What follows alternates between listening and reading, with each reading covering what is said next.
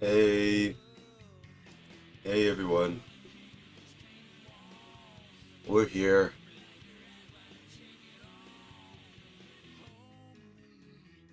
Um, I'm here.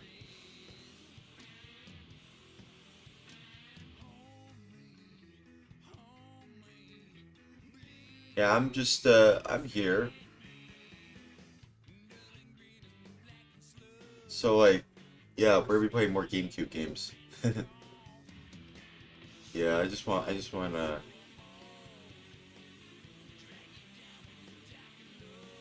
I really like to play more GameCube games. So, yeah, that's what we're gonna do. We're playing more GameCube games. Let me see if I can join up with my friends on here. There's some new people here.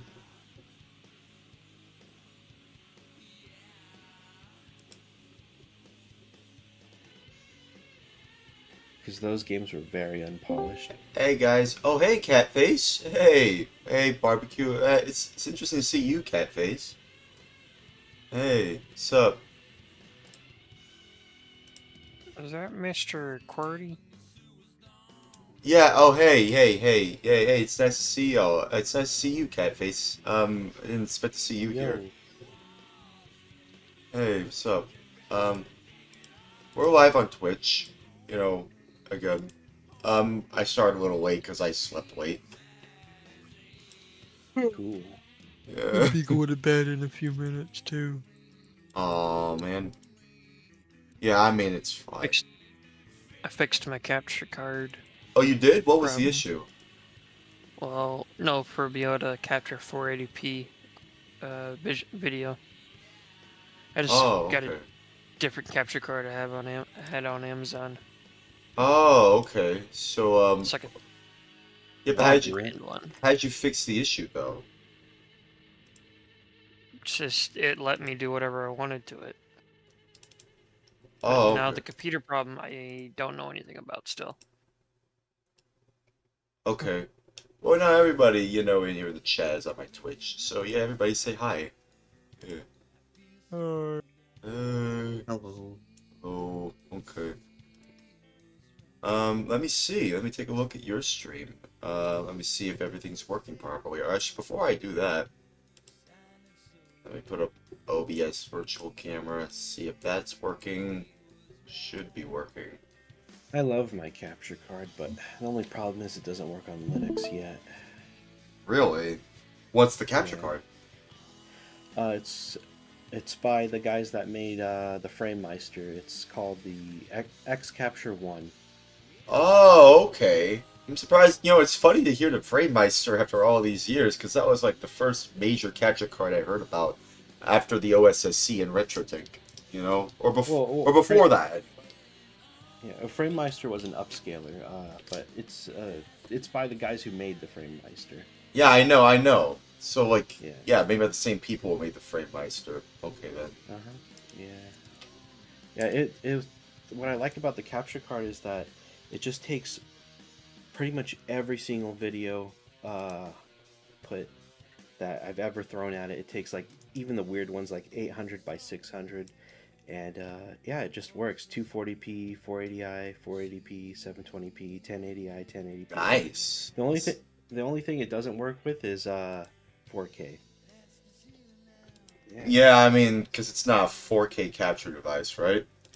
Yeah, and then it also supports multiple video in and out devices like VGA, component, HDMI, composite, S video. It's great. It really is Hey, I great. mean, that's pretty great, honestly. Like, considering Yeah, it was yeah. made by the same people who made the Framemeister, I'm not surprised that, it has the quality that it does. Alright, let me boot up my GameCube. I want to play something interesting. I want to play something different. Y'all ever heard of a game called Smashing Drive? Have y'all heard of that game? No, I'm gonna be playing that no. right now. I want to play that game. I've always wanted to play that game on stream. So hang on. Let me see if I can find it. Yeah, there it is. Smashing Drive. Okay, let me make sure everything's working. Okay. Yeah, that's fine. Yeah, I want to play this game. I've been meaning to play this game for a while. It's I don't know if I would say it's like Crazy Taxi. It's not really like Crazy Taxi, but it kind of is. It kind of is, but oh well. Depends on how you look at it. Give me the keys for the data. What the hell are you talking about? What the hell? What? Crash. Oh, what Oh, happened? it doesn't. Hey, look. Look at my screen. Yeah, I see Remember it. this? Yeah, the Blades Oh, I remember dashboard. that. Nice. That's nice, dude. Blades. Nice. I like the Blades dashboard. Yeah, I mean, I kind of like the layout of it. It's pretty nice. Nostalgic, even. Yeah. It was alright. It was alright. Let me adjust the black bars here. Since you're now kind of 4x3 at this point. I always remember seeing the Blades dashboard alongside Sonic 06. Really? Man, this is the second time I've heard someone mention Sonic 06 so far this week. First time I saw it from a barbecue stream, and then I hear it from you, Catface. Right, Catface? Yeah, that's crazy. Yeah, I mean, oh man, it's been a while since I've heard of that game. Yeah, I mean, to be honest, I am thinking about replaying that game, if I'm being honest with you, on PS3, because I still own that copy, Better actually. report. I still own that copy, actually. I still own it on God. PS3. For some reason. For some reason, I still own that on PS3. I don't know why, but I do. And I think maybe I should play it one of these days, because I've always wanted to, finish it at least on PS3, because I haven't actually finished it before, believe it or not. I haven't actually completed it Game not before. released. Okay. So, Okay, yeah. so Yeah. Sonic. Yeah. Got Sonic Colors. Hang on.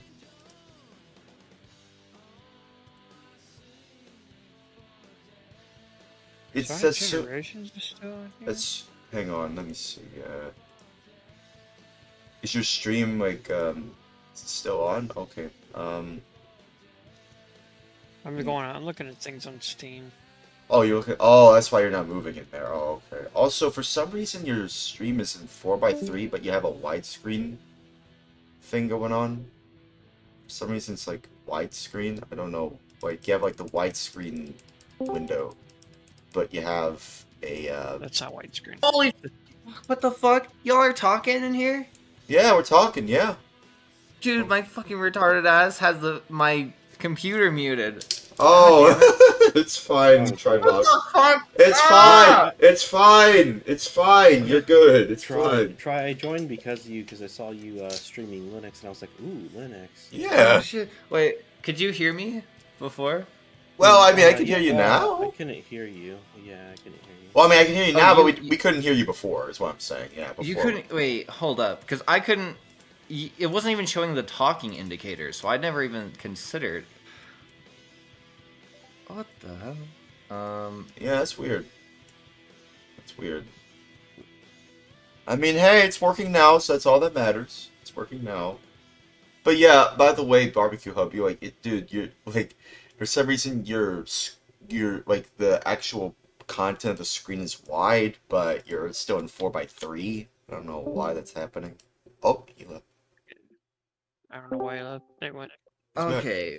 What the hell? I don't even know. So- So it only shows talking indicator for me on so I was using Firefox to do Discord before, because the screen sharing works on Firefox and doesn't work in Discord's own app that's official. For you? What are you using? Yeah, Linux? yeah. So they randomly like broke the screen sharing feature in the official Linux the official app, On which they Linux. maintain and publish. So That's really weird. That is very weird. Like fucking vibe coded for goddamn. Whoa, Jesus. Oh, It's okay. I'm just gonna plug an HDMI from my laptop into a capture card, and then the capture card is gonna get captured by Discord, and it'll be a mirror of my desktop, and Your microphone Try. changes. Your It voice changed. sounds like Abe. Yeah, it sounds so different now. Yeah, your voice sounds like AIDS. Try.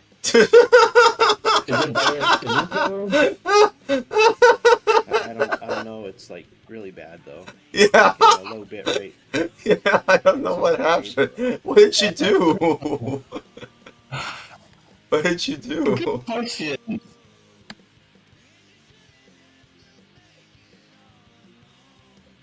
What happened? I don't know. God damn it. Hang on. Okay, there we go. I'm just trying to adjust the cropping here.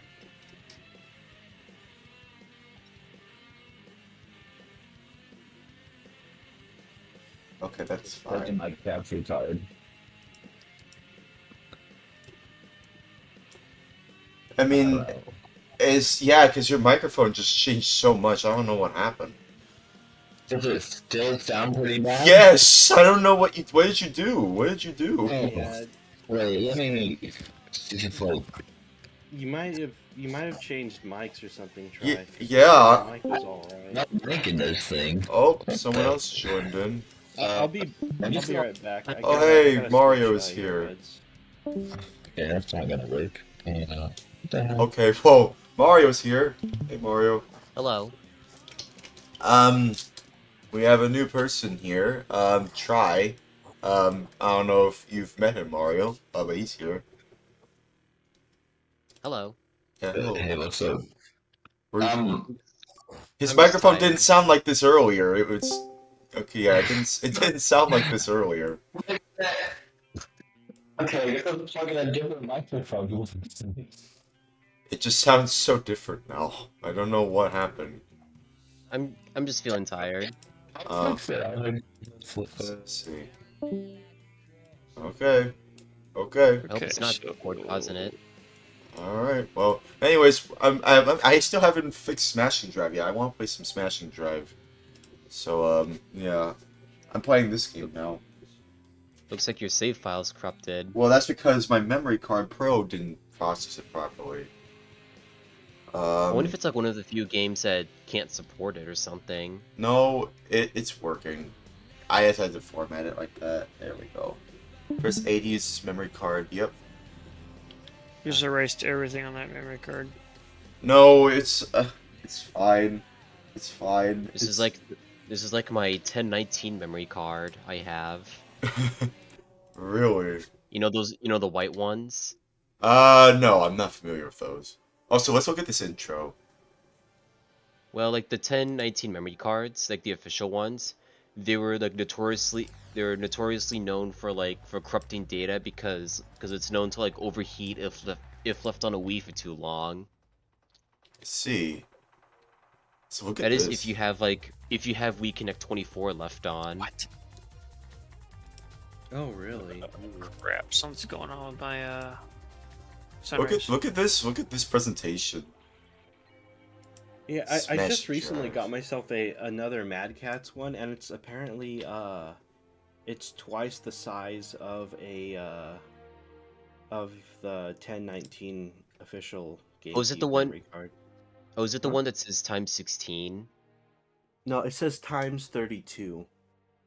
Oh,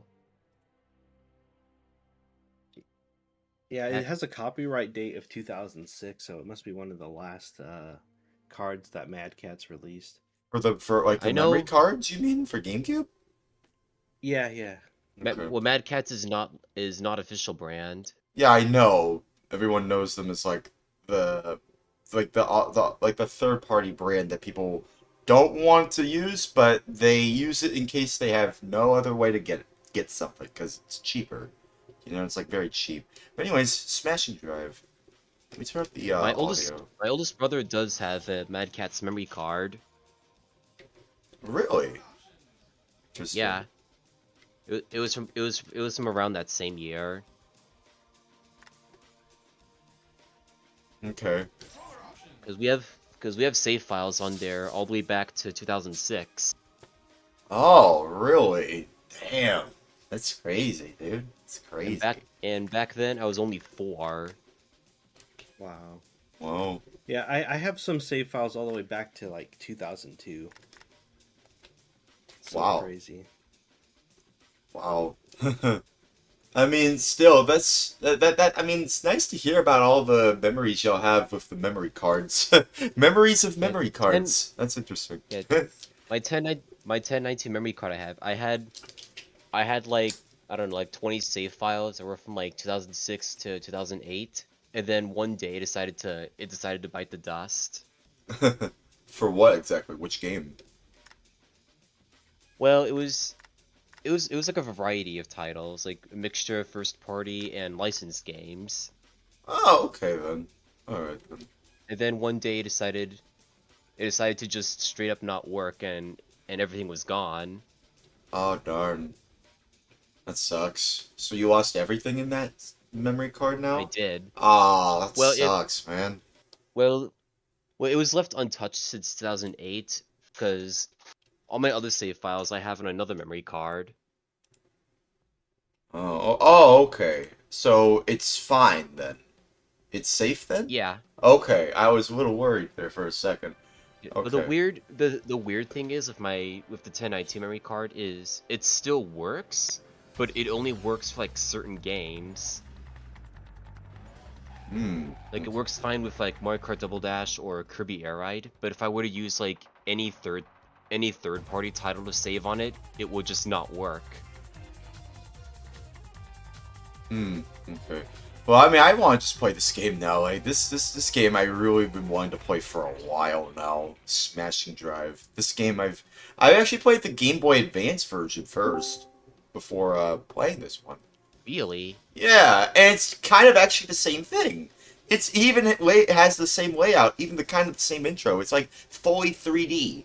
It's one of those very rare, very few GBA titles that has full-on 3D graphics. It's super cool. It's super cool. I'd highly recommend checking it. That's quite impressive. It is, but anyways, let's just play arcade. But you want to know what's even more impressive? What? Someone is developing Super Mario 64 to have it run on Game Boy Advance hardware. Oh yeah, I've heard about that. Yeah, I've heard about that. Actually, wait, let me see. Maybe I should adjust the audio just a little bit. Let me just adjust the audio. I hope the music isn't copyrighted. No, it's not. It's actually unlike Crazy Taxi where the. Oh wait, hang on. Yeah, I've never played Crazy Taxi, but I have played Simpsons Road Rage, which is similar to that. Yeah, and that's fine. But like this game has no copyrighted music from what I'm aware of. It's all original, so that's pretty cool. The music's kind of crazy too. It's weird lyrics, but I kind of like it. Shit, can you hear me? Yeah, I can hear y'all. Sweet. Is it like super ear rape or is it okay? It's fine now. Now I can probably turn up it's the. good now. Yeah, now it's It's a good. completely different computer with a completely different microphone. Wait, what? He's on Yeah, another computer. Yeah, I opened up Discord on my desktop. Oh, Because okay. my I wonder- laptop mic is just horrible, and I'm not gonna like plug a dedicated microphone into my laptop when I can just do this. Yeah, so maybe like your laptop, it was playing through the speakers or something. I don't know. The microphone on this thing is kind of cursed. Like, Like maybe it's picking up all that ambient noise. Well, it was fine until I plugged my capture card in. Like, as soon as I plugged my capture card in, it went crazy for some reason. Maybe it I don't know. was handling too much power at once or something. Maybe.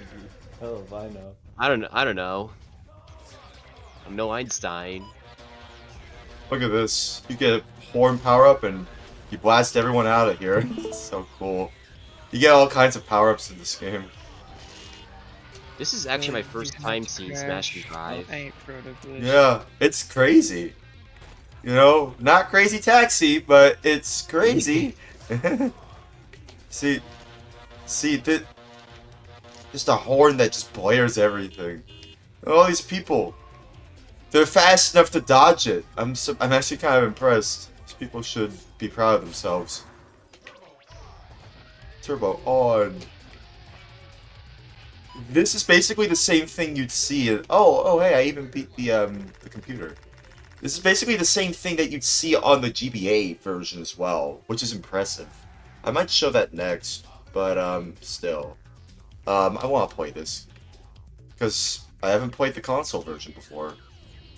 Did this game also had an arcade port? It did. Well, it started off as an arcade game actually. It actually started off as an arcade game, so that's actually kind of interesting that you mentioned arcade, because it was an arcade port.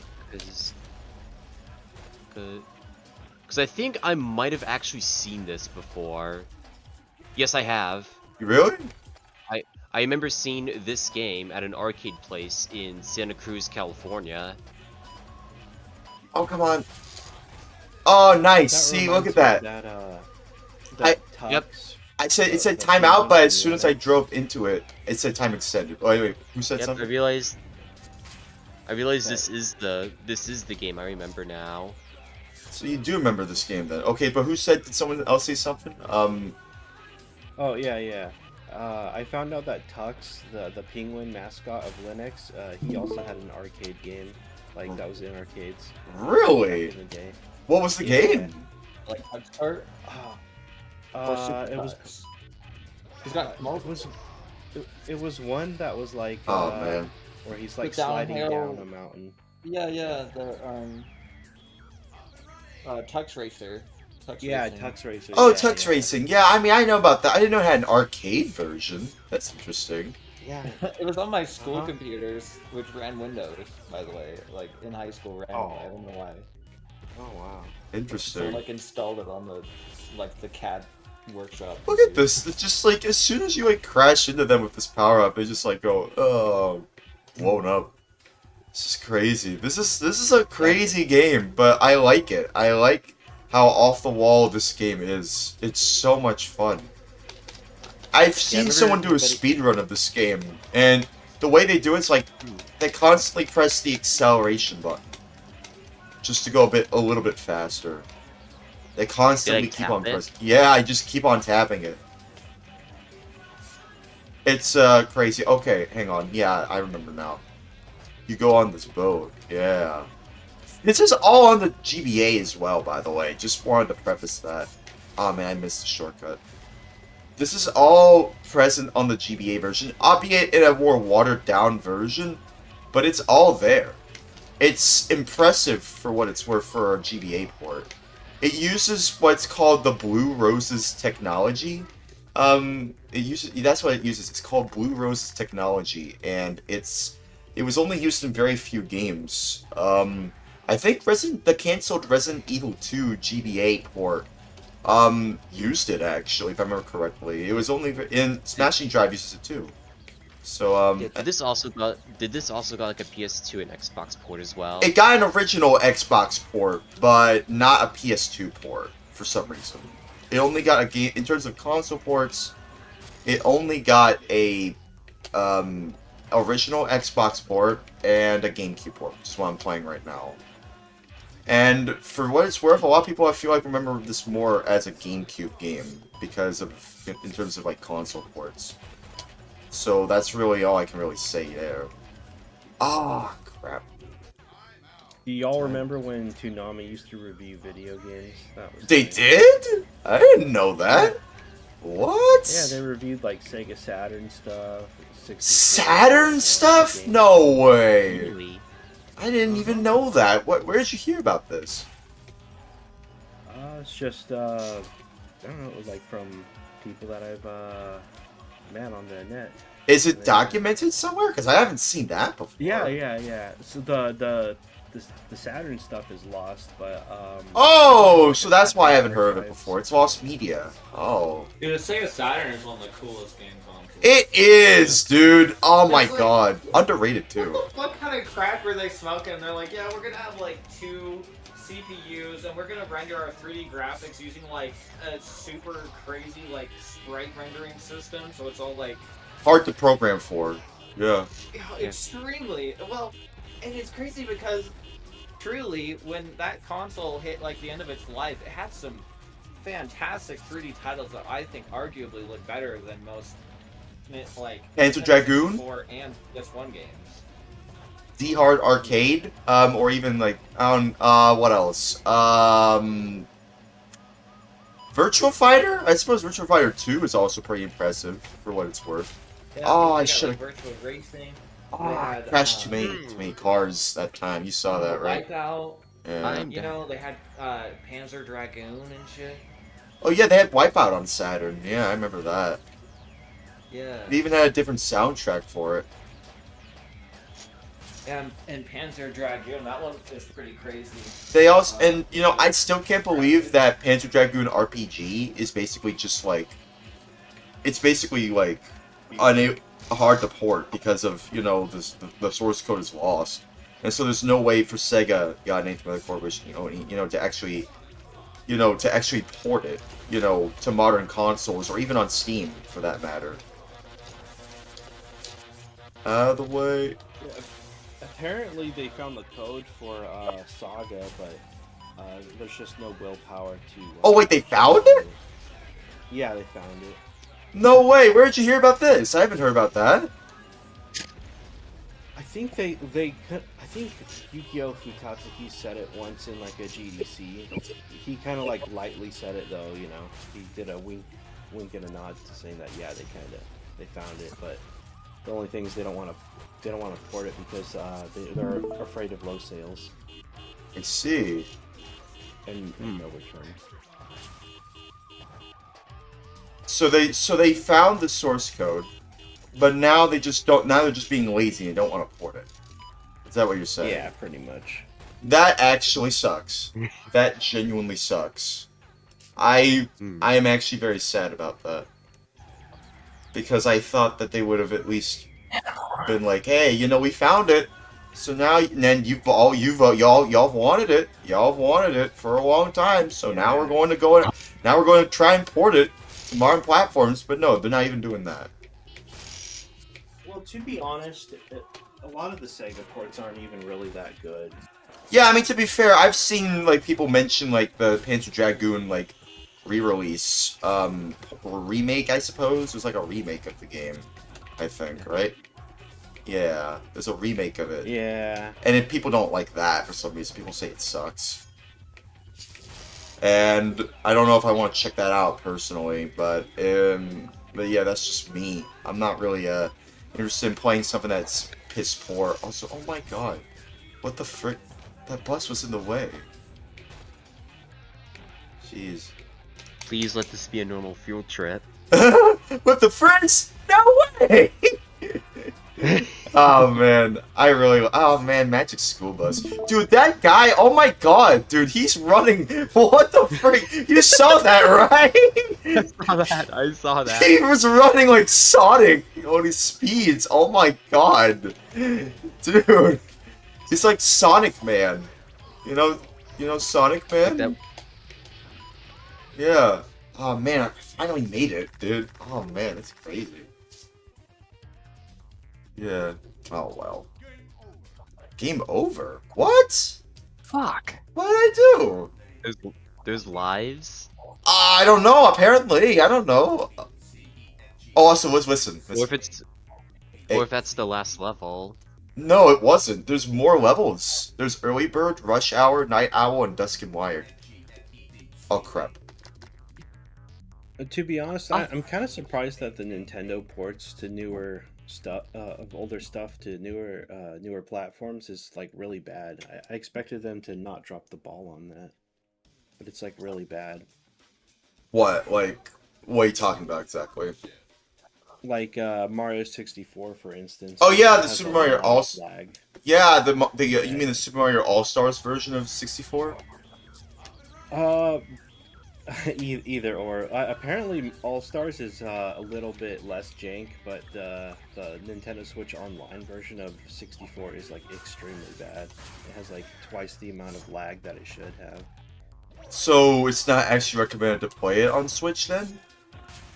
If you want to play it on Switch, it's better to play the All Stars version, and not the one that's available online for download. Oh, you mean on Nintendo Switch Online? Oh, okay. Yeah, Yeah, you see, that's the thing. You know, I was watching a video about like from what RB77. You know, who really seems to like the Wii and DS, but he was making a video about like the tumultuous history of Nintendo Online, and it's quite an interesting video for what it's worth. You know, it's a video that basically goes in depth about like all the things that Nintendo has done throughout the years, throughout the 40 years of its time, you know, making like video games and trying to be like into the internet stuff. So like there was a Famicom modem port, there was a Famicom modem thing, and then there was No, the somebody left. what? Somebody left. Yeah, it was Try left. yeah, try left. It's fine. It's okay. But yeah, anyways, yeah, so there was the Famicom modem, which I think was only really used for horse betting. Horse racing betting, or betting on horse racing. Which I think that's kind of a bit lame personally, because I'm just like, horse racing. Well, I mean, to This be game seems harder than it looks. oh yeah, this game's a bit more harder than okay, he tries back. Hey, dude. This is only easy difficulty. Yeah, it's not the easiest. But this is like the easier level actually. There is no difficulty. So like this is the easy level actually. It's supposed to be easy. Holy! Jesus Christ! Jesus You're Christ! Jesus Sounds Christ! like a hurricane hit my house. blasting my stream with a hurricane. Jesus. I'm so sorry. My fucking laptop. So like when I disconnect the HDMI, it resets the microphone input to be maxed out for some reason. Oh God, that's so weird. And my microphone has to be set to like 15% volume, or it ear rapes everyone. Can you make it? Yeah, I made it. Yeah, I did it. Oh man, that was close. See, that's a cool trick. Like, even though it says timeout, as long as you make it just a little bit to the time extension, you know, gate thing, Yeah. you can actually still keep going. Hopefully I can still keep going. Oh, so it's kind of like pole position. What do you mean by that? I haven't played that game before, actually. Oh, because like when it times out, you're still moving forward until your car stops. Oh, okay. Interesting. I didn't know about that. Yeah, I have to play pole position one of these days. Oh, come on! The end of route was right there. Oh, come on, man. So yeah, I think you have limited continues, I think. So, like, yeah, that's I think one. it's. Shit. What? I'm just looking up something. Oh, okay. But yeah, I was gonna say, like, yeah, Nintendo had the Famicom modem for its NES. Or not the NES, no. And it's called the NES in the States. It's called the Famicom in Japan. So yeah, you have the Famicom modem, really only used for horse racing bets, betting on horse racing. And then there was the Satellaview, which I'm sure some of y'all are aware of that, right? It doesn't say that there's limited continues. It doesn't really say that. Also, hang on. I think you got a game over. It's when you get like the you failed screen twice or something. Oh, okay. So I have to beat the CPU then. Yeah, I see the CPU right there. So I actually have to beat them then. To be fair, you get a bonus level. Oh my God. Yeah, there's so many cars. You have to be careful not to bump into them. Right. Be careful not to crash into Wow. them. I realized What? I realized this game, especially the GameCube port, it has a 47 out of 100 score. Really? Yeah, based out of Metacritic. Oh yeah, because it's not really I mean, It's to be not- fair, back in the day, people like hated the GameCube. Like, yeah. Well, Xbox didn't do any better either. Yeah, but like, Too. I mean, to be fair, you know, the Dreamcast was also considered a 6th-gen console because, you know, all these consoles that we're talking about here, Dreamcast, GameCube, Xbox, and PS2, they're all in the same generation. I know some people like to Yeah. say the Dreamcast is 5th gen, but I don't believe that for even a second. I don't believe that for even a I second. think I believe it's 6th gen. Yeah, the Dreamcast is a 6th-gen console. Some people just, I don't know. I'm just not really the kind of person that would. Even if it, oh Even if- my god! Finally, that is, even if some of its What hap- games had what PS4 and happened? 64 ports. What happened? I finally am sharing my goddamn screen. Oh, I gotta got. install I gotta like see. some fake ass Discord to get it to work because the official Discord has a bug in it for some reason. On the Linux It version? doesn't. So like the official app from Discord on Linux has a new bug where it instantly crashes the stream as soon as I start streaming. So What are you like I using? was like, then? okay, fine, I'll just use my capture card and I'll like capture my laptop and record it on my desktop for the stream. But that wasn't working. And like I don't know. I think Discord is just like Ass. terribly written or something. I don't know. There's something like extremely cursed about it. Or at the very Discord least, doesn't pay attention to its Linux executable. It's not even like they just need one guy at Discord, like who works on it like a week out of the month or something, you know? yeah. I mean, personally, I haven't tried on Linux because like I don't usually use Linux except for when I play on my I mean, it's Steam been Deck. fine. It's been decent for a while now. I don't know. They just kind of neglect it sometimes. You wanna know what I think it is? Yeah. It's because of the new executive in charge of Discord, the person that's Well, like. I mean, Discord is run by sociopaths, anyways, who like don't even care about human beings. So. Yeah, and I Those feel like bucks, sir. what? At least those Yo, bucks, sir. what's good, guys? What's up? What are you guys doing? Hello. Oh, someone else has joined Chilling, in. man. Oh yeah, someone else new joined in. Hell yeah, dude. Nin Sega Gamer. No, Nins Nins Gamer. Nins Gamer. Okay, I'm Nins sorry. Gamer. I was like, okay, hang on. We're live on. You were pretty on the nose when you said Nins Sega Gamer, though, because that's kind of what my name is. It's like Nintendo Sega Gamer. Oh, okay. All right. Well, hang on. I have to create a little bit of a. I need to create a new browser here. Hang on. I am. I'm gonna we're- say the gamer word. No, don't. Don't say I'm it. not gonna say it. Don't say it. Okay. Well, anyways, let me just adjust everything here. Unless Barbecue Gamer comes back and I have to adjust everyone in here, but it's fine. Because like we're all live on Twitch, so Nins Gamer, Oh. say hi if you're. Yeah, we're live on Twitch. Hello, Twitch. Yeah, hello. Oh my god. It's like it's like very few people. It's like only 2 people, but it's fine. It's fine. Hello, Twitch. I am Nins Gamer, the most evil gamer on the internet, and today I am going to do absolutely nothing. I don't fucking know. Are you related to Luigi if you're doing nothing? Luigi wins by doing absolutely nothing. Look at them running! Oh my god, dude. Is this Crazy Taxi? No, it's. on- I wouldn't blame you for thinking that way. It's actually called Smashing Drive, actually. Oh, name- I see. It was only released Better for make GameCube. it. Yeah, I did it. Oh man, I did it. I just hope I can. Try. I'm running Discord. You still right now. failed. I don't care if I can move on. Oh no! Oh what? Oh, sorry, What? what did you say? Like, Like- I'm running Discord on Linux right now, and it's running decently, like the official I mean, app. it runs fine. It's just like the screen sharing just doesn't work. Like, try to share your screen. It'll show the pop-up to select the screen. You click share, and it instantly like stops streaming. Still, I think I have to get like a higher score. I don't know what it is. yeah. Also, Also, M1. It said at the end you didn't have enough to get the bonus level. Oh, okay. So I have to get a higher score then. That's running all right for me. Oh, Okay. Well, I anyway. don't know. Maybe it's because my screen resolution isn't like exactly 1080p or something. I remember playing this game on I mean, GBA. It was my actually a little bit more resolution forgiving. is like a weird 2256 by 1504. Oh, okay. Well, I will say this though, like a couple of updates ago, maybe about like 3 or 4 updates ago, Discord was running like ass for me. It was really bad. Really? Yeah, and I had to uninstall it and reinstall the whole thing like twice. You know, when was this?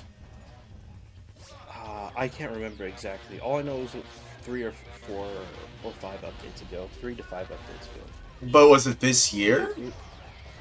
Yes, it was this year. You know, dude, I'm telling you, like, new executive, new person that was from EA. I think they were from EA or Activision. They're the ones responsible. The encrapification of Discord has already begun. I'm telling you, man, that's exactly what's happening. I mean, to be fair, there's a very good chance that Discord has been being enshittified for years. Think about it. Where does Discord make money? I mean, it's a free application. That's it a doesn't good really question. have ads. They permanently store every file and every message that you've ever sent forever. Even after you delete it, the content delivery network keeps hosting it perpetually. Content delivery I mean, network? It's gotta be ridiculously expensive. Plus, you have real-time, low latency barbecue. chats between multiple users, streaming. Like, all of this takes a lot of bandwidth, a lot of storage, a lot of energy, a lot of cost. And, like, ultimately, Yeah. where's the money in that? You know, the money is selling Contract. people's data to like Palantir or AI companies or governments or whatever, whoever is willing to buy it. That's the only way that you would make money with that business model. I mean, not that many people have Nitro. It's not enough to offset the cost. Yeah, and contracting with the glowies, so. Yeah, like the liability issue of the fact that it's a completely like unencrypted service where Discord can easily access every single message that everyone has ever sent. So it's not really private. Nothing really is Well, private. it's not private, but at the same time, too, the fact that it's not encrypted makes it even like kind of a huge liability for them because you know how many people share like child porn and shit on Discord. Oh, that's messed up. Now that's like a liability for them legally. That'll be the only time we mention it on the stream because I do not want to Yes. get content flagged. Let's move on. It's fine. It's okay. I'm I just forgive you. saying, Let's just move Discord on. is, like, they have a lot of problems going on. Yeah, I know, and that's only one of them. I mean, I can't imagine like the whole issue with like the ID verification thing. Like that's probably not a good look for them. That's definitely not a good Well, look for them. Damn, they've got I should probably get to bed That's fine. because I have a 6-hour drive tomorrow. It's supposed to be treacherous conditions the whole way. Oh damn. Maybe you should go to bed then. Yeah, we actually had a bit of lightning not too long ago. Yeah, I know. I noticed. It was like down here in the south. I was noticing there was a lot of lightning storms. Also, one of my viewers said, M1R Shuga says, "Hi, you probably don't remember me. Actually, I kind of do remember you, dude. But I've watched your stream in the winter, and then I was sent on a business trip for 5 months, and I only just remembered about Twitch. I went to Twitch and immediately saw what you were streaming. I won't be able to watch you often, so I want to wish you good streams and a good mood." Well, thanks, man. I appreciate that. God bless you, man. Stay safe. That's pretty nice. At least there's people out here who care about my streams. You know, that's pretty cool that there are people who care about me who care about me and remember me in general. Cause like that's the thing. I've had a lot of people join my streams over the years.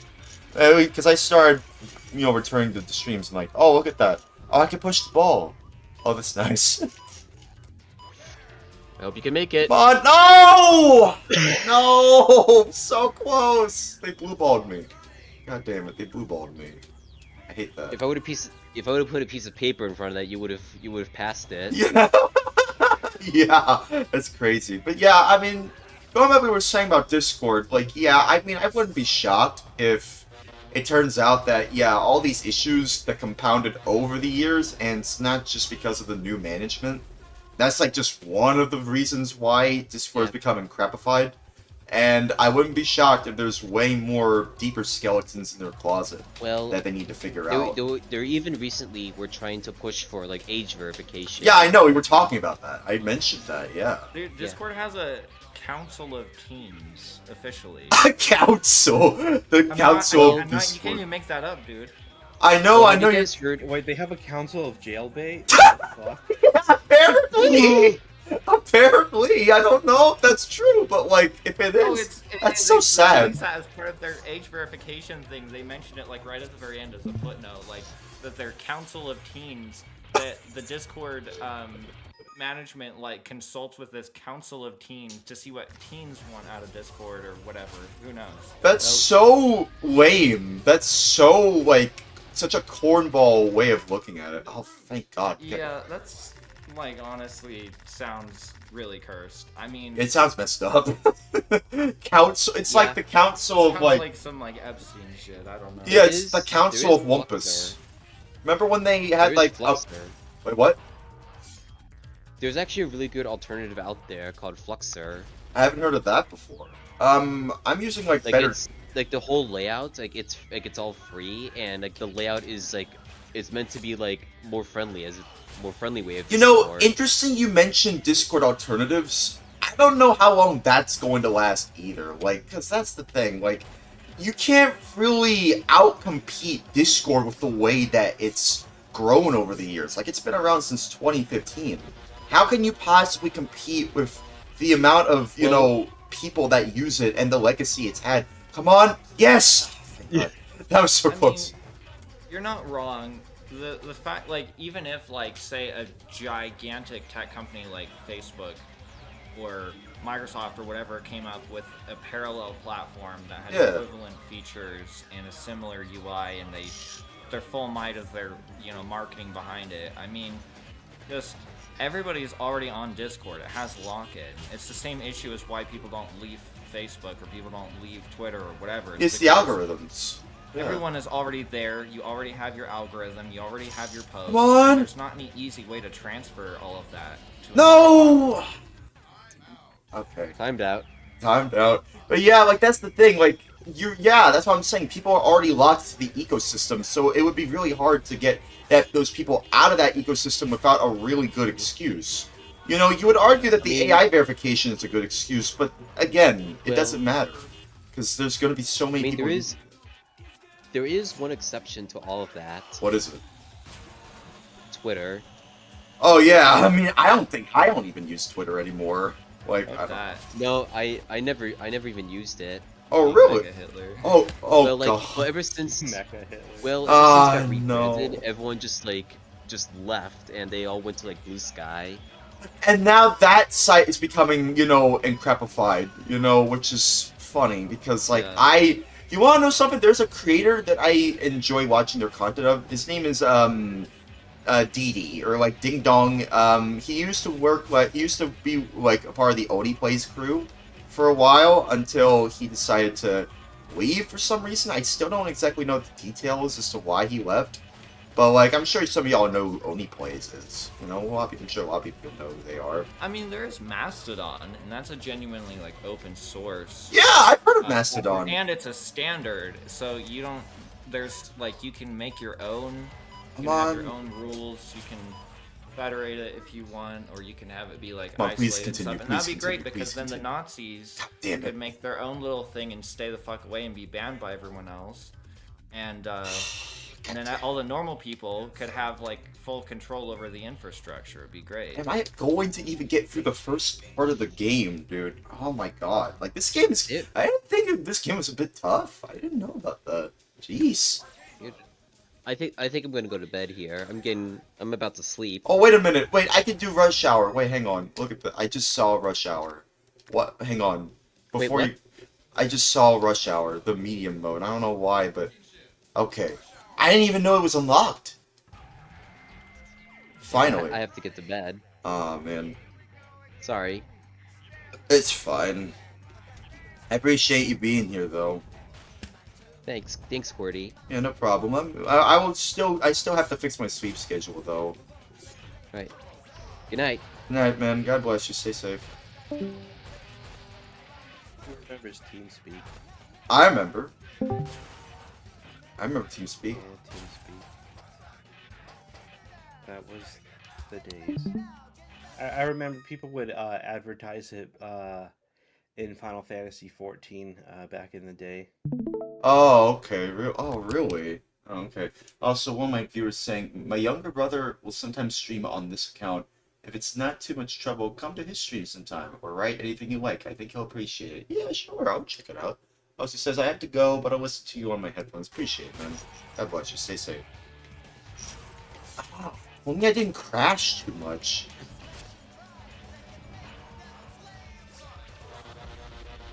Y'all are still being, y'all still able to see my stream, right?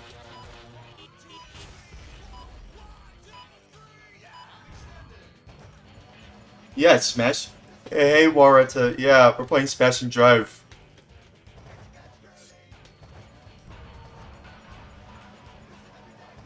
The lyrics in this song is kind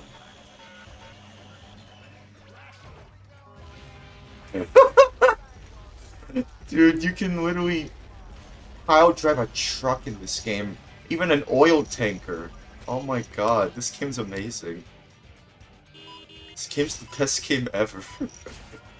Come on, it's right there! It's right there! It's right there! No! Oh, come on, it was right there! Oh. Also, yeah, yeah, no problem, Shuga. No problem, then. Yeah. Man. Warata, you should join in the chat. You know, it's not the same without you, man. I don't know if you still have the server link. I don't know if I'm pretty sure I sent it to you.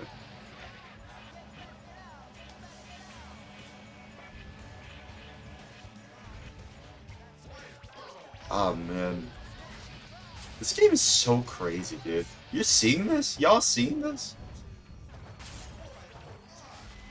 Y'all are seeing this, right?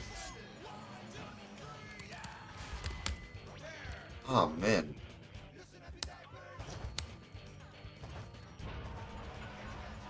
I really love this game. Oh, Barbecue Hub. Thanks for following. Also, I probably should move some of y'all out of the way. I think I know what that is. Hang on. Maybe if I move it down here? Yeah. You know what? I'll probably keep that in mind. Hey. Appreciate that. Well, you're in the chat, right? Well, I mean, you're in the call right now. I mean, you're in the call right now. I know you're in the call, but I appreciate you interacting with my stream too. I appreciate. Peter, the horse is here. Oh man. Lois. Hey, Lois. Holy crap, Lois, I'm playing Smashing Drive. Just like that one time that I was playing Smashing Drive and I was picked up by this car. And they were driving all over the place. They got... What? Did you hear that? I didn't hear what you say. The mic cut out. What did you say? Fuck. Oh, okay. Okay, maybe that's why it cut out. It was censoring you. You know where that's from? I don't actually know. Where is that from, actually? South Park. Oh! Okay, you know what? I think I get it now. Yeah. Come on! Come on! Yes! No, why did I crash into that? The great cat faces, I'm gonna be a dick. You know, I don't know why Really? I'm doing this, but Minecraft just seems to look better in 480p. Let me see. Oh yeah, let me see. Let me share that. I don't know why I didn't share that. There we go. Oh, no, not that one. That's reactive. There we go. There we go. You're playing Minecraft on your 360? That's cool. Y'all heard that the source code for the console version of Minecraft got leaked a while ago, right? Did y'all hear about that? Yeah, people have already been like doing mods and stuff. That's cool, dude. That's so cool. I love that. There's like a PC port as well with mouse and keyboard support. Yeah, I've heard about that too. Yeah. You can play the console version on PC. I don't know why I find that funny, but I think that's really funny. Y'all, you wanna see something cool? Yeah, sure. Want me to show it on the stream too, so I can show it to everyone? Sure, go for it. Okay. All right. Let me see. Give me like half a sec to set up here. Oh, okay. Hang on. Oh crap. And I mean like half a sec. It's not gonna take me that long. Oh, okay. Okay, well, yeah, Wara says, this game's kind of nothing, but it's kind of fun. I mean, it's fun for what it's worth. I mean, it is kind of a nothing game when you realize that, yeah, even for all the craziness, like, it's like power-ups and, you know, just a bunch of crazy stuff. But other than that, I think it's still fun. It's kind of fun. I suppose that's kind of, I mean, I feel like the whole mixed reviews thing for Smashing Drive, I think it's because, like, it was probably because it was during the heyday of the GameCube, just in 2002. But the game came out, I think, a year prior in 2001, and I think that's because it was the arcade version. Hang on, let me put that back up. There we go. There we go. Come on, Turbo-tastic. Turbo-tastic! You know, I remember Wreck-It Ralph. I remember that movie. I remember the Wreck-It Ralph. That film is still pretty good. I still love Wreck-It Ralph. I still think that film is really great. Look at all the people in there. Look at all the people that are being rendered. That's actually kind of impressive for the GameCube. All the cars, too. Like, everything for the GameCube? I'm actually kind of impressed. Like, I'm kind of impressed of, like, the way that they ported this arcade game to the GameCube and the Xbox. I'm sure the Xbox version is a bit better. And I will be playing that version once I get my original Xbox. Oh, come on, dude. Oh. Also, fun fact, this game was made by Spanish people. Yeah, Gaelco. They're made by Spanish people. I looked it up. Yeah, Gaelco. Gaelco. They also made a PS1 game, which actually, it wasn't really a PS1, it was also originally an arcade game. It was called, Crazy Bikers, I think? Yeah, Crazy Bikers. I've seen gameplay of that, too. Oh, no, Radical Bikers! I want to say Crazy Bikers. No, it's Radical Bikers. Yes, Radical Bikers. I've heard of that, yeah. Radical Bikers! Yeah, I remember now. That's also a PS1 game. Here you go. Here's a classic. What is it? I see the Activision logo. Before they merged into Activision Blizzard. Or Activision Blizzard King, if you want to be technical. Because they also own King as well, right? Yep. Also, Gun! You're playing Gun! Oh, man, I don't know if I should see it because I have the game. I want to play it for myself. Yo, I got it ready, by the way. Oh, really? Oh, okay, let me see. Let me see. You know what? I'll do that because I don't want to see that because I want to save it for later. I want to save it for later. I'm sorry, BBQ. Get rid of So, can you see my screen? Hang on. Yeah, I know you're streaming right now. Let me see. Hang on. Yeah, I want to save Gun for later because I want to stream for myself. Hang on. Hang on. Let me see. Hang on. Taking a while. I see 2 moving blocks. Okay, no, wait. Now I see it. Yep. I see Swiss. Yeah, so I'm in Swiss. What did you post? I'm trying to zoom it out. That's like an ASCII thing. Also, Wara says it also had a dreadful but technically impressive GBA port. Yeah, I played that too. Yeah. Oh crap. Let me switch to that actually. Let me pop that out. If I can find it. Hang on. How the fuck does it look like that? That's weird. Oh wait, I see it now. Hang on. Wait, oh, okay. Wait. This looks like ass though. Hold up. Slight technical difficulty here. That's weird. Hang on. Go to bed. Oh. Have a good night. You too, man. God bless you. Stay safe. suppose I can show Voxel stream for the time being. It's fine. Okay. Let me see here. Stream volume, turn it down a little bit. Let me do that. It's Pepe driving. Oh, it is. Yeah, it's just hard to see because it's like, it's so, like, the ASCII of it is just so hard to tell. It's so wide. I could barely tell what, oh, the stream ended. Hang on. Okay. Yeah, it's hard to tell. But yeah, the GBA port, yeah. I played that. I completed it too. You're still in the call, Catface. You can talk to me here. You're still in the call, you know. Oh, Voxel left. Okay. Any try is back. Come on. Yes. I'm not that yet. Oh. Okay. Oh, wait, we're back. Central Park. I don't know if I'll be able to get to the next level, but, that's fine. I have 2 fans running. My mic will pick it up. Oh, okay, then. Oh, okay, that's fine. You can text in the chat, then. That's fine. Kind of the first time that's happened, actually.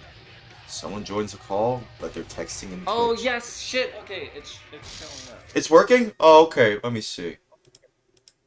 Okay, yeah. I see Elgato. I see Elgato. I see it. Yeah. Okay, so that's my capture card. Let me start up my GameCube real quick. Okay. I'll barbecue up. It's fine. Okay, you see that? Yeah, I see it. You're playing Minecraft? Yeah, check it out. Yeah, let me see. I'll give it a sec to load. Sure. Join our community. Yeah, this guy is insanely talented.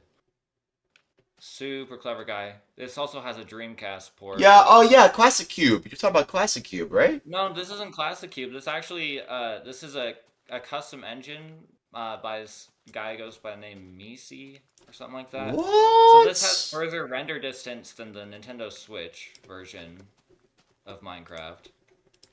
That's crazy. And on PC, he can go like 5,000 meters per second without the world generation even like slowing down at all. Just kind of crazy. Yeah, that is crazy. Yeah, it's like super optimized, and he's like, and this is also infinite world generation as well. It's not like a limited world size like Classic Cube. This is like genuinely, infinite worlds, which is pretty cool. That is pretty cool. That is super cool. Yeah. I mean, this port is just a genuinely impressive port for GameCube, honestly. Yeah, it looks like straight up like just like a normal Minecraft kind of. Well, I mean, Minecraft is just a simple game either way, like in terms of graphics, so it's always gonna look impressive because of how simple it is. always kind of has performance issues on every platform, right? I mean, yeah, 360 and like on the console official versions, they have like this limited world size, so they make compromises. Yeah. Do they do that on the Wii U version though? 4-player. Is it like that on the Wii U version? Because I know there's a Wii U official port for it. Yeah, the Wii U version sometimes kind of has frame rate dips. Ah, okay. Actually, I think they have it locked to 30 FPS on the Wii U. I might be wrong, but I'm hoping someone can optimize that game for Wii U one of these days. You know, it'll make Scott the Woz proud. Oh yeah. Oh man, the Wii U was such an embarrassment, bro. I know, man, but like Scott the Woz loves it, so I suppose that's the silver lining. Honestly, I feel like if someone can really crack the Wii U, like for development, like there just isn't a lot of momentum behind the development scene for Wii U because the Switch came around and was wildly popular. Kind of like how the Wii sort of killed the GameCube's development scene for a long time. Yeah, that's true because the GameCube, you know, was overshadowed by the Wii when the Wii overtook everything. So like, yeah, I see what you mean. And the GameCube just didn't sell very well. The Wii just was insanely popular. Oh, I still have to. And everyone had one. Yeah, yeah, same with the Switch, you know. Everyone kind of moved on from the Wii U to the Switch, like immediately. I'm wondering But if the the Wii same. U is really a compelling system. I'm wondering if the same thing will happen to the Switch too. Like, are we experiencing the same thing again? Like, one console, like, a Nintendo makes, like, one console, and they make a better version. But to be fair, it's like, the GameCube didn't sell well, and then they make the Wii, and that sells well, and then they make the Wii U, that didn't sell well, but then the Switch sells well, and then the Switch 2, are we experiencing the same thing again? You know, that's kind of an interesting thing to note. Switch 2 sold pretty well, did it not? I thought Did that it? it broke, like, sales records. It did, but, like, in terms of, like, comparing, like, past history, is it going to experience the same fate as, like, the GameCube or the Right. Wii U? That's what I'm saying, you know? That's what I'm more concerned about. So, I mean, All, why is all this? I know is I hope with the next gen system that comes out, that Nintendo has adequate hardware compared to the competition. I thought the Is Switch the 2 Switch was? even as powerful as the Steam Deck that came out the same year? Probably not. I'm pretty sure that... Probably not.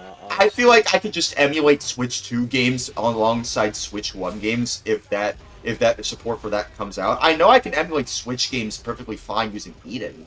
I have to do that anyway because I want to play the Phantasy Star like the Switch version of Phantasy Star that they made specifically for the Switch because it's like a very vastly improved version of it compared to the Master System version. It's way better compared to that. Like, it's like higher quality of life improvements. You can actually, like, you see, like, I think you can be able to see, like, the dungeons you go into. Whereas in the previous version, like, on the Master System, you have to actually, like, I feel like you would have to look up a guide or something, or even, like, look up, like, maybe, like, draw it on, like, a piece of paper. So, like, yeah, the Switch version is probably how I would play it, personally. Which is why I want to play it on stream via my Steam Deck. But I have to get this. Remember when the Wii U came out? They were telling the media that like it was about like 50% more powerful than a PS3, but yet at the same time, there was a bunch of games that were coming out on Wii U and then PS3 and 360 that ran way better on the other two than on Wii U. You know what I bet it is? What? Look at... So, if you take a Switch, a regular old Switch, and you mod it, and you install Linux on there, and then you install Yuzu, the Switch emulator, and you play games in Yuzu, you get better performance, like significantly better performance. What about Eden? I mean, can you play it on Steam Deck though, or are you talking about Switch, or like? No, I'm talking about Switch. I'm saying if you have a Switch one, Oh, okay. Install Linux. You install Yuzu inside of Linux, and then you play a Switch game inside of Yuzu inside of Linux on a Switch. It runs significantly beter. My guess is that the Linux NVIDIA driver is significantly better optimized than what Nintendo's software development kit has. I bet that Nintendo sucks ass at writing good drivers. Dude. And judging by how long it took for Nintendo to get any decent, like, first-party titles out that actually pushed the system graphically, like, they had all of their major games, like, delayed early on because they were struggling to adopt, like, HD graphics at the time. They were just not ready. I bet that they didn't know how to properly make drivers and stuff. For I mean, to be fair, I mean, it was kind of a bit of a complicated situation. It's embarrassing to know just how hard it was for Nintendo to adapt to all the new stuff coming out at the time. Like, with, just... well... Yeah, but either way... They didn't even know how to market the damn thing. It's like, people didn't know what they were trying to sell them. It looks like if you recall, they were showing, like, here's Mario, like, New Super Mario Bros. It looks indistinguishable from the Wii version. Yeah, it's like, why can't I just play the Wii version? Golf. Just play the Wii version. It's like, they were showing golf and stuff, and it looks like just a tablet accessory. Yeah, it's like, but it's a brand new console. It's a brand new generation. If the Wii too, it probably would have sold crazy too. Like, yeah. I mean, like, it's literally... They said Wii 2. Wii 2. Sold, like, dude, that reminds me of that, like, future consoles, Xbox 720, PS4, Wii 2. That reminds me of that. Look, all that Nintendo needed to do was call it Wii 2. Yeah. And then instead of showing off their stupid, like, half-baked prototypes, they just show a pre-rendered cutscene of, like, Mario in 480p, and then like he goes through a portal, and now he's like in HD, and it's like pre-rendered, and it's got like ray traced stuff, and it's like wow, and then it says like Wii 2 coming soon, and then everyone will go, oh, what the fuck, the Wii 2 is coming out, Dude, the Wii 2! know? Like, Wii 2, that's guys, all they had Wii to do, 2! and that wouldn't have required any development time. Let's just like get some animators and get something together. Yeah, I mean that's just crazy. It's a really missed opportunity. They didn't call it the Wii 2. They should have listened to the guy who made like who posted all those like fake mock-ups of consoles when they said Wii 2. You know, because that's. I remember. I don't know if you guys remember this, but I remember when the Wii U was doing so bad that a bunch of fans, like across Japan and North America, were begging Nintendo to just drop the gamepad and lower the price so that way they could compete with the. I mean, to be PS4 fair, and Xbox the One. gamepad you can And only. they didn't do it. They didn't do it. It's you have to buy the gamepad. If you're getting a Wii U, you need the gamepad. I know there's people trying to work on it to where you don't need it, and you can like use something like a Steam Deck or something. But like, still, back in the day, you need the gamepad. You know, you really need the gamepad. They could have changed the UI so that way you didn't need it, but they Oh my god! I can't believe that they actually were worked. so What? Sorry. they were so committed to it, and Yeah. and then I remember like the word got back to Miyamoto from the press about it, and his full response was no, you just wait till the games that are coming out next year that will showcase, and we'll prove to the fans that yeah we do, like the Wii U's tablet is necessary, that the gamepad's necessary. And then what came out next year? Star Fox fucking Zero. Oh no! No!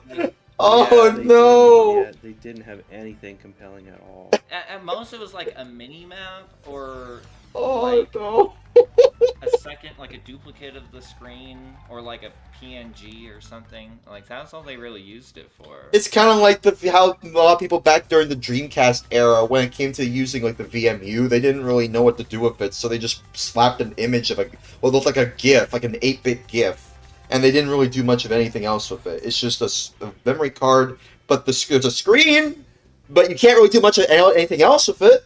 It's like, oh, that's crazy. Also, let me read the rest of the chat. I'm so sorry. Please forgive me. Like, we're just having a lot of fun talking about this stuff. So Wara says, I mean, to be fair, Nintendo always does that. Oh yeah, you know, like I don't know what you were referring to earlier, Wara, but like, anyways, except for like the NES, they barely released games for their home consoles, you know, once they got succeeded. Yeah, because like, yeah, I think I know what you mean by that, because like a lot of the times, you know, when it comes to a new game console, I mean, they usually just focus more on that, more so than the previous generation. So, like, yeah, the NES is kind of like the only exception to that, because there were games coming out on the NES after the SNES came out. Yeah, Walrus did say it is a smart move for them to do that too, because you don't want to end up like Sega. Yeah, yeah. In what way? Oh well, you know, like they were still selling and trying to support Genesis up into late 1996. Like they were trying to sell at least 500,000 3-button Genesis controllers in '96. Dude, it's crazy. Anyways, Warren also says the Wii U's CPU was weaker than the 360's. Really? I didn't know that. Oh, really? Also, Warren says, yeah. Warren then says you can't even navigate the freaking setting without the gamepad. Yeah, you can't. There is a patch to fix that, but you know, Yeah. you have to mod your Wii U to do it. Yeah, true. I mean, to be fair, like in terms of like what you can do with a Wii U nowadays, I mean the homebrew community has been popping off so far. I mean they've been doing pretty well. They optimize it somehow. They made it so that it doesn't take like 50 seconds to just get to the home screen. What? It took that long? It took that long? It's like you. I'm not even like really exaggerating. I believe you. I believe you, dude. But like, dude, that's crazy. Well, what's crazy too is that actually, so there's a built-in. So with this console, just like the Wii, they decided to make it solid state. You know, the storage on the console, so it has like a NAND, like a flash memory thing that stores the operating system and stuff. So you think, oh well, the 360 runs off a hard drive, so it should be faster. Except, legit, I'm not even kidding you. The SD card slot on the front of the Wii U, I think, has higher bandwidth than the internal NAND that it runs the operating system from. Wow. Which is like... Wow, that is embarrassing. And they only ever use... You can't even install games onto the SD card. You can only install them onto USB devices, which run at USB 2.0 speeds. So, basically, the entire thing is I/O bottleneck. The only thing that's fast on the console is the disk drive, and we're talking about optical media. Yeah. So, like, laughably bad, like, I/O. The Wii U was just not really all that optimized from the get-go. They didn't. Nintendo didn't know what they were doing. That reminds me too. I think also in 2014, another big criticism was the fact that the Wii U was region locked. It was the only one that was region locked compared to the competition. That's and, that would ruin it. Yeah, that would ruin. And the fans were saying, "Hey, can you please region unlock it? The PS4 isn't region locked. The Xbox One isn't region locked. Can you guys do that?" And I mean, to be fair, the Xbox One, you can't like share distributed games. You can't, but like still, I mean. Yeah, you can slot in a Japanese disc though, you know. Yeah. I know what you mean.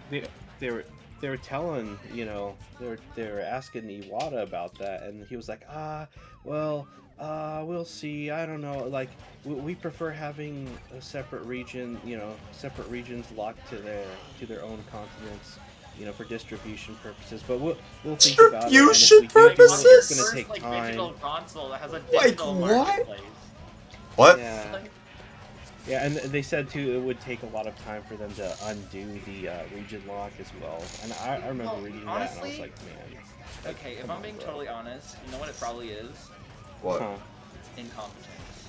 I kid you not. I bet they just didn't even know how to do it. I'm pretty sure we already knew that from the get-go when we were already talking about the Wii U. I mean, it's the Wii U. Okay, get this. There is an app you can get on your Wii U that downloads the Wii U titles from Nintendo's official servers without any authentication. And I actually have a Wii U, like this app that's, I can't even find it on the internet anymore. I don't even know where the hell I got it. But it's basically, it just downloads games directly from Nintendo's official Wii U servers without authentication. I don't think that they know how to actually engineer software properly. I think that they're like artists and they're really good at like that, but I think they genuinely just lack the technical expertise to. I mean, it took them properly do many years to get to HD when it came to the Wii U. So like, you're not really far off when you say that they don't have the technical expertise. I mean. It took them this long to get a Switch 2 to go to 4K and 120 FPS. Just look at like the Switch 1, like even the eShop doesn't even load properly. Yeah, dude, don't get me started on the eShop Switch for Switch eShop. It's not even worth going on there, dude. They don't even know how to make Chromium run properly on their device. I mean. Also, they do because they actually right. They said they do because they actually updated the 3DS to stop that. What do you mean? Are you talking about like the 3DS servers they had back in the day? I don't know what you mean by that, Wara, but okay. Also, I don't think they cared to stop it for Wii U. Oh, okay. Yeah, I mean, look, oh yeah, the 3DS eShop servers. Oh, okay. Okay, I see. Yeah, I mean, dude, I'm not really just. I don't really have a lot of high hopes for Nintendo for the future. I think really at this point, considering all we've said about their past and what they've done for all their previous consoles, I don't think they really can top what they had done with the Switch 2. I don't like what's next? Because like that's the real question. What's next? Hot take. I think the Switch is actually Nintendo's worst console. That's the first time I've heard that. Yeah, to a like certain I actually extent, think the I can Wii see U it. has more charm and originality, and Oh, I think that they honestly did it better than they even did the Nintendo Switch. The I- Switch just feels like corporate. It just feels like they honestly just gave up. Which is kind of And funny they're like, because this okay, was during the we're Iwata just doing era. an Android tablet. Yeah, but Android like, tablet, the game console. yeah, but here's the thing though: the Switch was an Iwata idea. Like, didn't Satoru Iwata, come up with it before he sadly is no longer with us? Didn't he come up with the idea for the Switch? I think so. Yeah, so like, I mean, when you think about it that way, when you say it's corporate, that kind of just shows to me that maybe Iwata was starting to run out of ideas, perhaps. Maybe that just... So even... Maybe. Yeah, so like, even if he was still around to this day, I'm just saying that if you're... if you're saying that the Switch itself feels corporate, which I wouldn't blame you for thinking that way, but a lot of modern consoles feel corporate too. Yeah, no, I mean, totally. I remember I was like hyped. I was following the Nintendo NX. Yeah, and the all that NX stuff. rumors. I was following that too. We all I were. was like, honestly, I was pretty excited. Me But too. once I actually like played the console and held it in my hand, I was like, I actually don't want one of these. And I don't, Then I why never did you ask for it? Well, It's like that's... look, I played like a friend's Yeah. Switch, and it felt cheap. It felt like a lazy idea. It felt like Wow. they had The Switch a is good lazy. opportunity to actually try and match their competition's performance for once. I mean, they had an NVIDIA chip. They had, experience with, doing like digital content stores and stuff from the Wii U. Yeah. They had this amazing team of talent making emulators and stuff for the Wii. Like, they had every reason to succeed, and yet what I saw from Nintendo was all they cared about was porting Wii U games to the Switch and recuperating their losses. Yeah. I saw them being like super greedy with the pricing and everything. I saw a cheap Android tablet that can play Nintendo games, and the controllers felt like shit. The gamepad on the Wii U felt really good to hold ergonomically. By comparison, the Switch, Yeah, I mean, to be... awful. The hardware issues, is I mean, true. Switches melting themselves, and the docks not working The properly. drifting? Like, The Joy-Con drift? Let's not forget that! Joy-Con drift. Yeah, the drift. And let's not forget, I have Wii U. I am currently playing Dr. Mario, my custom translation of Dr. Mario that I just finished up. It hasn't been today. translated before? It was originally in English, but this is a GameCube port that was exclusive to Japan and Japanese only. And I finally just yesterday figured out how to get it ported to English. It took me like 3 months to figure it out. What, 3 months to port a Japanese GameCube translation? Jeez, dude. Yeah, it was really hard to figure out how the game actually like works, because it under the hood it's Dude, you should, actually like a Nintendo 64 texture format and a really weird engine and stuff. Oh yeah, this was originally a Nintendo 64 game, right? Yeah. Yeah. This is a Nintendo 64 game that was ported to the GameCube and it's part of the collection. Just like Doshin the Giant and Animal Crossing, because they were also originally N64 games. One of them was for the disc drive. Yeah, Doshin the Giant. This one, they didn't take as much time to port it. It's like... I gotta play Doshin the Giant. The game itself, actually, like, the game's logic and stuff is ported natively to GameCube, but they include an emulator specifically just for the graphics. So all of the graphics, like the textures, they're emulated. So it takes Nintendo 64 draw call commands, and it converts them into GameCube GX commands on the fly. So it's using the original, like, Nintendo 64 texture format and stuff. I see. But... yeah, it's kind of convoluted, actually. Hang on, hang on. So one of my viewers say, Wara says, the Wii U sucks, dogs. I cannot agree. Oh, really? No, the Wii U is great. The Wii U, like... He said the Wii U sucks. Wara says the Wii fair. U sucks. Yeah. Okay, like, that's his words, not mine. It actually has some bangers. I'm just the messenger. I know, I'm just agreeing with this guy because look, like, the Wii U failed like commercially, it failed to capture people's like to win out like culturally, you know. But I will say that as far as like Nintendo's support of the console, they were firing on all cylinders, pushing out amazing titles that everyone loved once they hit the Switch.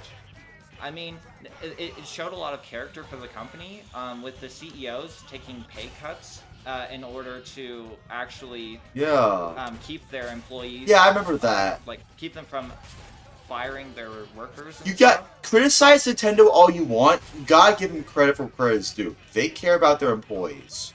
You gotta give them credit there. You know?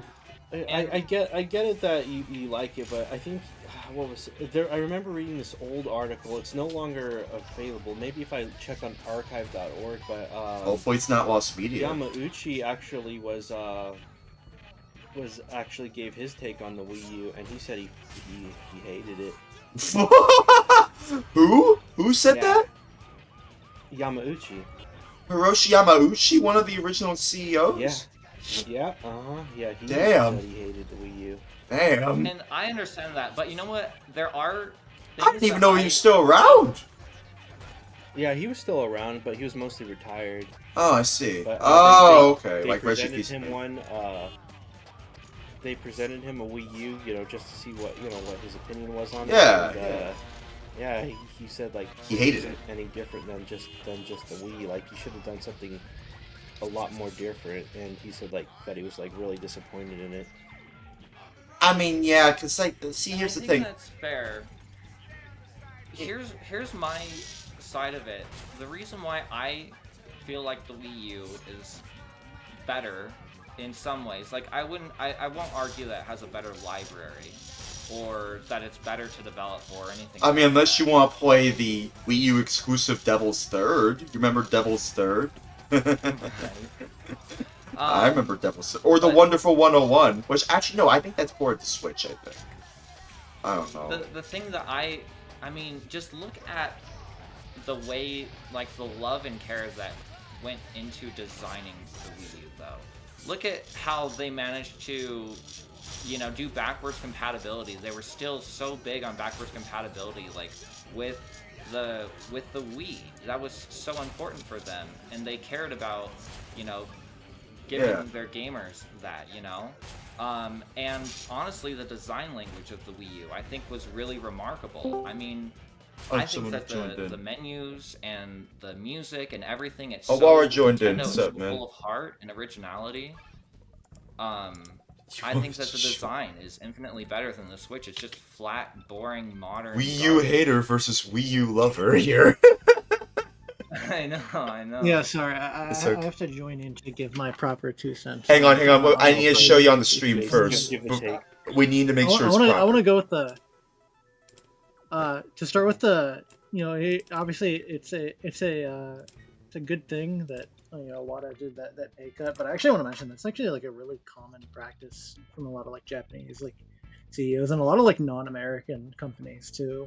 Americans are just kind of suck because it's actually a way more common fucking practice than you may think outside of like a big American companies.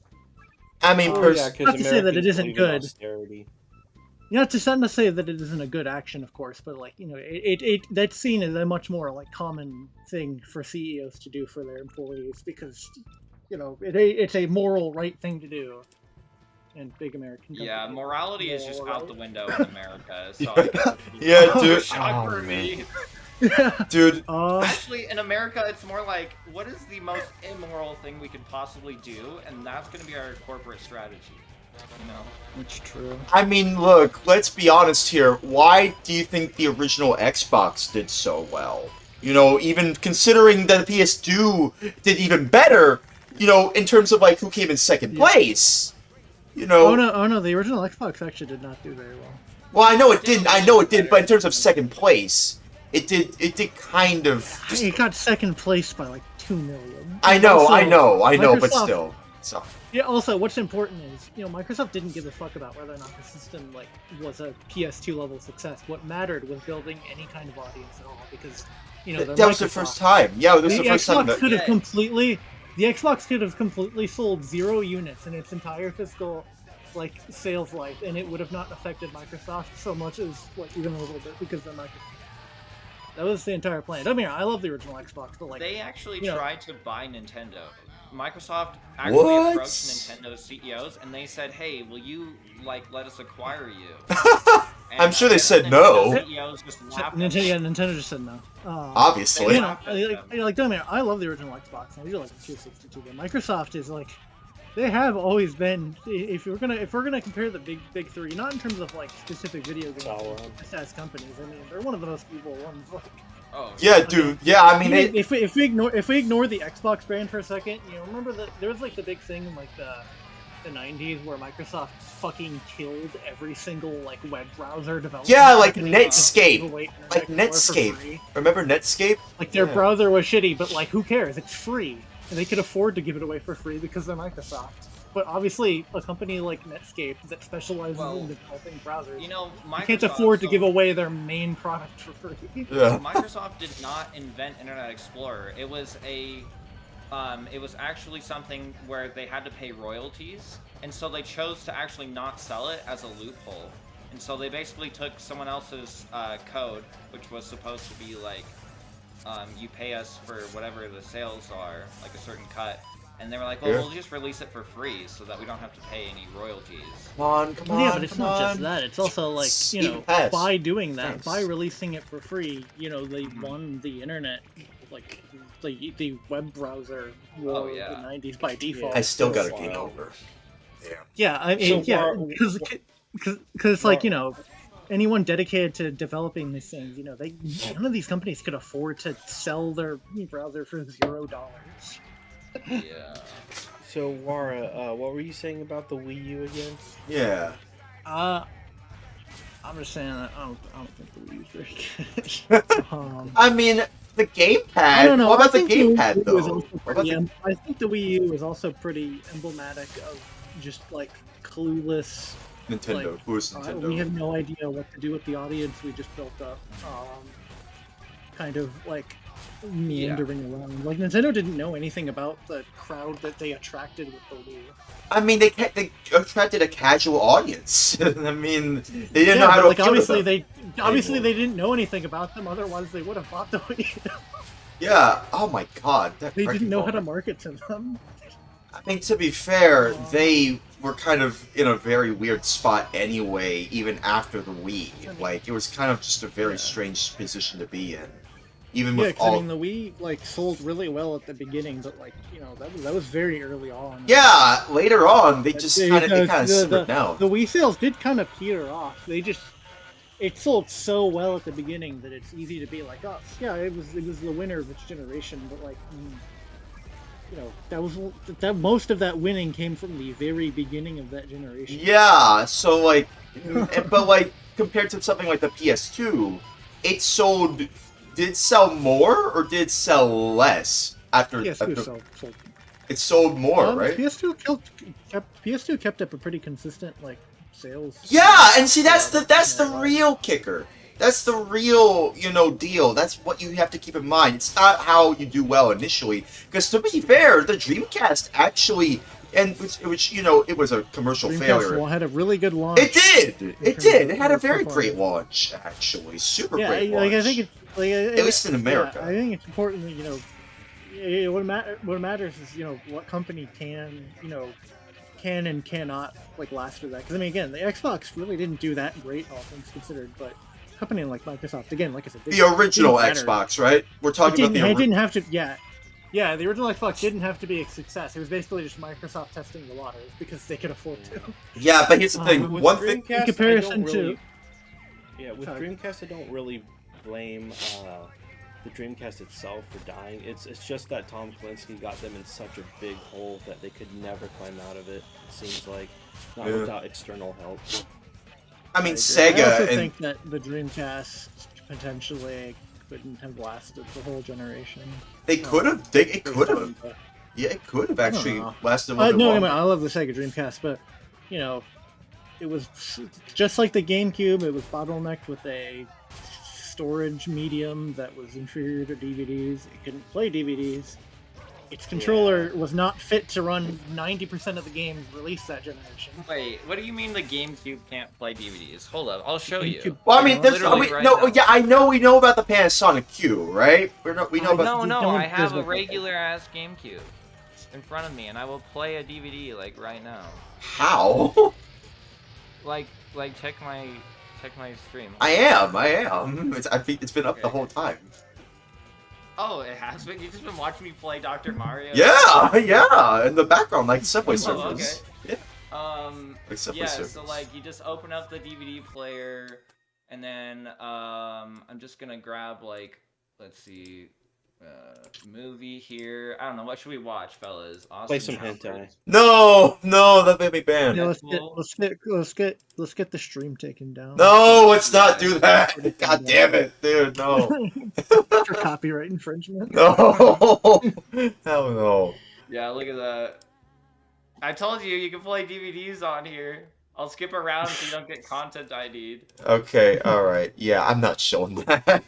But hey, that's cool that you can do that, but like that's from the software level, right? That's just on a I software know. level. I made a Yeah. custom tool that can convert like any video arbitrarily onto the GameCube. Yeah, but see, we're strictly talking about the physical DVDs. It was a joke. It was a joke. Yeah, it was a good bit. just a bit. I'm sorry. Yeah, I know, But- I yeah, know. Bro, just a prank. Yeah. I know, but still, like, all I'm saying Yeah, is no, I think still I think impressive, the though. Dreamcast would have been facing kind of a strong uphill battle, like against its competition. You know, I mean, it is ultimately like it is still weaker than its competition. Its controller is again not fit to play a lot of games around that time. The Dreamcast controller is like kind of Yeah, weird. the controller kind of It could have sucks been in my updated opinion. To have The a GameCube- second the- stick. It could have been updated. Yeah, And the software add a was there, right too, stick in to some it. instances. Yeah, at the very least a right. God, that was such a like Stupid a idea. non-scene- I mean, to be fair, let's consider the context of the Dreamcast, right? It came out in 1998 in Japan. You want to know what else I came know, out? But again, but I also think that also shows why it kind of wouldn't have lasted, because it was released in 1998 and its main competition was a system from like 1994. Yeah, the PS1, and then Like- also Yeah. the Nintendo Like 64. their attention was focused on these consoles. Like that was Okay. the main thing that it was made to compete against. And then PS2 gets announced. I don't think they have an excuse for the controller because I don't know just the existence of the Nintendo 64 showed them that analog was a very useful feature. You know. Yeah, I mean, It's a well, controller. Dreamcast has an It's like a Dreamcast D-pad. has an analog stick. yeah, Problem is, it didn't have two. yeah. Yeah. Especially but like the reason they didn't have to was because, like we said, it was competing against a console from 1994 and as well as from 1996, the PS1 and the Nintendo 64. To be fair It here, has less buttons than the Nintendo it does. 64. though. It has very few buttons. It has less buttons. than the Yeah. It's like 3D controller. Yeah. Yeah, it was based off the Saturn 3 controller. That's a good point. Yeah. Yeah, it's got but like it's not even talk about. It's just to talk about like what games were coming out at the time. So the controller wasn't ideal. The storage medium wasn't ideal. Piracy was a big problem for the console. Even with the GD-ROM format, yeah. and which that, I yeah. don't think piracy was a big problem till like mid 2001, but Couldn't but you it just, like, still ended up. copy they were the- still trying. They were still I trying to think- sell Laptop games during DVD mid 2001. Come on, please, see, but it Okay, still here's failed. my issue with this though. The Nintendo 64 had 4 buttons, the C button specifically for controlling cameras, and this controller doesn't have a good way to control cameras with your right hand. Nintendo 64's controller addressed that issue specifically. This controller doesn't even do that. That's what I mean by like, they should have at least had something for camera controls. It But to was- be They fair, the did have Nintendo something in 64's development, camera though. controllers was just kind of just And, you press in buttons. Like for development. instance, they like for instance the Quake 3 devs, they had early access to the second stick thing, whatever it was going to be, but it never ended up coming out. like 2 And little like, but twos, they yeah. did put the second they did put the code for the second stick in Quake 3 Arena. Yeah, they I did. just don't even Can't think they should have access it. passed like as the final design for their controller. I think they needed to Yeah, they should have really I think reconsidered this entire controller design. Like, okay, like you're Sega and you're really struggling financially because your consoles aren't selling as well as your competition. Make a So Dreamcast Pro you're with gonna make the DVD controller support. extremely over-engineered. Also, not give it any like good, like controls for cameras. And the VMU is this over-engineered, super expensive thing that is gonna eat into our profit margins on the hardware. Like what? You know, that's a good point to mention. If they To be fair, unlike Yep. unlike the Wii U gamepad, the VMU is not like a requirement. They can just make a memory card. and There are just memory cards without screens for the gamepad. Yeah, even there are. Sega released one without a screen too. Yeah, so like they didn't have to keep making those. But they did. Nothing required it. But they It's a did. novel idea, but it just it feels a little overly ambitious, and it feels like that time that research and development should have gone into like, hey, what if we put a second thumbstick on here, Or maybe make a color VMU or something It like should have that. been there at launch, the second stick. Yeah, I feel like that could have. If it did, Yeah, then that could have been the controller real design revolution of like second stick camera controls. You You know? know, the controller design and especially the GD-ROM format. You know, I just realized. Very, Anybody say that again? very bad decisions on. Well, the fact that for independently last- Nintendo and Microsoft and Sony all landed on that idea at the very start tells you a lot about, you know, where Sega's priorities were, you know. Like I was gonna say, the dual analog stick came out in the same year as the Dreamcast in 1998, probably before the Dreamcast was even launched. And to be fair, there was always I it was remember. actually no, it was actually the year before. Yeah, oh yeah, the year before. I thought it was 1998. Okay, well yeah, okay, well there you No, go. the dual analog controller on the PS1 predates the Dreamcast by an entire year. Yeah, so like they could have at least looked at that and be like, you know what? Maybe we should add a second analog stick because Sony has that. But to be fair, you know, we didn't see a lot of the use of the second analog. We shouldn't get button modded.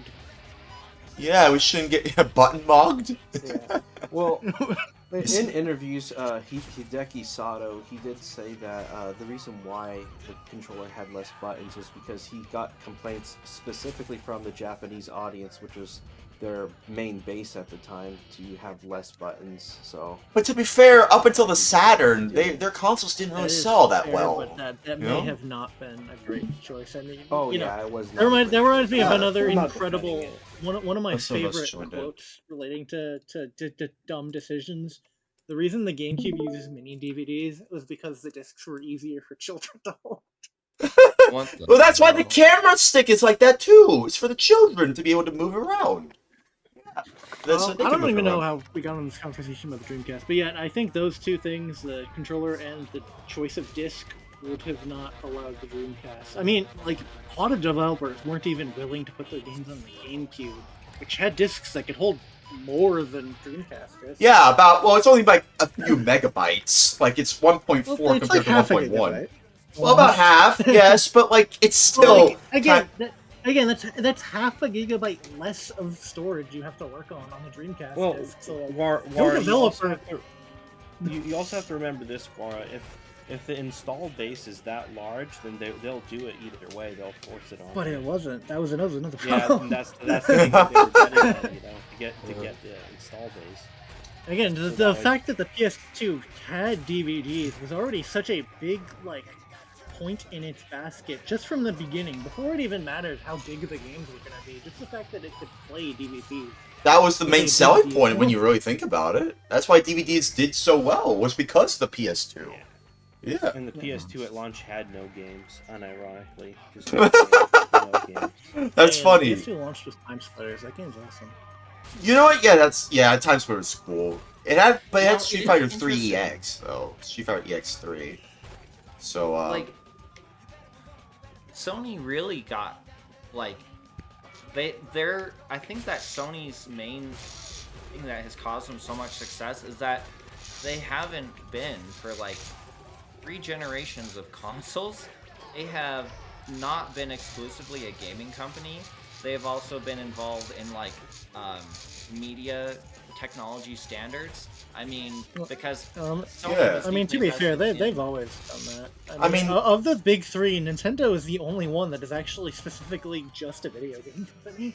Yeah, all the other two, Microsoft and Sony, they make other products too, and they don't just focus solely on Xbox and PlayStation. Yeah, they, I honestly, focus- to compare to the Xbox real quick, you know, I mean, PlayStation 1 obviously did absolutely phenomenally, but I also think the PS1 probably could have not done that well, and Sony at the time at least would have not been too terribly effective.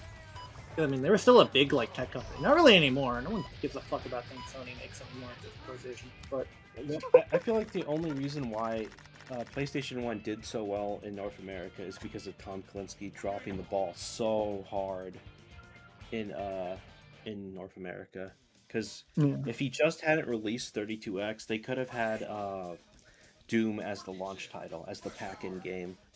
And that would have been so much better. I don't think it's just the 32X either. I think it's also the absolute disaster that was the launch of the Sega Saturn over here. Yeah, I mean, the Saturn and the 32X, they launched on the same day, dude. I mean, it's like technically a day apart, but not really because of time zones. They weren't they were not on the same day. What about the time zones? Japanese, like, compared to the US, it's like... okay, same day, maybe same day in separate countries. Yes! Yeah, I know, but technically it is a day apart. It's not just because the 36 came out and was a dumb, poorly timed idea, but also they launched the Saturn at E3. Like, they wanted it to be like this big thing. Yeah! It's out now. And that... every fucking, like, store... It's like, no, we don't want this thing. What the hell are you talking about? We can't bring this in here. Yeah, because all of those 32X games should have been Saturn games. They should not have been on the 32X. The 32X shouldn't have fucking existed. It should have... Yeah, that's what I'm saying! It shouldn't have existed! I don't even know why they did that. I'm shocked they even released it, as it is. Well, they did that because Tom fucking... He signed shitty contracts with the retailers to say, like... To say that, whatchamacallit, we'll rebuy all of this hardware if it doesn't sell. And he gambled really big on it, and he ended up having to sell Genesis. Pretty much, he was stuck in a cycle of having to sell Genesis, and it just ended up turning into massive losses over time. I still can't believe that after all this time, Microsoft's website is broken right now. The download, like, button for Windows 11 doesn't even work. They're trying to save you. They're trying to save you from Windows 11. They're doing you a favor. Don't buy Windows 11. I don't want to use Windows 11. I just... Don't! I only need Windows 11, like, I just need a Windows. Use Windows 10! That's what I use. I mean, can I just get that? Do I? I might even... Yeah. You just use Windows 10. Everybody's using it. I feel like they wouldn't even have it anymore.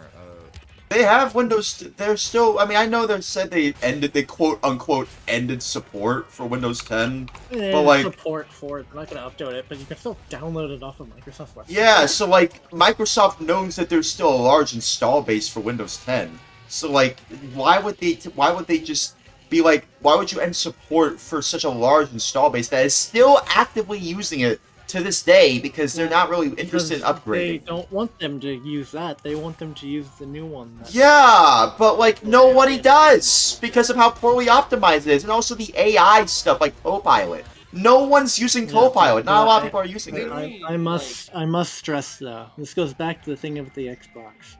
Yeah. Microsoft doesn't care. They don't. Microsoft doesn't really care. They have the money. Enough of the people that like already support them probably are. I know plenty of people. Oh, sorry. Windows 10 also can't be downloaded because their stupid button doesn't work. Oh no. Oh, wait, no. Wait, what the hell? No, my browser doesn't work. What the? Oh, okay. Well, then there you go. It was on your end. That's why it's better to join the Chads over at Linux. Yeah, I'm already on Linux. Dude, Linux, I will say though, Linux is a very interesting operating system just from an outsider's perspective. As someone who hasn't really used a lot of Linux before, and my first real experience with it now is with my Steam Deck, because it's a Linux-based handheld computer console. It kind of is just a computer, a portable computer. I don't even know if calling it a handheld is a fair comparison. It's not like the GBA where it's like, they have games specifically made for it and made tailored to the hardware. No, it's basically the Steam Deck is just a computer that's portable. Once you actually get acquainted, it's Windows feels archaic, Mac OS feels archaic. Like, look at this. When you are a Windows user and you want to download some software, I don't know, say I want to get GIMP, I have to look up this program on Google, and then I have to go to the website, and then I have to find wherever they put their download button, and then I have to download the right version. And hopefully you can download it. Well, yeah, but sometimes it's not so straightforward, and you have to hope that you're also not finding the wrong download link. Yeah, you don't want to get one of those viruses. On Linux, look at this. I have an app store. Oh, let me see. It's beautifully designed. It has curated stuff. It's got all the stuff on display. Everything in here is free. Most of it's open source. I can click on OBS. I can install it with one click. I can see. Oh, I can donate to them here. There's screenshots. There's a description. There's update. When it gets updated, they can put update notes in there too. Everything is centrally downloadable in this one repository of apps. That's pretty cool. And I can report bugs here. I can donate. I can help translate. Everything it's all centralized, and I can search for anything. I'll look for Firefox, or I'll look for Chrome, or Opera GX, right? VS Code. So, you just search for stuff, and it's on your phone, it's just like having the App Store. I don't get why anyone would want to go backwards from this, and then, I need to update my apps. Well, thankfully, everything updates automatically, through this singular system, through a standardized system. Also, all of these apps are sandboxed, so they don't have unlimited access to the entire system at all points in time, and you can control the sandbox if you want. Yeah, I mean that's pretty cool. I will say this though, Arch-based Linux distros are a little bit more annoying, I guess. Well, it all just depends on what you want. This is Bazite right here, and that's what I'd recommend to basically any newbie, because it has Steam pre-installed, and it's you're not meant to mess with the system. Look, if I need to update my computer on Arch, it's I have to open up a terminal, and then yeah. I mean, sudo u, and then yeah, and oops, I broke my Arch install. Classic. Okay, whatever. I think we get the point. Yeah. You gotta go into the thing, and you gotta type all your fucking commands and stuff, and it's annoying. And also, you might break something. You're gonna have all these packages and stuff. The thing about Bazite is that the developers handpick all the right packages, and when you update it, it's not downloading new versions of everything. It's downloading basically a pre-packaged image of what the operating system should be, and then all the system files are overwritten every time it updates. And so you, as a user, are not tasked with managing your system and making sure that the packages are all fine. It just doesn't matter. And all I have to do to update it is I can literally just type update, and then just update it, and it will automatically update and stuff. But it also updates in the background, if I don't do this, and all I ever have to do is just power off or restart once in a while to install the updates. And it also, by default, it updates the system, it updates your apps, it updates all of your container things you may have installed if you're a developer. instead of installing packages, like if I really need to, like if I want to develop something like inside of a Ubuntu environment because the app I'm working on needs to be built on Ubuntu for some reason, I can actually just install a Ubuntu container, which I just do it by clicking. I open this app, I click plus, I just, I'll make a new arch. We'll say, for example, arch. We'll just grab. I like how now we're just talking about, like, you know, like Linux distros now after talking about, like, you know, like retro consoles and like the history of the big three. I like where this conversation's gone. Yeah. I mean, why not? I wonder if we'll ever end up back to the discussion about whether or not the Wii U was good. Yeah, I mean, yeah, I want to go back to that. Yeah, I mean, I don't know. Is it really good? Like, can we just really just say for certain, is it good or not? I can say it's not good. It's like, as far as like console tiers, I'd say it's pretty low tier, but I would still put it above the Switch just in terms of the design language. I think that the way that it was designed was very What do you mean, by the way, it was designed? Yeah, what do you mean by that? I like the interface. I like the way the home menu has so much character. It's got that shiny, you know, sort of Fruitigo Arrow sort of vibe. They have like folders and stuff that you can organize. It's all like everything is shiny and animated, and there's fun music in the background. It's not flat and soulless like the Switch interface. It actually is fun. Everything has like these fun animations to go along with it. Finally, I made it to the third level of the game. Jeez. I do like that, although not like the web browser has your me. Your me shows up in the web browser, and they just fuck around while you just use it. Just like useless little filigrees here and there. Filigrees? I've not heard that word before. Even wants to do other than PlayStation. Only PlayStation is willing to have fun with their menus. Yeah, I mean, to be fair, I mean, the PS4 and the PS3 menus are kind of interesting to me, and as someone who... I don't know what the Xbox menu looks like, because who does? I kind of like the PS3 menu, though, because, and this is just coming from me personally. I love the PS3 menu. Yeah, the PS3 and PSP menu. Yeah, they're similar. So, like, yeah, and to be fair, there's also the... What? They're literally perfect, like sleek design and like perfect usability. I've heard some people say they're confusing, and I don't agree. I don't know. I mean, if someone me as a child could figure out how to navigate. Yeah, like when I was young and I had a PS3 growing up, even I understood how it works. It's pretty intuitive. You just have to like spend a few minutes to get familiar with it. Yeah. It's a bit of a learning curve. I mean, you just select it, and then you move down, then you select that, and you move down, and it's just not that hard. It's not that hard. The RetroArch XMB menu, I could agree with someone on that. On what? On what? I like the RetroArch. The RetroArch. Oh. I don't like any of RetroArch's menu. RetroArch. Yeah, it's just kind of... The interface was designed by a madman. Yeah, I mean, the interface is kind of a little I would like a much more better one, because I did play on RetroArch with one of my friends, Topaz95. We were playing some Genesis Net Play. We were playing Sonic 1 multiplayer and Streets of Rage 2 multiplayer.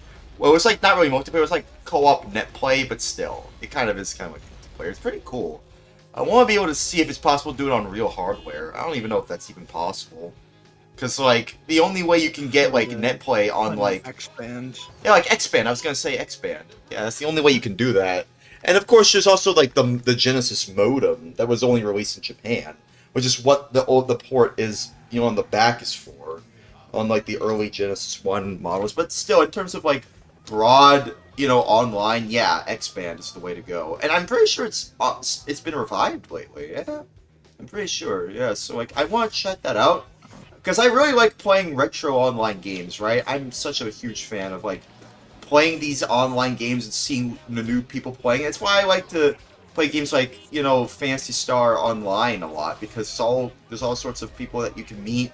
And it's the only retro game that I can think of that people still actively play to this day that is more notable in a lot of people's minds. Of course, there's all kinds of games that you can play online on retro consoles. But in terms of, like, you know, the most well-known, yeah, it's gotta be Phantasy Star Online.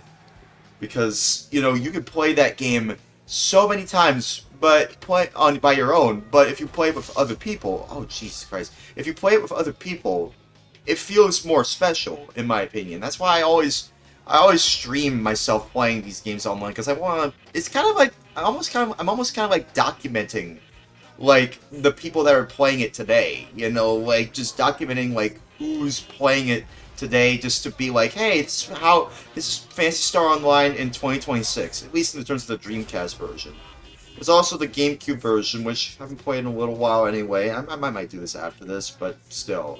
It's just, I really like playing games online. It's just so cool. At least retro games online, because I'll be honest, like, I haven't really played a modern game besides Fortnite in a long while. Like, I'm just not interested in the new stuff that's coming out. I'm sure I'm not the only one, right? Like, I'm not the... I mean, aside from, like, Nintendo stuff, which I might check out via emulating it on a Steam Deck. Emulating Switch on a Steam Deck. Oh my god, dude, that guy was running. You know Jeez. what's crazy? Oh, no. So there's a Switch emulator Yeah. Eden. Yeah, I know. I want to try that. Yeah, Yeah, that's what I'm gonna do. Yeah. Man, if you can, if your computer has the power and you can do Yeah. Mario Kart 8 at 8K internal resolution with 32 times anisotropic filtering, you can do like Anisotropic additional filter. passes on the shaders and stuff. What is And there's all anisotropic sorts of other mean? enhancements. Ooh, What? looks good. Yeah, but I've heard that term before. Anisotropic. What the hell does anisotropic mean? What's that even? Anisotropic filtering, so that's where it basically does like some special filtering on the textures, so that when you're at like a high viewing angle, you still observe the texture. Whereas, like, if you're looking at something like say a road in like an older game, you can tell that it's like the textures are fuzzy. Oh, I can press it down. Oh my god. I can press it down. I don't know if y'all are seeing my stream, but yeah, like, dude, this. Oh man. Yeah, I don't know, but yeah, I might try out Eden on my Steam Deck though, because like I feel like that's the best way to play these Switch games, at least on a portable handheld. And dude, these people are running. Oh my god, dude, these people are running so fast, dude. Jeez, it's like so funny. This game, Smash and Drive is. Switch got another emulator. What? Hopefully Nintendo doesn't take it down. Oh, you mean Eden? Yeah, I hope so. It doesn't matter if they do. It's open source. There's already like everyone already has like a copy of the source code. The new developer is gonna pick it up. It's like you can't really kill it. That's the whole point. Yeah, not of the really. open source. Yeah. Like right after Yuzu got taken down, someone re-uploaded it as something else, and then that got taken down. Then they re-uploaded it again as Suyu, and that got taken down. Suyu. That's so Yeah, funny. And then they came back as Eden, as like new developers. Oh, that's And from then the so Eden is from the same developers of Yuzu and Suyu. Well, they took the source code and then they just kept working on it because it's open source. Anyone can make a fork and start working on their own version of it, and then whenever they're ready, they can release it. No? Yeah, I mean, I feel like that whole like debacles of like like let's be honest, like the whole idea of like when Yuzu got like so much attention, that was really what shut it down. It just got too much attention. The way these emulators work, a lot of the way that these things work. Gee, why they're running so fast? Jesus Christ! Like the way that they work is like they try to keep things on the down low, and that's kind of what really makes them do so well. Is because like you're just like, shh, stop talking about it. Why are you talking about it? Like that. That's kind of like I don't really think it would have. I really don't think that Yuzu would have gotten shut down the way it did had it not been for all the people who were talking about it. Like I imagine there was probably people who were on TikTok who probably talked about Yuzu back in the day, and that's kind of what caused Nintendo to raise their eyebrows. Like, we're seeing a lot more press about this Yuzu emulator. We should probably go after them. It's kind of it's kind of the same idea of like, oh, there's a restaurant called Mario Bros in Colombia or so. I was looking up a video from like Shy Valley about like weird restaurants that, exist. And there's, like, this place called Mario Bros. In South America. It's just called Mario Bros. And it's just, like, Nintendo hasn't done anything about it. I hope me talking about it, doesn't shut them down, but at the same time, like, who cares? Like, that's the thing. Like, the more attention you put on this stuff, the more these companies are gonna pay attention to. That's the thing. I think that's kind of the real reason why Yuzu got shut down the way it did. It really was because, like, these people just... Oh, man, I'm probably not gonna make it. These people, like, they couldn't shut the frick up. They couldn't shut the hell up. They just kept on talking about it. And I think that's just kind of the way, people should treat this stuff. I mean, it kind of sucks, because then more people won't be able to experience this stuff if you don't talk about it, but what are you supposed to do? I mean, Nintendo didn't have a legal right to do what they Yeah, did. I mean, yeah, but, like, they have the right to exercise their IPs. But in terms of what they did, yeah, I think that is kind of a bit scummy what they did. I do believe it was very scummy of them to just shut down an emulator because they're emulators. They don't have. Well, if they don't have. technically, they didn't shut it down. Technically, they just sent like a cease and desist warning, and it could have very well have been challenged because there is legal precedent like supporting emulation. Yeah, which is why Bleem, Bleemcast, there's, and also just Bleem itself, like, they went to court, by Sony because of their, Bleem computer emulator for emulating PS1 games. And they won in Bleem's favor, which is why emulation is legal, right? Emulation is legal. Bleem just wasn't around because they couldn't handle the legal costs, which sucks. Most likely, the Yuzu developers didn't want to go to court because, probably. Considering where our government is at in this day and age compared to back then, it's more like pro-corporation and which pro-corruption, and they probably didn't want to fuck up that legal precedent, because if Nintendo's new court ruling says that actually because it requires decryption or whatever, like all of a sudden like this is different. Well, there goes like modern emulation legally. Yeah, so maybe that's what it was. Yeah, maybe it probably seems more likely that they just It wanted to doesn't avoid set a legal precedent. It sets a precedent of like as far as what Nintendo is willing to do. Like, developers are certainly a little bit more on edge about emulating their consoles, but at the same time, it doesn't rewrite law, and that's the distinction. Emulation continues to be legal. Because it's the platform that really isn't. Trust the judge that makes a ruling on that, because they're probably like a boomer that doesn't understand gravity of whatever their decision. Yeah, I mean, to be fair, a lot of the people in charge of the Supreme Court and in government, they're probably still a bunch of old boomer geezers that don't really care a lot about gaming. And, I think that's just kind of another thing. A very big thing to note. What? Boomer lives matter. Boomer lives matter. My father's life matters. He's a boomer. But still, like, that's the thing. Only boomer lives matter. All lives matter.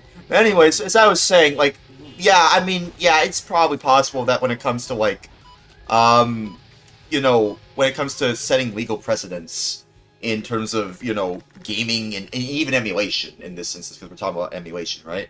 Like, in terms of emulation, it's kind of murky waters when you think about it. Even though it is legal, at the same time, the people that are, in charge of these, positions, like all these judges, they don't really necessarily know if, much about gaming and its culture. They only know that it's there.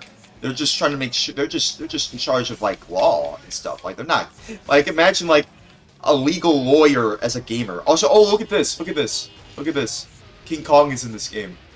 Look at it. King Kong is in Smash and Drive. It's pretty cool. I don't know if I'm able to make it. Ah, crap. Yeah, King Kong is in this game. I don't know why, or at least a King Kong lookalike is in this game. It's pretty goofy. This game is pretty goofy. Can I just say, Smash and Drive is pretty goofy, but it's a hell of a lot of fun if you just turn your brain off, metaphorically speaking, and you just are just like, oh, okay, just try not to crash into things.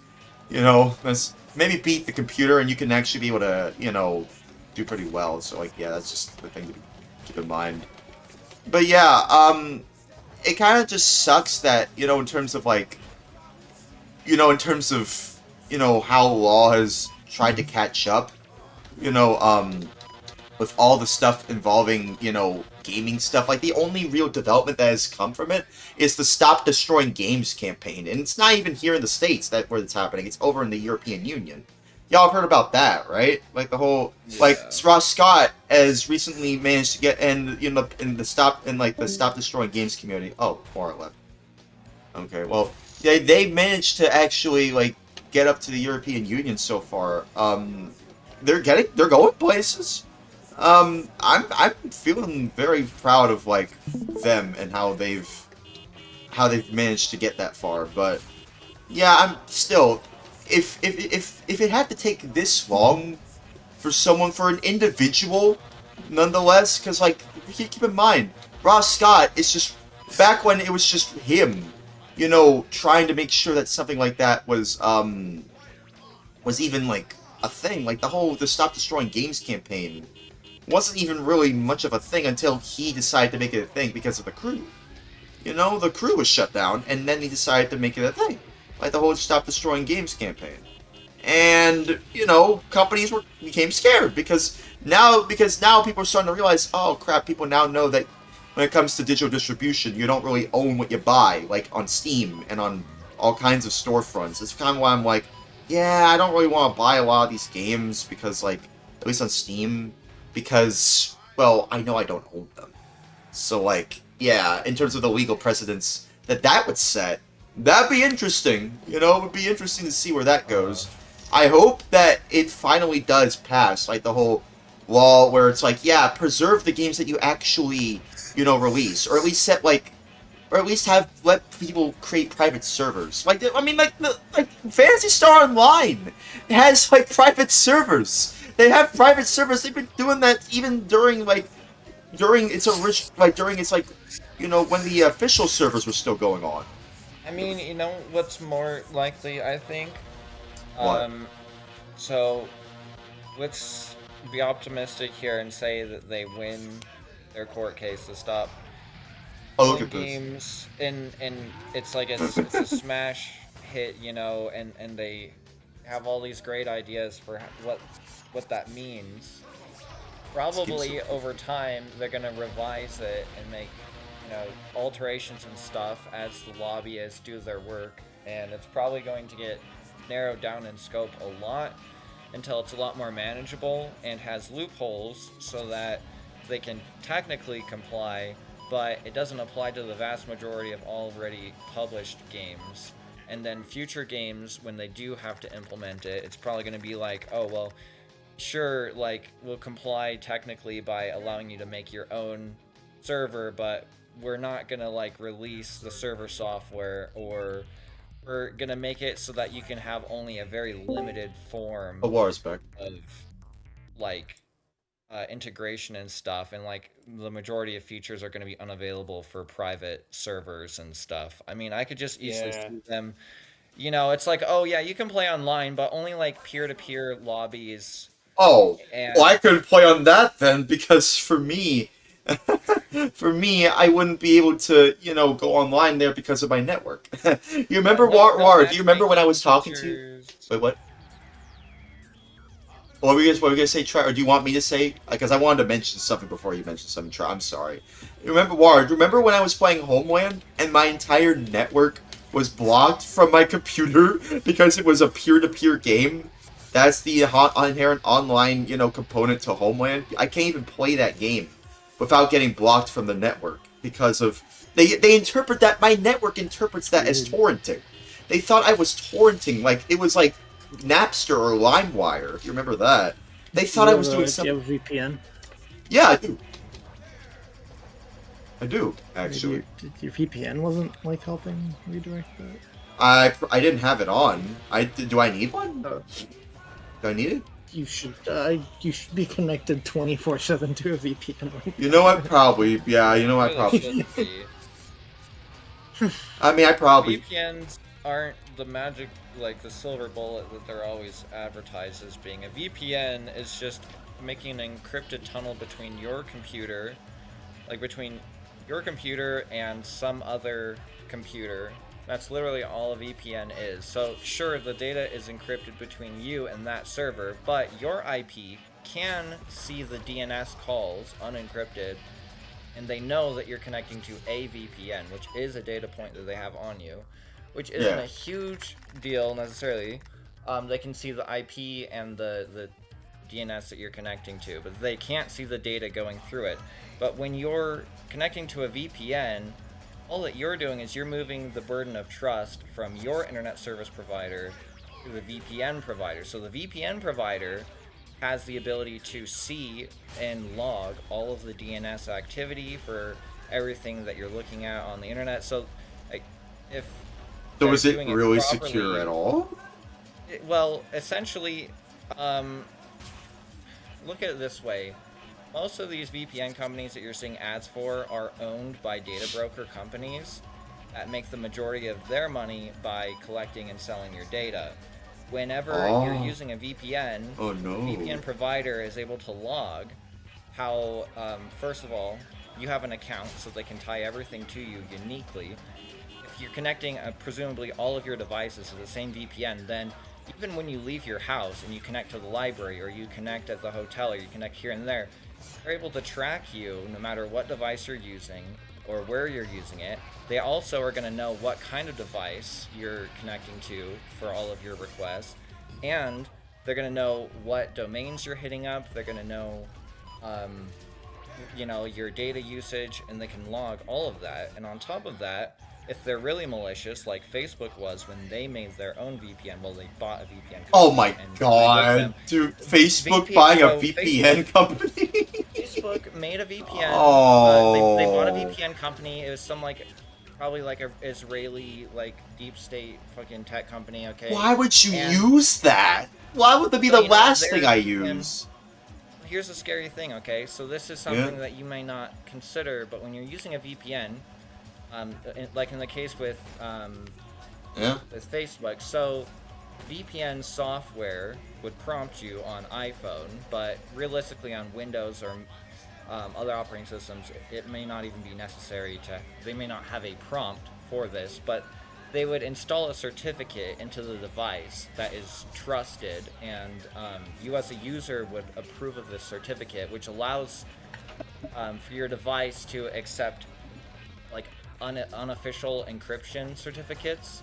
And then what they would do basically is Facebook would encrypt the data between you and Facebook's VPN, and then once it hit Facebook's VPN, since everything was encrypted using their certificate, they could actually decrypt it because they had the keys, and Facebook would decrypt all of the data between you and the website, and then they could log every single piece of data fully unencrypted, raw, and they could basically steal all of their competition's packets and API calls and everything, and then they would re-encrypt it, and they would send the request out to the website, and everything looked like normal and above board on both ends.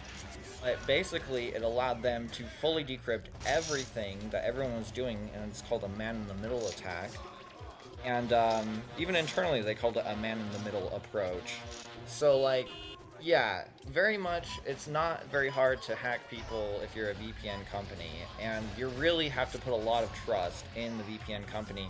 And the thing that, these people, when they advertise Shot there are people who VPNs, even trust these companies after what I'm usually hearing. say, when you connect to an HTTPS website, which is almost all of them anymore, otherwise your browser shows a warning, right? Yeah. All of the data between you and that website is going through an SSL encrypted tunnel anyways. So if you're at a coffee shop, then a hacker on the local network could see your device connected there. Yeah. And sure, if they have Wireshark, they can they can log the network packets, but if you're connected to a secured website, it's going to be encrypted. They're only going to be able to see the DNS calls to google.com. They won't be able to see the exact URL or anything. They can only see encrypted packets, which is useless. So it's like you're really already secured, and besides, the main, like, if someone was really targeting you on a public network, it wouldn't matter if you were on a VPN or not. They would still see your device connected to the Wi-Fi, and they could still do other forms of attacks on you. Like, they could try to take advantage of, like, some vulnerability or security exploit or something, regardless of what VPN software you were using, you know. I mean, this is very fascinating to think about. Like, just, yeah, the VPN services you thought you could trust aren't really all that trustworthy after all. That It's a false sense of security, and it's also a great way to profile someone because they're going to use this VPN on every device all the time. So, unlike your internet provider, it sounds like an internet thing. It sounds like a cybersecurity nightmare. When you think about it, they know everything like about. just I'm gonna send all of my network activity to the same guy every time that I use it. Yeah, that just seems. You know what? If you're really worried about it, if you really want an anonymity and whatnot, I mean, you can install Tor. Yeah, that's what I'm saying. Just use Tor. Yeah. And what Tor is gonna do is it's got 3 nodes that it connects to in a row, so it chains your connection between 3 computers that are all over the world. And so, you know, you'd maybe your first hop is going to be basically a VPN connection to someone in, I don't know, Moscow, and then that's going to bounce to someone in Belgium, and then that's going to bounce to someone in Switzerland or the United States or whatever, and you can change the circuit every time. And then basically there's no one person who could, you know, get anything useful by trying to decrypt anything, and also the nodes don't know which part of the chain that they're in, and the only way that you could actually fully compromise someone is if you were to own all 3 of the computers that were connected in that chain. Which, I mean, isn't impossible, but they do have a pretty decent algorithm for avoiding that. That said, the vast majority of Tor nodes are run by the FBI, so... Yeah, I mean, it was created by the government. Tor was literally created by the government, you know? I'm pretty sure, right? Yeah, it was literally created by the government. Basically. Yeah. You're telling me right now. Probably. We need to ring up every nerd in the world who invented the internet. I don't know. I mean, that's a bit risky. Much more, like... I mean, what's more useful than, like, having a VPN is just, like, auditing the software you use and making sure that you're, you know, you're not using, like, really shitty software, and, you know, you're not reusing passwords all over the place and whatnot. Like, what I use is, this right here. I have a password manager, and I have an encrypted, like, password book basically, and I can organize them into folders and names and icons and stuff, and it's nice because I can just generate like infinite passwords and then save them with a master password. So I just have to remember the one password that opens it up. I can sync it between my devices, and then I can have 1,000-character password or whatever. It doesn't matter. 1,000-character password. And then that's if a one lot. website that I signed up to, it's compromised, it's an email that's shared between like different accounts, then, well, now they've compromised that one account, that one password maybe. So I just changed the password after they fixed the security issue. And then if someone tried to use the password on another service, then it wouldn't work. They would have to hack that other service.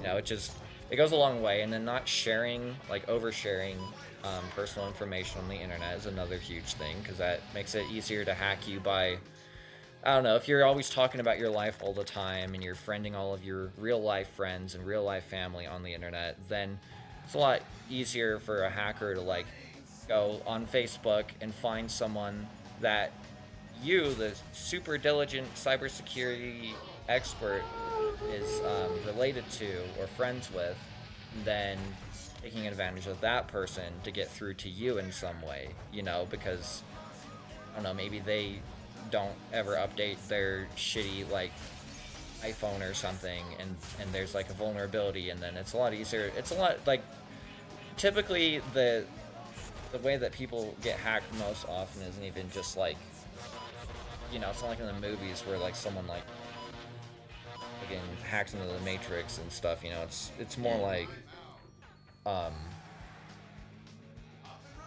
it's more like manipulating people, you know? People are That's a lot called easier to social. hack than That's called social electronics. engineering.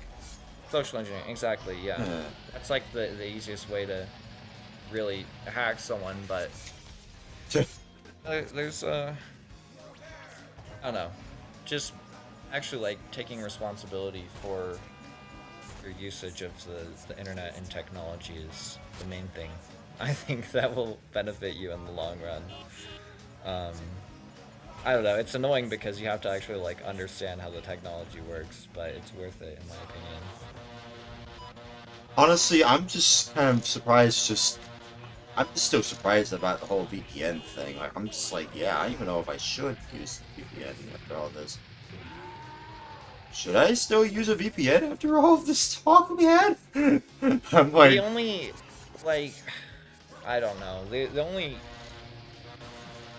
and the other thing too to consider with VPNs. Okay, let's say you live in a fascist country like the United States, and let's say you went to a protest, and at this protest you had your phone on with 5G, and you're using a VPN because you care about your security, and you're looking up straight facts or whatever, right? Yeah. I mean, let's say because you went to a protest and used your First Amendment right, now you're a person of interest, and they want to investigate you, but they can't get a judge to sign off on that. Well, they don't need to, because you've just given, you know, all sorts of data about yourself to this private company.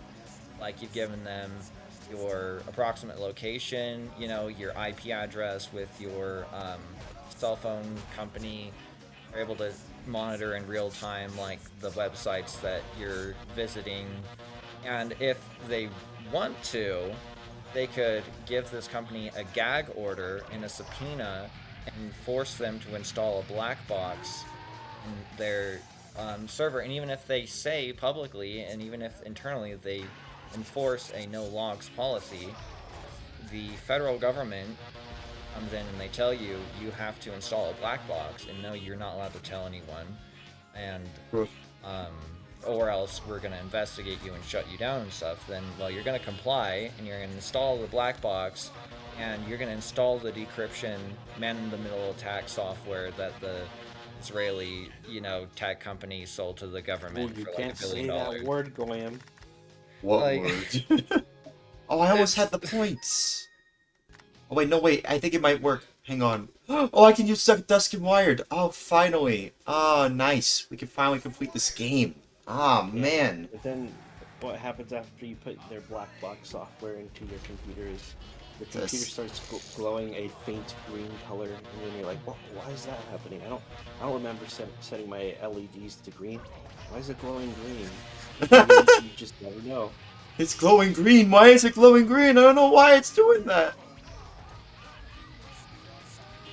Why is it doing that? Also, this entire level, I think you have to go through the entirety of all the three levels in order to get to Statue of Liberty. What? Look at this. Look at this. I Yeah? I worked on this. It's embarrassing, kind of. This guy Let me wanted see. me to like make him a website about chemtrails. Okay, he's like, he was so serious about these chemtrails, and he needed someone to make a website. And so I was that guy. I made him a website. And anyways, I've been trying to get away from this for a while now, Hang on, and I let me had to see. interview someone to take over my role as like the website developer. Hang on. So while I'm interviewing him, and these guys are all just like paranoid, like I don't know, like fucking conspiracy theorists. I was like, wouldn't it be funny if I made it look like I'm like hacking the Matrix or something? So Oh. so I'm sharing my screen on this interview, right? Yeah. And look, this is what I have. Let me see. Hang on. Let me share your screen actually. I want to share it with the rest of the class. I can show it. Yeah, yeah. Give me a moment. I need to pop it out. Pop out stream. Yeah, I don't know why. I think because you left earlier and now it's not showing. Hang on. Give me a moment. Change to Can you not that. see my screen? Hang on. I No, can no, see wait. it. Yeah, I can see. I'm just trying to show it on the stream. There we go. There we go. Okay, let me see. Oh! Oh, that's funny. Wait. It wasn't. I kept switching back to the screen while we were interviewing. The Matrix looking screen? Yeah, no, not even just that. Like, look, this is what all I had going here. So, Third eye. it looked like this, okay? So it's Whoa! like I have this going like the entire time, and it says shit like decrypting net bypass. That's the kind of No. stuff you'd see in movies where it's like, I'm hacking the network. 3 bifurcated net runners detected. Eliminate threats. Yes, no, and then it has a countdown, and it counts down to -1. And it has all these like random error things, and then it just like starts pinging Facebook, and then so this funny. right here That's so may or may not funny. be like a genuine hacking tool. I can't say for sure. This right here. Oh, and then it just starts randomly printing like this random file on my computer. So it Numbers. it looks like super serious. This is It awesome. prints it one line at a time, so it looks like the stupid like CSI. It's like That's so good. That's so this good. is just like a stupid like program as that too. Oh my god. Tampering with breach vectors. It says now. Third eye. Third eye. This is Powered so. by Trivoxel Dude, this cyberware. is like the kind of stuff you'd see in like probably like CSI or X-Files where it's just like I'm hacking the web. I'm hacking the or no, they'd be super serious like I'm in. I am hacking the stupid Americans. Yeah, but also no. I'm installing communism. Yeah, installing communism. No, not the communism. No, I want it off my computer. Conrad, let me show you how I hacked Facebook for 10 pesos. So what did they say when they saw all that? Oh my They didn't god. say anything. That was the weird part. It's like, you know, it's Like doing what? all this bullshit, and I keep like switching back and forth. You know, like I've got like over here, and I've got like my web browser up, and I'm like doing stuff, and then like I switch back over here, like I'm checking for something, and I'll look through here, you know, and I'm like, yes, let me check on my super serious hacker stuff right here. Yes, this is like so legit. Oh my god. Tampering with the fucking breach vectors. That's so good. That is funny though. I will say that is. And look at this. Look, this is the whole program here that it's running. Like when it says all that. So this is the entire program. So it's a loop that goes forever until I cancel it. It clears the screen. It that third eye thing that you saw. It's literally just something that I typed out. Like that's just some text. I make it like stop doing stuff for Powered by Trivoxel almost a cyberware. second.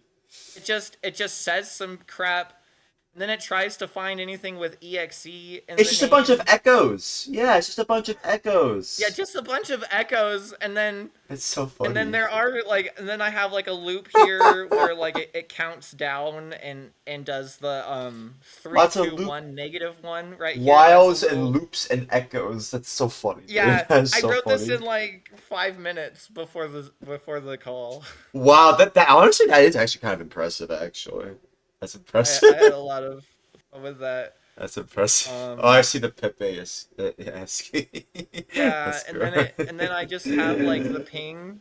Yeah. It's like a ping, and then I just set it to like sleeps for 0.67 seconds.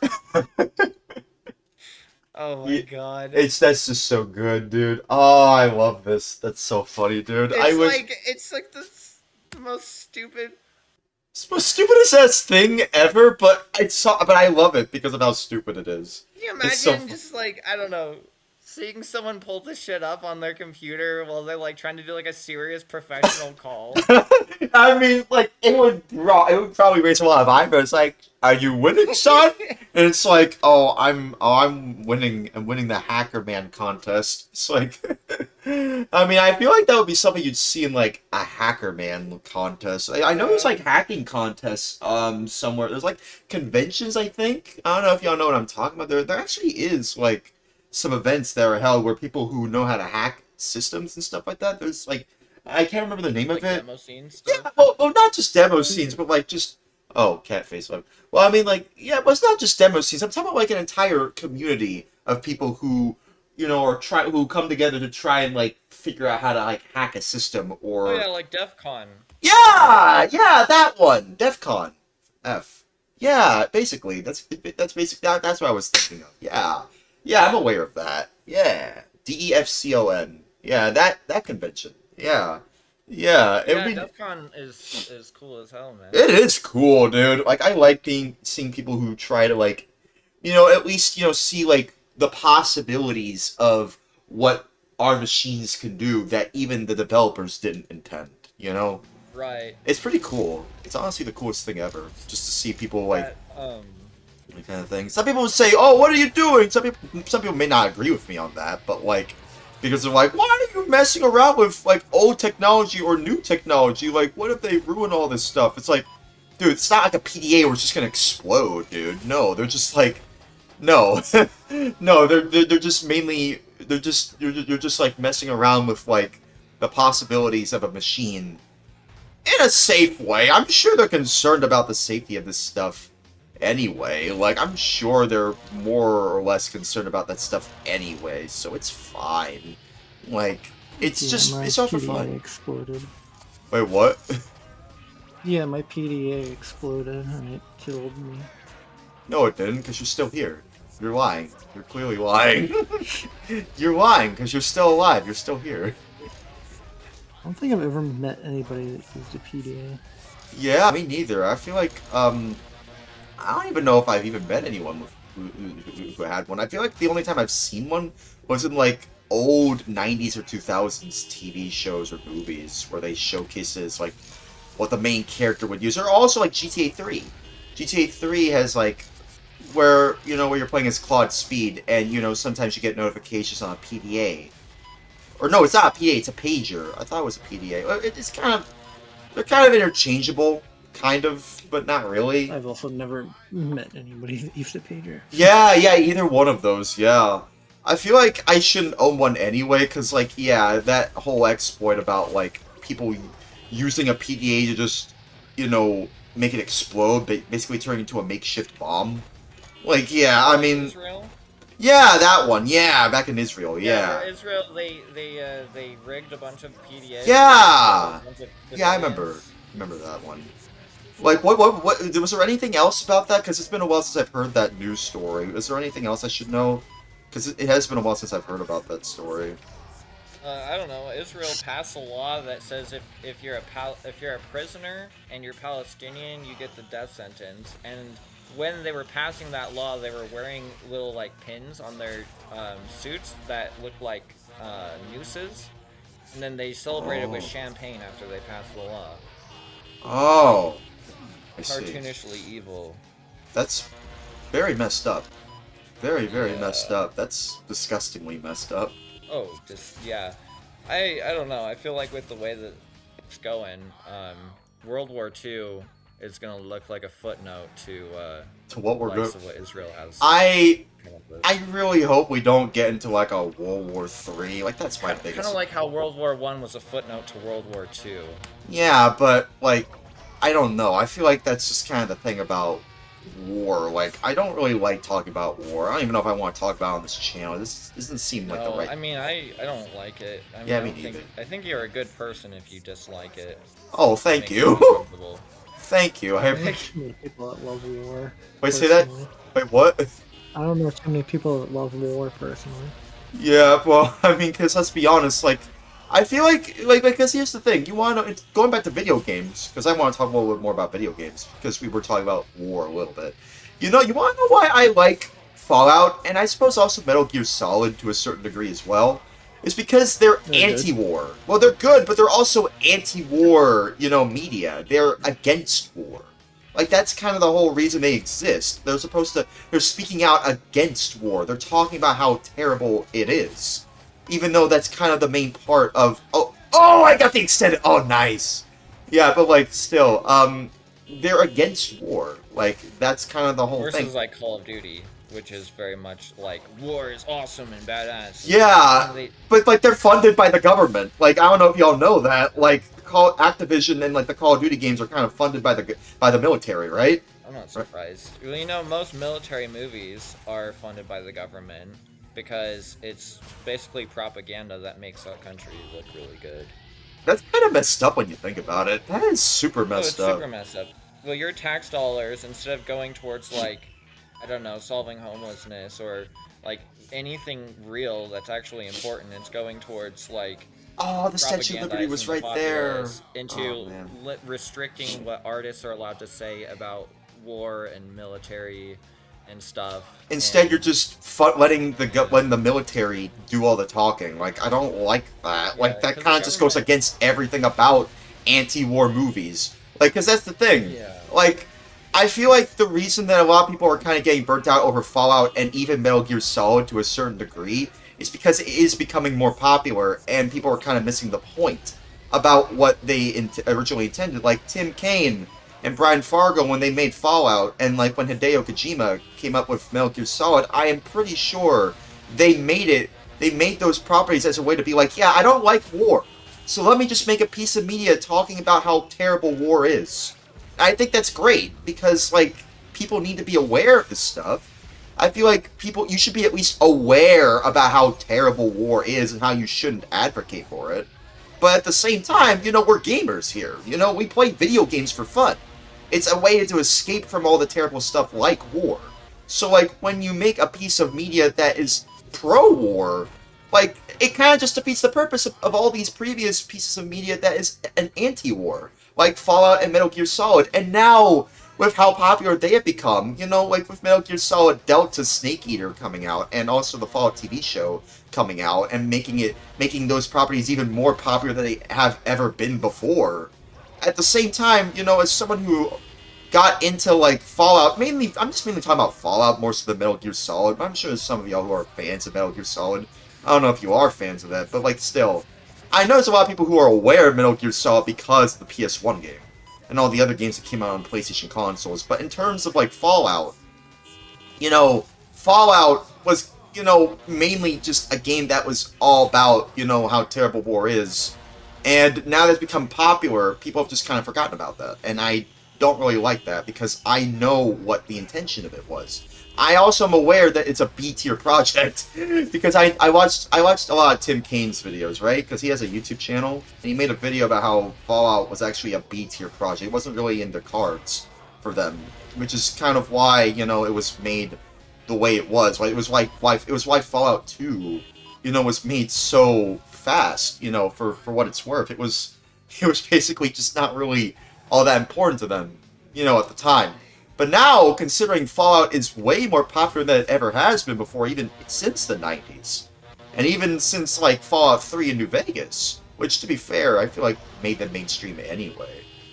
At the same time, since we're talking about, like, war and stuff. Like, yeah, like one of the popular catchphrases in Fallout is war. War doesn't change. You know, war doesn't change with some. I mean, I know what it actually means, but like my OCD is making it hard for me to say it.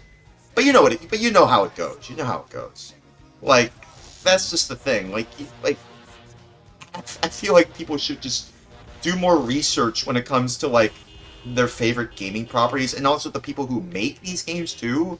Like, I know it's easy for people to not, you know, pay attention to the credits of games and stuff like that, but I feel like people should, because, like, you know, they're the people behind your favorite games. You know, I feel like you should at least be aware of who made them, and if you're not, then why are you playing them? You know, like, you should be aware of, like, who made them and who plays them, so that you're, you know, at least, like, a little aware of what's going on.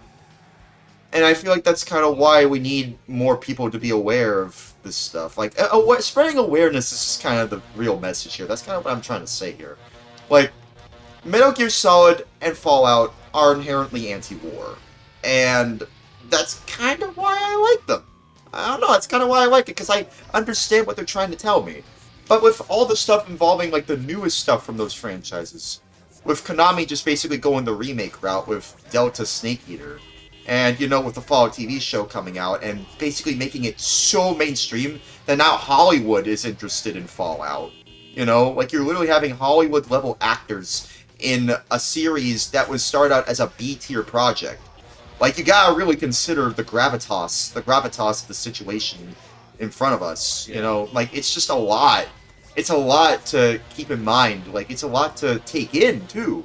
It's a lot to take in when you're realizing, like, yeah, all these franchises I grew up with, now they're becoming more popular with people than when I first played them. Like, I imagine people who played Fallout 3 back in the day, they didn't expect that, you know, now to be a TV show. Or even people like me who played New Vegas back in the day. I don't think I expected there to be a TV show about Fallout. And say what you will about the TV show. Wait, what? Probably gonna be bad. It probably. I can't. Can you say it one more time? Is that out yet, or is it like a thing that's still being made? What, the TV show? No, it's already out. It had 2 seasons. Oh shit! I don't keep up with TV. It's fine. Well, it's fine. It's on Prime. It's on Prime. That's how I'm able to watch it. It's on Prime. Ew. Yeah, I know. It's weird. I don't know why, but that's the only way you can watch Fallout TV show. Actually, that's not true. You can watch it on YouTube as well. I think that was pretty recent too. But you can watch it on YouTube if you want. I don't know if I'll be able to make it. Man. Ah, crap. I almost made it. I almost made it, dude. Come on, as soon as we're done, we could probably play some more Simpsons Hit and Run. Because well, that rhymed. Because I want to play more Simpsons Hit and Run. So if I can complete this section... that'd be cool. Like, dude, I don't think I can be able... of course, I haven't put it in a completed mode yet, but, like, I finally got to Dusk and Wired. You're basically supposed to go from Night Owl to Rush Hour to Early Bird, and then to Statue of Liberty, like, in terms of, like, the sections of the levels. It's super cool. It's super cool. Like, this game is fun. Like, I just have to say, this game is... I played this game for a little while now on stream for about 2 hours, 15 minutes, almost 3 hours. I've been having fun, even though I've been crashing into things a lot, but, I like this game. I personally really love this game. I like this game. I wish it got a Dreamcast port, because the controls here, it's not that complicated. I'm only using, like, very few buttons, and I'm only using the analog stick to move the taxi. It's a taxi. The thing is, though... Oh, crap, I don't know if I'm going to be able to make it. I wasn't able to make it. Right there. Basically, the moral of the story here is... Yep. The Wii U sucks. What? Wii U sucks, yes. Wii U sucks. We still have the Wii U hater versus Wii U lover right here. They're still here. Hey, I mean, the only real thing good about the Wii U, in my opinion, is the gamepad. Because, like, it's used on the Steam Deck, kind of. The Steam Deck kind of has the same layout as the gamepad on the Wii U, when you think about it. So, like, yeah. I think the gamepad, I guess, it's comfortable, but it's a little cumbersome, and its battery life is Well, yeah. I mean, I haven't used a Wii U at all whatsoever. I mean, if you upgrade the battery pack like Yeah. a lunatic, it's so good. I am not doing. My should not get a gamepad lasts- default controller that lasts that long. Yeah. My gamepad lasts like 10 hours. 10 hours. So that's like compared to what exactly? What was the original battery Like life? 1. What? What? 1 hour? Oh, you can get like maybe 3 hours. It's not. out of a charge Yeah, it's if like you're I want to lucky. say it's like 2 to 4 hours, which That- is Yeah, like it's pretty bad. it's not a lot for a controller. That is not a lot, dude. Like my PS4 controller could last a lot longer than a Wii U gamepad, dude. Like what the hell, Yeah, but man? it doesn't have a touch screen and a microphone and a webcam and a gyroscope and rumble. Okay, with the exception of the gyroscope, all of that shit, all of that shit is like literal pointless fluff. Because like, Even the Wii U. Oh, and it has an audio jack for headphones, by the way. oh yeah, for like what, voice chat or Using something? the Wii U camera. Yeah, or like if you want to listen to your game audio on headphones, you can plug it into the headphone jack. Get that sweet, like, It's gonna be tough. amazing quality. Oh man, it's gonna be a bit tough to You know what's pass. crazy? The gamepad, actually, they've kind of cracked how it works. It's Yeah, very recently, Matt KC made a video about it. Y'all yeah, seen you it? saw that. Yeah, me too. thing, I've seen it. Yeah. Yeah, I've Pretty seen. cool. Yeah, but now, you know, I feel like I'm shocked that it took this long, though. I'm shocked it took this long for them to finally make it a bit more streamlined anyway. Because, like, and to be fair, it's kind of still in development, I think. It's been a while since I've seen the video, but isn't it technically still in development, technically? Most likely. Yeah, so, like, it's not really, you know, ready for the main public to use, right? So, like, people are still Right. stuck with, like, the options they've had to use before this new option that Matt KC presented in his video. So, like, I don't know. I'm when I get a Wii U, I'm gonna get a Wii U when I finally hear about, like, that whole thing, like, you know, finally being available. Like, and to be fair, if I just get a Wii U and I could just use my Steam Deck as a Wii U gamepad, that'd be pretty great, actually. That'd be super great. Also, I'm crashing into everything, dude. Jesus. I got a Wii U for like $60 at a thrift store. Is back that in cheap or is that 2019. expensive? That's the only. I mean, that's pretty cheap. It is. Um, I mean, Considering that it was the entire like console with everything included, including the gamepad. yeah, because you need the gamepad for it to function properly. You need the You can gamepad. barely. Again, you can't go into the system settings without the game. Yeah, You like, can't do anything in the settings. It's insane. that is insane to me. Why would Nintendo just lock the settings behind a peripheral that you Yeah, can it's only great. So, get? like, if you wanna move the sensor bar for the Wii mode, you have to have a gamepad. If you want to connect to the internet, you have to have a gamepad. If you want to change from like surround sound to stereo, you have to have a gamepad. It is pretty stupid. And the funny part is, with the fan-made patch, you can. It basically just duplicates the gamepad screen onto the TV screen, and then it redirects the gamepad, like the Pro controller input, to be gamepad input, and it actually has an on-screen keyboard that you can type using the regular. Oh, wait a like, minute. Controller and everything. Wait, is the keyboard a QWERTY keyboard? Is it a QWERTY keyboard, though? Is it a QWERTY keyboard?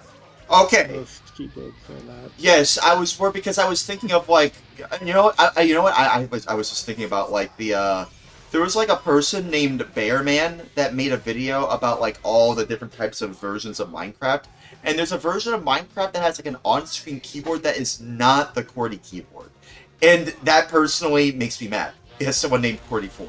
I don't like that. You know, I also don't like. Alphabetical order. Like it just like, you know, alphabetical order. Yeah, I just don't like that. My name is not ABCDE4. No, it's 44. You know, be cumbersome to say for me to say, hey, ABCDE. It's like, and I like. Settings thing is ridiculous. Another thing I've never liked about the Wii U is the way it scales, like The what? scales out with Wii games that you play on it. They look kind of Yeah, the Wii scaling is pretty bad. Yeah, see now Oh. Try is understanding where War is coming from. I think But, you know- you can improve it though. You can patch games. Yeah, to- yeah. So that like they don't use the deflicker filter. There's so many Oh cars. yeah, to but that doesn't affect the scaling. 'Cause, I mean, that's just a thing the Wii did to begin with. The Wii was the Yeah. one that had the deflicker, but the Wii U is the one that improperly scales. Wait, was there flicker on the gamepad? The Wii has a the GameCube had a So deflicker option. yeah, so basically Wii by went default double it has down. deflicker, which is something made for like CRT televisions. So it's not very pleasing when you're not playing it on one, which the Wii U is more than likely going to be connected to one. I mean, it came out in like the Uh, early 2010s. I'm sure people were starting to use flat screens by the 2010s anyway. People were starting to use. Yeah, no, flat screens were very common by the time the Wii U came out in 2012. Yeah. I thought it was like for like anti-seizure or something. No, I'm pretty sure it was some CRTs. Maybe it can be. Well, it's both because it's specifically anti-seizure for a CRT because on CRTs, blind flicker. That's just how that works. It's like if you look at like a lot of 480i content on like a CRT TV, since they have to flicker up and down, since 480i only like every frame or field it only displays 240 rows of pixels. They flicker. So deflicker is done to reduce the effect that flickering effect has, which can cause seizures in very epileptic people. But it is a thing made primarily for CRTs.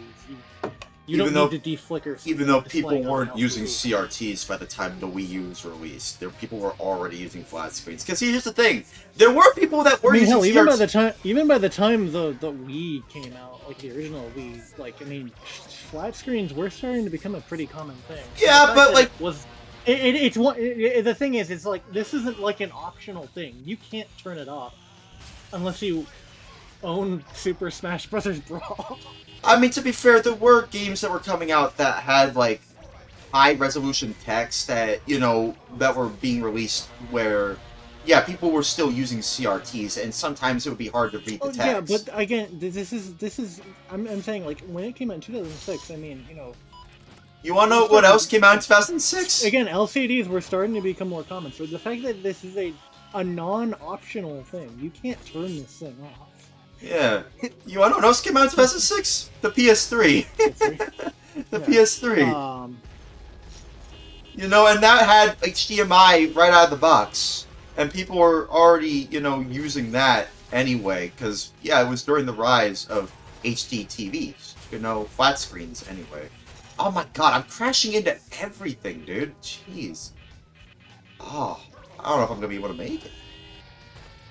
But yeah, yeah, I mean, the Wii U is just like, it has a whole host of problems, though. There is like... The main problem, though, that matters to everything is the library. I mean, obviously, I think the Wii U has good games. I mean, most Yeah, but like, dude... I just think that... Devil's Third. I gotta say something right now that's gonna sound... But yeah, but dude, Devil's Third! Devil's Third is on Wii U. No, for real, I'm though, coming from someone who will defend Devil's Third. Because I Call think of it's Duty very- Ghosts on the Wii U is fucking amazing. The what? Why specifically on the Wii U? Wait, what you... Because motion controls. That game is so goddamn fun with the Wiimote and nunchuck. Which game? Playing Which game? the story mode, campaign. It's so much fun playing. Wait, I with didn't the hear the motion first controls. part. What are we talking about now? Call of Duty Call of Duty Ghosts. Ghosts. Oh, Call of Duty Ghosts for Wii U. Oh, I didn't even know it got a Wii U port. I gotta say, the Wii U, so Call of Duty Black Ops 2 and Ghost were both ported to the Wii U, and the thing is, the Wii U has so much more GPU horsepower than like Xbox 360 or PS3.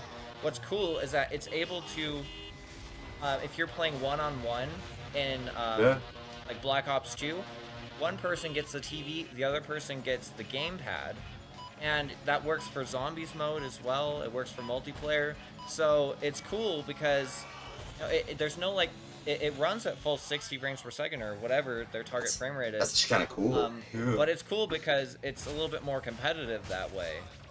Yeah, because than one is on having gamepad, to- the other is on a TV, so you can't see who's Yeah. on gamepad. Oh, I didn't think about Impressive that. if it runs like. Yeah, that's rocket. actually I like mean, genuinely nine- really like the Call of Duties on Wii U were really well made. Really? It's really impressive because I mean, 90% of the games that like have that kind of feature run really badly. I have Call of Yeah, Duty like, Ghosts, super good. but it's on Okay, PS3. I remember. I think it was what was it? It's a game that I feel like shouldn't have this problem. It was fucking Lego Batman 2 or 3, whichever one's on. I have Go Batman 2 on PS3 as well. It had like a split. It had like a split mode where one player could play on the gamepad and one player could play on the TV, and it runs fucking abysmally. Oh god. Yeah, It you is wouldn't think so that Call of awful. Duty- And it's a Lego game. It's a Lego But game. Yeah, no, it's impressive that they did that well, but a lot of ports weren't. And a big problem was that just that the CPU in the Wii was not very good. Well, I think a game like Call of Duty kind of works well because the way that game works, I assume, is kind of like Minecraft, right? Where you have the Does it work like where Minecraft? everything is sort of run as like a local server, and then each player not is not just playing that to feature, connect. not It's just that peer-to-peer. feature, just the game as a whole. Like a lot of game, regardless of the feature, a lot of like Wii U ports of like third-party games like chugged along. Some more than others, but like What? a lot just in general did not perform well, and a lot of it just came to the fact that the CPU could not do well against the PS3 or 360, which is insane. I'm gonna just say, it's probably not even so much that. It's probably that the Wii U, like, developers knew that not a lot of people owned Wii U's, so they weren't gonna put in the effort to, like, actually Should got the turbo. properly work out how to get it to perform well. I mean, they could have Wow. made Maybe the in game some cases, but better. I know a couple of developers did comment on. Out of the like, way. actual specs of the Wii U, Out like, of the near launch. 'Cause way. obviously they didn't know that right at the very. I think it was Black Flag one of the great. like Omega Force developers, the guys that make like the Warriors games. I think like one of the developers on Omega Force said that like the Wii U wasn't capable of competing as well as the older consoles. Because I think there was a port of like Warriors Orochi 3 on the Wii U that runs kind of badly, which. Did y'all know that the Wii U can actually play GameCube games natively, even though it Yeah. doesn't support it? Like, Yeah, Nintendo lets you do it, or you can inject GameCube ROMs into like the Wii titles for the GameCube. There's like a whole app that does it, and then it can put it right on the home screen. So you just launch it from the Wii U home screen, and then it boots right into Nintendo, and it boots into the GameCube game. I just don't know why they didn't capitalized on that feature. It has the same scaling issues as the Wii games because it's technically. It's also running not on too as a bad Wii. though. It's but I don't know. But might be able to make it if I can get it. But yeah, no, I mean, still, it can still run How do I it. get that? It looks better than AV on a real Wii, Yeah. Which is how I think most people play those games anyways. Oh man, I got you very. The nice thing is that the patching software that lets you do that wasn't high enough. That lets you inject whatever game into the Wii U home screen. It lets you disable all the like weird filtering and stuff, which is really nice. Yeah.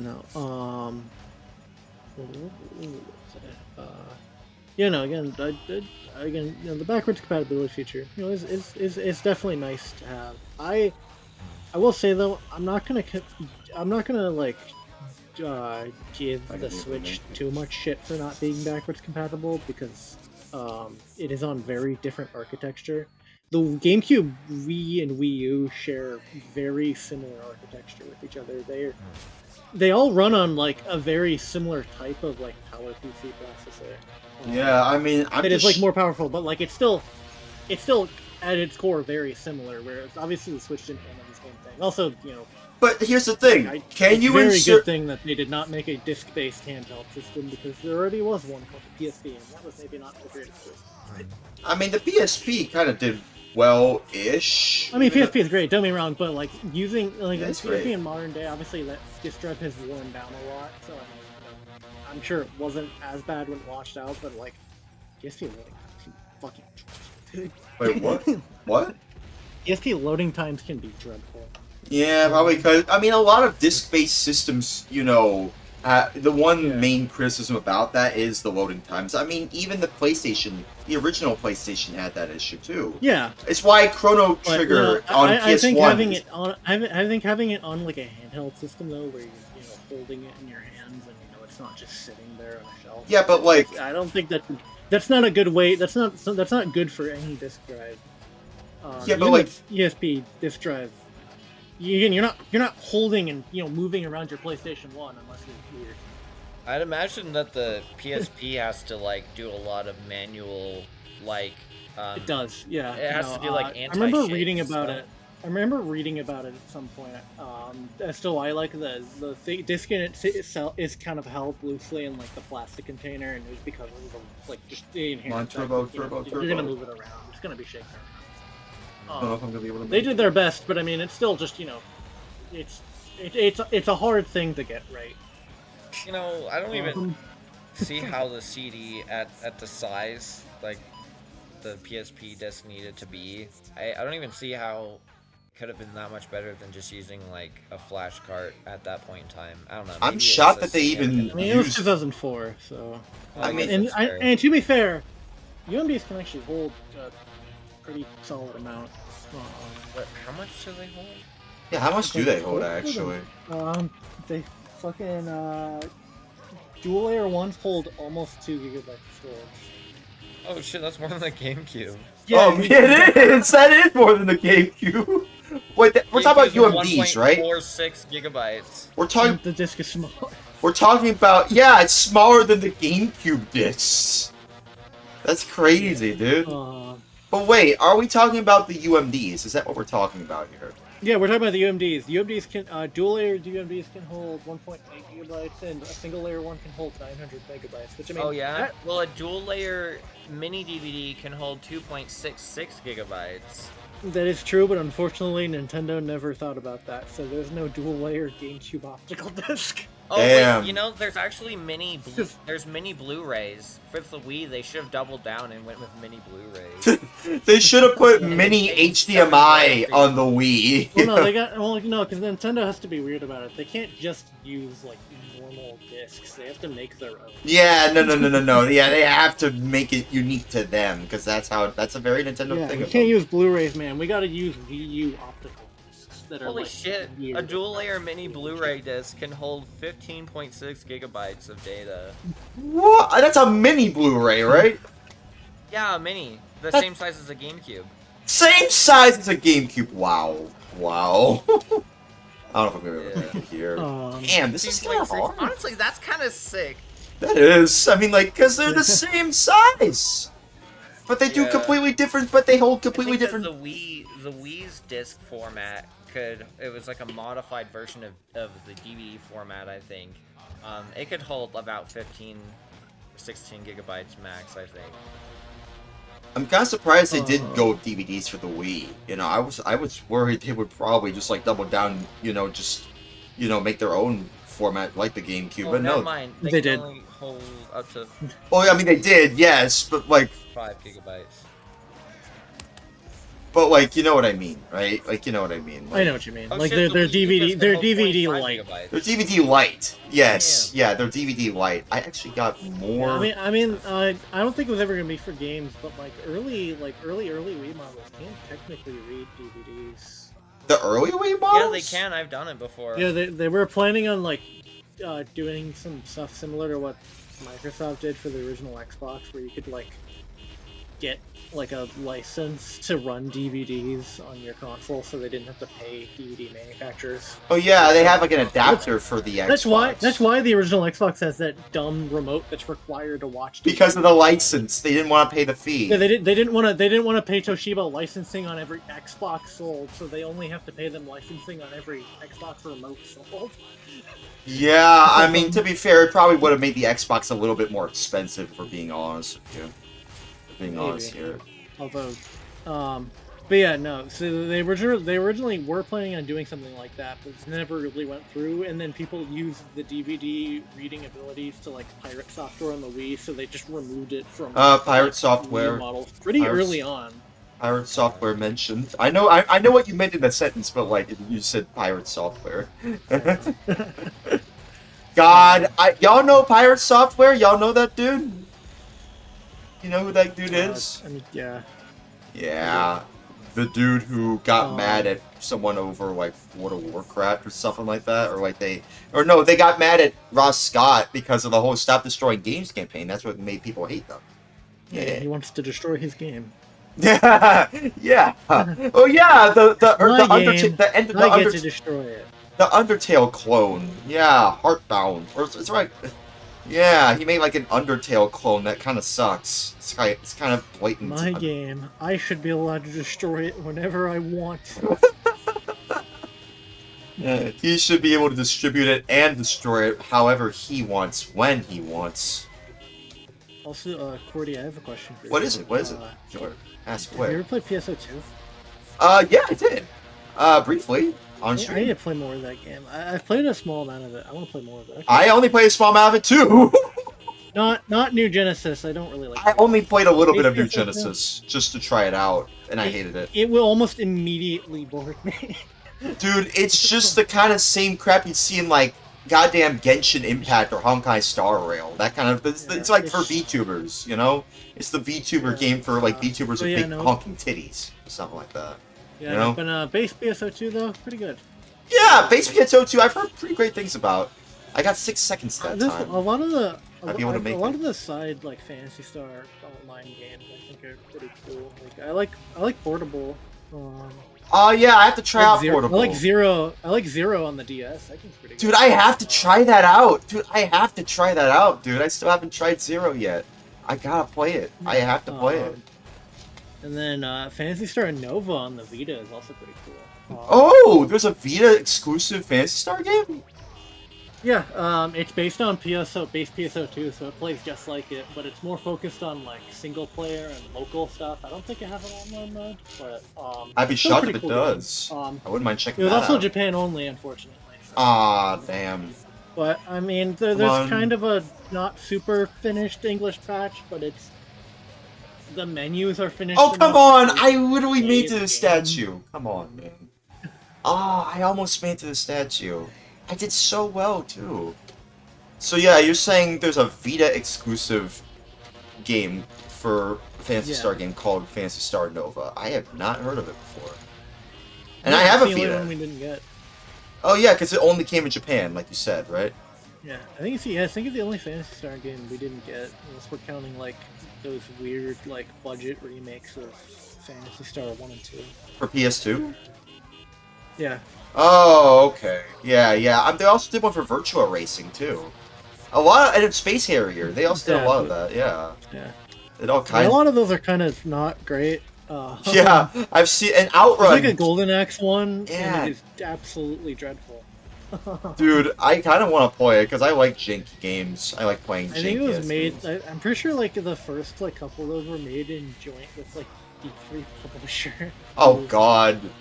That explains it. Oh, fucking hell. D3, yeah, that would do it. That'd do it. Why did I crash into that? Oh, yeah, well. I mean, I think the Phantasy Star remakes are kind of neat. They remind me of like RPG Maker games, which is funny. They kind of feel like what someone would make if they wanted to remake Phantasy Star in RPG Maker. Dude, speaking of RPG Maker, you want to know an RPG Maker game that I haven't played in a while that I want to play again one of these days, but not really. That has been ported to Steam lately. Off by Morris Ghost. Y'all heard of Off?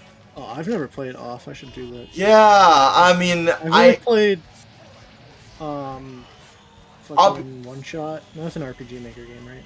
Yeah, that's an RPG Maker game. Yeah, you're right. That's an And then RPG I Maker. played fucking Mogeko Castle like a decade ago. What? It's some shit. Come on, come on. Yes! Oh my god, I made it! Guys, look, watch this. Look at the stream. Look at this. Oh shit. We're going up the Statue of Liberty! Dude! And I'm so wrecked! But I made it! I made it! Oh, and there it is! It's the credits! Look at that! That is so American. That is so cool. Look at that. We did it. We finally completed the game. That looks great, actually. I don't know, I kind of like that. It's so low poly. I love how like janky the helicopters are. Yeah, me too. Like why are the boats like that? I don't know. I mean, that's what I'm saying. This could be work well on a the Twin Dreamcast. Towers in the background. I think I saw. Yes, I think I did. I don't know if I saw that. They didn't have time to patch that out. Yeah, this was 2002. This was 2002. What? Fire the guy who put them in there. But yeah, that's Smashing Drive. Oh man, I can't believe forget. Don't forget, it's been 25 years. Hopefully you haven't forgotten. Dude, I can't believe 9/11. It's been 25 years since you know, we were talking about Israel and Saudi Arabia so far, and now we're talking about 9/11. I don't know if we should talk about that. Bro's getting Yeah, demonetized. this stream is sponsored by 9/11. No, it's not. It's not sponsored by. I don't take sponsors, dude. I don't take sponsors. What are you talking about? Dude, look at this crazy shit that I did. Oh, okay. Like, let me see. So look at this. This is like a bash like shell script thing that I wrote like a few years ago, and it basically is like a universal package manager. So no matter like what Linux system you're using, you just use the same command to install packages on everything, and it that's also cool. works on Mac. That's pretty cool, actually. Yeah.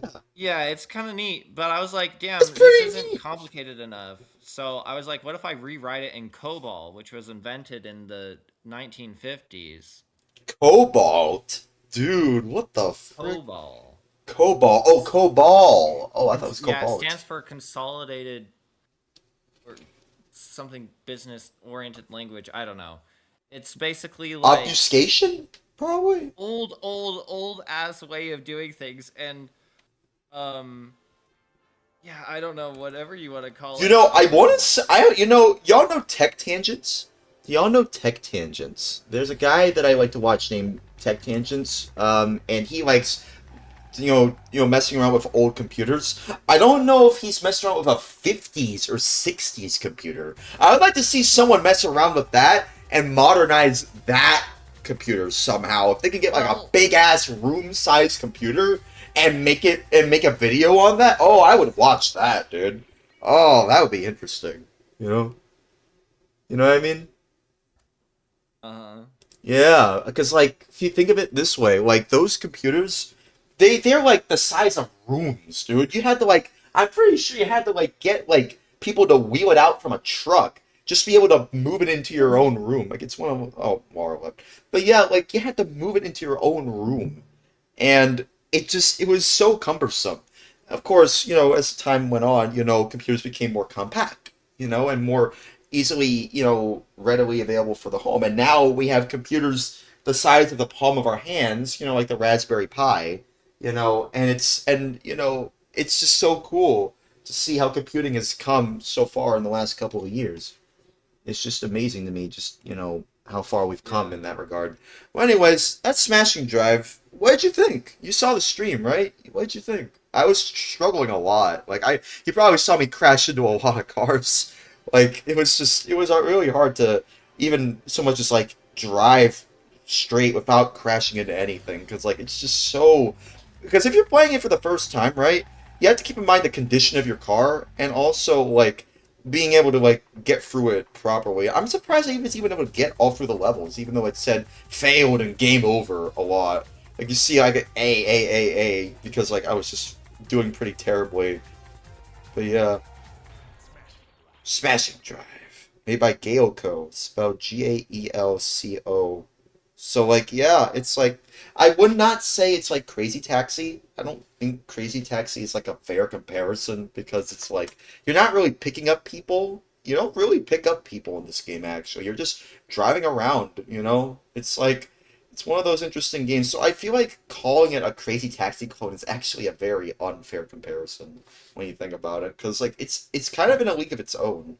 You know, it's kind of more crazy. I would say it's more crazier than Crazy Taxi. Just from all the footage you've seen, like just all the crazy stuff going on. Like, oh man. Like I would say this is like I don't know if I would say it's better than Crazy Taxi, but it's like kind of on par in terms of like just how much fun you can have. I feel like the people who gave it a mid review were probably the people who just played the console versions because this isn't really the full version, right? Because like I don't know if I mentioned this to you earlier, Try, but like did I mention earlier this is like an arcade port? This is like originally an arcade game that was ported to consoles, and there's also an Xbox version, and I have to play that too. And I'm going to, and yes, I am going to play that when I get an original Xbox. You know, one of these days, probably like next month. But yeah, it's gonna be cool. You know, it's gonna be really cool to be able to, you know, get the stuff, run up and running, like they say in the game, up and running. You know, I mean, it would be pretty cool to be able to, play all the versions and be able to beat all the versions. Because I beat the GBA version, and now I've beaten the GameCube version. Now I need to beat the original Xbox version. Because, like, I don't know, it might be better than this version. Because, like, it's more powerful than the GameCube, right? Like, the original Xbox is, vastly more powerful than the GameCube in terms of hardware.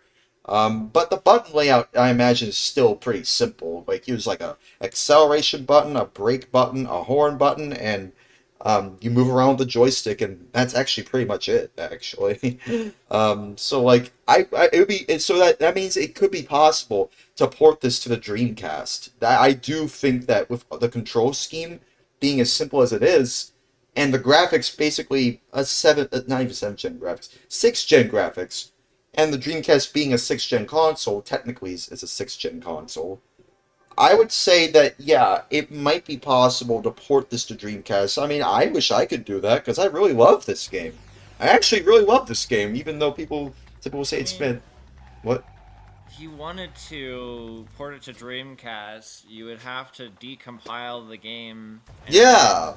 First we need to decompile it, yes. The entire graphics engine. Yeah, you would have to you have to really decompile and get into the very deep, you have to get really deep down into the code of it all. And did you see that some developers, they ported,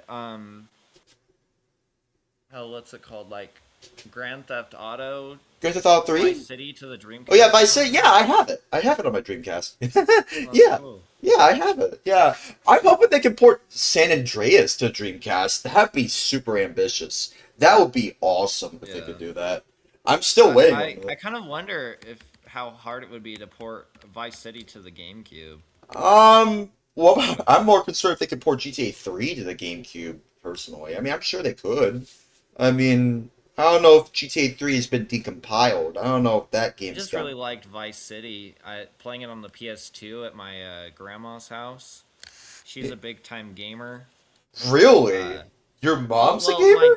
My dad's mom, that grandma, she's like really big into gaming, and she's got like a PlayStation, and I think she's got like a VR headset for her PlayStation. That's so cool. That's a VR headset for PlayStation. Wait, what do you mean VR headset? Like the PSVR? Oh, okay. I thought you meant like PS1. I'm like PS1 VR. No, it's like. Okay. Yeah, she has a PS2 in like her guest bedroom, and I played the fuck out of that. And you're talking about your grandma, right? Because my parents divorced when I was really little, and I'm sorry the last summer that I spent at his place, because it was like like in the summers I would visit him, and yeah, when I was like 16, I went to visit, and he was like, "Oh yeah, I'm gonna actually I double booked, so you're gonna go hang out with your grandma while I go on vacation for like 3 weeks with my wife." Okay. Well, anyways, my grandma's cool as fuck, and she's like into games and stuff. That is so cool, man. That is the coolest thing ever I've heard all night. What? Yeah, she's pretty cool. That is the coolest thing ever with an O&E that Well, I've and heard all the fun night. thing too. So my stepdad's Yeah. mom, that grandma, I did the Dr. Mario translation for her because she only plays 2 games. She plays Dr. Mario and Duck Hunt, and I don't What? have a zapper, so Dr. Mario it is. And we've been playing the Super Nintendo version on my GameCube. You and your grandma? Yeah, yeah. Oh. Yeah, I'll go over there and we'll play Dr. Mario sometimes. But we'll play the Super Nintendo version. I was God, like, damn, I really would love to play the Nintendo 64 version because it has better graphics and better sound and stuff. And I was like, but you can't emulate the Nintendo 64 very well on the GameCube. Like that game doesn't emulate like at all on the GameCube. So I had to figure out what to do, and my solution is, well, I'm just gonna spend 3 months reverse engineering this game using AI and and I figured it out, man. I figured it out. Yeah, but like and when you mentioned AI, that kind of just made me go do a double take. I'm like, that's how you did it. That's how you did it. I know it's lame. Yeah, I'm sorry, man. I'm just gonna be the first to say that's kind of a little lame. I'm sorry, man. I'm sorry. People don't like AI. I'm sorry. I know. I know. But hey, It's at lame. least you can play it with your grandma, I suppose. I mean, I suppose that's the silver I lining. know. But still, I mean, I suppose it's kind of the same thing with the SGGG translation, like for Dreamcast. It also used AI. I feel like here's the thing. Here's what I think is going to happen in the future, right? Something, I don't know what, but something involving AI is going to make lawmakers do a double take. You know what I think it's going to be? It's going. I don't know if I should even mention this. It's going to cause people. It's like the way that AI is going to affect humanity. I think it's something like in terms of like. What's a lighter version?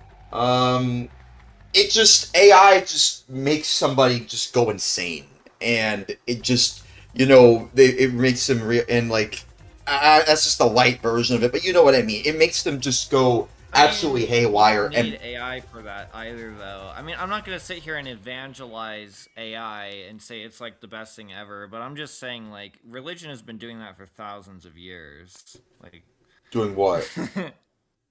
making people go insane.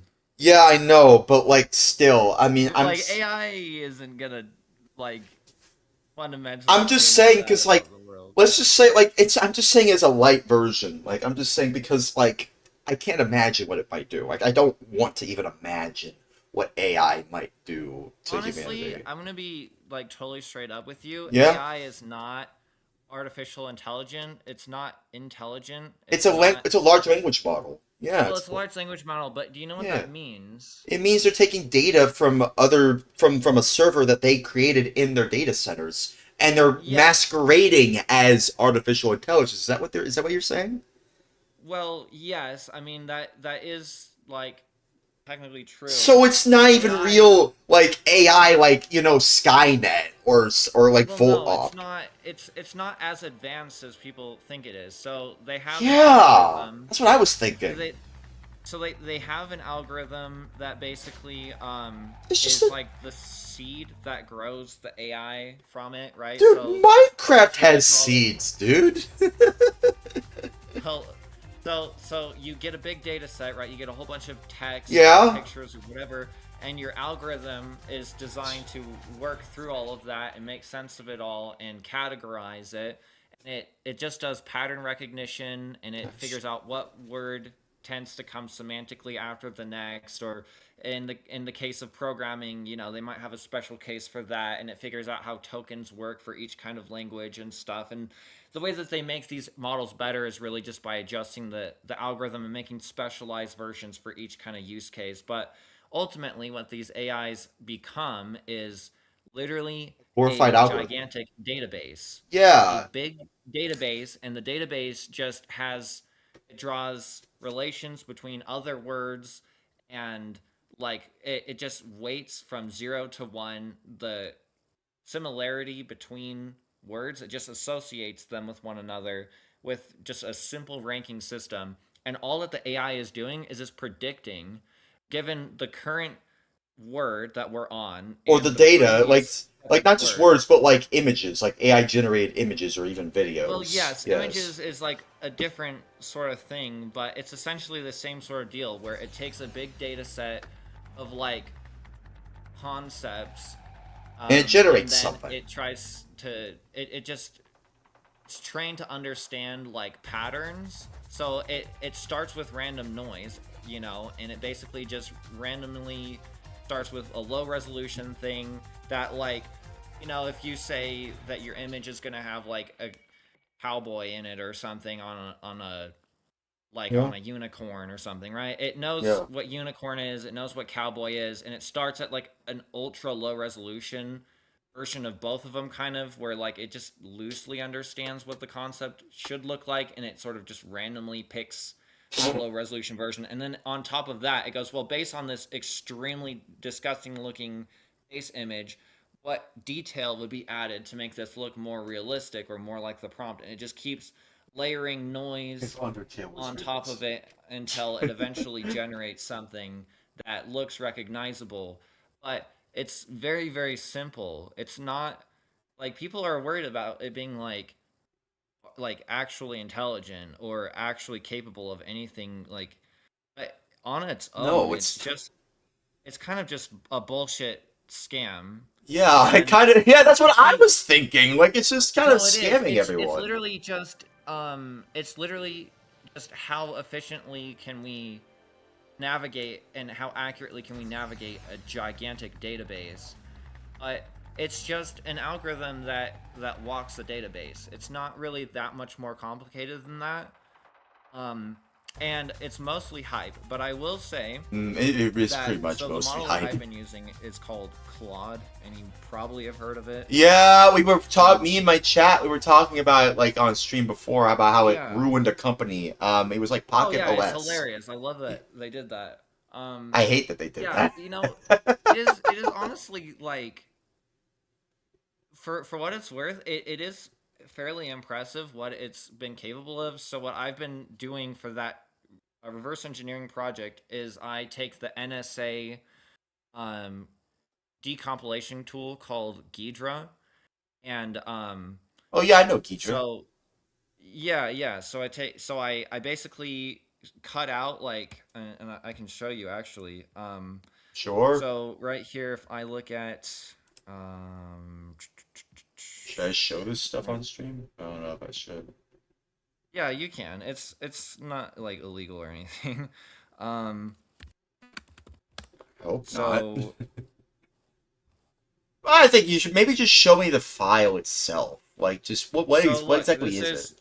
Well, look, it's just this right here is Ghidra, and just open up the program and just let me see what's inside. I can show that. Yeah. What, the tool? Well, no, I mean like what's inside anyway, like the contents of it. Yeah, that or no. Oh, crap. Oh, what? Oh, I thought you were just showing me text or that's something. What you were wanting to look at. Like the text, like the thing, like the actual meat and potatoes of it. Yeah. Well, this is yeah, that's Ghidra, right? I haven't worked on something locally. So look, this is right here. Yeah. Is that not? Is it not loading? I just have to open it up with a different tool. So this is basically like the Ghidra file system right here. So I just took the program, which, by the way, is fully legal, just in case you're wondering. It was developed by our government, the National Security Alliance. Yeah, I'm pretty sure I'm aware of that. Yeah, I'm aware. I watched Matt KC's video where it was like I don't know which video he made, but I'm pretty sure he mentioned Ghidra and like it was made by the NSA. But what I did was I removed all of the unnecessary files from it just to reduce the size of the program, so it would take less time and upload it to the AI thing. And basically, I pre-installed the GameCube extension in there somewhere, and so it has the ability to decompile GameCube binaries, and then I used 7-zip, and that allowed me to, because there's a 32 megabyte upload limit on Claude, I split it into files that are just under 32 megabytes in size. So instead of being one big, 300 megabyte file, it's multiple 31.5 megabyte files, which allows me to upload it in chunks to the LLM. And the LLM has a Docker container, which is a Linux, basically like a virtual computer where all these files land. And the LLM is able to send commands to its computer. And so I wrote it instructions, and I told it to basically, oh, damn it. That's not what I meant to do. Well, I'm sure I get it now. It's fine. So yeah, I told it to like install certain software. I told it how to set everything up. I told it how to generate the file that it needs. It has like an example script here, and I show it like how to use it and stuff. And then I explain kind of like the scope of the project and how the stuff works. And so yeah, basically I can send these instructions, and then it's able to enter it into its like temporary memory and stuff, and then I can send it the game files, and then it's able to basically decompile the binary, search through the code, figure out how it works. And the nice thing is that Nintendo wanted you to do this. To do what? To decompile their game. Like, I'm not even kidding you. What? So look, so here's the actual game right here, Nintendo's puzzle collection, and if you look, there's like all sorts of crap in here. Yeah, I see it. What's interesting is that if I search for PLF files, these PLF files are not used at all in the final game. You can delete them, and every single game will work just fine. Also, there's these rel files in here, like menu.rel, panpon.rel, drmario.rel, ycookie for Yoshi's cookie.rel. Yeah. So they have all of these rel files, but those are also unused. And early on, I was able to figure out that the rel files are literally just, so the game actually executes SZP files. That's the final, that's the actual binary the game runs, which is just a compressed version of the rel file. And the rel file is just PLF file without debug symbols. So the PLF file is actually the same binary as the rel, which is the same binary as the SCP, but they're different layers of the same thing. So the rel is nice for debugging because it's fully decompressed, other than like the nested like compressed data sections, but it's a lot easier to work with the rel for debugging. And then the PLF has debug symbols, so that's like variable names and stuff like that. Yeah. Like the functions are named. Normally when you compile and release software and you don't want it to be reverse engineered, you strip all of the variable names and the strings and stuff out of it so that it's a lot harder to reverse engineer. But this file specifically has all of those in it so that it's a lot easier to decompile and debug and stuff. They had no reason at all to leave these on here. Like, they take up a ton of space. Like, this menu.rel and PLF, these are like 3 megabytes combined compared to the actual one that it runs, which is like 100 kilobytes. It's ridiculous. So they actually more or less just left all of this stuff on here, just because they felt like it. They just figured. That's crazy. We'll leave all the debug stuff on here so that someone can more easily, hack into it in the future. I don't know if that was really their reasoning. Reference, my standalone Dr. Mario patch, which it doesn't even include menu or any of the other games. It's just Dr. Mario. Look at this. Yeah. This is all that's required to run Dr. Mario here. Oh, really? This is So this right here, this is the logo actually of the Yeah, game, which I'm I looking made at a custom privately. one. Yeah. Okay. Yeah. So this is the banner. This is the this right here is the Dr. Mario binary. This is some sound data that it needs, and this allows it to connect to the Game Boy or something. So that's all Okay. it needs. It All of connects to this the other Game crap. Boy? Wait, really?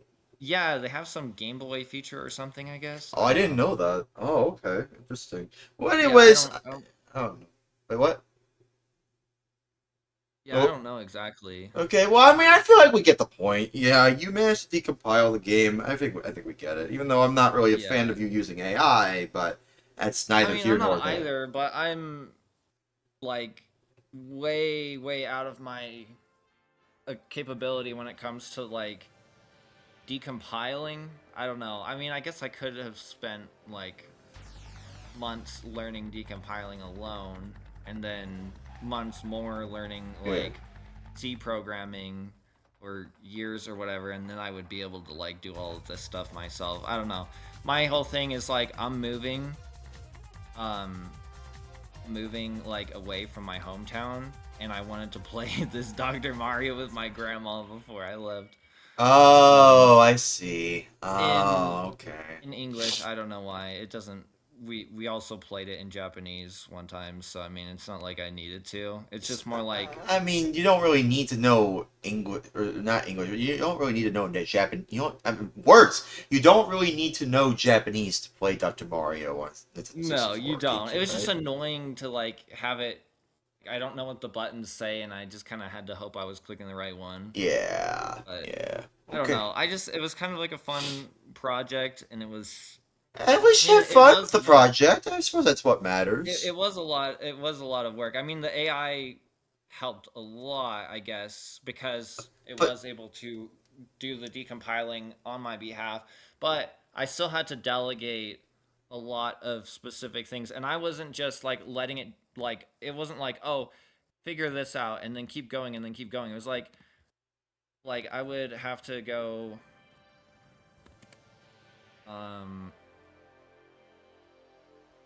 Well, I mean, either way, I think we get it. Yeah, I mean, still, I will say though, I think in the next couple of years, when people start to really understand what the AI that we've been seeing truly is, and when the AI bubble itself bursts, we're gonna start to see that people were like, yeah, this is kind of a bit of a fib. Like, yeah, I mean, like early.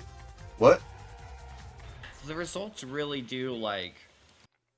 They are there. They are real. I mean, I was genuinely able to accomplish something pretty significant here. Yeah, I mean, you did. I mean, I can't discredit you for that, but at the same time... It really was just a tool in this case. See, yeah, I it's don't just like a generative tool. AI that is just pointless, like, for making pictures or videos or whatever. I think that's completely a waste. Or using it for, like for Marge with large tits or something like that. Like, just completely pointless counseling, crap.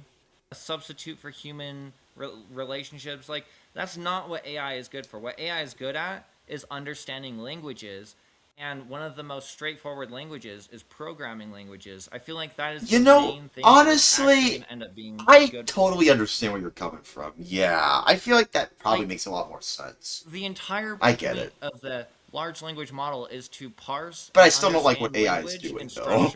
I still don't like it. So, like, this is basically what I it's really good don't. for. I hate it. I hate AI. I'm just the kind of person who's just like, yeah, I hate AI because, like, I don't want anything to do with it. Even if it is efficient for programming, I can't deny that it is efficient in programming. Like, I can see it if I can see with my own two goddamn eyes that that AI language model, large language models, can actually make coding a bit more efficient. At the same time, I've started to see people be like, why are you using AI in your code? Like, people are starting to get mad at those people for that. And I'm like, well, that's what that's the only real thing it's good for at this point. Besides, like, I suppose just like, I don't know, making coding even more efficient. I don't know, but like, still, like, the whole I think the whole idea of like AI generated images and videos and like substituting it for relationships, like, that is messed up. I do not advocate for that at all whatsoever. Like, but the thing is, though. like I too get what you're coming from. Like, yeah, it is pretty. I don't know if I would say cool. I wouldn't want to say cool, but it is interesting to know that we've reached this far as a human species to create a piece of technology that can make things more efficient for us. But it's always at the cost of like human creativity and like the human touch of like certain things. Oh, not entirely. You know what? I snuck an Easter egg into this, and all by if you yourself? uh, well, I used the AI to Oh, do it. okay. No, it's not without any agency. Like quite honestly, I did tell it, like the ultimate design and architecture of my mod is like completely was designed by me. At least the way that the implementing this. So AI was trying a bunch of stupid bullshit that wasn't working, and I was finally like, no, this isn't working. This is stupid and over-engineered. What we're gonna do is we're gonna add a new data block that is completely separate, doesn't touch any of the existing code, and then we're gonna put our translations in there, and then rewrite the pointers that point to it. Yeah. And basically anything that references one of these modified textures, we need to track that, and then we need to replace it so it points to our texture, loads that instead, and then bounces back to the instruction it's supposed to go to next. So I came up with that on my own. AI figured out how the hell it was going to implement that. It sends me the changes. I test it. It doesn't work. It crashes. I open the debugger in Dolphin. I copy the like the pointer values, the register values, the call stack. I copy it over to the AI. I say this is what happens. I describe in like technical detail, and then it's also like sending me, it's like just trying to read the data and reconstruct everything. Then I have to do a lot of work, and here's the other thing too, is it's like there was also a lot of hand drawn assets that I had to manually create. Like, oh, by the way, this is this is the Easter egg right here. Oh, that okay. I snuck in there. Let me see. Okay, I could probably show this. Since this is a Dr. Mario game, I thought, well, why not put this somewhere randomly in the binary? So if you feel so inclined, you can actually get this out of the game. That's funny. Yeah. At least that's interesting. Okay, well there you go. So look at this. I've got. Yeah, let me see. Can I show this? Hang on, let me see. Well, okay, I guess I deleted like a lot of those. Man. Okay, but I think but I think we kind of get it here. Like, you used AI as a tool for you to be able to do what? It's what's supposed to be. It's not your friend. It's not an artist. Exactly. It's not a replacement for real human. Exactly. It's not. It doesn't produce code that is as good as a trained professional human or team of humans that are actually qualified. But what it can do is genuinely like super impressive. You know what I did in 3 days? I built a custom Minecraft launcher using flawed code. And I was very specific in the way that I wanted it architected and the way that I wanted it to work.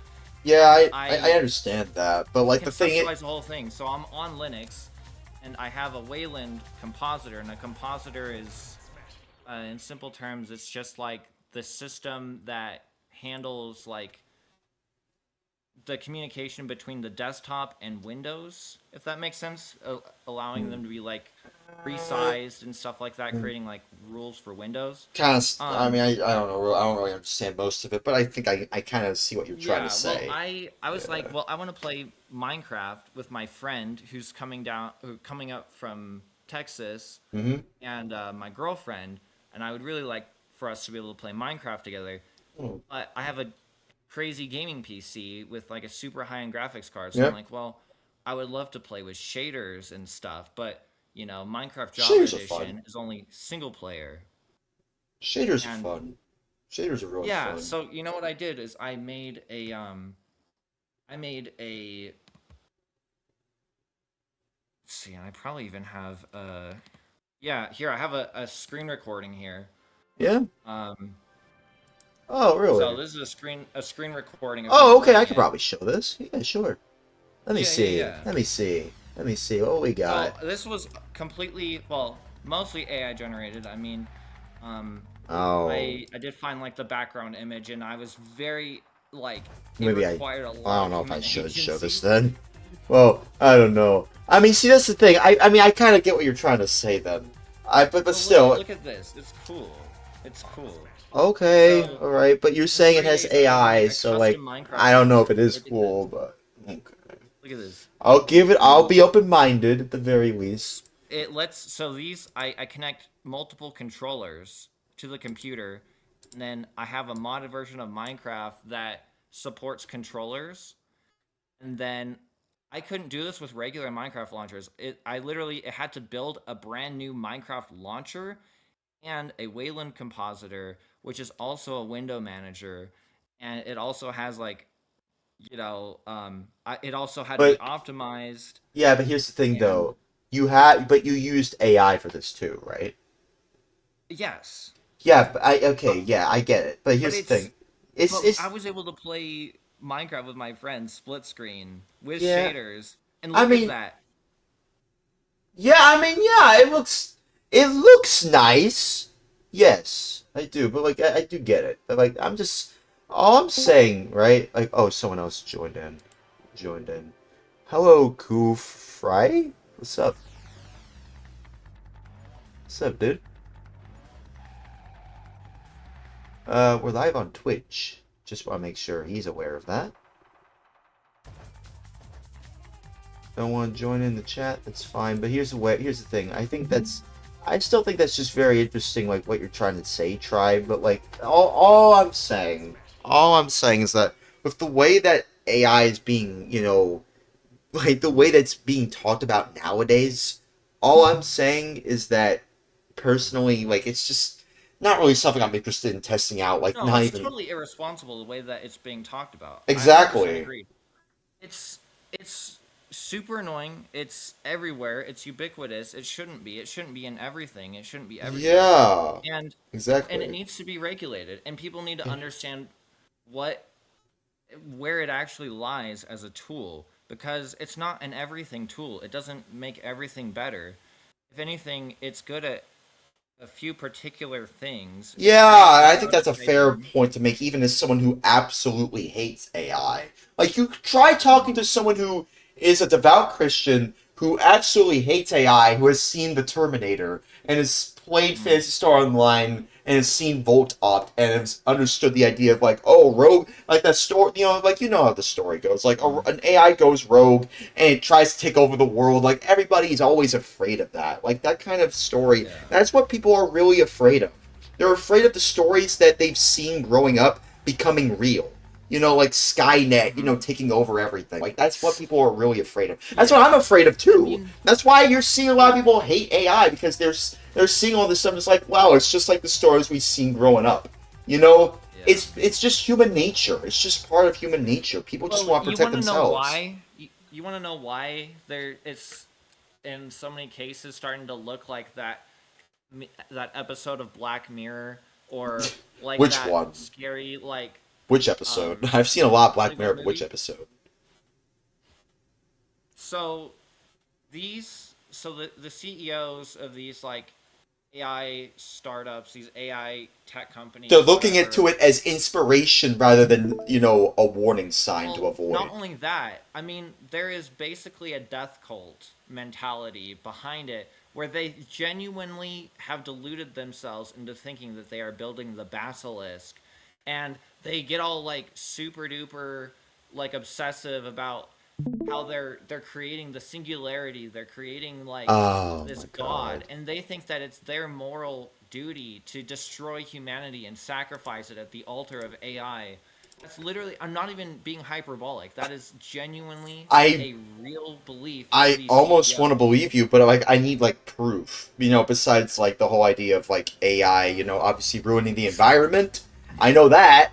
and people, you know, like rioting in the street. I don't know if there's riots in the streets. Probably not. I know there's been like people in like government. I don't know if it's like government. I don't want to say government officials. I don't think so. No, it's like people in like small town cities. I think like a mayor. I don't know. So maybe I shouldn't talk too much about it because it's been a while. I was seeing like a Yong Yeah video. If you know Yong Yeah, like it was like a video about like how a guy who was like, I can't remember exactly what he was talking about, but it was like someone who was a city official was being harassed by their citizens about how they used AI, and you know, it got so bad to the point where they got like, you know, like people just going up to their houses and like doxing them, or like obviously like very, and almost like it almost got to the point where I don't think it got violent. I hope it didn't. I don't think so. I don't think there was any violence at all whatsoever to be, but like it could reach that point if we don't do something about it. That's what I'm saying. That's why I do think it needs to be regulated so that there's no violence, so that there's no AI violence at all whatsoever to be. That's why I'm really hoping that at some point, you know, maybe hopefully now. I kind of want this to be implemented right now. Like, regulation for AI is the only way for this to possibly end, for all this mass hysteria, because it is a mass hysteria moment we're having with AI, because it's reached this point, you know? AI is not actually going to become, like, I don't think it's going to actually become, like, self-replicating, have its own, like, desires and stuff. I think that's... yeah, because that's just stuff you see in movies and TV shows and anime and stuff like that. What it's going to be is people like Peter Thiel of Palantir, who sign contracts with every police department and with private corporations and local like governments and automotive industries and every kind of industry, and they all agree to send all of their data to Palantir all the time, and Palantir uses their AI tracking software to basically create a detailed profile on every single person uniquely that follows them from one place to another, everywhere in their life, everything they do all the time, and it's able to target them. That's real. No, that's so messed up. That is where AI is genuinely dangerous. And that is the part that nobody wants to know about. And also, like, Jeffrey Epstein even was friends with the people who created let's not talk about him anymore. That's like the only time we should mention him. Like, let's not talk about him. Not on my stream. Not on my stream. Let's not talk about him. Sorry, I'm just saying, like the worst people imaginable are... Yeah, I know. They're terrible. They're terrible. Most of these AIs, and you have to assume that they have horrible ulterior motives. But these people are also stupid and delusional, because CEOs aren't CEOs because they're the smartest. Like, they haven't won meritocracy. They're there because they're rich, spoiled, coddled, trust fund kids that are just... They get whatever they want. They always have. And the investor class is also a bunch of stupid morons. And the only reason this whole system works is because of all the competent and diligent middlemen that carry out their psychotic visions of what the future is. The people that I feel bad for are the middlemen that have to, you know, deal with all this. The people that are coding the stuff probably against their will, I imagine. It probably is. A lot of these people that are coding these AI large language models are probably doing it against their will, if I'm being honest here. Oh yeah, you should see the More Perfect Union video about the... Oh, I've heard that channel. I've heard that channel. Yeah, I've heard of them. Yeah, they're very good. Yeah, they have a great video about what? More Perfect. You can send me the link on my DM. Powering. You just send me a link. I can check it out. Cause like yeah. There you go. This is pretty interesting. You could just send me the DM. I don't really have time to react to a video, but yeah. QWERTY, right? Yeah, QWERTY4. You can just send me a DM. That's fine. I'll check it out soon. Cause like I want to play some Simpsons Hit and Run now, cause I've already completed Smashing Drive. So Yeah, this is the GameCube server. I mean, like, yeah, we can talk about GameCube games, but we've also been talking about a bunch of other things too. But Well, still, I mean, everything really is somewhat connected in this world. You yeah, know, yeah, yeah, everything yeah. is Somewhat everything connected. is political to a certain degree. And I don't whether really, you I like don't it or really not. like that, but I do get where you're coming from. Yes, I do understand where you're coming from. I mean, They're like bugs. You can't escape politics. They're like bugs. They always find a way to crawl their way into everything. You know, that's the way I look at politics. They're like bugs. Those creepy crawly bugs that you thought you could escape, but no, they always find a way to crawl into your Gatorade bottle. And I hate it when they get into my Gatorade bottles. You know, it's like I like Gatorade, but not bugs. I like drinking, drinks, but not politics. You know, it's just you know what I mean. I'm sure you know what I mean, right? Yeah. I mean, yeah, but there's also the fact that everything influences politics and everything is influenced by politics. Yeah. So politics isn't just it's not just Yeah. policy and people in suits. It's Yeah. also just The way people. that power is distributed in the Power world and and way the that we people. organize our resources. Yeah, but it's also about the people too that have to deal with all the stuff involving politics. So like, yeah, I totally get that. But that's just the thing. Like, as someone who understands that everything, even in a small way, is influenced by politics in some way, shape, or form. I've seen enough of politics to know that it's just something I don't really feel comfortable talking too much about on my channel because I just don't think it fits. It's like when Mr. Matty Plays talks about like eBay buying GameStop on a channel all about completely dedicated to retro gaming. Like that's really what I saw. Like Mr. Matty Plays, right? You know the dude. You know that dude. You know that dude. Wait, what? I haven't heard of him before. Is he like really popular or something? He is. Yeah, he is. I remember seeing him when he was talking about Fallout 4, when he was speculating about Fallout 4, when it was just a rumor or something like that. That's what got me into Matty Plays. And then after that, stuff came by, time went by, and now he's just kind of, I don't know if I would say a grifter, but, things have changed. A lot of YouTubers I watched over the years have kind of become grifters nowadays. And it kind of just sucks because a lot of them I used to look up to, and now they just kind of changed for their own personal selfish gain, and it sucks to see that, It sucks someone like me who watched a lot of YouTube over the years, basically kind of grew up with YouTube as well, It just kind of sucks to know that this is kind of, and the thing is, I grew up with a lot of the internet growing up. I didn't grow up in an internetless internet. The internet was always omnipresent in my life in one way or another. You know what I've noticed? Yeah, what is it? A lot of the YouTubers that I used to like watching and respecting circa 2016 and onward, the ones that always said that they didn't want to get into politics, they didn't want politics in their games, they didn't want this and that. They ended up being those very people that do that. Those people are the ones that, by virtue of trying not to care about anything, ended up basically only caring about themselves and becoming awful, disgusting human beings. It's like if we're not willing to face reality and we're not willing to think seriously and critically about the issues that affect our daily lives, we feel like we can just find a simple solution and brush them away.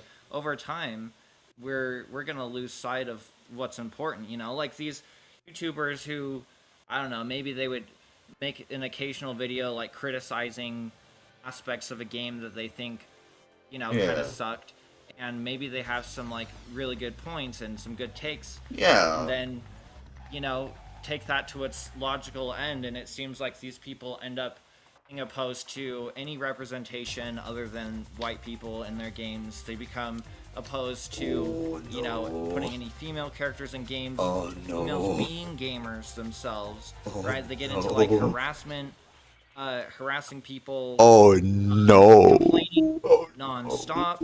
They end up like being extremely hateful. They can't enjoy any games or any media that comes out because they find one thing or another that's wrong with it, and it just They can't stop complaining. Yeah, they just can't stop complaining about everything. And it's And- just and- they don't seem to be happy at that point. and Like, they get a great big army of people who yeah.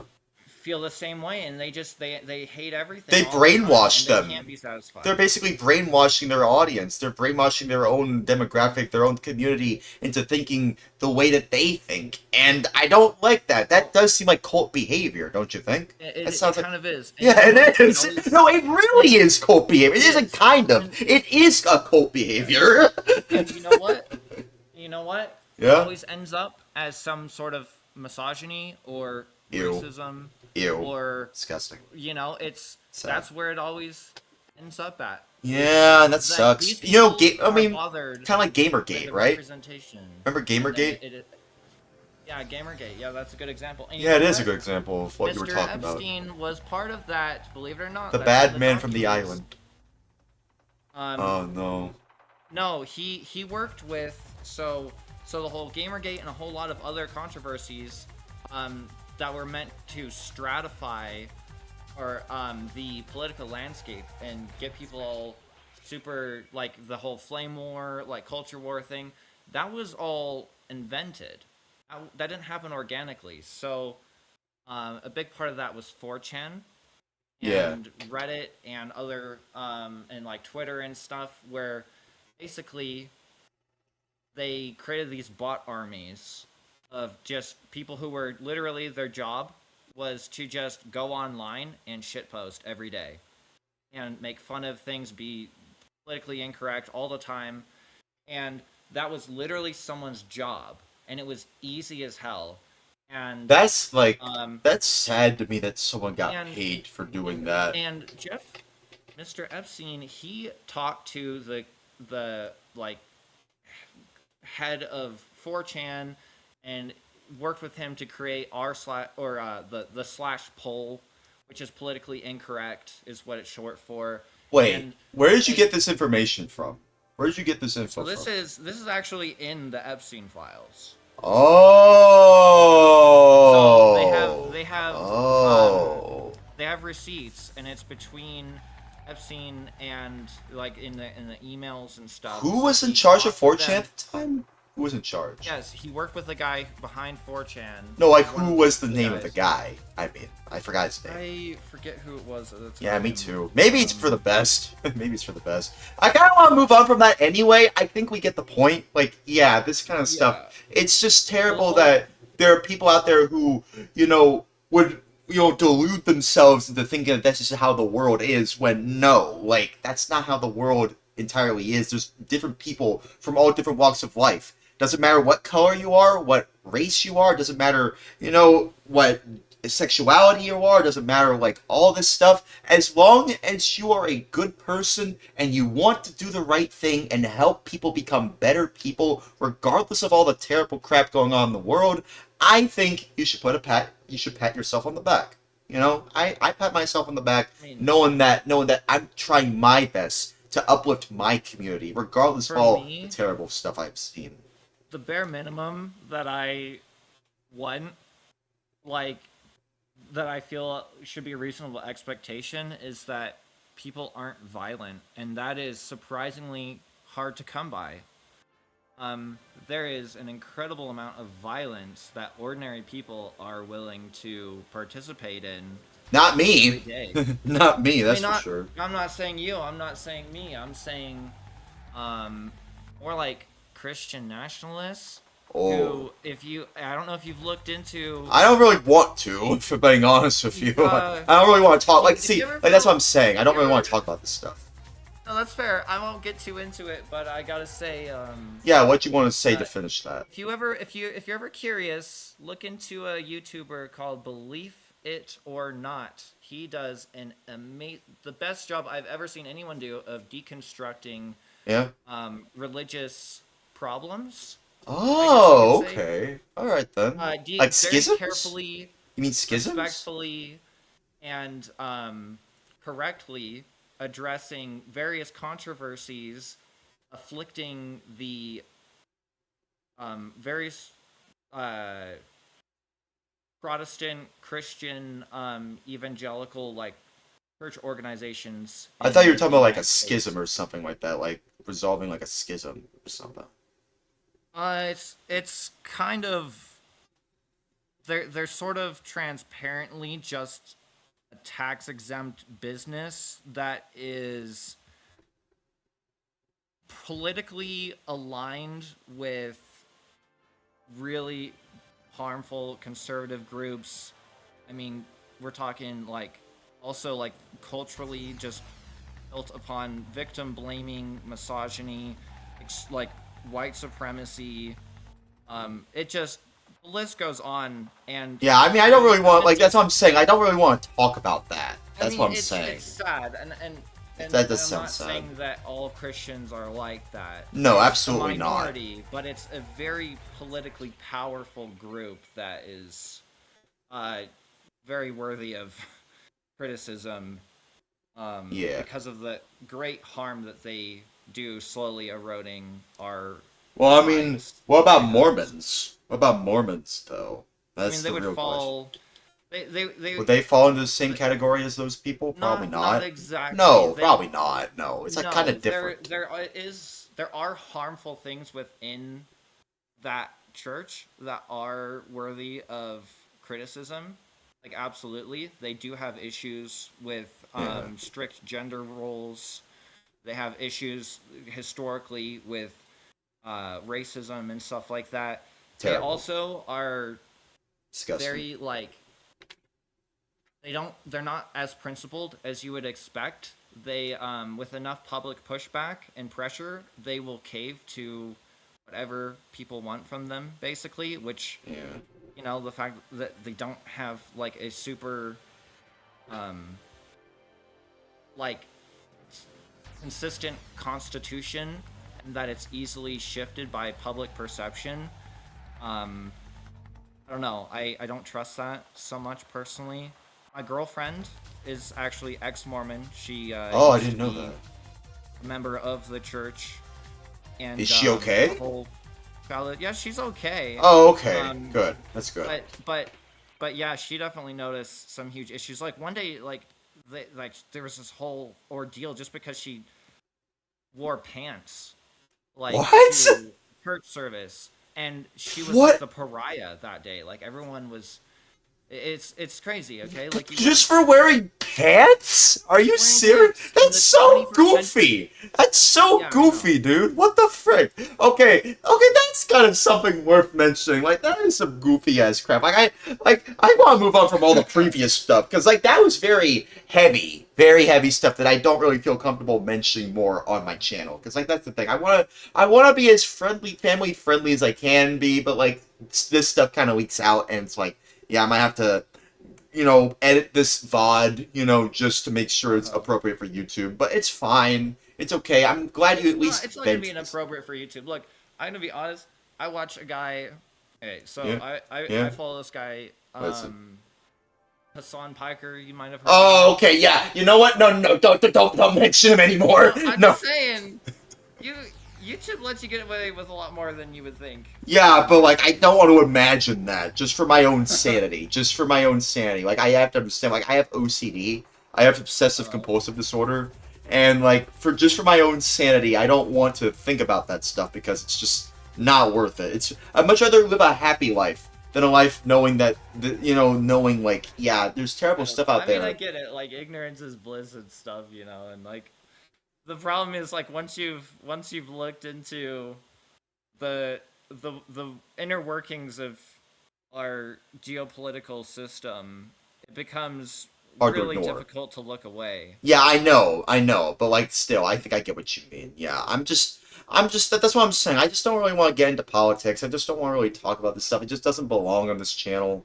It's just not part That's of. fair, but to my credit, you have been like also showing a lot of like interest in the conversation. Kind of, It's gotten yeah. so long. Wait, what? I mean, like, let's be honest. Like, you keep engaging with the subject matter. Yeah, I know, but that's because it's at least worth mentioning because for awareness. Because at least we're now more aware of this stuff. Like at the end of the day.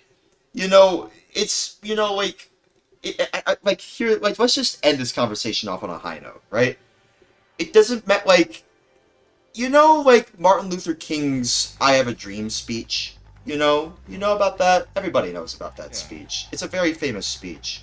It's all about like, yeah, like I have a dream that like people, will understand you not by people will understand you by the content of your character. Like but like that's the thing. Like it doesn't matter what you look like or what you believe in. Like I feel like everyone who I welcome all kinds of people into my streams, right? Like all kinds of people from all different walks of life. You absolutely Like, should. Yeah, if you didn't, I would be personally highly opposed to you. well, you shouldn't because I am a welcoming of everyone as long as you're not an asshole. No, of course. As long I'm as you're saying not an asshole, that's all I'm saying. Yeah. That's just common sense. Common sense is like be excellent to people. It's like that. It's like what Bill and Ted said. Like in Bill and Ted's Excellent Adventure, be excellent to one another. Like be kind to one another and understand people regardless of their differences. So like, if you're black, you're welcome here. If you're a person of color, you are welcome here. If you are gay or straight or a lesbian or transsexual or queer, you are welcome here. If you are a person who has a different belief than I am, if you're not Christian or if you are Christian or even atheist or agnostic, if you're a Jew, you're welcome. Jews are welcome here. I welcome Jews. I welcome, like people who are Islam. Saying, I mean. Yeah, I mean, I welcome all people from all different walks of religion. I welcome all religions here. I welcome all these people here because I think that is very important to allow more people from all different walks of life. So, like, yeah, everyone here from all different walks of life, you are welcome here. That's all I have to say. You are welcome here. You are welcome in the stream. I'm not trying to say that you're not, by the way. I'm not. At no point did I really try to imply. I am all for. At the end of the day, I'm all for equality. Like you're I don't inclusive. What? I mean, inclusivity. Yeah. Inclusivity should be the default, and not only should it be the default, it should be non-negotiable. Yes, it should be allowed to exclude people like I don't know. Yeah, but like just.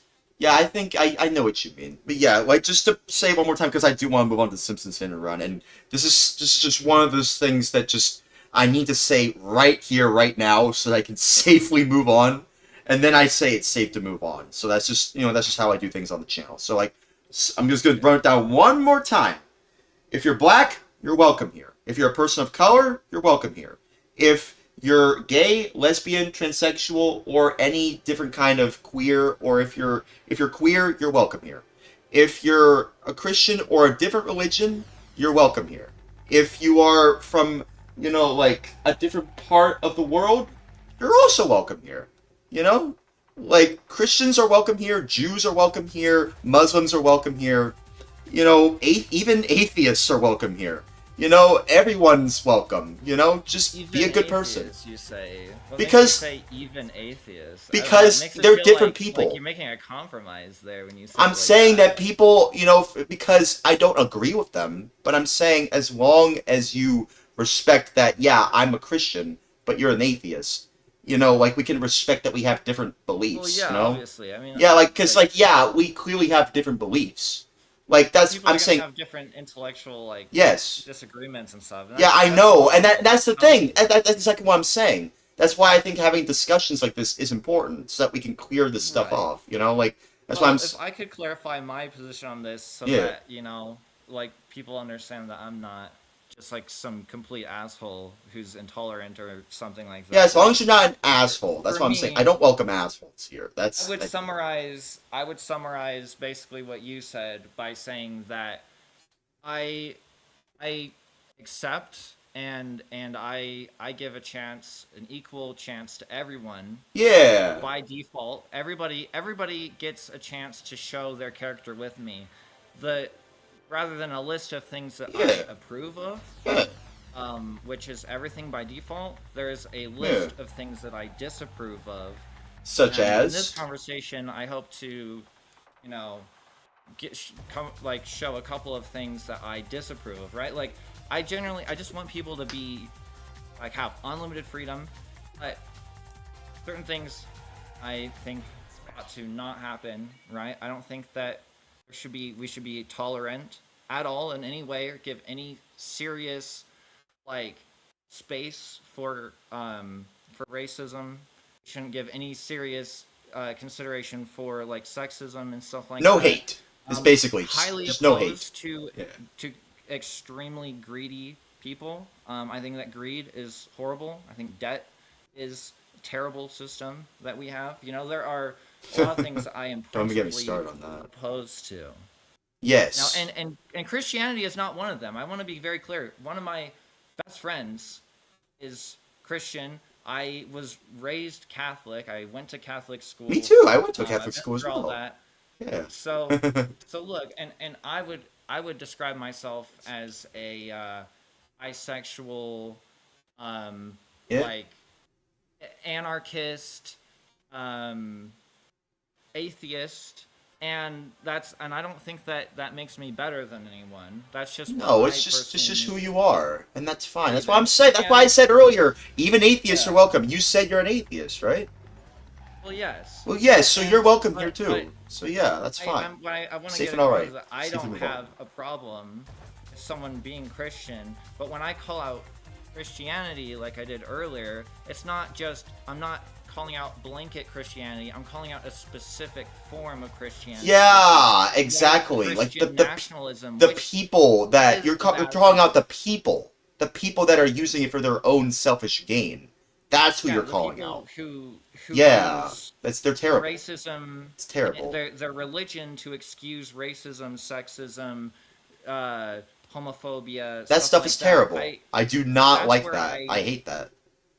Yeah, so that's where I'm trying to make a distinction here. Is that I don't see people who are religious as lesser. I think if whatever you believe in, as long as it makes you a better person, as long as it gives you peace of mind, and it makes you willing to take care of everyone in your community, and as long as you can maintain an open mind, I think that it doesn't matter what you believe in.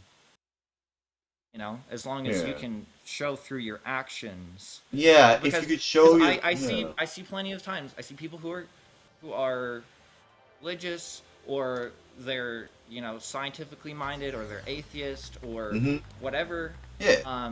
And they elevate themselves above any criticism because they say, "Oh, if you criticize me, then you're just this or that," right? A good example would be Zionists. Okay, Zionists try to conflate themselves with being Jewish, with a Jewish identity, but they're not one and the same. Most Zionists are evangelical, white Christian nationalists, a very specific brand of Christian, okay? And this is part of a broader political movement, okay? So Zionism, I think, is more than okay to criticize because it is a literal belief in genocide being like a legitimate tool for solving issues and stuff. That's messed up. Extremely violent. That's very messed up. Rooted in violence. It's rooted in inequality. It's rooted in racist ideology and stuff like that. I don't welcome those people then. Completely unsustainable. So you can't say, well, if you criticize me for being Zionist, then you hate all Jewish people, right? I'm just saying that is a common deflection that is made, which actually just hurts Jewish people because you're conflating your evil racist ideology with a religious identity, which is not. They are not mutually exclusive, and I think it's important to shine a light on this, on a bigger scale. There are, labeling things is complicated, I guess. Yeah, I suppose. How about I say? Let me say that. How about I go back to what I was saying earlier, right? Like, I don't welcome assholes, right? But I welcome people who are different, but not so different to You know, the point where I'm like, oh, well, you're doing this terrible stuff. Well, I don't support people who do terrible things. You know, so like if you're telling me Zionists do terrible things, you know, then perhaps I shouldn't welcome them. Then, you know, like Oh, you absolutely should not welcome no, I Zionists. should not. No. It's they're But here's the thing, though. Jews are welcome, though. Christians, course. Jews, and Muslims and atheists are all welcome here. That's the Yeah. important distinction to make. That is the important distinction to make. Because, you know, Christians and Jews and Muslims and atheists are all different people. But the thing is, though, they're not Zionists. That's the thing. Well, no, but that's the No. thing is that's why I am That's was kind of that's saying because earlier, because Zionism is a religion. when you try to simplify Different from things everything. and you try to brush the complexity away and you try to avoid difficult discussions that will eventually lead you down the path of like ignorance, and ignorance leads to violence. That's why you should So- not be ignorant. That's why I always Yeah, these things require nuance. it requires awareness, you know? So, like, that's why I want people to be aware that I welcome all people except assholes. And I suppose Zionists as well, I suppose. Yeah, Yeah, I don't you welcome probably Zionists on this shouldn't, channel you either. know, no Nazis, no Zionists. Obviously not. Obviously, I white don't welcome. Christian nationalists. Yeah, those are not welcome, obviously. But I mean the list goes on. So to boil it down, I guess you know. To simplify it in terms like, yes, Christians are welcome. You have to value human life. Exactly, yeah, let's say it like that. We value human life on this channel, yes. So yeah, at that point, I would say, I don't know, if you really want to play it safe, which it seems like you do. You do. I would say, come up with a constitution for your stream, and like, you know, it's important to uphold those kinds of values because Yeah. if we it's too often in this world I see good people over time capitulating to these like evil forces in the world. Capitulating? What does that mean? And Capitulating? they say, "Oh, I don't want to stir the pot. I don't want to get political. I'm going to ignore it. I'm going to brush it under the rug." And then before you know it, you're just straight up supporting these disgusting causes. I You've don't do never that. wanted anything to do Because with. I'm aware of the stuff. Because I'm aware of Yeah, all this stuff, you know? Yeah, so that's why you got to make a stand, and you have to be direct, and you have to take the time to educate yourself. You have to take the time. Mm-hmm. Yes, that's the right word here. Educate. And yes, that's the right word. And when the time comes, We're educating you know, ourselves to here. educate others as well. I think. Yes. Okay. So like, just to, this conversation wasn't meaningless. yeah, we both learned gained something. perspective. Yeah, exactly. We understand that Zionists are bad, and we should not talk to anyone who is like that at all, whatsoever it would be. And also, you know, I've made my stance on how I feel about people who are welcome to this channel. You know? So, like, let's just run this down one more time, because I do want to play some Simpson Run. You know, I want to play more GameCube games. I want to relax, you know? I kind of do just want to turn my brain off for a little bit. So, like, yeah. So, like, just to recap, right? Just to say this one more time so that we're safe. It's safe to move on. You know, Zionism is not allowed. Zionists are not welcome at all on this channel at all whatsoever as it be. Black people are welcome here. People of color are welcome here. If you're lesbian or bisexual or gay or transsexual or queer, you are welcome here. If you are Christian, you are welcome here. If you are Christian, you're welcome here. If you are Jewish, you're welcome here. If you are a Muslim, you're welcome here. And if you are an atheist, you're also welcome here. If you are a good person, you are welcome here. If you're an asshole, you are not welcome here. Get the hell out of my channel. You know? That's all I'm saying. You know, like, it's like, but there was a quote that I've heard from, like, Kurt Cobain of Nirvana. You know Nirvana? You know Kurt Cobain? I'm pretty sure he once said, if you are a bad person, please do not come to our shows. Do not buy our albums. You know, that's the kind of mentality I have. Like, just don't be an asshole and we can all get along just fine. Safe to move on. There was a really cool moment for Nirvana where What is it? They had an all female band open for them at one of their shows. Oh, cool. Their That's cool. their audience was so incredibly sexist. They were like throwing food at them, booing Oh, them, being oh complete man. assholes because they wanted Nirvana to play and they didn't want to. They hated they didn't want these women to be there being. Why not And let the women on there? Why not? Why those not? women broke up the band and they never played again. And you know what Nirvana did?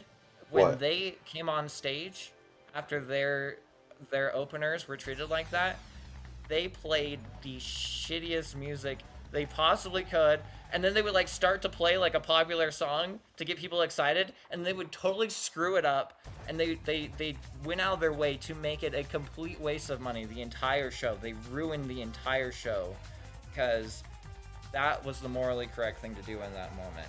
Honestly, I respect them so much for doing that.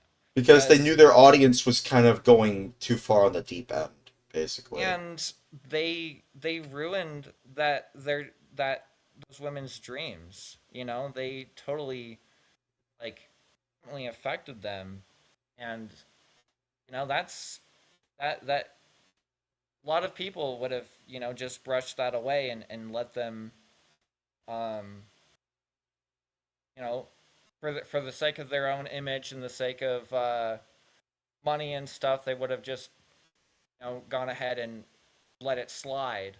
Yeah. Letting it slide is a form of violence. They made a political stand when they did that. They made a stand. They said this is where we're drawing the line, and this is where you deserve punishment, and this is what you did was wrong, and you don't get what you want. When you treat people like that, I think that is so valuable and so important. And Because it helps reinforce, human values. Like, if you treat someone honestly, like crap, I would say, don't be surprised if they treat you like crap back. Like, I wouldn't do that. Personally, I don't want to do that. But I know there are plenty of people out there who would. I know plenty of people out there who would do that. But that's not me. That's just not in my nature. I'm always forgiving of people, regardless of how much they frick up. Like, even if they treat me like crap, I'm not going to treat them like crap back, because, like, that's just going to perpetuate, a sort of, like, a slow, but, a slow burn, if you will, of, ignorance in a way. Like, they're just completely ignorant of, like, their own violence, in a way. It's just the way they're being violent towards me, like, verbally anyway. Not even just, not physically. I mainly talk about verbally anyway, like verbal violence, if that makes sense.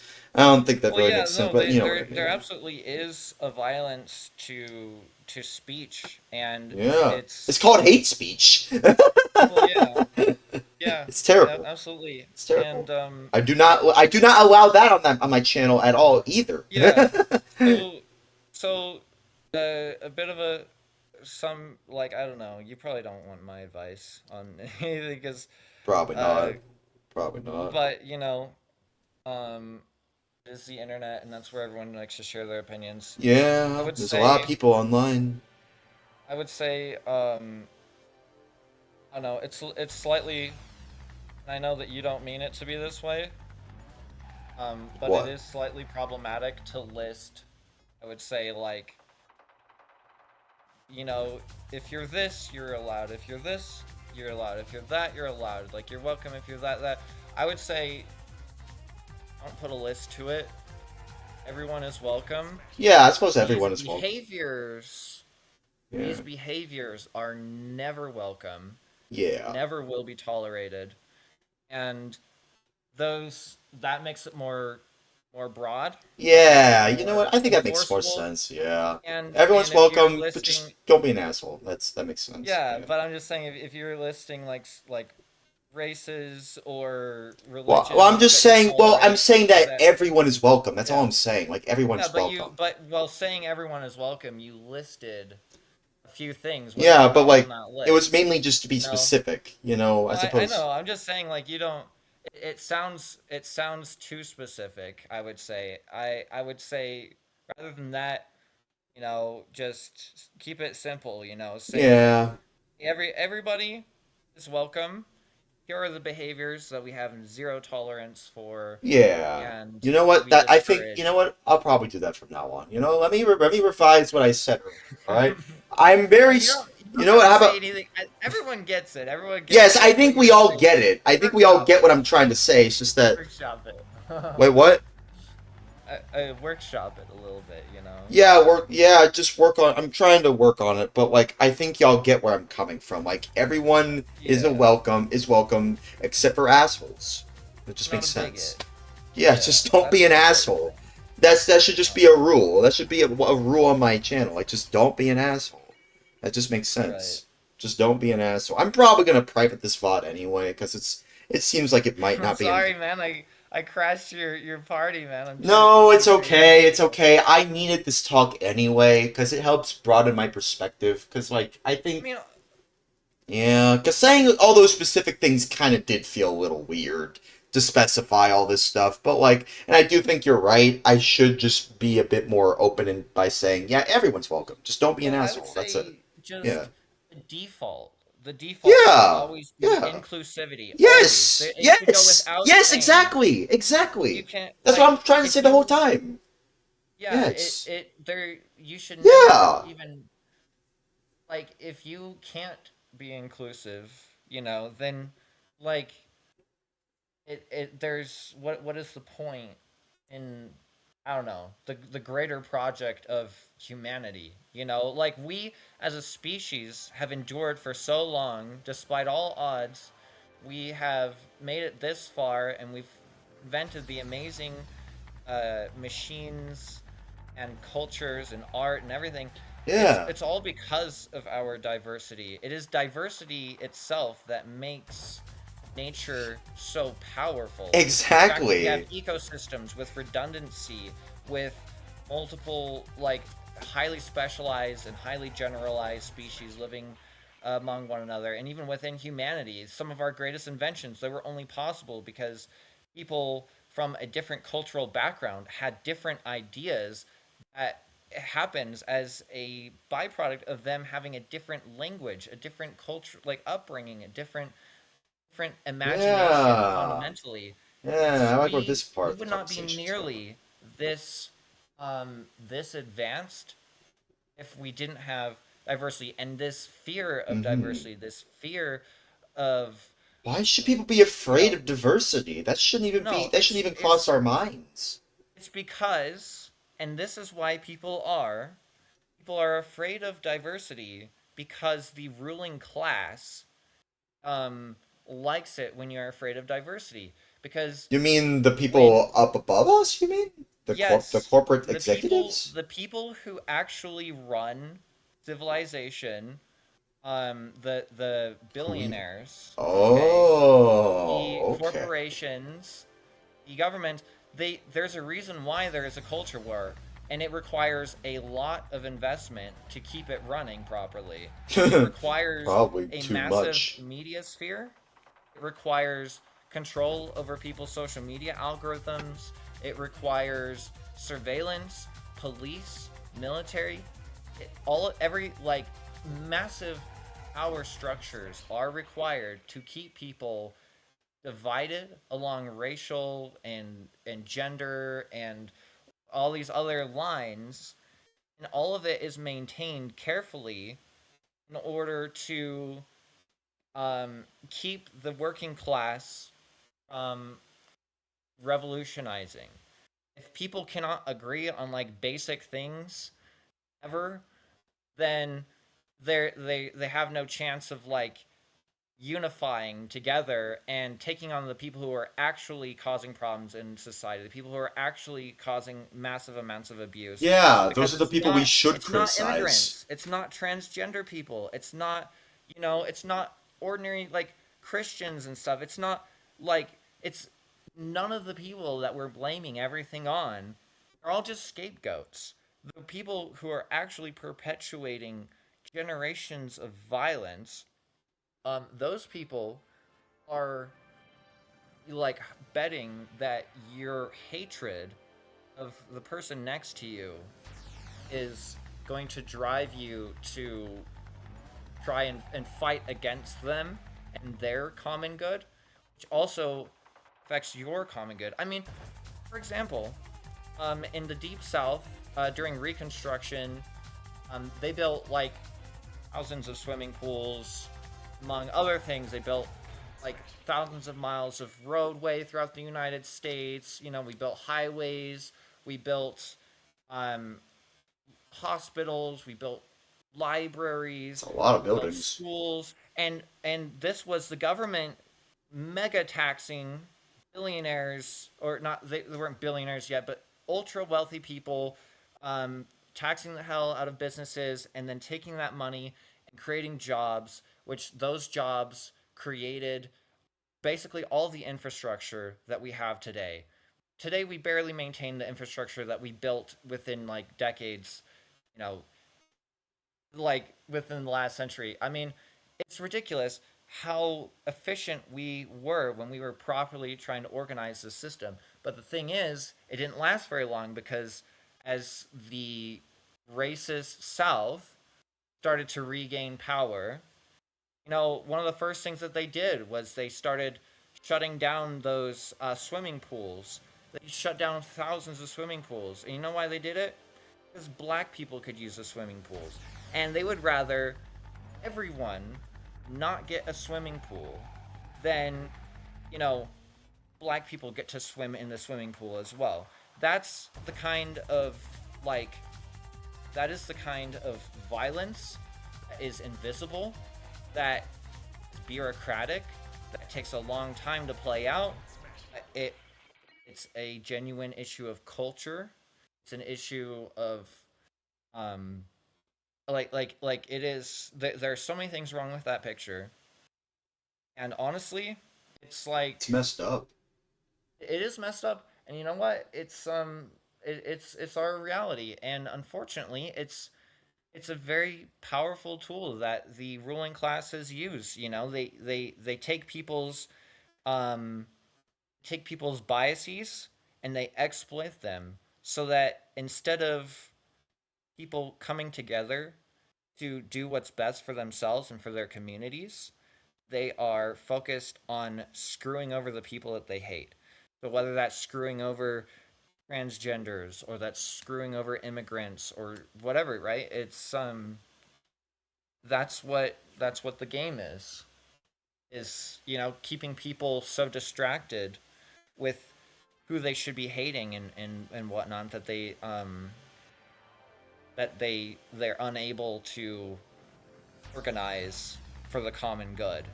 Which is That what has allowed us to slip back into fascism. we don't want that. We don't want that. Now, do we? Well, No. unfortunately, it is a little bit too late, but Mm, it's not over. well, I don't know what you mean by that, but personally, I would much rather live in a world where, even though I don't like capitalism, I'd much rather live in a world where there is capitalism because it's the best economy we have Well, for all its faults. You I know, mean, that's just me though. why? I don't know. I mean, Why honestly, no. That's kind of the I don't know. line that we've heard for so long, but it's like we really could organize the economy so much better, and we have in the past. We could create so many amazing things with the amount of wealth that we have in this We country. can bring. But the Did problem you, is that the wealth does not belong to the people under capitalism. It belongs to private owners who don't do anything with it other than invest in financial schemes that basically break the economy. And honestly, we're pretty close to a breaking point right now where the ruling class has hoarded so much wealth that we really like are at the point now where we have to gut like basic public services in order to even keep the government functional, and we have to do like scary to think about. wars to maintain our dominance in the market. That's And scary. we have to we're deporting, like mass deporting people and putting secret police in the street in order to like try and Yeah. appease like the racist voting bloc that they need to stay in power. Did you hear in they just the Republicans have redrawn all their district maps because they basically the new Supreme Court that they packed with Republican partisan um, justices, they ruled against the Voting Rights Act, and they gutted the Voting Rights Act, which allowed Republicans to immediately redraw all of their voting maps to disenfranchise black voters specifically and turn their already red states into ultra red states. And then when a Democrat state tried, and they worked really hard to do it all properly and above board, it was struck down. So it's pretty simple. Republicans are allowed to do as much. They can get away with literally breaking every law in the book, and Democrats are held to an extremely high standard. And if they mess up even a little bit, they get punished for it. This is the political landscape that we are in right now, where we are literally redrawing district maps to disenfranchise black people specifically. We are disempowering. I mean, how often has the right-wing news media and our own president blamed things on transgender people? It's ridiculous. And unfortunately, that is where we're at right now. Yeah, I've seen that. It sucks. People just haven't cared enough. People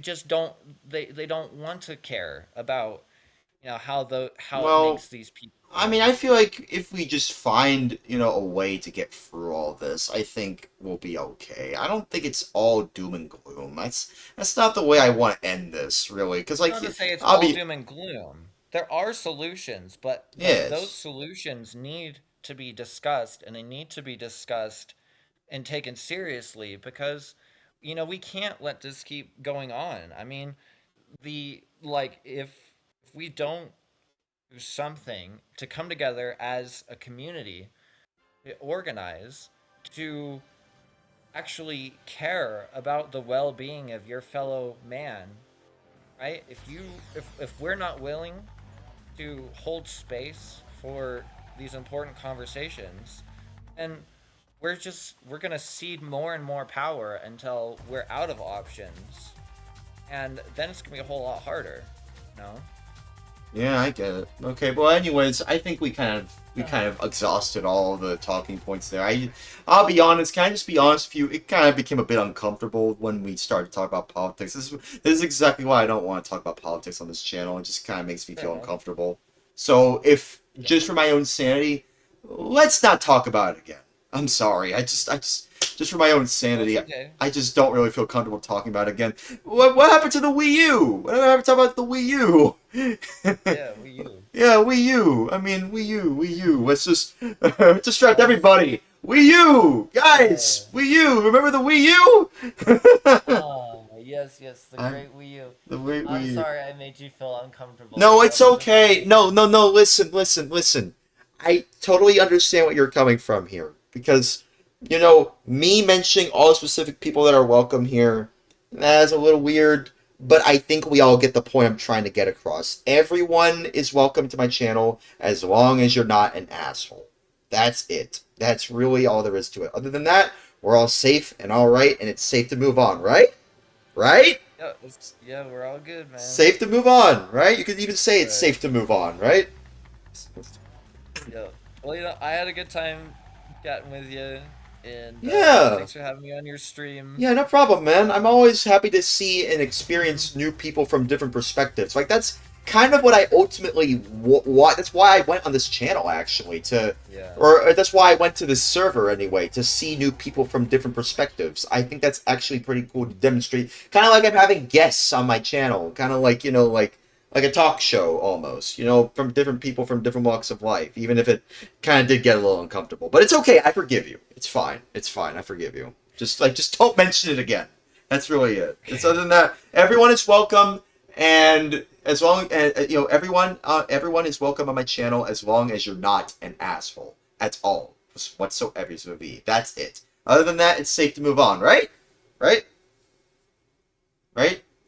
Safe to move on? Your thing, dude. Yeah, you could just. I mean, you could just say it's safe to move on, right? Yeah, man. This is a safe space. Yeah, I mean, I'm just saying, like, that's just my OCDism. That's my obsessive compulsive disorderism. Safe to move on. Yeah, we can move on. Okay. I think that Yeah. enough has been said. Yeah. Okay. Yeah. So yeah, I think we get it. Okay. All right. Let's just move on. Well, that was Smashing Drive. What'd you think of the game? Actually, did you see me play the game?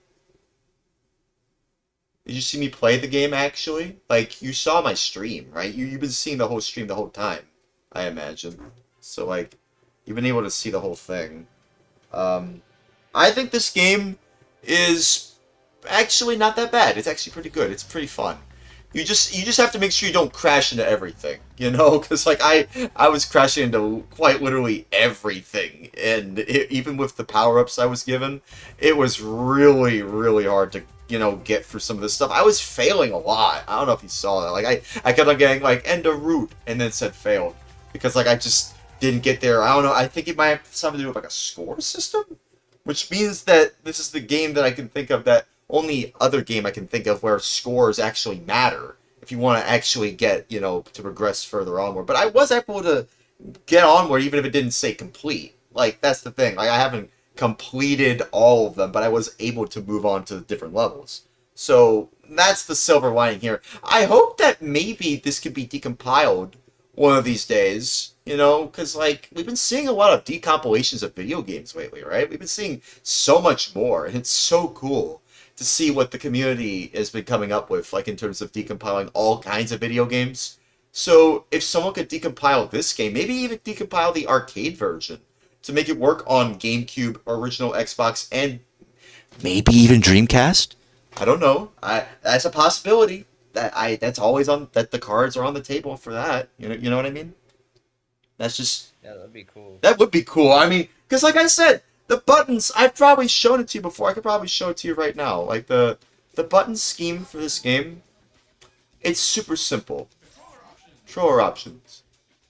It's just it's 3 buttons. Literally 3 buttons. You could literally play this with a Genesis controller if you wanted to. Like the 3-button Genesis controller if you wanted to. And it would still work perfectly fine.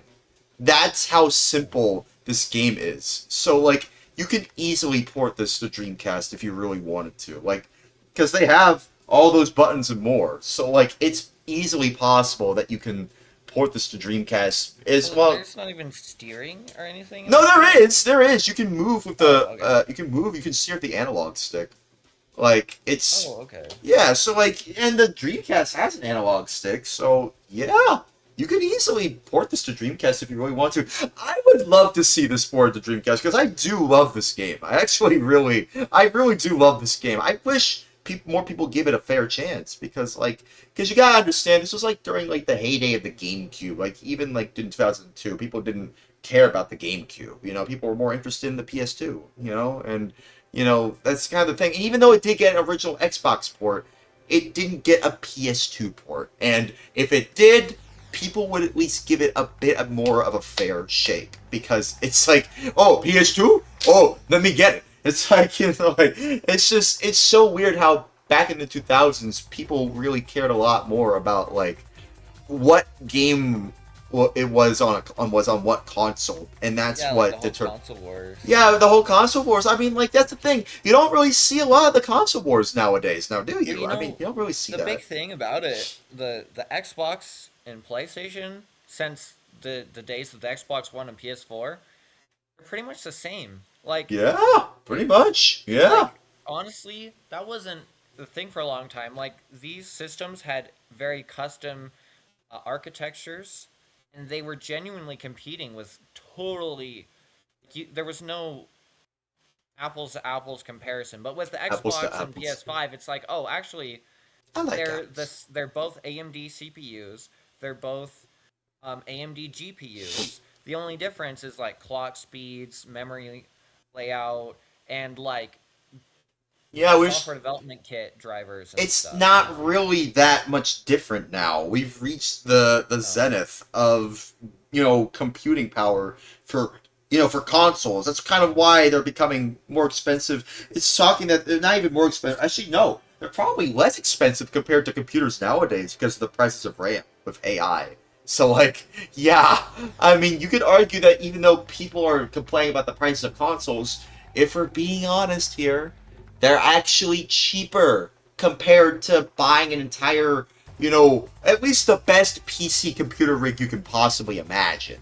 But I imagine not everyone's interested in that. I'm pretty sure most people nowadays are just, if they want to build a computer, especially in today's economy, I feel like you would try to, you would have to, like, at least be mindful of, like, the components you buy with your, PC setup. And that's kind of why I feel like, consoles nowadays, the modern ones anyway, even though they are, I will say, it's very ludicrous that a PS5 is now costing, like, what, $600, $700, I think? It's like, I don't know, it's like a lot of money. But, like, compared to, like, wait, what? What? I don't know, but, like, seriously, like, but seriously, though, buying a new computer is actually much more expensive than buying the modern consoles nowadays, so, like, just keep that in mind. But anyways, let me boot into Simpsons Hit and Run. I think we're done with this game. Been done with this game for a while, so, like, yeah, I want to play some Simpsons Hit and Run. Oh, what system was that on again? Was that Nintendo 60? Oh no, that was GameCube. Yeah, but it's also, like, multi-platform. It was on GameCube and PS2, and I'm pretty sure also original Xbox. Yeah, here it is. Simpsons Hit and Run. Yeah, this is basically like GTA, but with the Simpsons. Also Road Rage. That is a Crazy Taxi clone. Like, blatantly. Even so much so that Sega got anything with that corporation, O&E. Even they caught wind of the game, and I think they sued, I don't know, like, Universal? Vivendi Universal, I think? Like, that they sued the people, they tried to attempt to sue them because it was so similar to Crazy Taxi. It was almost pretty funny that they tried to go after them because of that. I'm actually kind of surprised. Yeah, I don't know, but still, okay, I could skip for everything. Yeah, this game's fun. All things considered. Okay. Resume game. Where am I at? Mysterious shape found in field. Confused yokel scratches head. Oh yeah, I'm playing as Mark. Why am I going to the right now? What? That was weird. I don't know if you saw that. I was just going to. That was so weird. No, I talked to the I board. want to see if since Perfect Dark is fully decompiled, I wonder how tricky it would be to get it ported to the GameCube. Ooh, I would love to see that. Oh, yeah, 'cause it's kind of like they have a Z button on here. It's kind of the same thing. They kind of have the same thing. And honestly, the port, the PC has dual analog support and everything already, so you could have dual analog controls for it. Yeah, use the PC port for that instead of like. Yeah, but like running at like 60 frames per second. Yeah. That'd be your target. With progressive scan. Oh, that's cool. The nice thing is, the GameCube is architecturally pretty similar to the Nintendo 64 in terms of like. Look at how she runs. The graphics pipeline. They're both fixed function graphics pipelines, and it's using like a shared memory system between the CPU and GPU, and both of them are like the CPU comes up with a display list, sends it to the GPU, and the GPU does all of the texture blending and shading and stuff, and then draws the polygons on the screen. It's actually like it would just be probably a matter of like rewriting the Nintendo 64 display lists to reformat them to GameCube display list commands and stuff. It probably wouldn't be the most complicated thing. It probably wouldn't be that hard. Probably be a lot less work than like making a PC port, for example. Yeah, because like Perfect Dark was made for the Nintendo 64, and considering if you were to port it to something like the PC, you have to consider like how it would be controlled and stuff like that. Anyways, here's Chief Wiggum. So I have to call him Chief Wiggy. Hey, Chief Wiggy. Chief Wiggum, I need you to find out. Hey, Chief Wiggy. Could you show me where the crop circle is? There's got love to help, but I got sugar withdrawal real bad. The donut store is closed, and I got a monkey on my back screaming for Crawler. Oh, he's screaming. Yeah, I don't know. I'm okay. Oh crap, I have to collect donuts now? Oh, yeah, I have to collect donuts now. I could go for a donut. I could go for a donut. Oh, no, wait. No, I have to... Oh, it's one of these missions. I have to bump into the car, and then it drops the donut. Hey, eyes on the road, jerk. I'm not a jerk. I'm a good boy. I'm a good guy. Uh-oh. Oh, crap. Oh, God. Oh, all my money. I only have 5 coins now. You know what I've been getting into lately? What?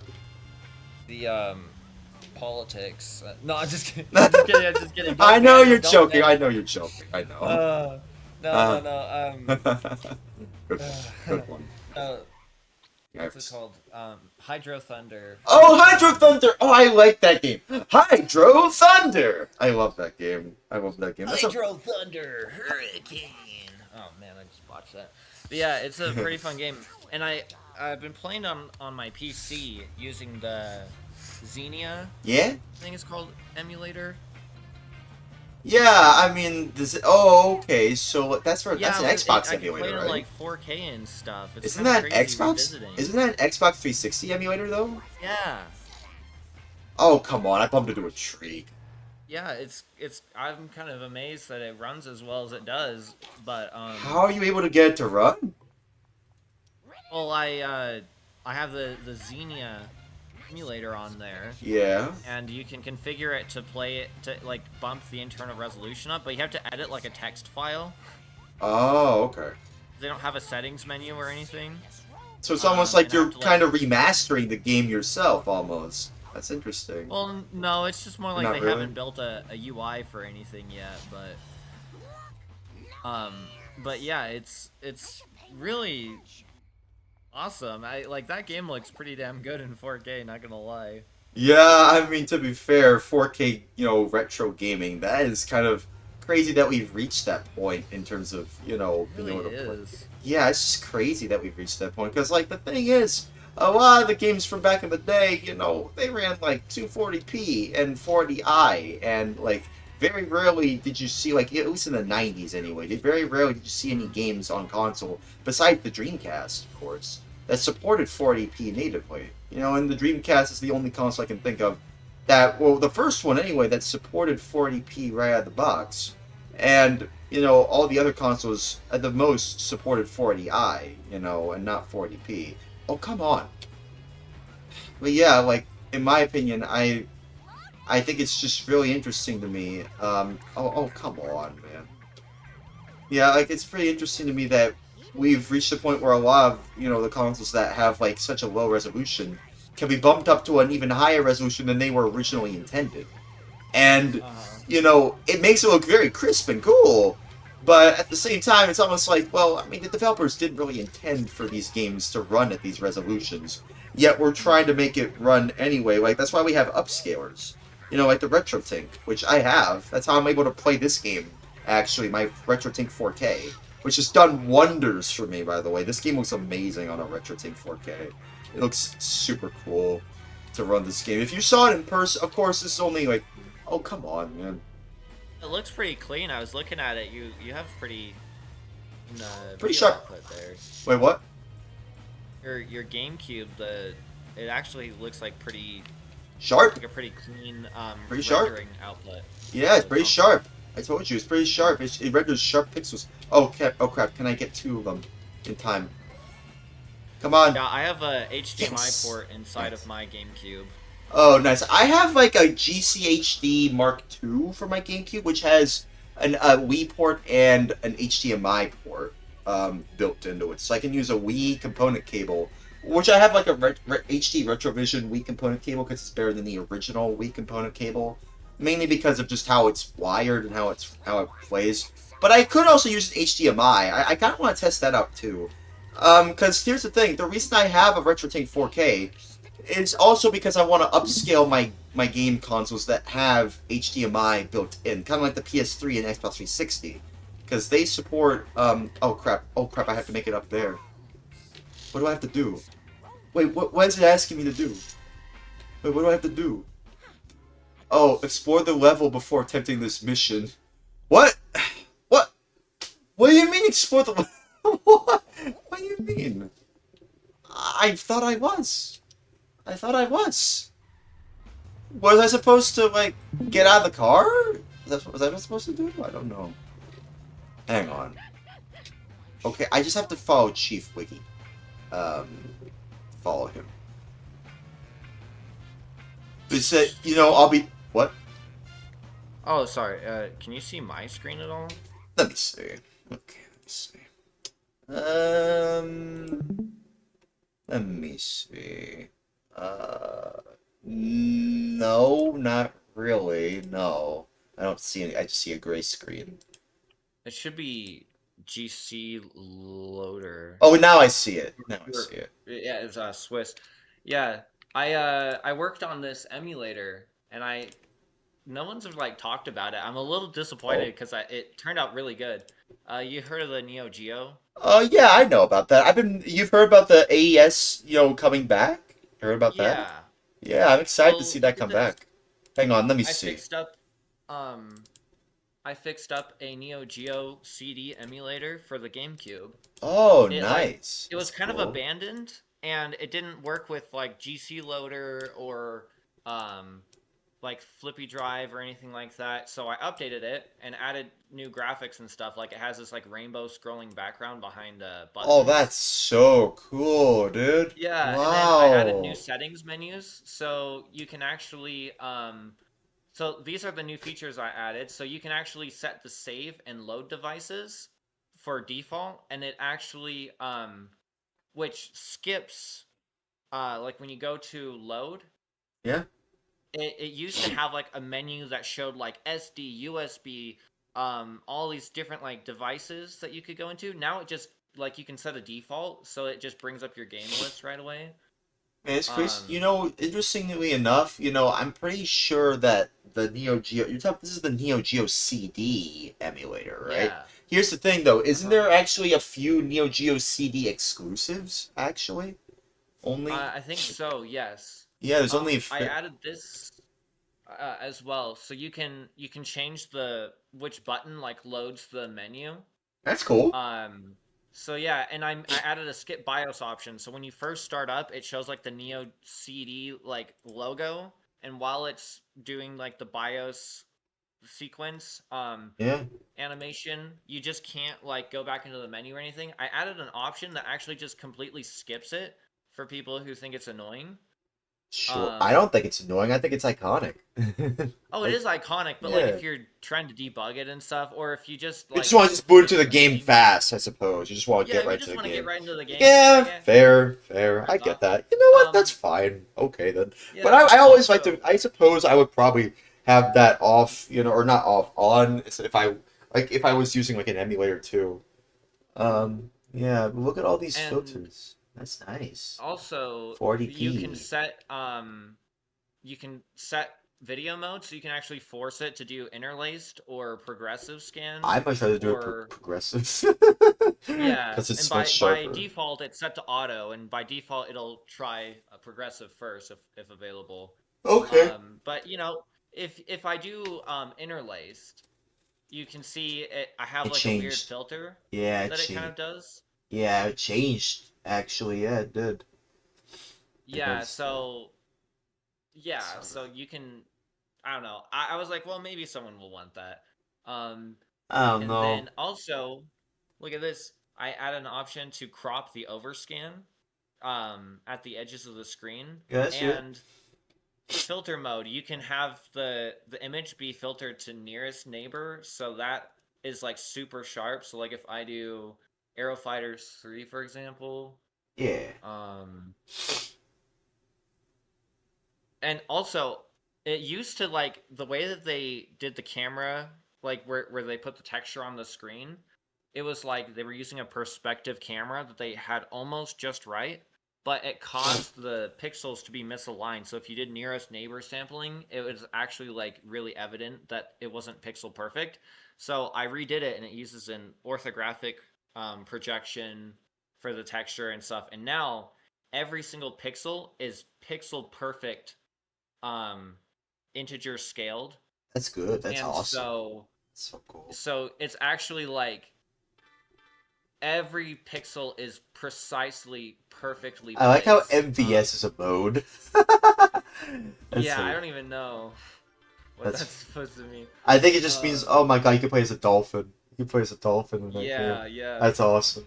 But yeah, this is like basically without any of the scaling here, or without the filtering. So you see, it's like super,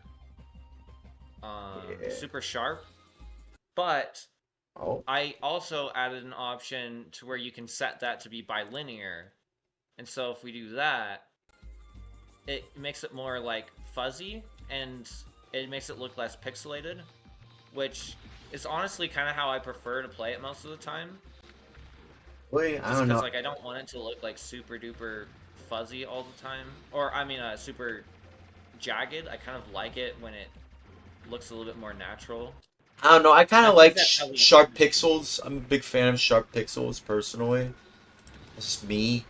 Yeah, that's just me. You're a fan of the sharp pixels? Yeah, I like sharp pixels in like pixelated Fair games. enough. That's just me. I like. See, that's why I thought this option. You know, I'm like, hey, that should be an option because like, I can see the appeal for both. You know, like, to me, like the CRT, you know, the artistic intent was that it would be blurred somewhat, anyways.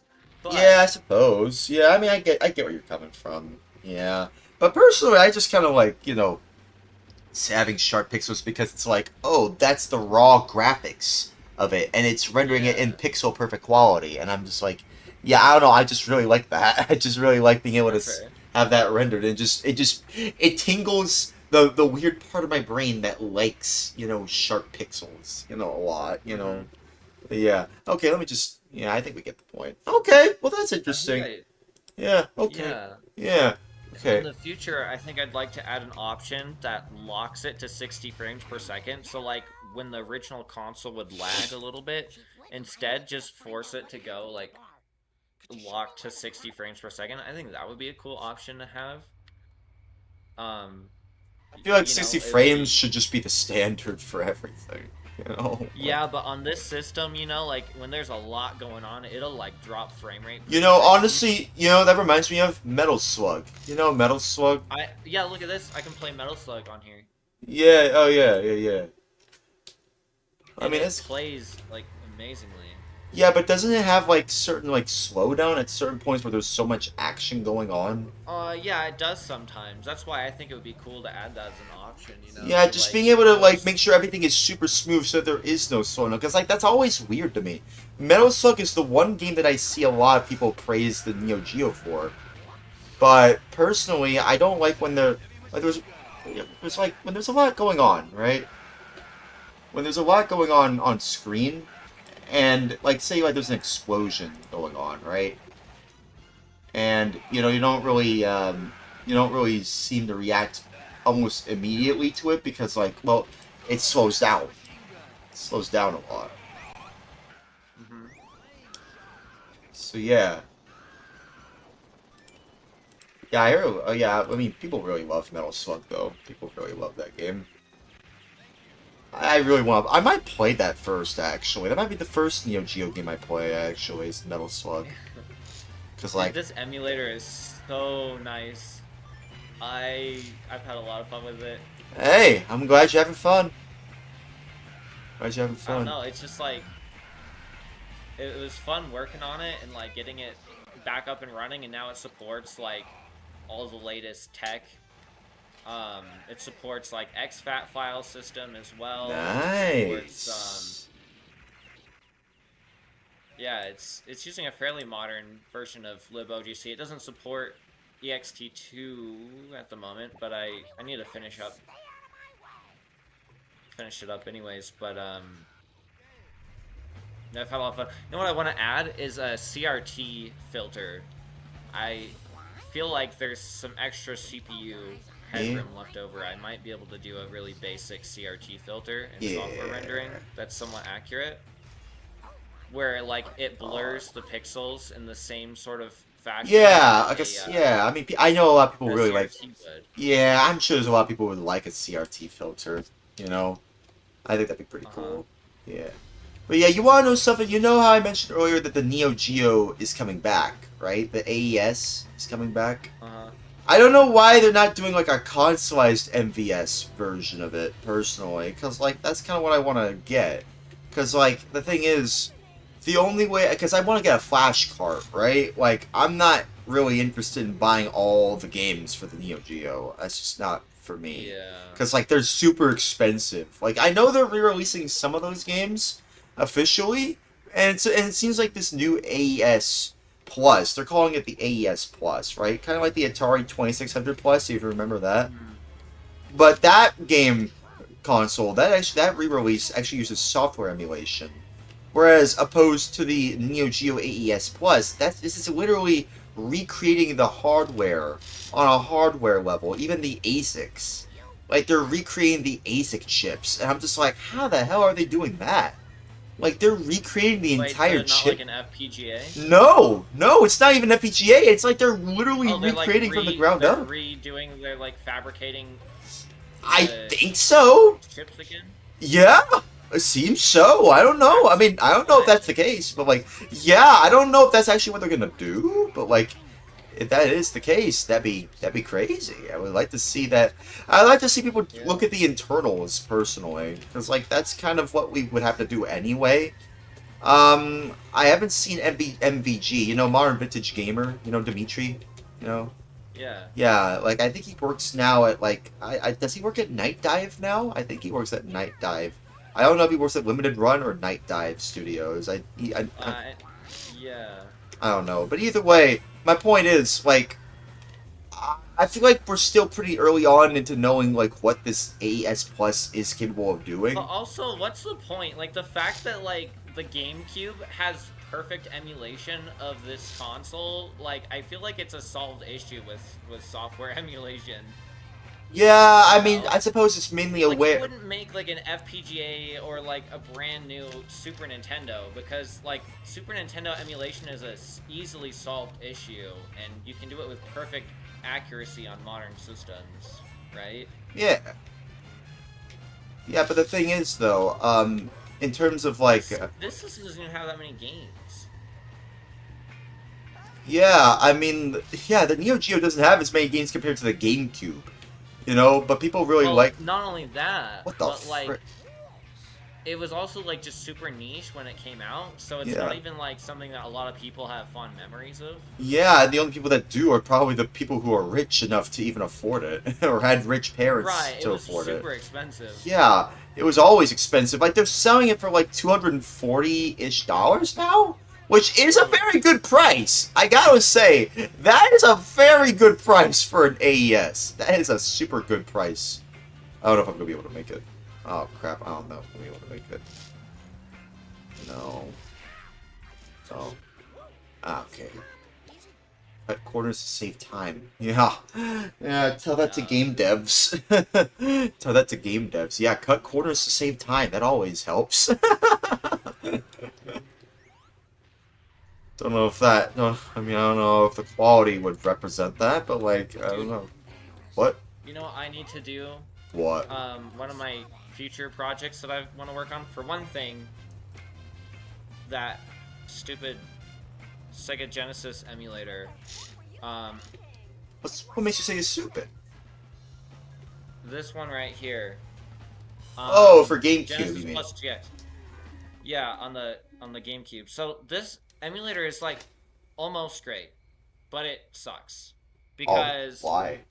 It's like they emulate like the left control stick is turned into D-pad inputs, but it's like so sensitive, like I barely push it and it's like screwing up the interface.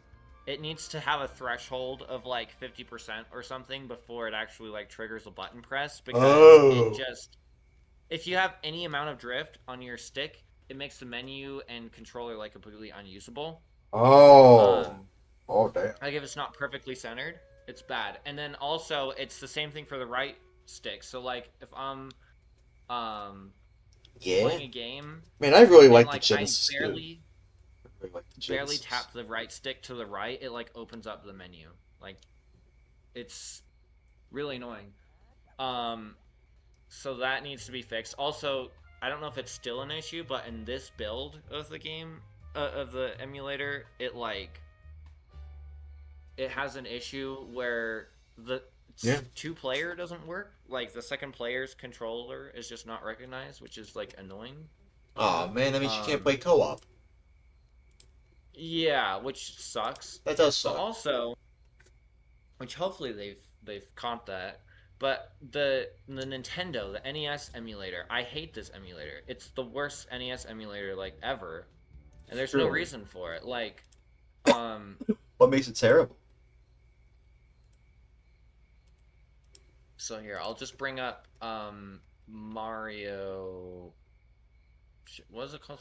Is it called Super Mario? Damn. It's just called Super Mario Bros. Shade over here, and I don't remember what Mario is. It's just called Super Mario Bros. Oh, okay, here it is. Oh, Smooth Mario Bros. Oh, I haven't heard of this one. There's no sound. I don't hear anything. Oh, now I hear something. Oh, wait. Oh, can you hear it? No, I can hear it now. I just had it turned down a little bit. So there's input delay, but also there's artifacting. Like I don't know how well it comes across in the stream, but like at the edges of like the bush here, you can see that it's like there's this weird blurriness around the edges of anything that has high contrast, and that's everything on the Nintendo. And I think that here's what I think they're doing. I think that they are rendering from the CPU software renderer that actually displays the game. I think that they are putting that into a image texture, and then they're projecting that onto the screen. And the image texture, I think, has it's not a full color.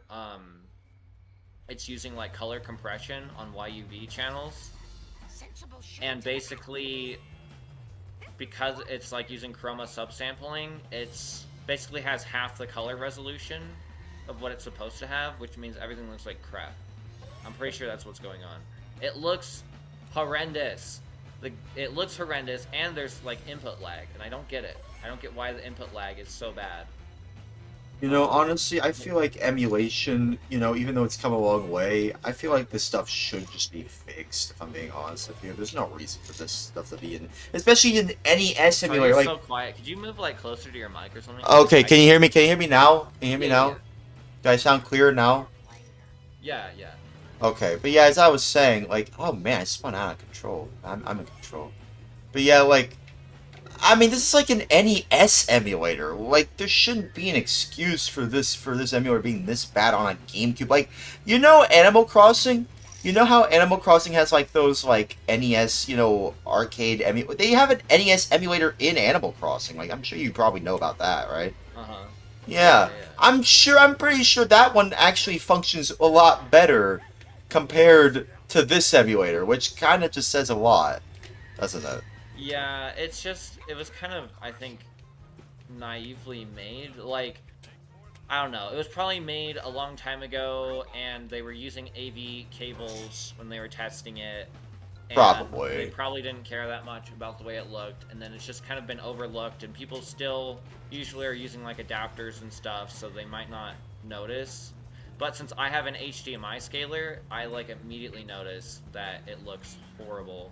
Yeah. I feel like something needs to be done about it, because it shouldn't look I don't know, it looks nasty. It's scaled down right now, right? If you just squint, right now on my stream, I scaled it down.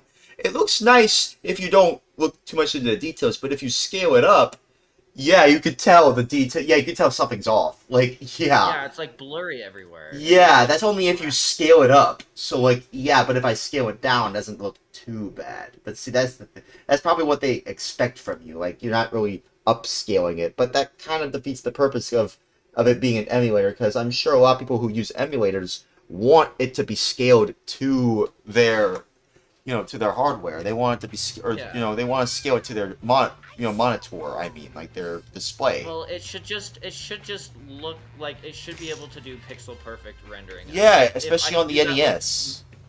With the Neo Geo emulator, and it's not an issue in any of these other emulators, then it shouldn't be an issue here. So I kind of want to go through all of the different GameCube emulators and just clean them up to make sure that they're not like doing any disgusting like texture compression hackery and stuff. And like I'd like to standardize the button combo that's used to open the menus. Is another thing.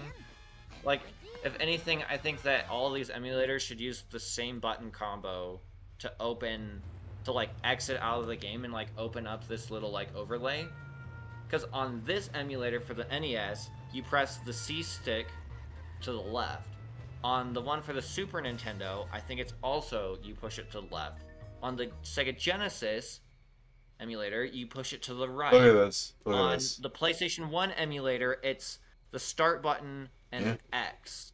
But on the Nintendo 64 emulator, it's X and Y. You push them together at the same time, and then it's like what the hell? Why are there so many different button combos? Can we just agree on a standard? Like that would make the experience so much nicer. Yeah. Also, look at this. Stinking Fish Realty. If I name this bad, we must be good. That fish kind of feels... It looks like the kind of fish you see in SpongeBob more so than, like, The Simpsons. I don't know. Kind of interesting. I mean, to be fair, I liked SpongeBob growing up, but I didn't really watch a lot of Simpsons growing up. Hang on, let me see if I can go in here. Cookie Mart. Can I get a different outfit from Morge? I like wearing different outfits. Oh crap, I don't have the money. I want to get the classy one. Maybe if I bash some more crates and vending machines here, maybe I can get something. I need a serious pick-me-up. Perhaps some surprisingly expensive penny candy will suit your needs. Oh wow. Well, anyways, yeah. Did you know that they're making a Simpsons movie 2? Did you hear about that? Making a Simpsons movie 2. Yeah, they're making a sequel to the Simpsons movie. They're finally doing that. Ooh. I didn't think they would do it, but they did. Dang, dude, I had such a good run. Really? Honestly, you're playing Super Mario Brothers on emulator. I actually beat Super Mario Brothers on real hardware using a real cartridge. I even have a clip on my I even have a clip on my Twitch channel showing it. And I even recorded it in private for myself to be like, yes, this is proof that I actually played it on a real NES using a real officially licensed Nintendo cartridge of Super Mario Brothers. And I have Super Mario Brothers 2 and 3, and I still haven't completed those games yet. I still have to do that.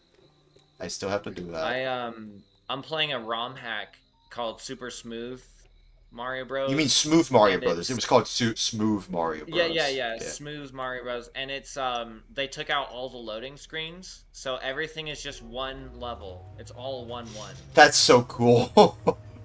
Yeah, that's so like if cool. you watch, there's never like any loading. Yeah, let me see. Yeah, try to get to Yeah. the end of here. I'm actually curious. That'd be so cool to see that. There's no loading screens. You know what that reminds me of? There's a game called Dungeon Siege. You ever heard of Dungeon Siege? Oh man. Yeah, there's no loading screens. There's no loading screens in the first Dungeon Siege for PC. I have Dungeon Siege 3, which is made by Obsidian Entertainment, for my PS3. I'm even surprised they even made a Dungeon Siege game. Like, Obsidian Entertainment, right? They made Fallout New Vegas and stuff like that. Oh, did they? No, yeah. I'm not familiar. Oh, really? Oh, you should play Fallout New Vegas. I never played the Fallout games, actually. You should. I would recommend playing New Vegas. I picked up funny enough, everyone always recommends New Vegas. That is the only one I ever played. I like Oh, rented okay. it from the video store. At least when you we had played. one. At least you played. Oh yeah, you had a rental store. Was it Hollywood Video? No, it was just some like Aw. local mom and pop shop. But I That's rented fine. Yeah, it was for my 360, and I played it, and I thought it was really boring, and I like gave up, What? like, yeah. What were I you was like, doing? Damn this. I don't know. I was like made it to like the town area, and I was kind of walking around. There was like a dog or something, and I think like I messed with the dog and it like killed me, and I was like, I don't know. This game is just kind of boring. A dog? What do you mean a dog? I don't know. There was like a dog in the town or something. Which town were you going to? I don't know. I wasn't like paying enough attention. You know, to really, like, do you still have Fallout New Vegas? Or no, you said you rented it, right? So you don't own it anymore. Yeah, I just rented it temporarily. I mean, it Dude. was just like I thought I'd try it out because I'd heard a lot about Fallout. I would say play New Vegas on Steam and then look up Viva New Vegas, which is like a modding guide on how to optimize New Vegas. I just don't really want to get like invested in like a huge game story. I don't It know. was, I mean, that game I've spent so many hours playing. Like I played on my PS3 so many times back in the day. It's unreal just how many times I have played that game so much over the years. Also, I could yeah. In package. Holy. Wee. Oh man. You know, I kind of wonder if we if I gotta see if there's a decomp project for New Super Mario Bros. But I feel like the GameCube could definitely run New Super Mario Bros. Yeah. Oh And yeah. Wouldn't that be cool That to would be port New Super Mario Bros. To the GameCube? I mean, to be fair, the Wii is basically just a souped-up GameCube, so you could Yeah, easily... no, you wouldn't actually. It wouldn't hardly be much of a port. I mean, they're binary Probably. compatible essentially. Yeah, so like, why not just make a native GameCube port of New Super Mario Brothers? Why not? It would just. You wouldn't even need to rewrite the graphics pipeline or anything. You would just have to make sure that the memory never exceeds the GameCube's amount of memory. But I don't feel like that game probably even uses very much memory. So. Can you look up how much it uses? I don't know if you can look it up. And I Well, could. I just don't want to right now. that's fine. That's fine. That's fine. You don't have to. It's fine. But There's yeah, nothing I fun mean, playing I feel like you could definitely like set up the memory allocation in that game to where Yeah. it's never really an issue. I mean, it even unloads like enemies and stuff when you go through the level, and like just because it's a Mario game, it probably doesn't even barely touch the Wii's like performance even remotely. Like they made the assets as good as they needed to be for the Wii, and the GameCube can probably more than like effortlessly run that game. I can almost guarantee it. Oh yeah, That would I mean, be. just- I would love to see it. I would love to see that game on the GameCube. I don't know why. Me, well, It's hey, just me such a too. good game.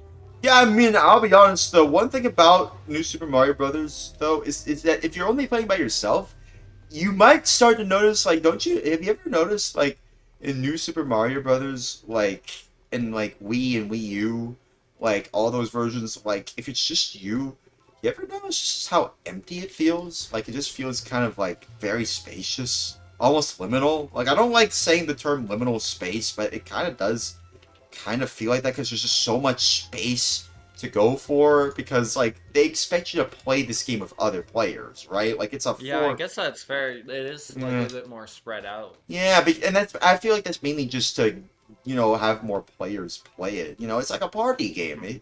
It's a game where you play with multiple people. Oh, I can't get the picnic bench. Oh, okay. What's this? Oh, I always like mess up some of these jumps just because I had to like account for the input lag. Unbelievable. This emulator sucks. Yeah. And it has no right to suck either. Like, It's the freaking NES. This is a solved issue. This is the NES. Like, how is it this bad, dude? You know, I kind of wonder if you could port the Wii Virtual Console emulator to the GameCube. It probably wouldn't be too difficult. Oh, that's an interesting project. Oh, I'd like to see that. Oh man, why doesn't mine look like that? That's, you know, that meme where it's like, oh, this looks very interesting. Why doesn't mine look like that? You know that meme? Like, I'm sure you're aware of that. Oh, okay. Oh, what's this? Oh, I can enter through here. Oh. You know, I would also love one day to make an alternative to Swiss that's like a fully 3D menu, you know, where like it's box art, and then when you click on a game, it like the box opens. And Oh, then you can see the disc, oh, that'd and be then cool. You can click on the disc, and it like starts. It's like Cube Boot, you know, but like more interesting than But Cube no, Boot. I mean like yeah, but it's like a horizontal list of boxes. Yeah. And they're all three-dimensional Wow. objects, and then when you click on one of them, it like has an animation where the box opens, and you can see the disc, and then you can like click on it, and then you know you can like rotate it and stuff too, you know, just to get that like early 2000s holy shit it's 3D kind of vibe going. Yeah. Yeah, I know what you mean. It's like, whoa, it's 3D. Whoa. 3D, dude, everything has to be 3D and like spinning around in circles. Yeah. Like all this stuff. Like all this stuff. Like, you see this? Like, literally all this. Look at all that. Literally the phone. Look, And holy like, shit, dude, is that house in the corner, the upper left corner, is that like a 3D model? is a telephone a 3D They model? have 3D models in this game? Are you kidding me? What? It's like, yeah, that kind of feeling. Yeah, I know what you mean. Yeah. Also, look at this. I found a Discord Reddit moderator in the game. Oh shit, you did. I know, but like still. It's just comic book guy. He even sounds like them. But she refuses to go out with me. That son of hers keeps intercepting every gift I send her and hides them at his workplace. know that guy. He's a jerk and a fool. Why not just go get them back? I would, but well, I'm not a terribly mobile person. Yeah, I can tell because he looks fat. It's not easy being husky. Tell you what, I'll take care of this for you if you help me take care of some things. By the moons of Xanthor, it is a pact. The bond is made. The agreement is sacred under the vows of the knights who say... Dang, the Wii U controller is so good. That's one of the reasons why I just hate the Switch. The Switch controller just sucked. It felt half-assed. Like, Yeah. Sure, they added gyro and HD rumble, but like that doesn't make up for the fact that the D-pad is complete garbage. It's and just the handle buttons. It's feels not even a real like break. D-pad. It's just buttons. Like, it's like, why would they make it like that? It's like, No, even I'm I don't talking like. about the Pro controller, dude. Oh, the Pro controller. Oh, okay, that's different. The Pro controller has a proper like cross, you know, like D-pad, except the D-pad is you can click like basically all 4 buttons at the same time. I have to collect It's- gifts. Accidental diagonals are like extremely common What with the it. frick? It's like one of the worst D-pads I've ever used on any controller, like full stop.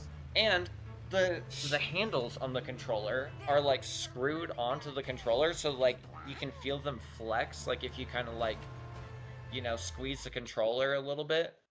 Yeah. It feels cheap. And then there's the drift problem that Oh, will eventually happen. dude. And We don't even need to mention I'm that. playing We right already now. know about that. yeah. Well, right now I'm playing on a Wii U Pro controller as we speak.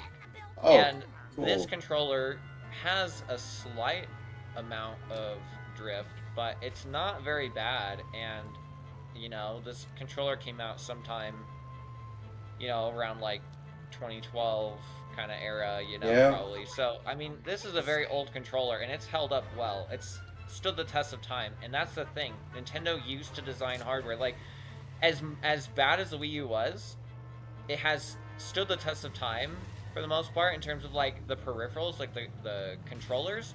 I haven't ever replaced the rechargeable batteries. They still last like at least 20 or 30 hours on a single charge. Oh, that's cool, dude. That's so cool. You know, even with Rumble They and stuff. blocked this and area. What the frick? they work like without any trouble at all on PC, and that's pretty nice.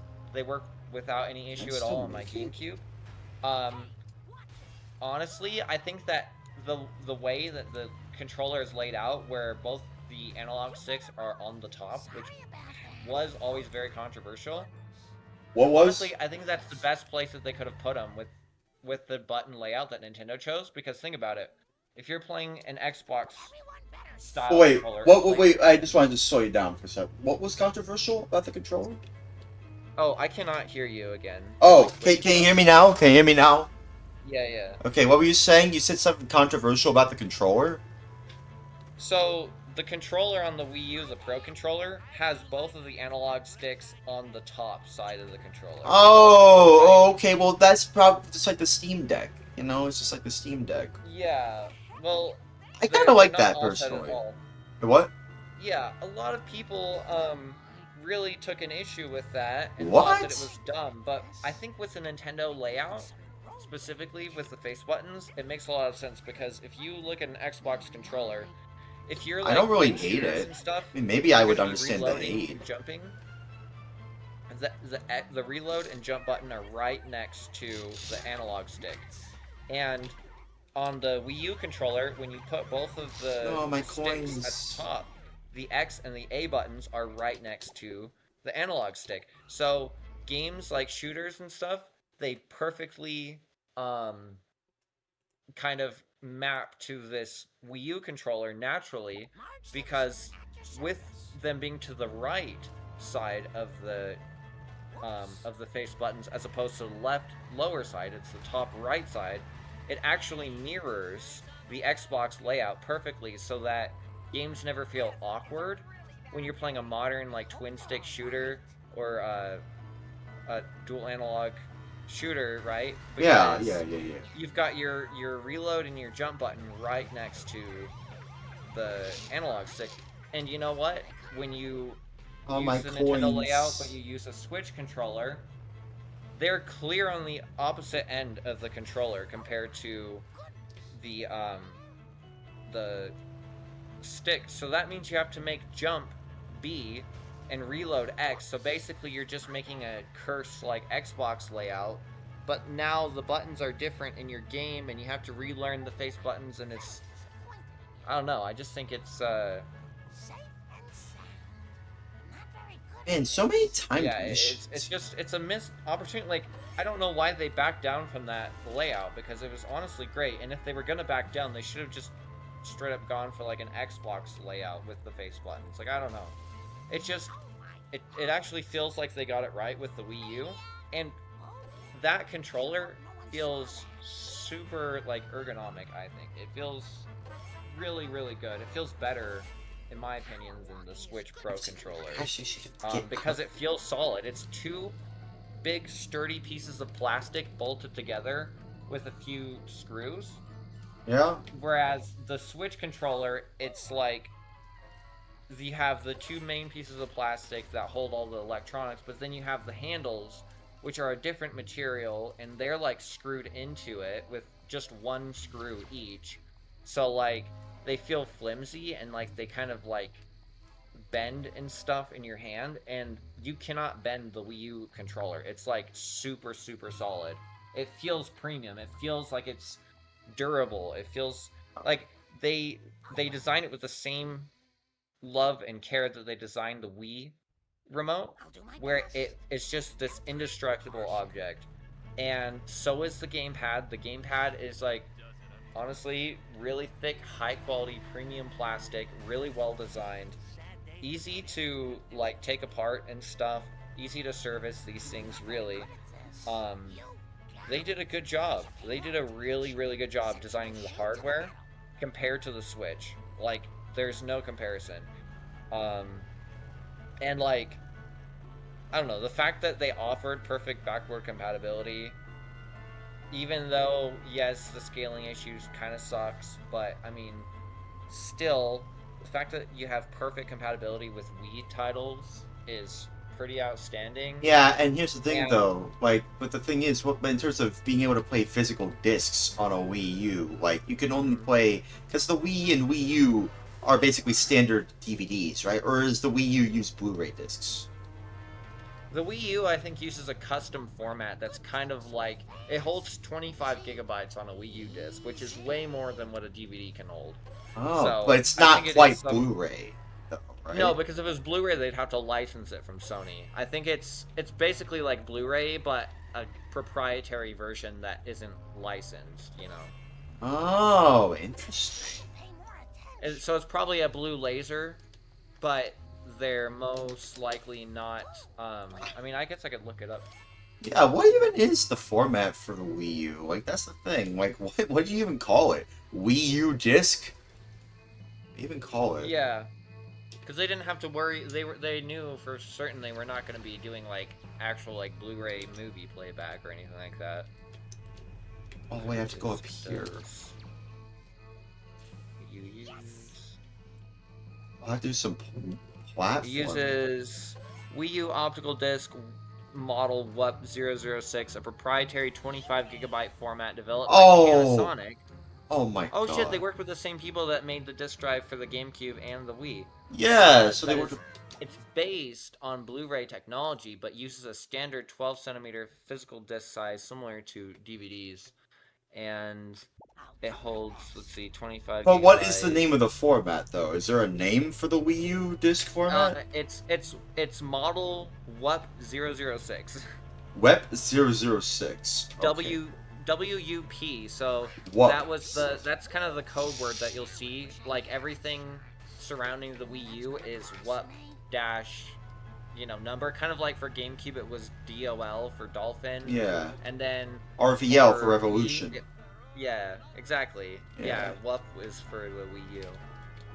I know, wasn't the code name for it Project Cafe? Wasn't that the name for it?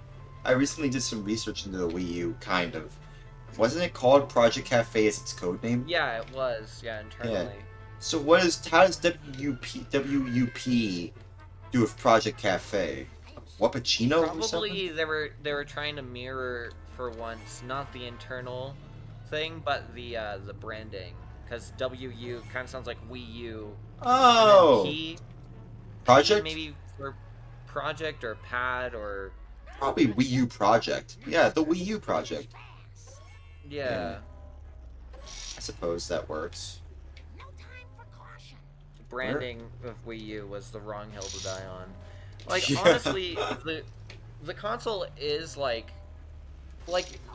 there is so much craftsmanship on display with the Wii U. That is There why I is. respect it, even though it failed by most every measure, and I do consider it a failure, and I It find is, that it is a commercial failure. yeah, and the modding scene is a little bit underwhelming, but you know what?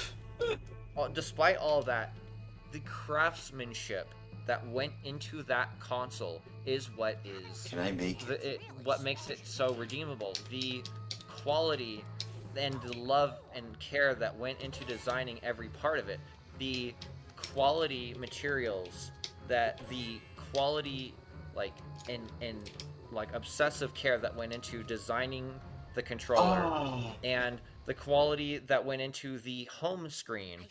There was a lot of it's- well thought and care put into everything except for the most important thing, which was, the games library. There's just not a large library of games for it compared to the Wii. Well, and the problem is that was because of a chicken and egg issue. I mean, if What do they you mean called by it the that? Wii 2, let's say hypothetically, it Oh, sold yeah. like hotcakes, it wouldn't matter that the CPU was a little bit weaker, because developers would have bit the bullet just like they did with the Wii. They would have tried their very damnedest to get all of their games on the Wii U no matter what, and optimize and in a state that fans of those games were happy with. They would have made whatever compromises necessary, and when developers really cared, they easily could do it. Like, look at Assassin's Creed Black Flag, an extremely complex game that has a lot going on, a lot of AI, a lot of advanced graphics. It runs really, really well on the Wii U. I had so much fun playing it on my Wii U. Call of I've Duty heard- can do dual screen, like split screen, one on the gamepad, one on the TV, and it does it perfectly at like a locked frame rate. Like I think that it's either like 30 or 60 FPS, but it's locked, stable frame rate, and it runs it perfectly. And you know, when developers really cared, they could do When they cared. amazing things with that hardware. And like Call of Duty on motion controls is so good. It's so I don't doubt it. I don't doubt it. I'm sure like, it's good. It's amazing because with Ghosts, they like the physics that they're doing for calculating the bullets. Like, you don't really appreciate how precise the hitboxes are on the enemies, but like in the campaigns, they actually have really precise hitboxes on everything, and like you feel that when you're using a gamepad or a Wii remote, because it's not like doing aim assist and stuff for you. And so you actually have to like point exactly, and you can feel how precise it is. And it's like, whoa, that is so cool, and it's so immersive. Like, man, fucking love that. Love that. It was immersion perfect. is usually what makes someone remember a game a lot more. You know, yeah, when I you mean, feel I never very played immersed to a game, you're like, until yeah, you remember that immersion. You know? And I mean, yeah. And honestly, the motion control sucks a little bit in the multiplayer, in my opinion. But We're talking about the it's Wii U so- version, right, of Call of Duty? Yeah.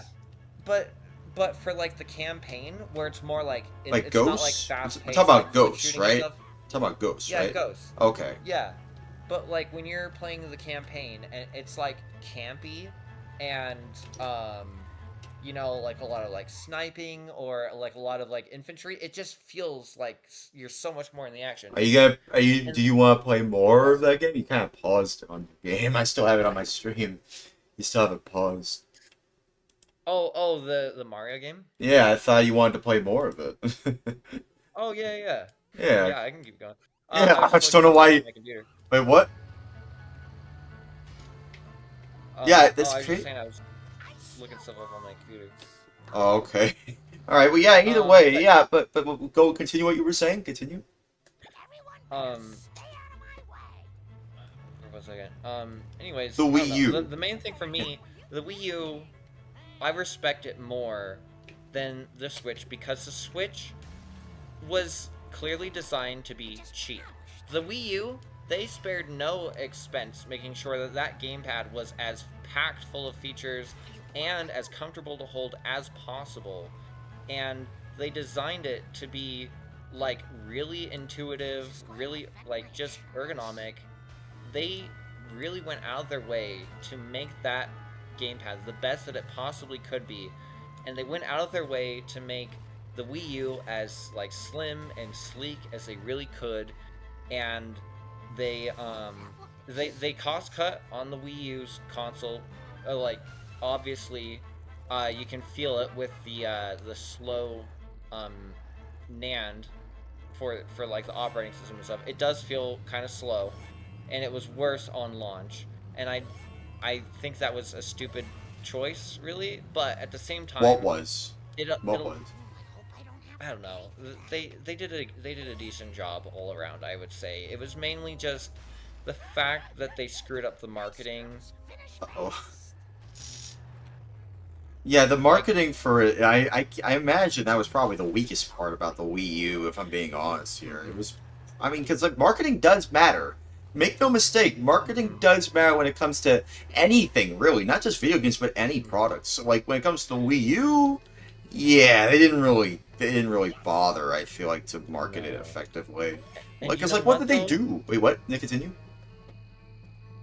Well, yeah, the marketing just they totally dropped the ball on it. People didn't know that it came out. Nobody knew that it happened. Nobody even knew it was meant to be like the successor to the Wii. Like you said, if it was called Wii 2. Yeah, they thought, oh, it's like a touchscreen like thing for the Wii, like whatever. We already have a Wii. That's how Yeah. people saw it, you know. Yeah, they thought it was just it's just an accessory to the Wii. No, And then- it's a brand new console.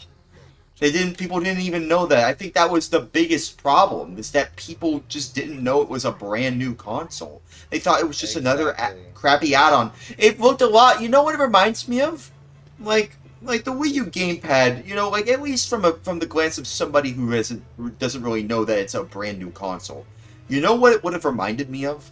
The U-Draw game tablet. You know the U-Draw I game know. tablet? Yeah, it just looks like the Yes, U-Draw. I had one. Me too. I didn't have the Wii U version, but I had the PS3 version. Because the Wii version. Yeah, it was mainly but like it was actually the biggest reason why THQ went bankrupt. Do you know that? Uh-huh. That's Yeah. THQ. Oh, yeah. That's why they became bankrupt, was because of that goddamn stupid ass game tablet. They banked so hard on it that it made them go out of business. And honestly, it was around the time of the late 2000s, early 2010s. People were kind of moving on from those games anyway. I mean, there were plenty. I mean, THQ. I could go on about THQ, dude. I played so many of their licensed games growing up, dude. Like, name your favorite game franchise, or name a favorite license, like based on like a cartoon or a movie that wasn't based on a video game that got a video game adaptation or a video game movie tie-ins. Oh, it was most likely THQ behind it in terms of publishing or developing. No, they were a juggernaut of licensed games. Yeah. And they were my bread and butter, dude. I love playing licensed games on these streams because, like, I mean, this is technically a licensed game. The Simpsons Hit and Run is technically a licensed game. Because, like, The Simpsons didn't start out as a game. It started as a cartoon. So, like, when something starts out as one thing, but then it becomes a video game the other time, that's what you call a licensed game. And, licensed games, oh, man, dude. I could go on and on about licensed games, dude. Like, they're cool. I just wish that the licensing model sucks because it's like, they can't keep selling it because of the license. Yeah, that's a good point. You can only use the license for so long until you can't afford it. The only way to play it is like illegally or to like get your hands on physical media. Yeah, and which usually goes for a lot of money if it wasn't printed a lot. If it didn't, if there wasn't a lot going on. Like, I'll give you a good example. Spider-Man Shattered Dimensions. That game is technically a licensed game because it uses a Spider-Man license. And Activision published it, I'm sure they could easily re-release it, and even do a remaster of that game. That and Edge of Time. You can't play those games nowadays on modern platforms, not even on Steam. Even though there was a Steam version that was around for a while, it got delisted at some point, and I don't know why. I feel like I know why. It's because of the expiration of the license somehow. Maybe, or no, it was because Activision wasn't allowed to be able to publish Spider-Man games for a while because, their license ran out. Same with Tony Hawk, They at some point, they just stopped being able to, publish Spider-Man and Tony Hawk games, due to a contract they signed back in the day. And I think when that contract expired, that's when they delisted all those games like Spider-Man Shattered Dimensions and Edge of Time, which, by the way, I still own them. I still own the physical copies of them back in the day. You want to know how much I paid for them? It was like, I can't remember now because, like, I'm kind of playing this game right now, but, like, if I remember correctly, it was like around, oh crap, I have to really be fast here. Jesus Christ. It was like around 20. Actually, no. Let me get it out right now. Now, you know what? How about let me find it. Let me find it. I can't hear you right now. Showcasing this stuff to my chat. It's just like, I really love these games a lot. How much should I pay? Oh, okay. Here we go. All right. Here we go. You want to know how much I paid for Spider-Man Shattered Dimensions? You want to know how much I paid for it on PS3 back in the day? It was $3.99. Close. $2.99. We're $10 off. Oh. $2.99. Nowadays, it goes for like $90 or $100. Maybe, and that's sometimes with loose copies, or maybe not loose copies. That's if you want it complete. I actually don't have it complete, actually. I'm missing the manual. And if I were to get the manual... What? Sorry. I'm so bad about interrupting, I'm sorry. No, it's okay. What were you gonna say? Oh, I just remembered some, like, random-ass game that I got for, like, $2 or $3, something like that, from GameStop, like, when they were selling GameCube games for, like, super cheap. Yeah. For some reason, and, like, 2019 probably. Oh man. Oh man. Like, do I have it? Hang on. Let me see how much I Yeah, paid for this What? this Piano right 3. Oh, here. Piano 3. Oh man, wait, don't play that yet. I want to play it on stream one of these. Don't spoil it for me. Yeah. Yeah. I want to like boot up the intro maybe and look at it. Sure, but like I don't know. I want to save it for a rainy day. But yeah, I paid Edge of Time for $34.99. If I was Did up you ever play Time Splitters? No, I only played it, Play it on your stream. Holy shit, dude! Play it on your stream. Do it. hang on. Let me just see. I mean, I want to play more Simpsons and Run, but like, Yeah, not like right now probably. yeah, I know, but like, still, hang on, just give me a moment. Let me put these games up. I haven't showcased these games. That's right, man. Yeah, hang on. I still Oh can't man, hear you. dude, this Hang game on. is so 90s. You know, considering this was, like the Capcom 5 when they were announcing that back in the day, like this is the only one of the Capcom 5 that is still exclusive to GameCube, and it's hasn't been ported to anything else actually since the GameCube. So like, yeah, all the other games they released have been ported in one way or another, except Piano 3, which is I'm pretty sure it's just Project Number 3. That's what PN means. It just means Project Number. Yeah. So like, yeah, it's kind of a bit. I've heard it's kind of a bit of a lame ass, game in terms of like the gameplay. But I don't Yeah, know. it's kind of lame. It's more like I like the vibe, like the aesthetic. Yeah, like very so Y2K, very retro. very year 2000. You know what I Oh mean? yeah, it screams Y2K. Yeah, dude, I kind of like that. And that's the new thing. That's the it thing. That's the it thing. Oh my god, I spun out of control. I am in control though. Yeah, I mean, that's the it thing now is, is Y2K, like before it was 80s and 90s stuff, now it's all Y2K, it's the first time I've discovered that, I don't know if it was 100 Gex or Charlie XCX that made me realize that Y2K has become retro, and commodified. Because that's kind of what happens when something that is retro becomes popular. It just becomes commodified. Commodification of things like this. I always hate seeing that because it's like, wait, Fall Out Boy, what the frick? Oh, the signs change. It's not always the same. I kind of like that detail. Now it says Fall Out Boy auditions here. Well, inside. That's not.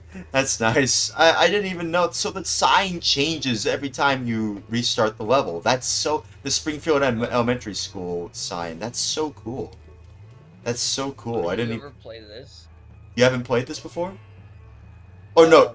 Oh, I was wondering if you'd played, What? What's it called? What?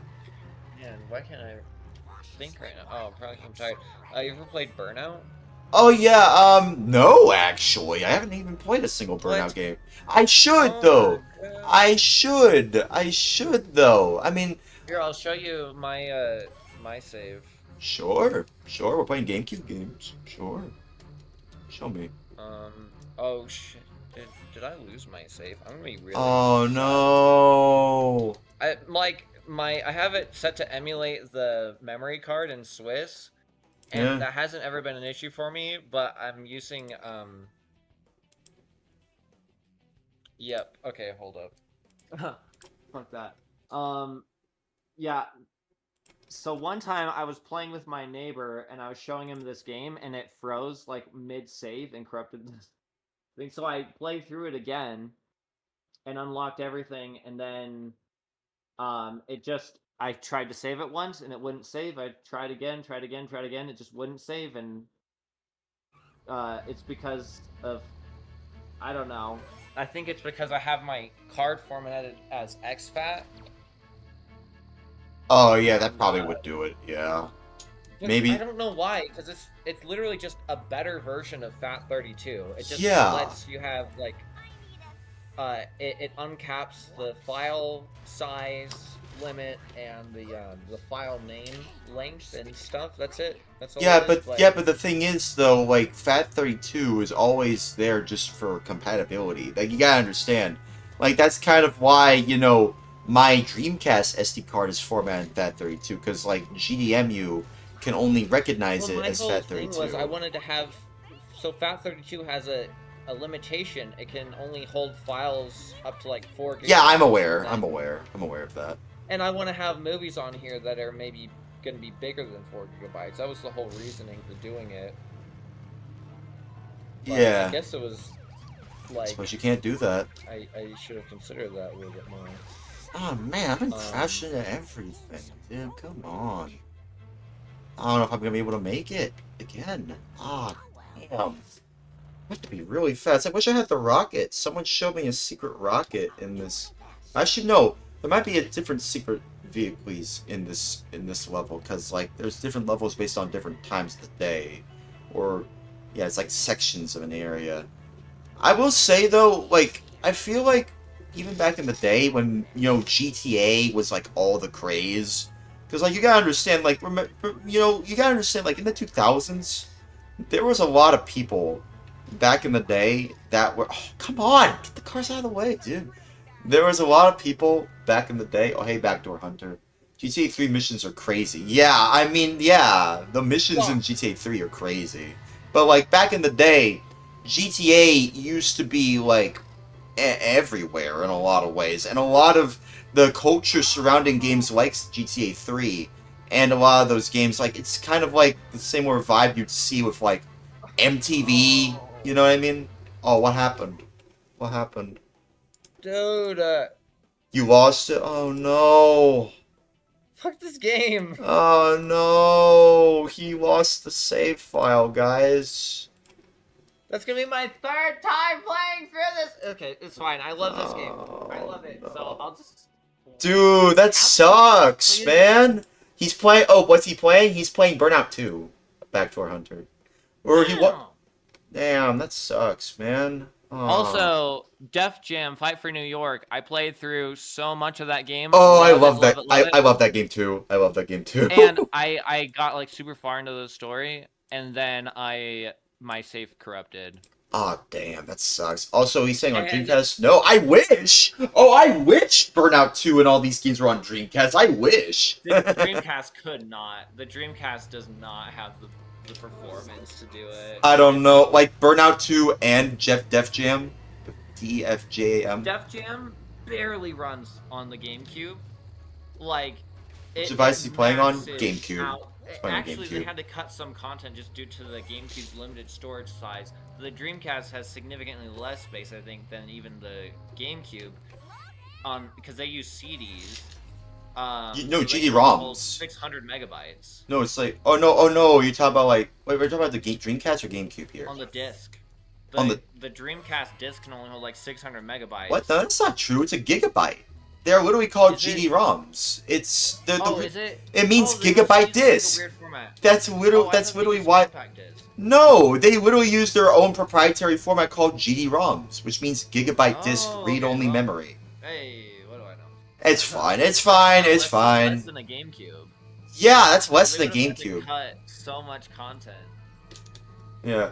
Backdoor Hunter says, to be honest, I have not played games on GameCube and Dreamcast because of the country I live in. Oh, where you live? I forgot, you did tell me where you lived in, Backdoor Hunter, but can you remind me again? What the Oh, man, I can't believe you have to replay Burnout 2 again, though. It's crazy. Well... I mean, to be fair, replay value is what makes a game truly timeless, as I always say. Has so much replay value. Well, then you know what? It might not be as bad as you think. You know, it's yeah. So yeah, Backdoor Hunters. That I keep losing save progress. Yeah. I was really happy with my progress. Do you have a? Hey, I have a question. Do you have a MemCard Pro GC for GameCube? No, I'm using Swiss's emulate mem card. Oh well, that probably is the issue then. You need a dedicated memory card. Issue until I like. Dude. I think my problem is that I've fragmented the. Your problem is that you don't have a real memory card. For your GameCube. That's what the issue is. So like, I keep fragmenting the memory though, because like the SD card, because I keep adding like files to it and stuff. Like what? What are you adding to it? Like New games? I probably wrote to my SD card, the other SD card I just had in there. Yeah. I probably wrote to it like at least 100 times because I was converting movies over to the GameCube's movie format with my custom movie conversion script. Yeah. So that I could watch them on my GameCube. By the way, I had to keep testing to see like you know, what was working and what wasn't and stuff. Let me read the rest of my chat real quick. Sorry, please forgive me. So like Backdoor Hunter says he's from Germany. Oh, okay. He also says we got only PlayStation, Xbox. Oh, I see. My friend had a GameCube. I tried it. It was really good, but yeah, he sold it. Oh man, he shouldn't have sold it, man. Man, those GameCubes, they have some pretty great games on here. They're pretty great game cubes. Pretty great games on those cubes. It's a great... those cubes have great games. That's why they're called GameCube. You know? But actually, to be fair, it's not actually a real cube until you get the Game Boy player. I just realized that. Have you ever noticed that? Have you ever noticed that? Like, if you look very closely, it doesn't really look like a perfect cube. Like, if we're talking about, like, you know, like, the aspect ratio of an actual cube, it doesn't actually look like a perfect cube. It's like it's not exactly a cube. Oh, you know what I mean?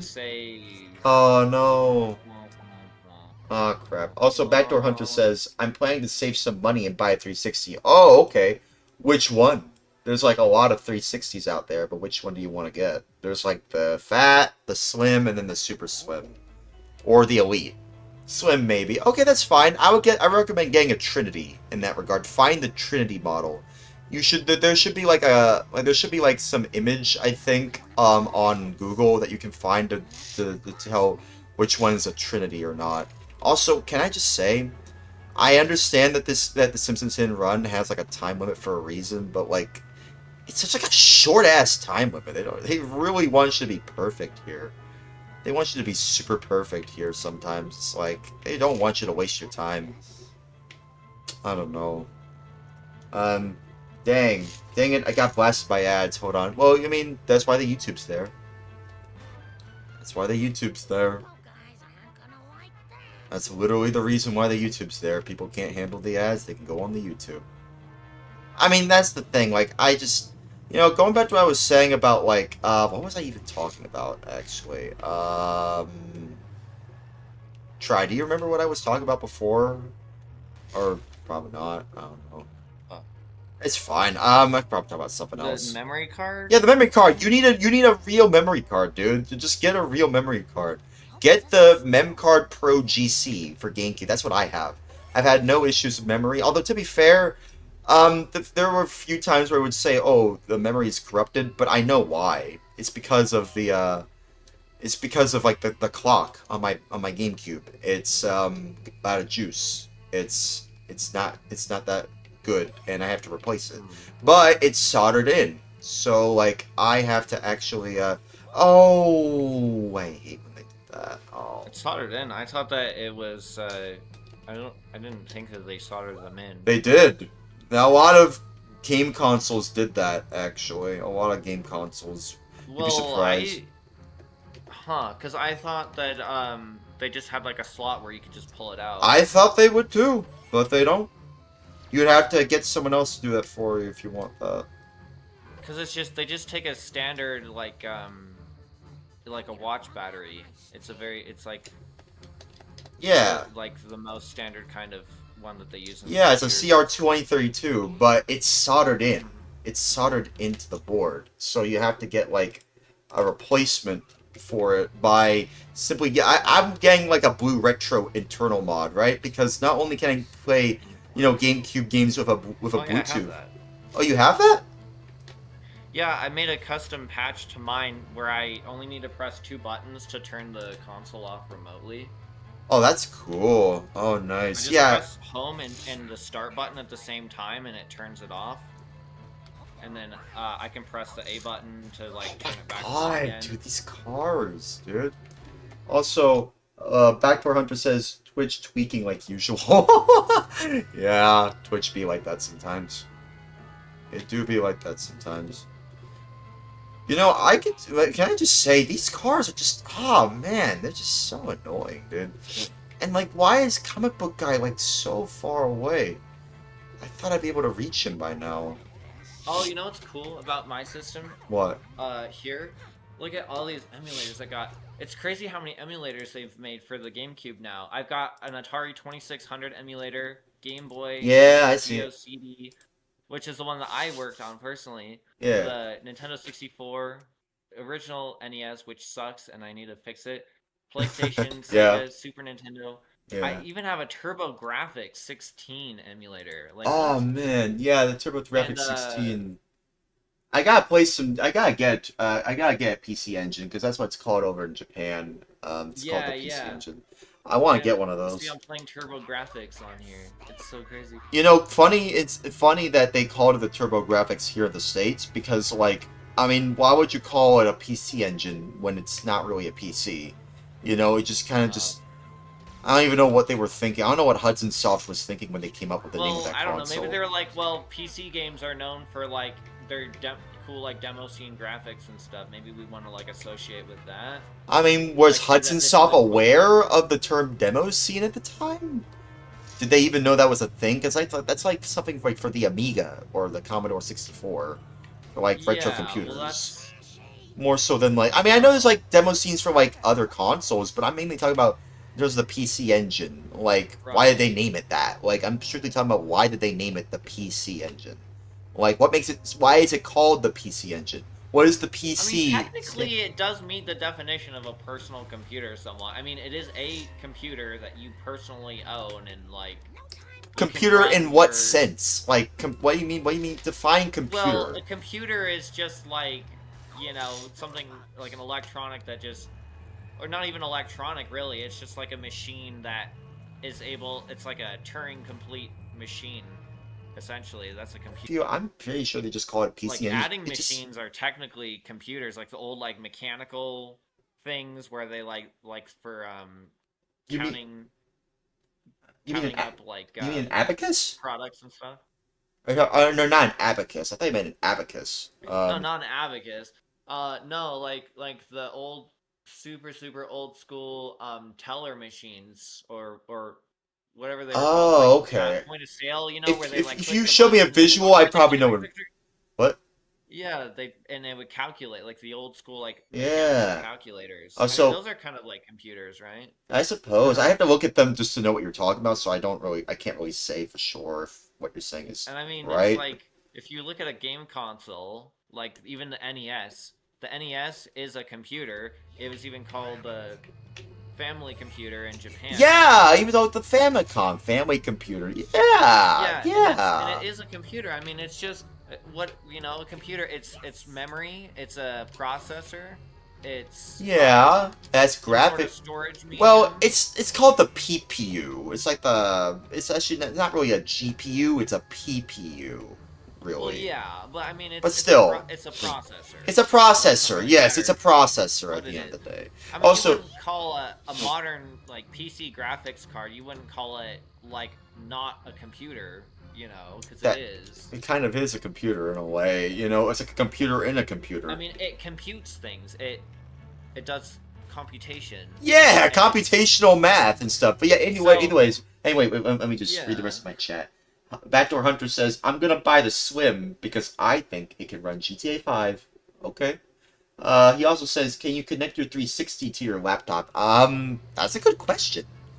I don't know anyone who's tried that. Actually, no. You know what? No, you can, remotely, actually. Not, you know what? You're right. I think you can. You could do, like, FileZilla. You can remote access your 360 using FileZilla. It's like remote hosting, I think. Like, I've done that a few times. It's actually how I load games, actually, on my solid-state drive that I recently installed on... Well, not recently. Well, kind of recently. On my fat 360.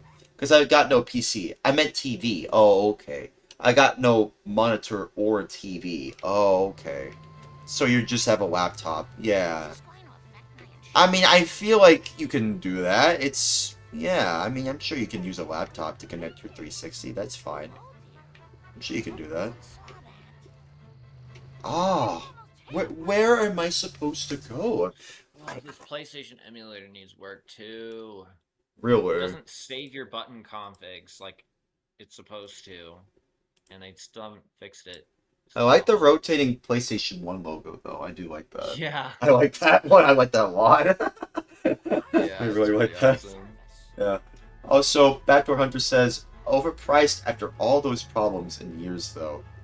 Oh, wait, what is overpriced? You mean like, oh, you mean like, how do I dodge the red rings and play it for years? You know, that's an interesting thing about the 360. I feel like the reason the red ring even exists is because they wanted to rush it to become the first 7th gen console. Like, Microsoft saw the success of the Xbox to a certain degree. To a certain degree, which is saying a lot because Microsoft didn't really they didn't really expect it to do all that well. That was an issue that affected Early 360s. PlayStation as well. Yeah, the yellow ring. Reliability issues. It had the yellow ring, yeah, or the yellow light, Yeah. not ring, the yellow light, yeah. So the red ring and the equivalent on PlayStation, those are just built-in hardware failure, detections. The reason why they happened is because the hardware supplier for the central processors on the PlayStation and the Xbox 360 for the PS3, Xbox 360. So they were using TSMC's What's that? process to create their CPUs. TSMC, and what? TSMC was using a poorly formulated adhesive to basically or not on adhesive, a bad kind of flux or something, basically, that was supposed to help with the process of connecting the CPU to the motherboard. The connection between the GPU and the continue. Yeah, or the GPU, whatever.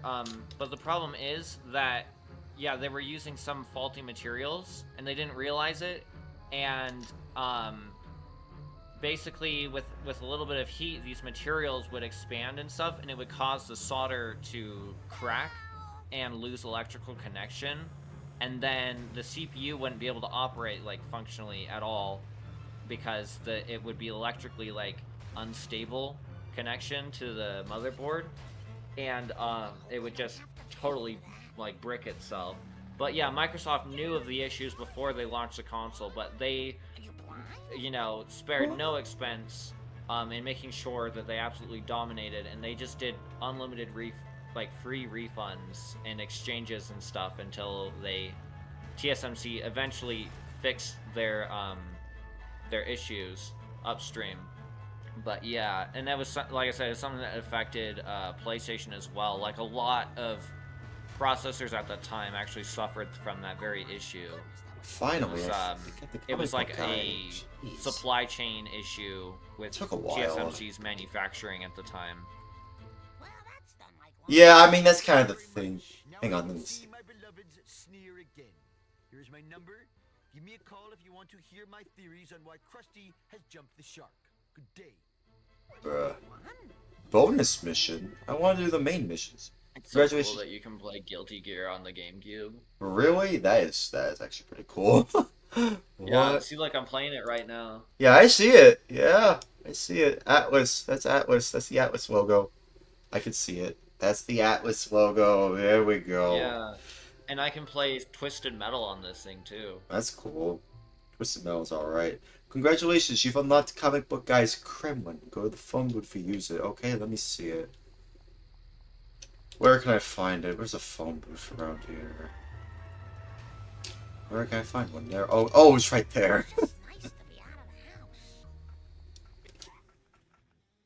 Yeah, I see it. Yeah, I see it. It's pretty cool. I wonder which character I should play. You know, there's a lot of things about fighting games that to me just kind of stand out in terms of like not only just the presentation of them, but also just like the character designs too. I feel like I've probably mentioned this a few times in the stream before, but I want to mention it again. Man, there are so many interesting character designs for female characters in gaming, especially in fighting games. Oh man, don't even get me started on the female character designs in fighting games. And I feel like it's because they wanted to be expressive. You know, I suppose that's what happens when you want to be so inclusive. You're also including the sexy female characters in your fighting game, like Mai Shiranui, you know, in King of Fighters, and, you know, I suppose Chun-Li in Street Fighter. But, okay, here's the Kremlin. See, I feel like whether or not, like, having, like, overly sexualized characters in your game is problematic, it hinges on the agency and maturity that you give to that character. If you treat them as a whole character and they're personally like motivated as a character to be sexualized, then that's one thing. But like when a game, what I don't like is the trope where the game like designs the female characters to basically be objects, and they're like, yeah, I don't like that either. To them, I don't. And they act like they're stupid or. Yeah, I don't like that either. And this is coming from a guy like. I draw the line. Yeah, and this is coming from a guy like me who gets, you know, pretty much like a horn dog when it comes to like sexy female characters in fighting games. Like even I can recognize that. Yeah, this character is just poorly written. They're not really. They don't have a lot of deeper personality other than, oh, they're sexy, big tits, big ass. That's it. Designed for you to project your, like desires for like. It's just kind of lazy. Your fantasies onto and it's stuff. It's not really designed to be actual people. Yeah, like this character. Like I mean, I could look at Marge and be like, yeah, I mean, the tits are all right. You know, they have somewhat of an ass going on, but at the same time, this is a character. This is not even a real, no, they're not real. But you know what I mean? This is a character that has a personality. The agency. Do they feel believable? Does it feel like that woman that you're looking at chose to dress that way? Yes. To express herself? Yes. Or are they unaware of how sexualized they are? Yeah, that awareness is also important. Yes, that is a very good point. Yeah, like Bayonetta is ultra sexualized, and they're aware of it. Works because Bayonetta knows.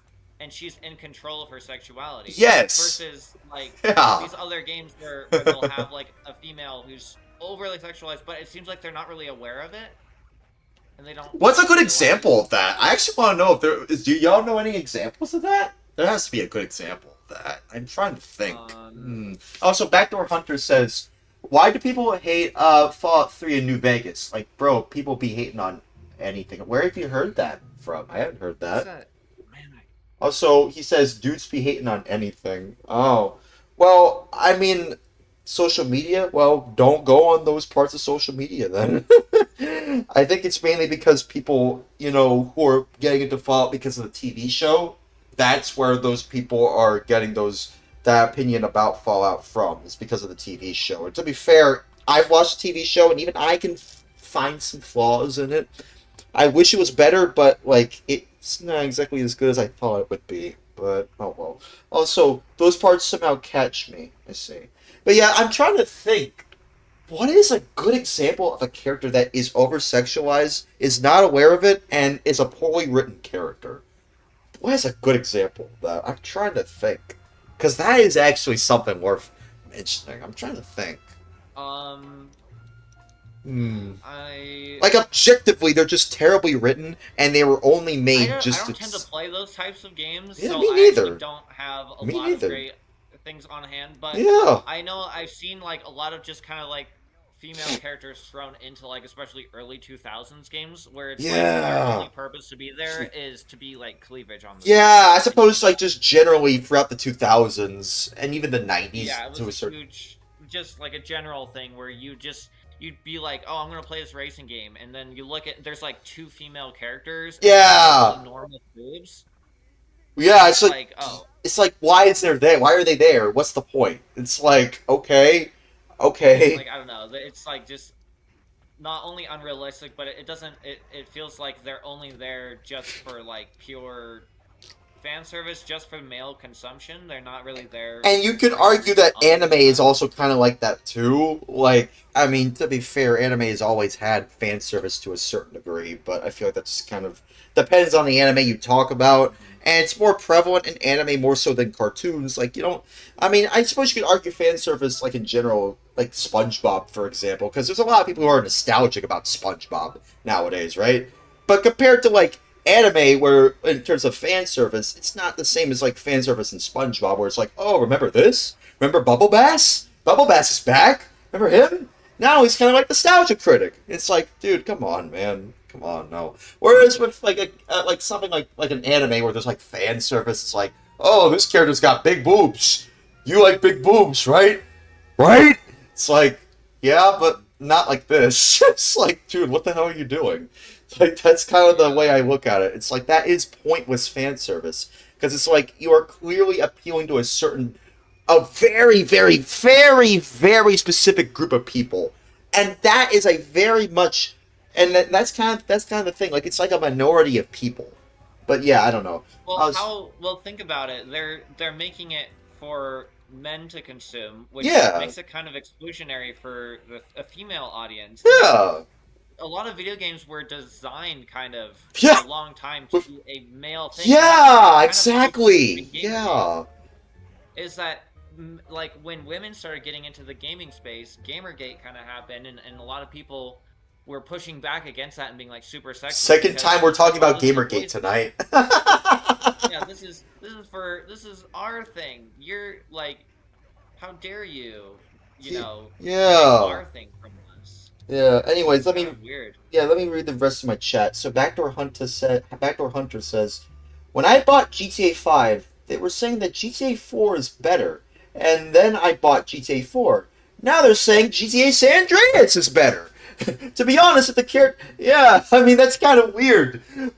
Okay, so which one's better then? Is it GTA 4? Vice City. Vice City is the best one. Okay then. All right. I have to play it to know for sure. But if you're saying that's, I don't know.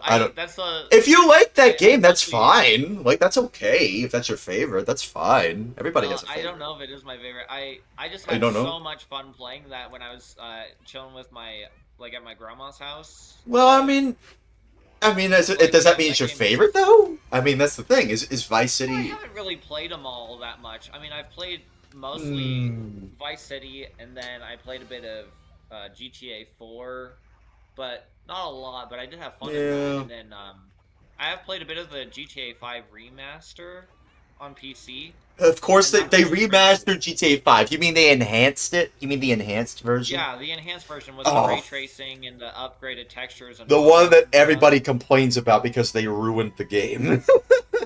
I don't know that they ruined it. It seems okay, well maybe not.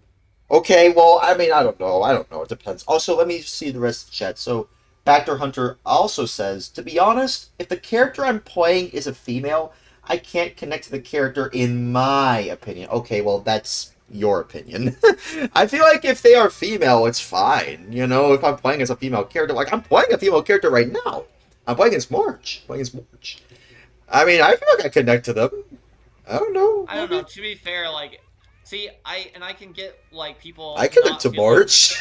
Do you connect to March? Like, if people feel like they can't connect with a character because they don't see their own identity in the character, I mean... That's kind of selfish. But also consider that's kind of why there's been this push for inclusivity in games, is because, like, how do you think it would feel to be, like, a black person and every single game only has, like, white people in it, you know? Like, that probably is... a little upsetting. Well, so hey, I'm glad to see that there's more inclusivity. Yeah, I'm very glad there's more inclusivity in gaming. Represented by the game, like, yeah. If you have representation out there, play something else, you know. Yeah, exactly. Like, if you want to play, as someone else, then do that. You know, like if you want to play as a guy, play those games. You want to play as a girl, you know, but you want action. I don't know, play Bayonetta. That's a great game. That's a fun game, actually. I want to play Bayonetta one of these days. I really want to play Bayonetta one of these days. But anyways, yeah, I feel like you can connect to a character depending on the game that you play. I think it's just a matter of like what games you enjoy and what you choose to play. Because like, yeah, I'm all for extra, like and more extras, you know, not even just extra characters in games, but like, you know, all kinds of characters from all different walks of life. Because I feel like that's the stuff that makes gaming interesting. It's the stuff that makes entertainment interesting. No, interesting words. I can't even say words properly because we've been going up all night. But yeah.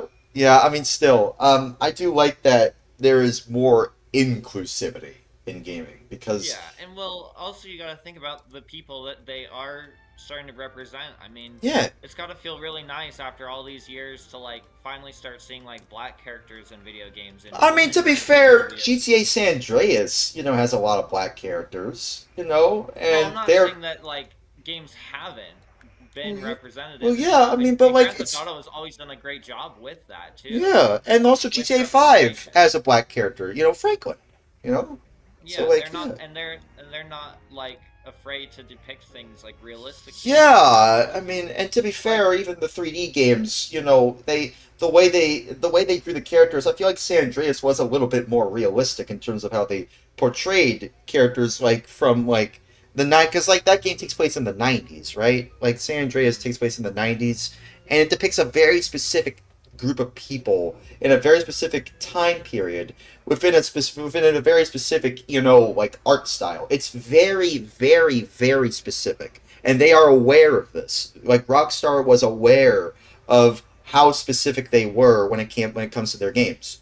So like, I'm glad that they made a game where they have expertly written black people, like in San Andreas, and people love San Andreas. I love San Andreas too. It's just a great game. Like, San Andreas is still a great game to play. I feel like I would want to replay it right now, because it's just, it feels fun to play. It feels great to play it, too, you know? Video games didn't really become a boys' club until, honestly, like, with the Atari, like, they were very, like, inclusive with their marketing. They didn't really try to market it towards, like, any gender. They would always have, like, girls and boys both playing. Like the girl, boy, and boy ads. toy. The girl toy and boy toys for, like, McDonald's. Yeah, well, they really, like, started gendering toys a lot more in, like, the 80s. And Yeah. Nintendo, from the very get-go, was marketing it towards boys. And Yeah. But I know, actually, no, that's not true. They were marketing it towards families. They were marketing it towards families. Well, no, they were mostly marketing it towards boys, though. If you look at the advertisements on TV and stuff, it was mostly, they were, like, exclusively boys who were playing the console, you know. Also, they had, like, ads that were very appealing to, you know, to kids, but, like, mostly just boys. And so did PlayStation, too. PlayStation also leaned into that. Yeah, everyone. I feel like a lot of gaming was leaning more towards males for the longest time. Like, they kind of just didn't even try that hard to market towards women. Like, they did early on in gaming, but then they kind of just gave up and figured that it was a pretty safe sell for, and it just didn't fit the gendered marketing at the time. I suppose it just depends on where you look, but yeah, I understand what you mean. Also, Backdoor Hunter says GTA 3 is the best, is their personal favorite game because it's the first game they played. Okay, fair enough. Okay, let me see. I don't care if you is from New York. You ain't taking pictures of RD Crapitude for no magazine.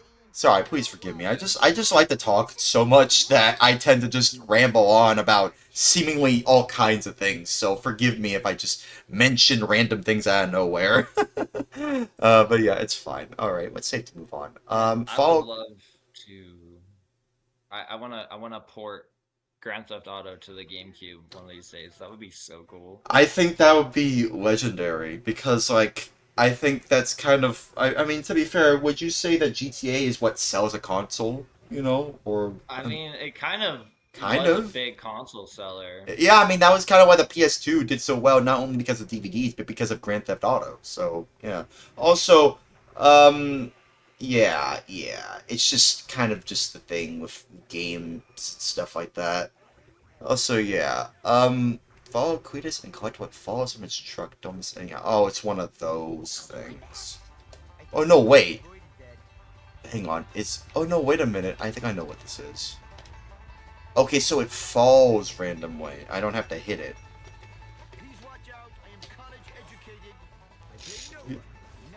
I blame no. I like this. I like comic book guy's voice. He just reminds me of like a Discord redditor.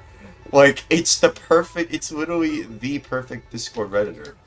He is quite literally. They made a Discord redditor moderator before the term was even a thing. You know, that's crazy. I mean, that's crazy to me. I mean, to be fair, this kind of archetype probably existed even before The Simpsons. The guy, the fat, guy, like, because, like, sometimes I feel like I would identify as this kind of person, but no, I don't. I'm skinny. I'm not even remotely fat, which is honestly a good thing. I'm actually kind of surprised how well in shape I am, even though I've been eating, like, even though I've been eating nothing but, junk food sometimes. Like, eating a lot of pizza when I should really eat some, like, yogurt or apples or something. I probably should eat something, actually. But it's fine. It's fine. I like to play these games a lot. So, it's just...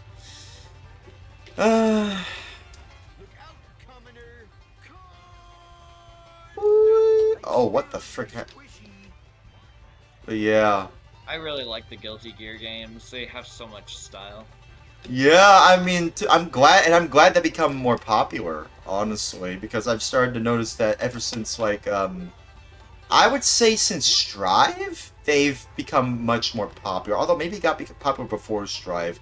I know that, do you remember that movie called Grandma's Boy, starring, I think it was Adam Sandler, that, yeah, Grandma's Boy, it was a film about, like, and it's funny, because, you mentioned your grandma, and you like playing games with your grandma, so, like, funny how I'm mentioning a movie about someone and their grandma, and they're a gamer, so, Doesn't that dude's friend have like a tiger, like a pet tiger or something? Yeah, I remember. Yeah, I think I know what you mean. Like a nudist or something.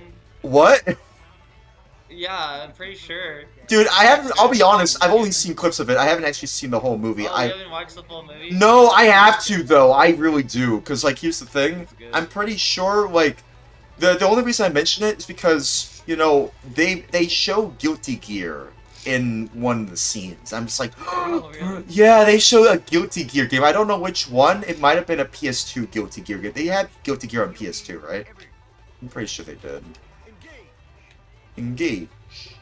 Oh, so let me see. Backdoor Hunter says, it's about how people born, it's about how if people born, if somebody was fat, when they were a baby, you can't change it. Even if you go to the gym, you'll get your fat back. I don't really believe that, Backdoor Hunter. No, that's not true. That's not true. No, that's not. Fat. That's ridiculous. That's so stupid. That is kind of stupid. I'm sorry, Backdoor Hunter. I'm sorry. Like, bad thing. Oh, yeah, I'm sorry, every man. Baby is fat, dude. If you were like. Yeah. Healthy. For like. The most part, Crap. Babies are supposed to be fat because. That's how they were born. Like. Survival. They had to like. It's just nourish. It's like because if you think about it, every baby is fat. Fat is an energy source, and energy is not guaranteed after birth, so it makes sense for the baby to get. Oh my God! The cars are in the way. Jeez. God, I hate these cars that are in the way. Oh my God. Oh God, I'm restarting it. Oh my God. Dude, I hate just how they're, what's funny? They're actual, I don't know if this is intentional by the devs or not, but it seems like they're making me drive in a place where, like, yeah, because the cars are going that way, whereas I'm supposed to be going this way, and sometimes, to be fair, I'm sure GTA is like this too, where sometimes they have like missions, like, I don't know if you know what I'm talking about, like, because how you have to have like the, I'm going over the place. I can control myself. I can control myself. Like, how like, in GTA, like, you have, like, when you do certain missions, like, because of the way the game is laid out, like, it's, the way that the roads are laid out, it's not like you entirely have the right of way. Like, how the term, like, when you're on the road, you have to have the right of way, right? Or you have to go on the right side of the road when you're facing forward, So, like, I don't know, maybe it's because of the way that the roads are laid out, I don't know if GTA suffers the same issue where it's just like, yeah, because of the way the missions are laid out, you have to be mindful of the cars as well, so that you can still gain momentum. You know, and sometimes I feel like I keep bumping into the cars because of the way either the mission is laid out, or because of the way that they, all these pedestrians and the cars are programmed. So, like, I don't know. I suppose it just depends. Hey, Science, what's up, dude? Also, Backdoor Hunter says, it's like there is a bar. You try to hold it for years and check what you eat. And that's really weird, because you will be able to, you won't be able to, how do I put this? Because you won't be able to check up on your, on like, fatness. Hey, Jet Castride. Sup, Not man? much. Just watched the new episode of The Boys. Oh, really? There's a new episode of The Boys. I didn't know that. I haven't watched The Boys at all. I've been told. The final episode comes out next week. Oh, really? I didn't know that. The final episode of the series? Yeah, it's the final episode, at least that they... Unless they do the bullshit that companies have been doing, where they say final season part 2. Unless they end up doing something like that. But I like that your image is like, Jet Set Radio. Or actually, it's Jet Grind Radio here in the States, but I like that. I like Jet Set Radio. I really like that. Well, I own every Nintendo console and every Sega console. Oh, really? Every Sega console? God, even that corporation. Maybe not all the weird ones. Yeah, Oh, I crap. guess. Why did I do that? And I got one. Well, okay, I don't have the hand. What, you can't call yourself a real gamer? Yeah, you don't have the you have the game. You don't have the Game Gear. You don't have the Game Gear. Look, Do you have the Nintendo Power Glove? The Power Glove. Look, I thought about buying the N64 Power Glove. But There's an N64 Power Glove? I didn't know What the that. hell? I did not know that. Me neither. I didn't know about that either. What? See, my rule is I only buy things that are in my local area. I don't buy things on eBay, because if I buy things on eBay, then I'll go broke. Well, I mean, I bought a lot of things locally on eBay, and it's fine. I don't know. Well, no. My reasoning is, if I allow myself to start buying things on eBay, then I'll just constantly buy things on eBay and go broke. But if I only allow myself on local game stores and Facebook Marketplace, then I won't go broke. That's how my mind works. Well, I mean, to be fair, even my local's, game store, they're kind of jacking up the prices of games there too. So, like, I don't know if you should entirely rely on just stuff in your local area. I don't like availability, I think, because he can only buy so much locally, but there's unlimited things to buy on the internet. Yeah, exactly. Well, I mean, unlimited in the sense that you can go anywhere on the internet to buy it. But if it's like, say, like a very rare game that hasn't got a lot of prints, then yeah, it might be harder to find. I don't buy the games. I buy the consoles and mod them. Oh, okay. Well, I mean, that's fair, because like the games have become very expensive, so I get that. Also, Backdoor Hunter says, by the way, if you're endomorph, you will look fat until you visit the gym. I don't know if I believe that, Backdoor Hunter. I don't know if I believe that. I don't know why he said that. Well, I mean, on the Nintendo side, I actually do have every console. So, if you don't have Not the every limited variant. edition, if you don't have the limited edition like Queen Anne gold-plated Nintendo Wii. Oh, I know about that. If you don't have the Queen Elizabeth Wii, then you're not a real gamer. Like, can you really say you're a real gamer at that point? Yeah, I mean, see, that's the thing. Like, I don't want red Wii. I just had the red one. the red. You mean the family edition? No. It was the first version. Like I can play the GameCube. Oh, okay, cool. Okay, well, I have one of those, but it's like a regular white version. But I have every physical, like the consoles, and then I have a Game Boy Advance, a DS Lite, and then a 3DS. I don't have the XL because them fuckers are expensive. I'm planning on getting a 3DS XL. I'm planning on getting like there's like a Galaxy Purple, I think. Midnight Galaxy Purple, I think. Getting The that. new one, whatever the new 3DS. Oh yeah, the new 3DS. That's what I'm getting. Yes, that's the one I'm getting. Yep, that's the one. That's the one I'm And getting. then PlayStation, I only have 2 things of PlayStation. I have a PS Vita and then PS2. Vita's cool. Vita's cool. I'm not a big PlayStation guy, so I only need the best PlayStation, which was the PS2. Well, I mean, to be fair, people Need love to the make PS2. a freaking Atari paddle for my GameCube Really? to play Pong. Oh yeah, you're playing Pong on your GameCube via emulation. Yeah, but the thing is, the Pong, like, paddle controller, it's 2 controllers that plug into one controller port. And so when you try to emulate it, it's like, you can set, like, each... Wait, can you start from the beginning? I was kind of distracted. What did you say? So Pong, like, on the GameCube, like on the original console, both of the controller paddles are they go into one controller port, so it's basically one controller is 2 paddles for 2 players. So when you try to emulate it, it's like you have to assign one controller, and then you both have to hold a controller to play paddle games together. So if I wanted to play with Pong with someone, then I could hold the left side of the controller, and they could hold the right side of the controller. But that's stupid. That is kind of stupid. Yeah, I should just figure out how to make, how to map, like, a,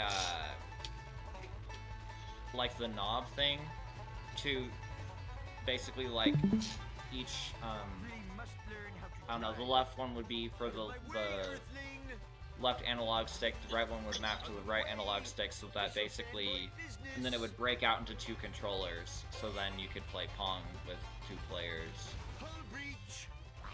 I don't know. None of what I just said was, like, comprehensible, because I'm, like, way too tired. I need to go to bed. Yeah, me too. But like, it's hard for me to go to bed sometimes. So like, yeah. I hate how sick I am. What? I hate how sick I am. Oh, I'm sorry. What happened? You know, COVID, not COVID, a cold. Oh, okay. Well, at least it's not COVID. I was worried for a second. Oh man, I'm bumping into everything, dude. If it was COVID, then I can have a reason to not have to go to work, but hey, it's a cold, so I have to go to work. And I've had COVID 4 times, so I mean, it's not that big of a deal. After the second time, it kinda wasn't that big of a deal. It's crazy to me how, like, when the pandemic arrived, like, as soon as it was over, some people started to kind of censor themselves, saying, like, random world event. Like, I remember specifically there was a guy that couldn't say the word COVID-19 or the pandemic. It was like, they called it random world event. And it had, like, a picture of Kirby. It's like cognitive dissonance to me. Yeah, I mean, like, I remember correctly, there was, like, a Nintendo channel. Yeah, it was, or a channel that talked like about an Nintendo games. anti-vaxxer or something? No, I think they were just a Nintendo channel. I just think they just didn't want to talk about that when they were wanting to talk about Nintendo games. Oh, Nintendo. Oh, yeah, I think so. I can't remember the name of the channel though. I wish I remember, but all I remember was they didn't want to say the word COVID, so they said like random world event, with a picture of Kirby as like COVID. And I'm just like, what? That kind of makes it a little bit weirder now. It's like Kirby is COVID. Kirby 19? It's like, see, that's the problem when you censor stuff like this. Like, what are you trying to say? What are you trying to say, dude? You might as well just say it. COVID. COVID-19! The pandemic! It's like... Yo, please don't yell, man. I just woke up. I'm sorry. I didn't bother you too much, did I? I'm sorry. Oh, you're giving him a brain bruise. I'm sorry. I mean, I woke up, watched the new episode, and then I didn't hear because I was... I'm sorry if I woke you up too much. I'm so sorry. Please forgive me. No, it's not that. I mean, I'm awake. It's just that was just really loud. I'm sorry. I just sometimes do that as like a joke. I'm sorry. I'm so sorry, man. You okay? We good? It's alright. Yeah, it's alright. You didn't have to do all that. Don't get too loud. I know. I suppose. Yeah. You know what? You're fine. You're fine. But we're safe. But we're good. We're right. We're safe and all right. Jet. Sure, you don't have to be all like that. We're good. Oh, we're good. Yeah, you could just say we're good. Yeah, we're good. Okay. Yeah. Okay. All right. Never had somebody be all like that. It's sorry. I'm sorry. It's fine. Like, hey, it's like that's why we have discussions like this. Cause okay, It's cool. we're safe and all right. Yeah. See, honestly, as I was saying, yeah, they just called it random world event. It's just so weird. You don't wanna call it love.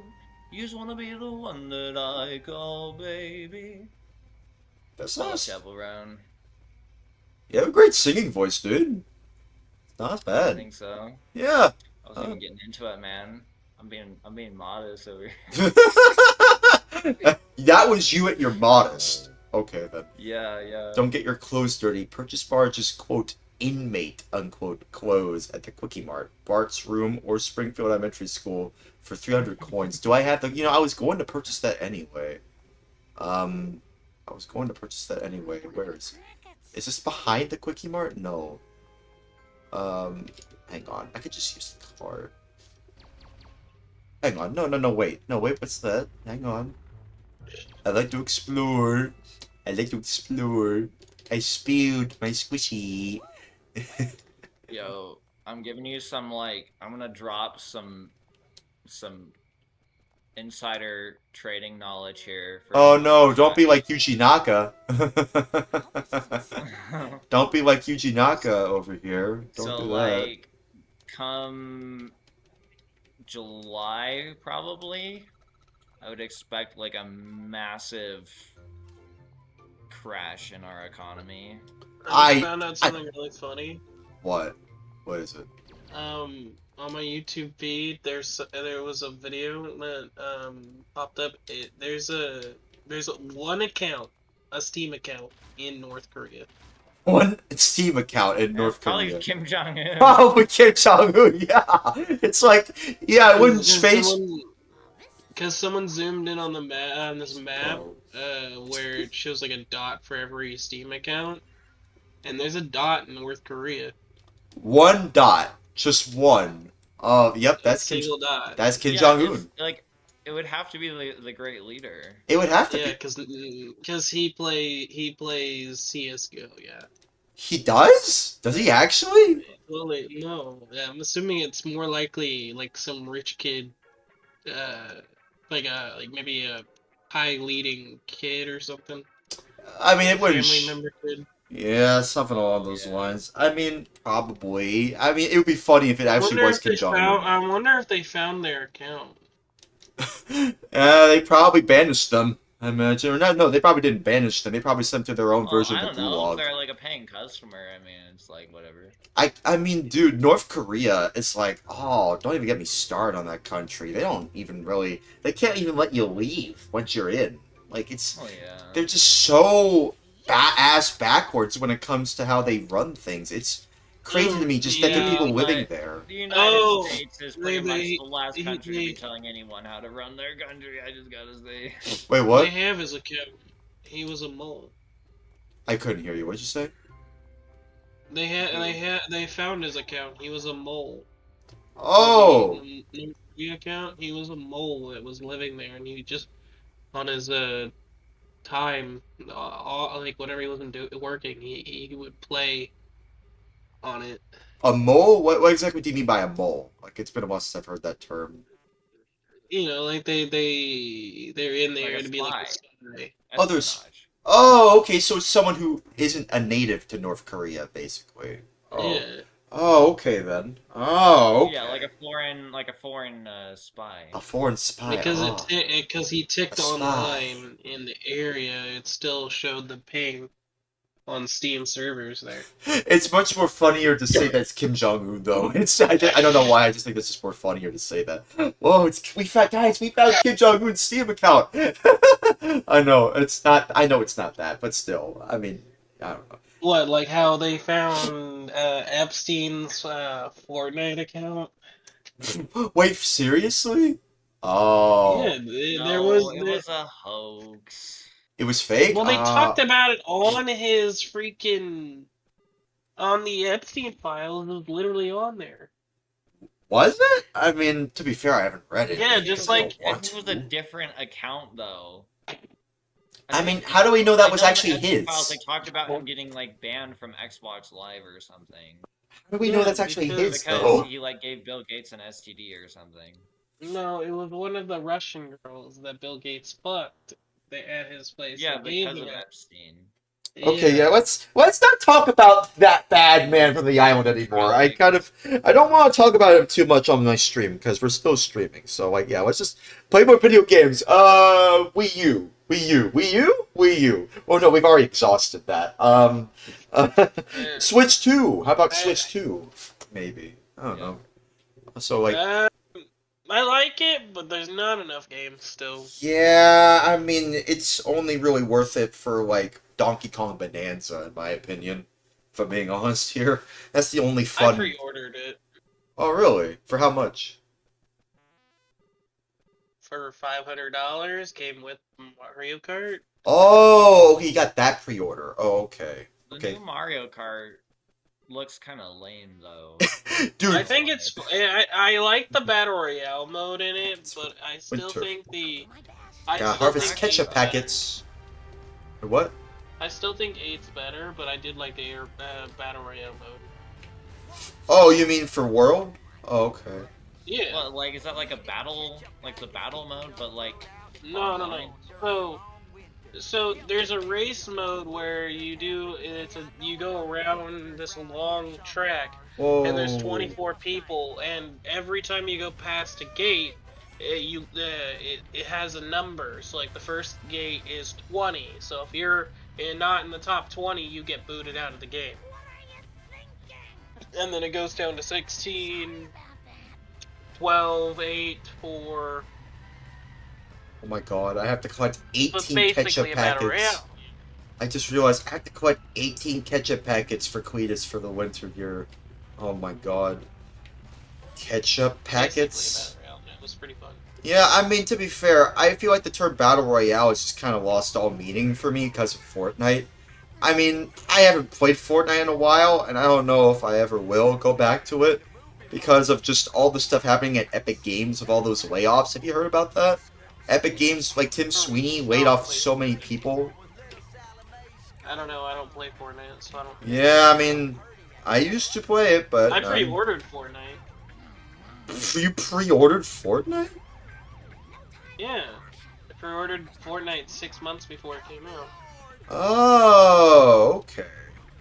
I see. And then when it came out, I really enjoyed it, and then 6 months after it came out, they lied and added a Battle Royale mode free to everybody, and it pissed a lot of people off.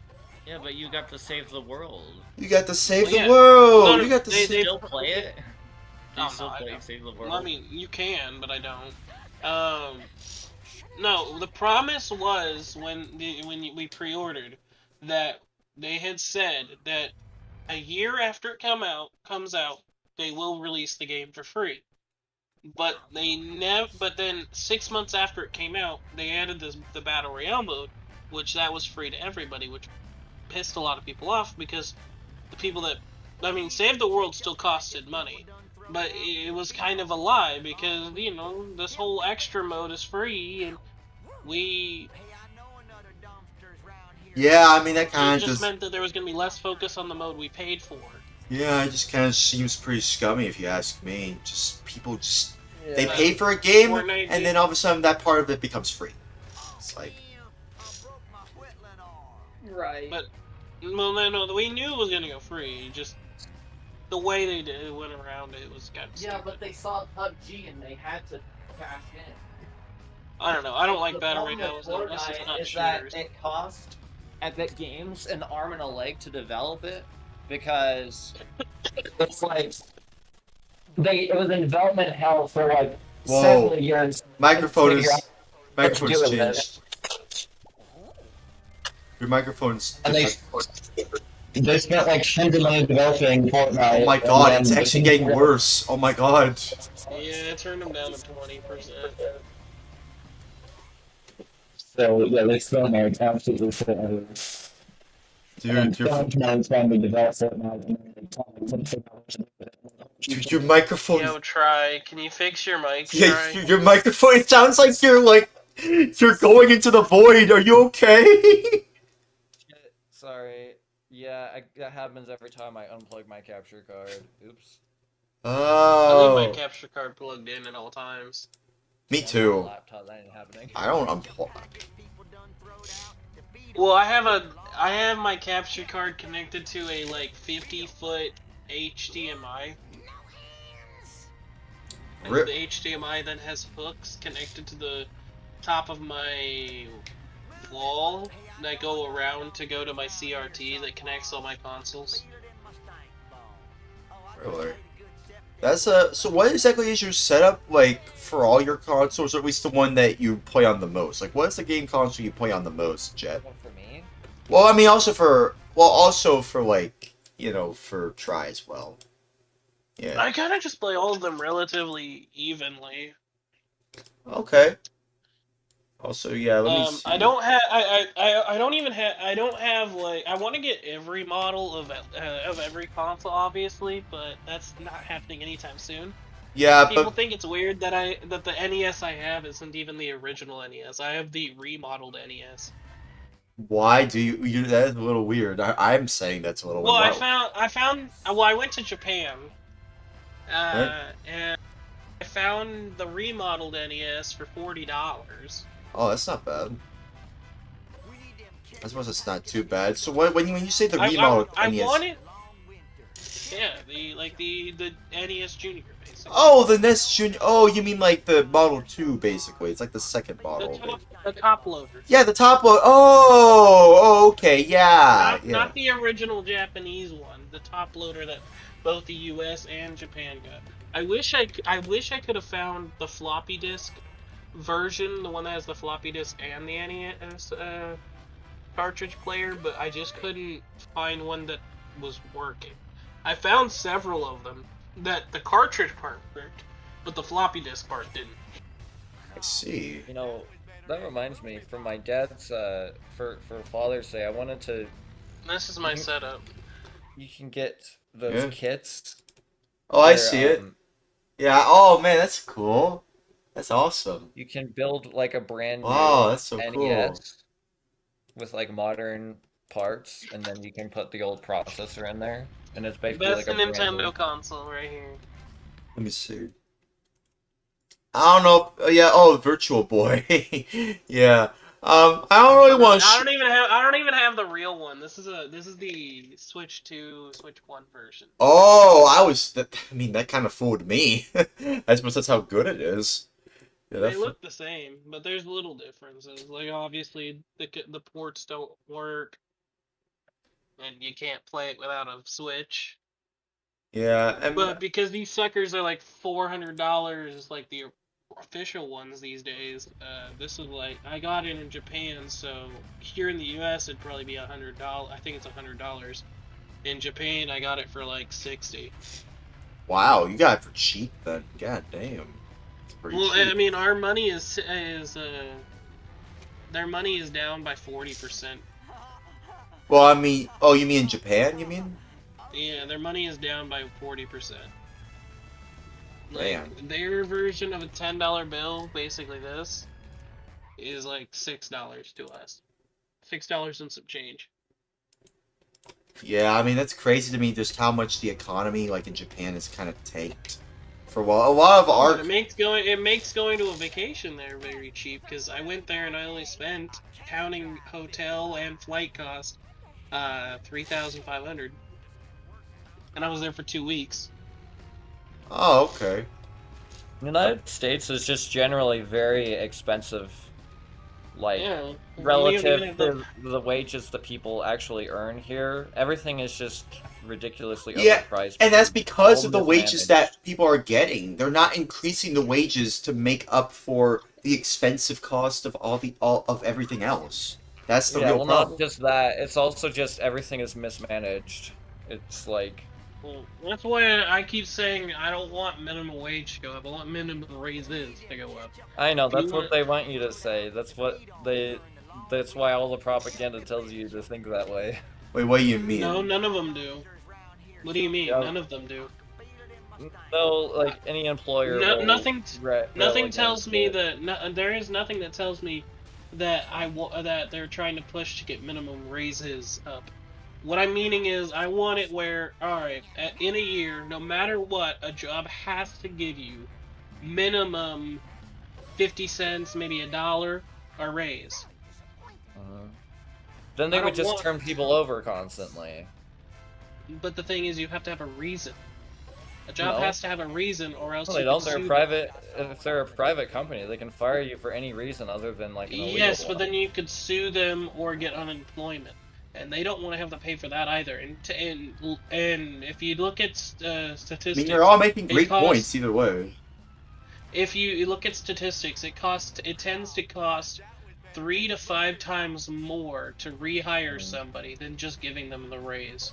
Well, yeah, but they would still rather pay that extra cost than give you a higher raise because they just Well, so they the don't want to issue deal with is, that. right now, the issue is in the U.S., the only way to make decent money is every 2 to 3 years you have to quit your job and find a new one. That is the only way to make decent money in the U.S. right now. And that's why I'm saying having an influence, a reason to stay in a job would benefit more than just constantly raising. Because like right now, my job, because of the minimum wage going up in my state, I've been trying to find a new job because of minimum wage going up. Really? Yeah. Oh. A lot of the jobs would be better if they actually made it like worth your time to Stay and in a they job. actually paid you for your Yeah. work. Well, all right. Let me math it out for you. All right. So Okay. I made Professor Jet before the here. minimum wage went up. It was $13.25 here in my state. Right. I made $14.50 before the minimum wage went up. Right.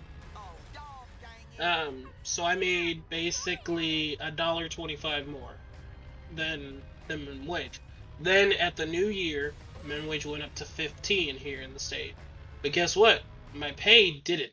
My pay did, but I went to 15. So I technically made 50 cents more, but mathematically, because of how it works when minimum wage goes up, I actually make less now than I Well, did. yeah, that's unfair. Your employer should So- have matched your raise on top But of that's your... not part of minimum wage going up. They don't need to do that. Well, no, but So- that should be. Arguably, I think that But- would be totally fair. If you're but earning because- additional salary, for that to be added when there's a minimum wage bump. But because of when minimum wage hit, I got on the job right at a year, so my raise time hits at the year. So I was able to negotiate, and they were willing to go to give me 70 cents more. But that's still technically less than I did make because of math. And so minimum wage going up fucked me. Okay, but it And also it helps fucks like a lot most of other people. people too. It Like you have fucks to see most- the bigger picture So here. no. So it only really, it honestly doesn't help most people, because think about it. If I'm in a, let's say I was instead of where I worked, let's say I was in a mom and pop place. That mom and pop that barely can afford to pay people minimum wage.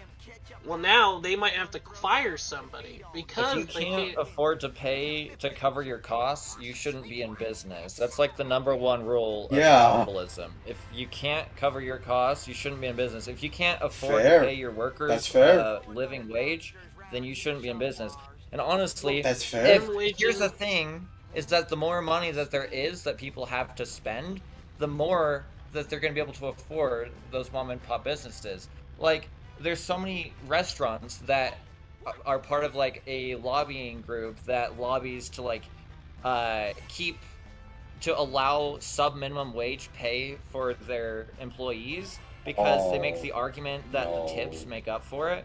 Oh, don't even get me on that- started on on that tipping sense, culture, dude. Oh my god. Yeah, tipping culture. But here's the thing: is that in the places where they Yeah. don't allow that, it's actually restaurants do better, even though their expenses are higher, because there's more money circulating in the economy. They get more business. So the more money you pay people, the more that people can actually do business. And the more business there is, the better it is for mom and pop shops. It's great for Walmart that wages are so low and that people can't afford anything, because it pushes everyone down to the lowest bidder, which is Walmart, who has economies of scale that could never be reached by a mom and pop shop. And they can Actually, leverage their influence over the industry to get whatever prices they want and screw over their competition. And the only way to combat that, really, is to do a massive wealth redistribution that makes it so that they can't really pressure the economy in that same way. So on the tips thing, I don't really like tipping culture. I understand that, but in those jobs, if someone doesn't make enough in tips, they still get minimum wage. That is how the law works it I used to out. work in like a but minimum wage isn't very good to begin Well, yeah, with. minimum wage That's the isn't supposed to be. And those people work their paid. ass off. They deserve more than minimum wage, you know. And that's the problem. People aren't really being fairly compensated for their labor in the United States. Like, the minimum is well below poverty level. And that's just like, we've come to accept that that's okay. Even though we should, as the wealthiest nation in all of human history and the world, we should be wealthy, but you don't see that. We look run down almost everywhere you go.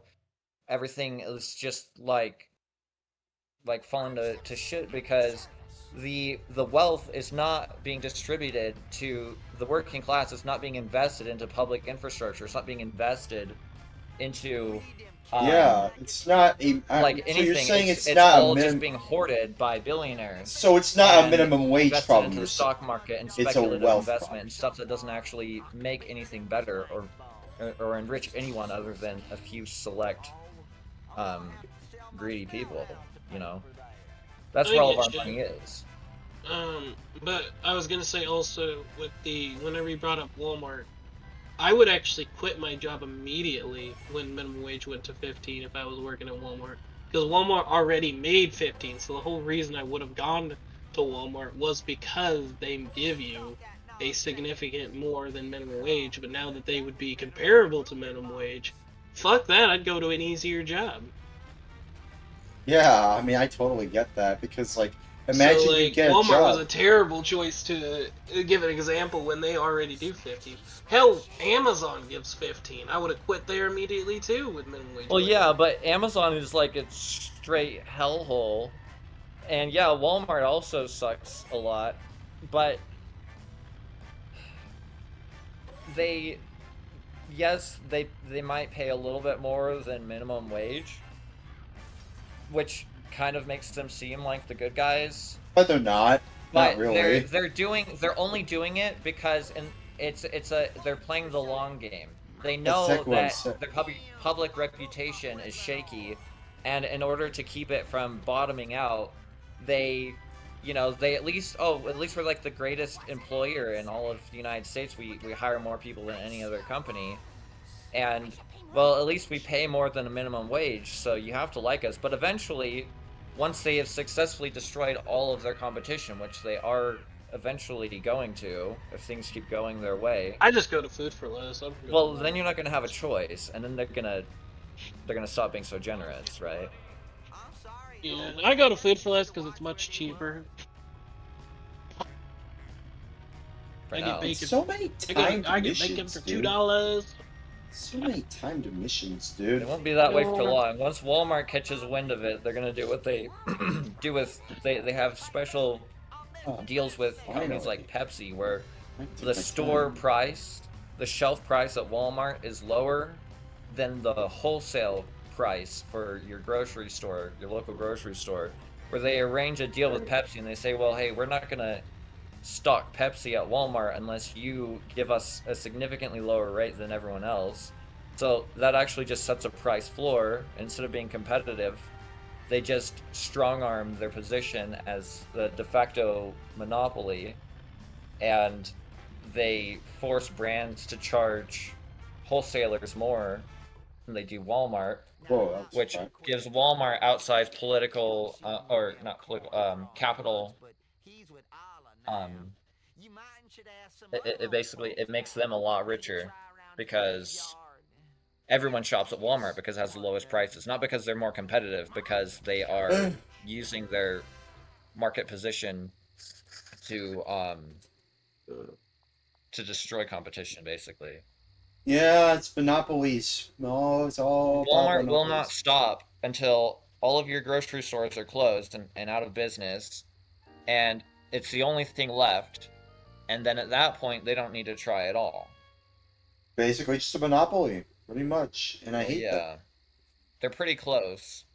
And the sad thing is that for as huge as Walmart is, they don't even make that much money compared to other businesses. Like selling physical products, like real products and real services, is not even that profitable in this economy. The real way, the people who are making real money right now aren't selling things. They're just accumulating debt, leveraging their assets, and in order to take out massive loans, and then they're investing those loans into stocks and other speculative things, and then they're moving their money around to keep it from being taxed and benefiting the working class people, and then they take out more loans and accumulate more debt, and they just keep doing that, and it's basically an infinite money glitch where, you know, they can just take out loans and get debt, and yeah, just endlessly destroying the economy, and then they'll also, you know, annually be like laying off, you know, workers to the tune of like hundreds of thousands, because that also improves their stock valuations.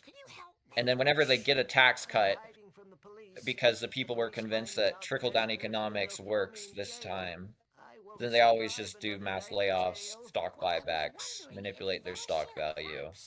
Just stuff that used to be illegal isn't anymore. That's how you make real money. You don't sell things. Selling things is for chumps. You just, you know, break the economy. That's how you actually make money anymore in the United States. It's pretty messed up.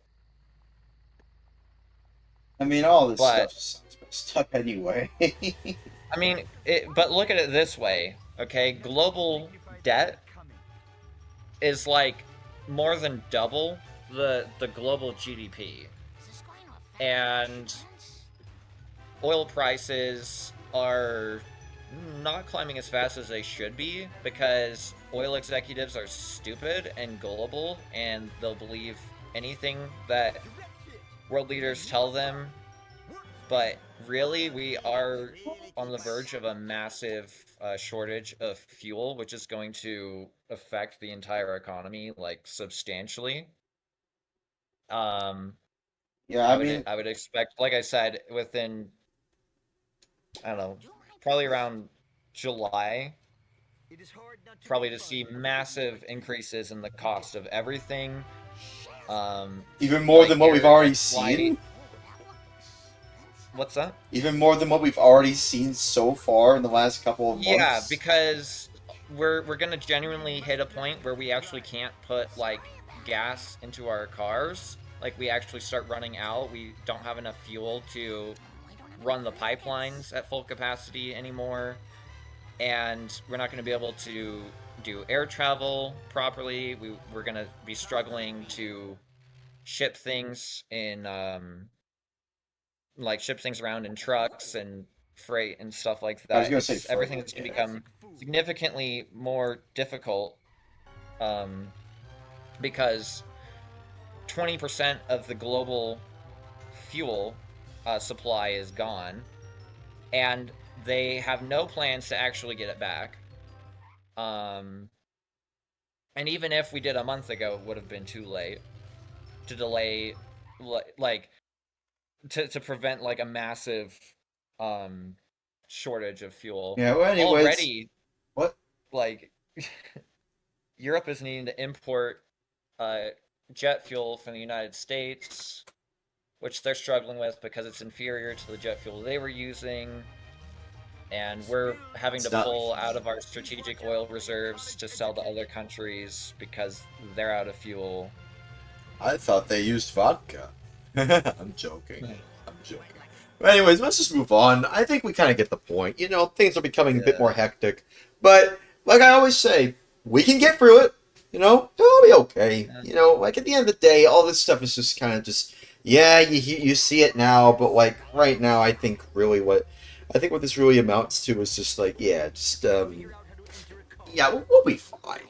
I know. Yeah, I'll just be like fine. it's just like the collapse of like the institutions that we rely on every day for like everything from groceries to travel. To, Yeah, I mean that is like, concerning. Powering our grid. Yeah, but like at the same time, like I always hold on to hope. You know, like I shouldn't be too, you know, like I feel like that's the thing. I feel like I've noticed like you seem to really like. I don't want to sound like you're talking like Hassan or you know what's his name Asman. Like I don't want to say you're sounding like him. Hell I think. no, do not compare me to Asman. That guy's a freak. Okay, no, you're not like Asman. No, like I mean you mentioned Hassan on my stream. Well, here's the thing. Hassan is like really, not only politically engaged but well educated. Too. Yeah, I know, but like at the same time, it's kind of the kind of stuff is just like that's why I don't talk about politics. It's just not. It doesn't belong on the channel. No, I feel like shit. Yeah. But anyways, Science. My friend Science says, speaking of losing weight, I managed to lose about 40 pounds. Oh, interesting. Yeah, it's probably something else. Yeah. Wait, what? What'd you say? Huh? Oh, nothing. Never. What the fuck keeps happening? My capture card keeps bugging out. What is Nevermind is spelled Nevermind. Anyways, moving on. Yeah, it took me a year to do so. Lose about 40 pounds. Also, they say, do you know that the Soviet troop will drink the alcoholic coolant in their planes, just like vodka? That's crazy. I mean, that's probably what vodka is. Probably. I imagine that's probably what it is. I don't know. Anyways, let's just play some more Simpsons. Yeah, I like the Simpsons. Yeah, I like the Simpsons. Well, you all know this game? I'll stop, like, raining on your parade. I'll get out of here. I gotta go to sleep. It's fine. No, I appreciate you talking, man. I feel like you helped us, you know, become more aware of this stuff. I am appreciative of the things you say. It's important. I mean, I'd rather just put that out there to be on your radar, because looking at what the experts have to say about it, it's a little bit murky. It'd be better to be prepared than... Yeah, and I think that's a good way of looking at that. You know, you're helping us become more prepared for the stuff in the future. So I do appreciate that. I do appreciate your helping us become more aware of this stuff. That is important. Awareness, like I said before, awareness is important when it comes to this stuff. So I do appreciate that. But yeah, I might have to private the VOD and like edit some stuff out just to make sure everything's like peachy keen. But it's fine. You know, I still appreciate you, man. I appreciate you being on the stream. Unless you want to like stick around for just a little bit longer, you know, because I do like talking a lot. I do like talking a lot. Yeah, it's been fun, but I do generally need to sleep because like I haven't been getting very good sleep. Well, I mean, same here. If I'm being honest, that's kind of why I've been staying up late. So you're not the only one. Like I would stay up till like from like 10 in the night at night to 2 in the afternoon. So like, yeah, it's not really the best sorts of sleep schedules. I wish it was like the opposite, where it's like I get up at 10 in the morning and then I go to bed at like 2 at night. Like I think that seems fair. You know, it doesn't even matter when I wake up or go to bed. It's just it's all over the place. If I truly don't have any scheduling, I just go to sleep whenever and wake up whenever, and it's kind of crazy. Yeah, I mean, yeah, I know. I stay up until I get whatever accomplished, or I sleep a whole bunch. Well, hang on. Let me first add you as a friend if you're gonna go. So like, let me make sure I can do that. Oh crap. I have too many friends. That's funny. I have too many friends. I didn't even know that was possible. And I have Nitro too. So like, that should tell you something. That should really tell you something. Hang on, give me one moment, because I do want to add you, man. I do want to add you. I do want to add you. So just give me a moment. Let me see. Let me see if I can. I have 18 friends in total. Really? Yeah. Wait. No, I don't even know this person anymore. Let's see. Okay, well. Yeah. Anyways, I don't know. I mean, I'm just yeah, I mean, I'm just trying to make sure I can add you on here. Let me see. Okay. Okay. Okay. Let me add you right now. Let me see if it works. There we go. Did you get my friend request? Yeah. Okay. Cool. All right. Either way, I should get into streaming. What? That'd be fun. Said I should get into streaming, and that'd be fun. Yeah, Actually, you I should. kind of want to make. Honestly, I want to make. I want to research and make what is it called? Video essays, and also I think it'd be fun to do streaming. Yeah, I want to make some videos too. Yeah, I want to make some videos as well. Like, it's been a while since I've made some YouTube videos. I've just been doing streams a lot more because, like, it's more engaging. It's more fun to just hang out with friends and just see what we have to say while we're playing video games live. You know, it's just fun. You know what I mean? It's just pretty fun. So, like, yeah.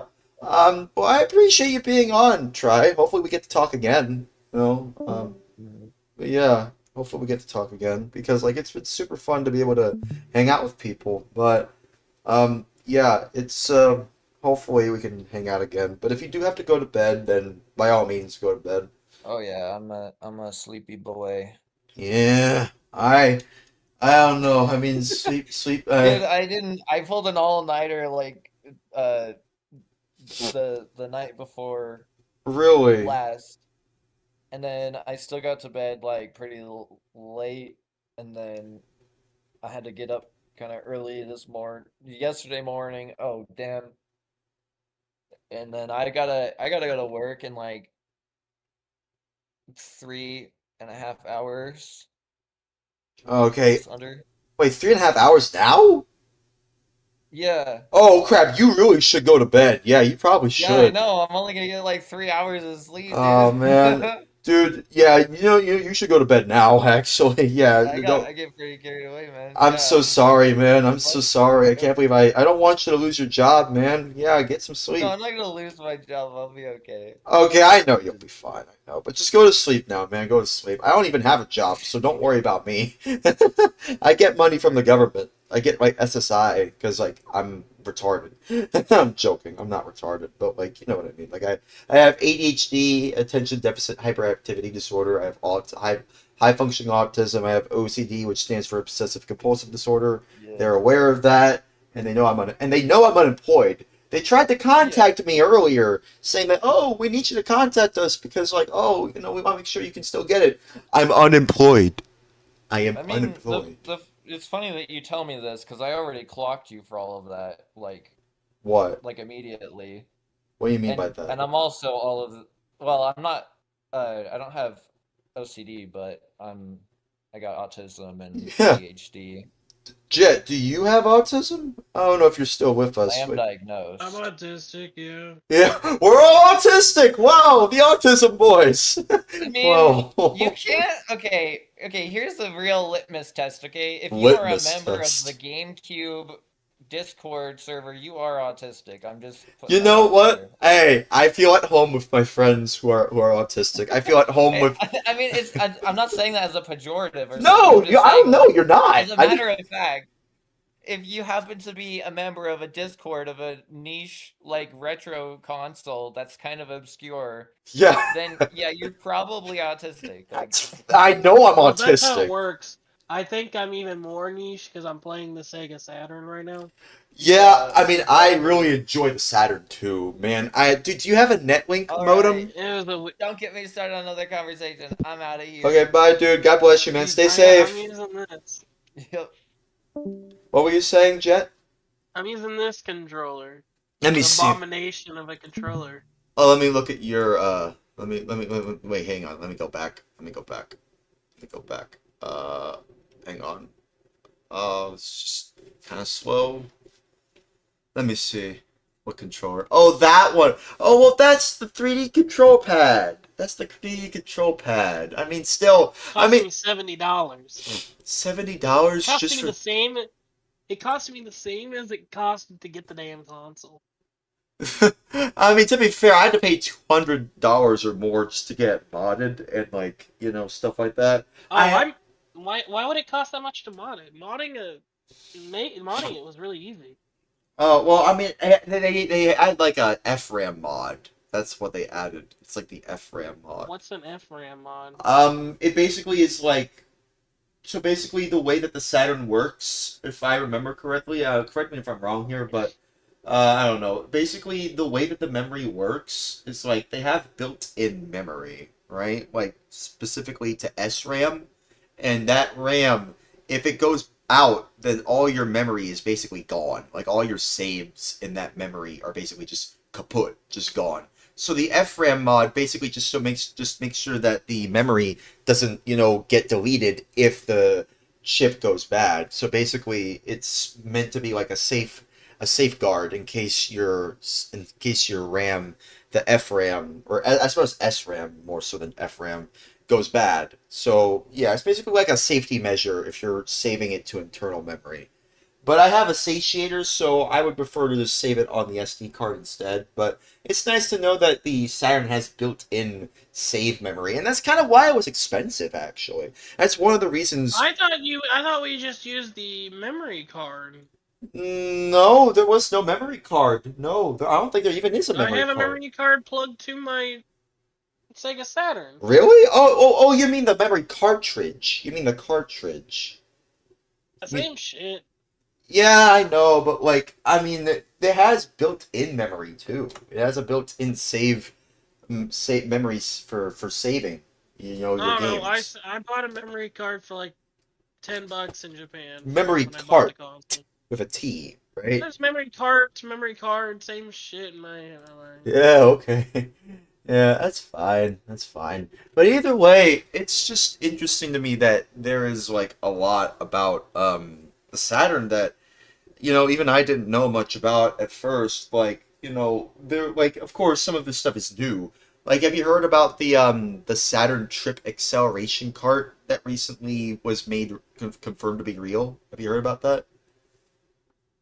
There was a Saturn Acceleration Cart that was going to be released, kind of like the 32X, which is, so basically this would be like the bridge between the Saturn and the Dreamcast. But even before the Dreamcast, I imagine. Or maybe I wish the Sega Pluto would have came out. Yeah, me too. Like, you seen Adam Koralik? You know Adam Koralik? He has a Pluto. He has one. Well, that would be better than having a fucking 32X that bugs out when I play 32X games on it. What's wrong with it? Oh, I think I need to clean the pins and stuff. Oh yeah, probably that. Or it's the ribbon cables. It's usually that, the pins, or the ribbon cables. The ribbon cables are very prone to, like, you know, losing contact over time, and so and also you kind of have to clean those too. So I recommend Which, I mean, isn't that hard to do. Yeah, you just have to disassemble the console and then make sure that, oh crap. So, like, you have to I removed the disk drive out of this, the Sega Saturn and the Sega Dreamcast, so I mean... I'm sure you can disassemble... I can do that, I'm sure you can disassemble a 32X, you can just clean the pins. And also the ribbon cables, like, please, like, I'm telling you, like, just, if you have a 32X and you have issues with it, clean the ribbon cables. That is the #1 culprit. More often than not, believe me, it is actually the ribbon cables. If I'm gonna clean it, I'd rather just go ahead and order a fucking new ribbon cable. Really? Just replace it altogether. I don't know what exactly the ribbon cables are, but I'm sure you can probably find it. Okay, I have to talk to Because, Nelson. I mean, I replaced the ribbon cable when I replaced the disk drive. Because it was all bent up. Check it out, man. This one's got an interview with the guy who invented the wah-wah pedal. The wah-wah pedal. The wah-wah pedal? What the hell is the wah-wah pedal? I don't know. I'm hearing your game through your mic. Yeah, I know. You can hear my audio fine, right? It is hard not to make fun of an idiot like you. Well, I'm not even watching the stream. I could hear the audio through your mic. Oh, really? Well, I mean, but what about the stream itself? Like, go to my stream on Discord and see if you Well, can I hear stopped watching it because I hear your own voice in it, and it was getting annoying hearing double. Oh, okay. There's a solution for that. Mute me, and then that would fix it. That's all you have to do. Just mute me on here, and then you can hear the stream. I just don't like too many sounds at the same time, though, so I'd rather just not have the game volume. Okay, that's fair. Okay. I mean, I'll look at your gameplay, I'll just mute the gameplay. You mean the sound of it, you mean? Whatever. Okay, sorry. Sorry. When I say mute the gameplay, I mean muting the sound is... Yeah, I get it. I got you. How's your day been, by the way? You been having a good day so far? I mean, I guess. I mean, I gotta go to work, so... And I'm sick. Oh. So probably not. Well, I mean, don't worry. I hope you have a good rest of your day, though. I'm hoping you have a good rest of your day, though. You know, I'm gonna play a light gun game. Oh, you should play Virtua Cop. You should absolutely play Virtua Cop. I just have to unplug something to be able to do it. Virtua Cop Because or how one I or have it two? set up, on my capture card system, I have it all the systems connected to it in a weird, wonky way. Yeah. But then, because I have so many consoles, I have to have two splitters that like connect all the consoles to one thing, so I can plug it into one color cord and I can swap. So, in the splitter, light gun games work, but connected through the capture card system does not. They don't work. So what I did was, I have split the consoles into two different splitters. Consoles that have a light gun, consoles that don't have a light gun. Or that I don't have a light gun for. So, if I have a light gun for the console, it's on the second one, so I can easily just unplug it from the splitter and then plug it directly to the TV. So I don't have to unplug the specific console and have to like and then have to do all that. It just makes it a hell of a lot easier. Let's see. Well, hey, here's the thing. I was trying to remember what to say. You know, speaking of light gun games, you want to know what I want to see? I know there's already plenty of these out there, but like I haven't seen something specifically like this.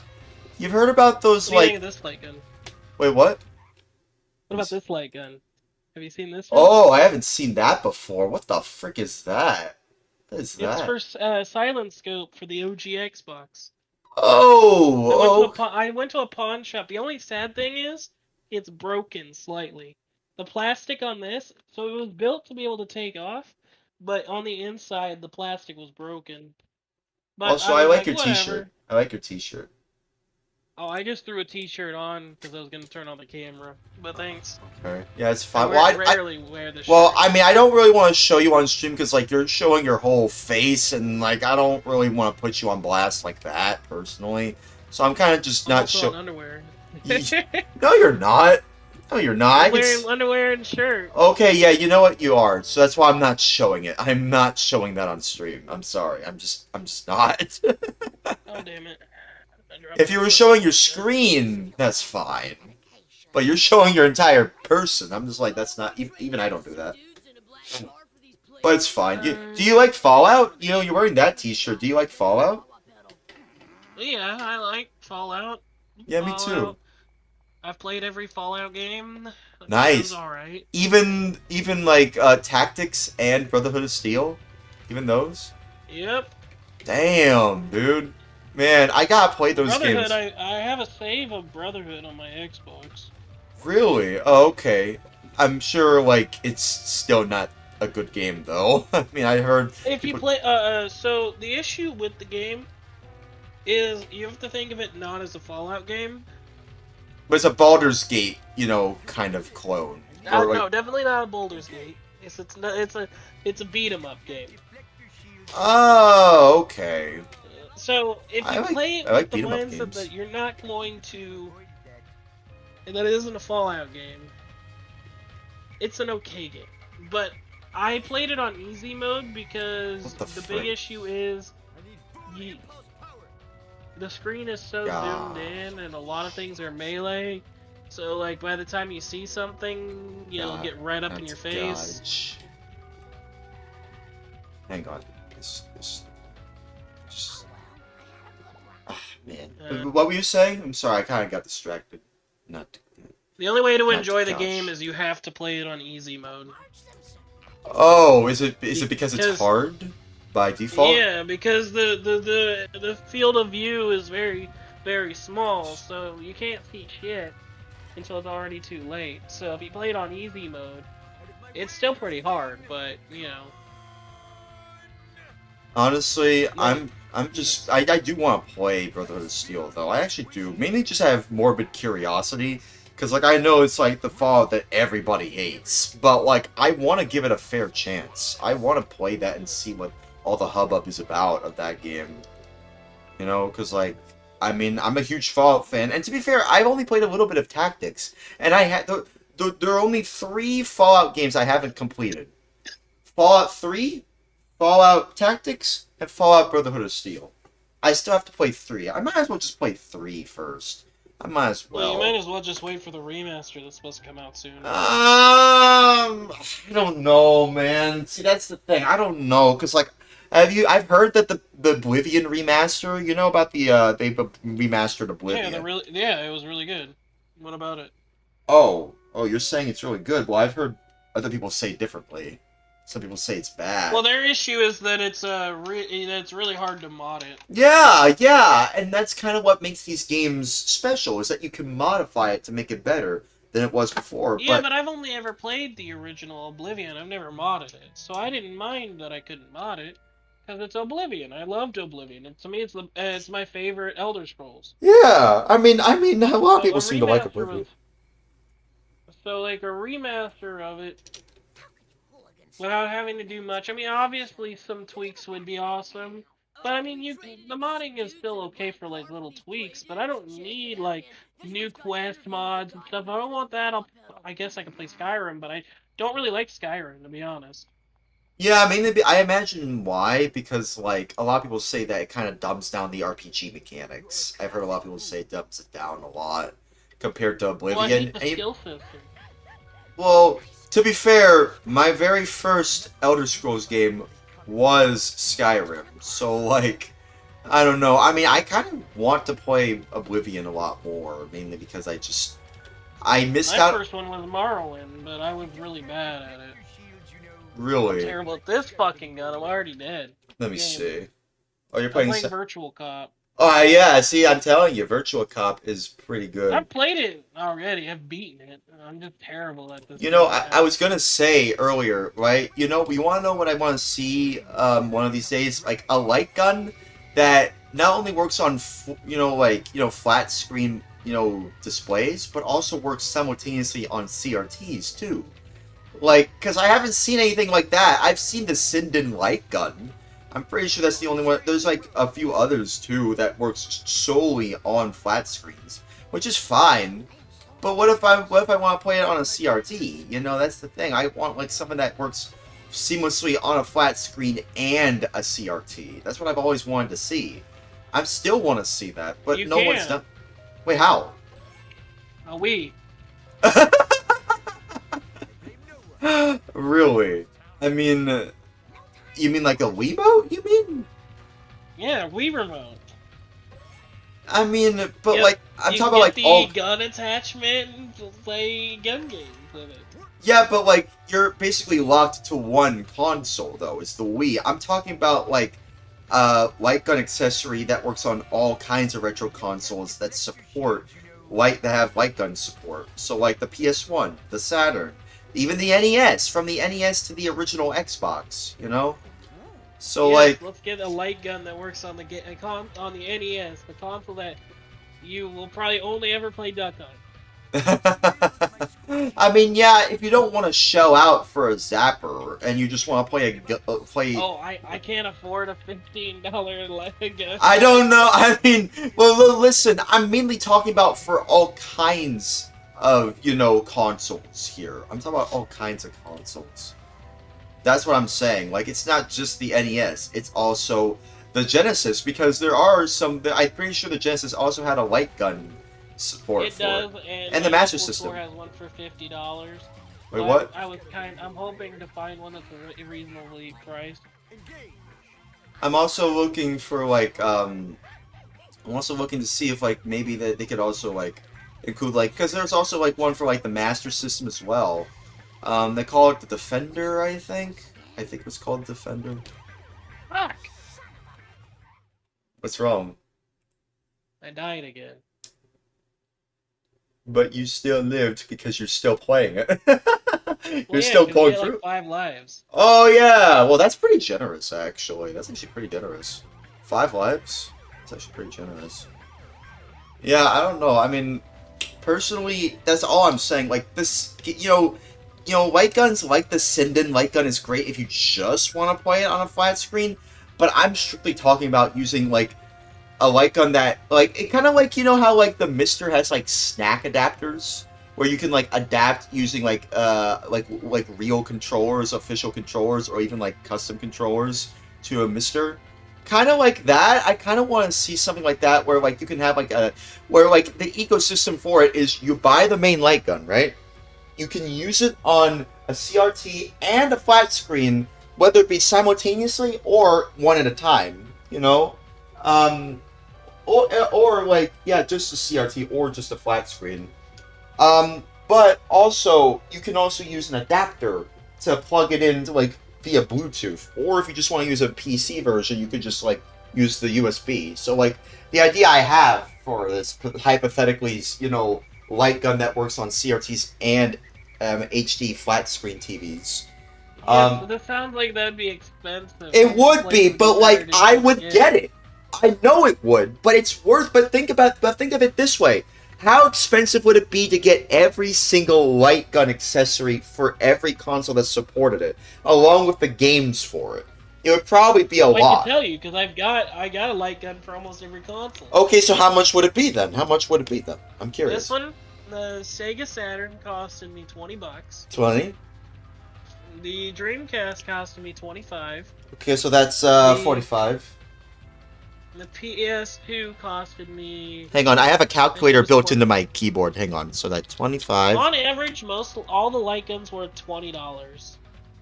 So how many light guns do you have? I got a Sega Saturn, Dreamcast, PS2, PS1. How much did the PS2 one cost? 20. Okay, 20. And the PS2 one? The PS1, you mean? The PS1 was the same. Oh, the PS1, well, actually, PS2. No, 15. Oh, it was 15. Oh, okay. For the PS1 light gun, and then the PS2 one was 20. My NES one was 15. And then I don't have the SNES Canon, but I almost got one for $50 in its original box and everything, but there was some issues with it, so I ended up getting my money back. Okay. And then I do my OG Xbox, which obviously I could have gotten a cheaper one, the Sniper. I saw it, it was $70. Actually, no. I negotiated the guy down to 50. Oh, okay. Okay then. But that's a Sniper. I could have waited, found a pistol, the generic pistol. I kind of messed up the calculation here. It's fine. It's fine. So it's like roughly around 100 to around between 100 to 200, depending on condition. Roughly. And I haven't found the Genesis one that wasn't cheaper than 50.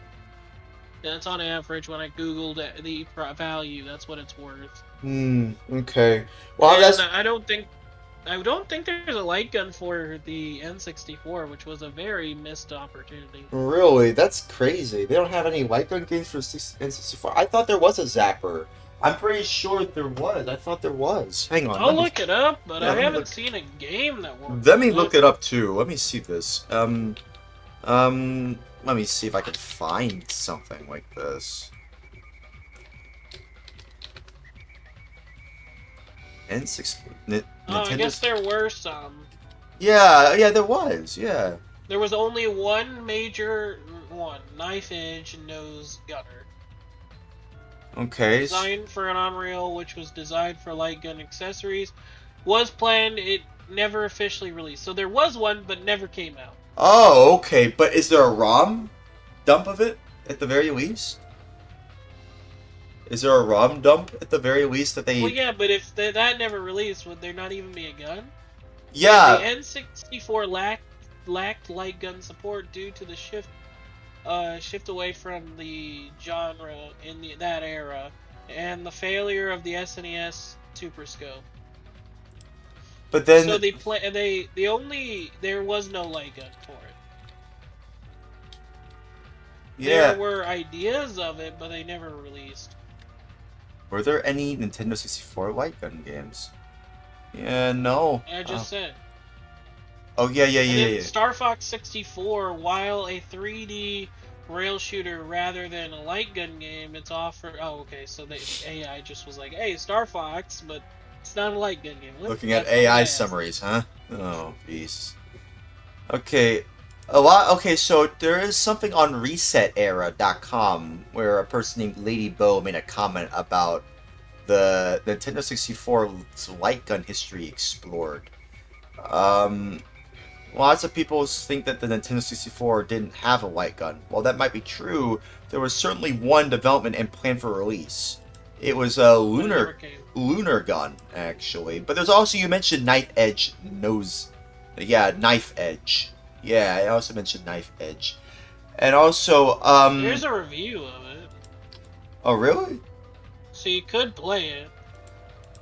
But can you But play it looks knife? like they still use. It looks like you can technically get the ROM and play it, but it just uses like a controller. Like you use a controller and there's a thing that you shoot through.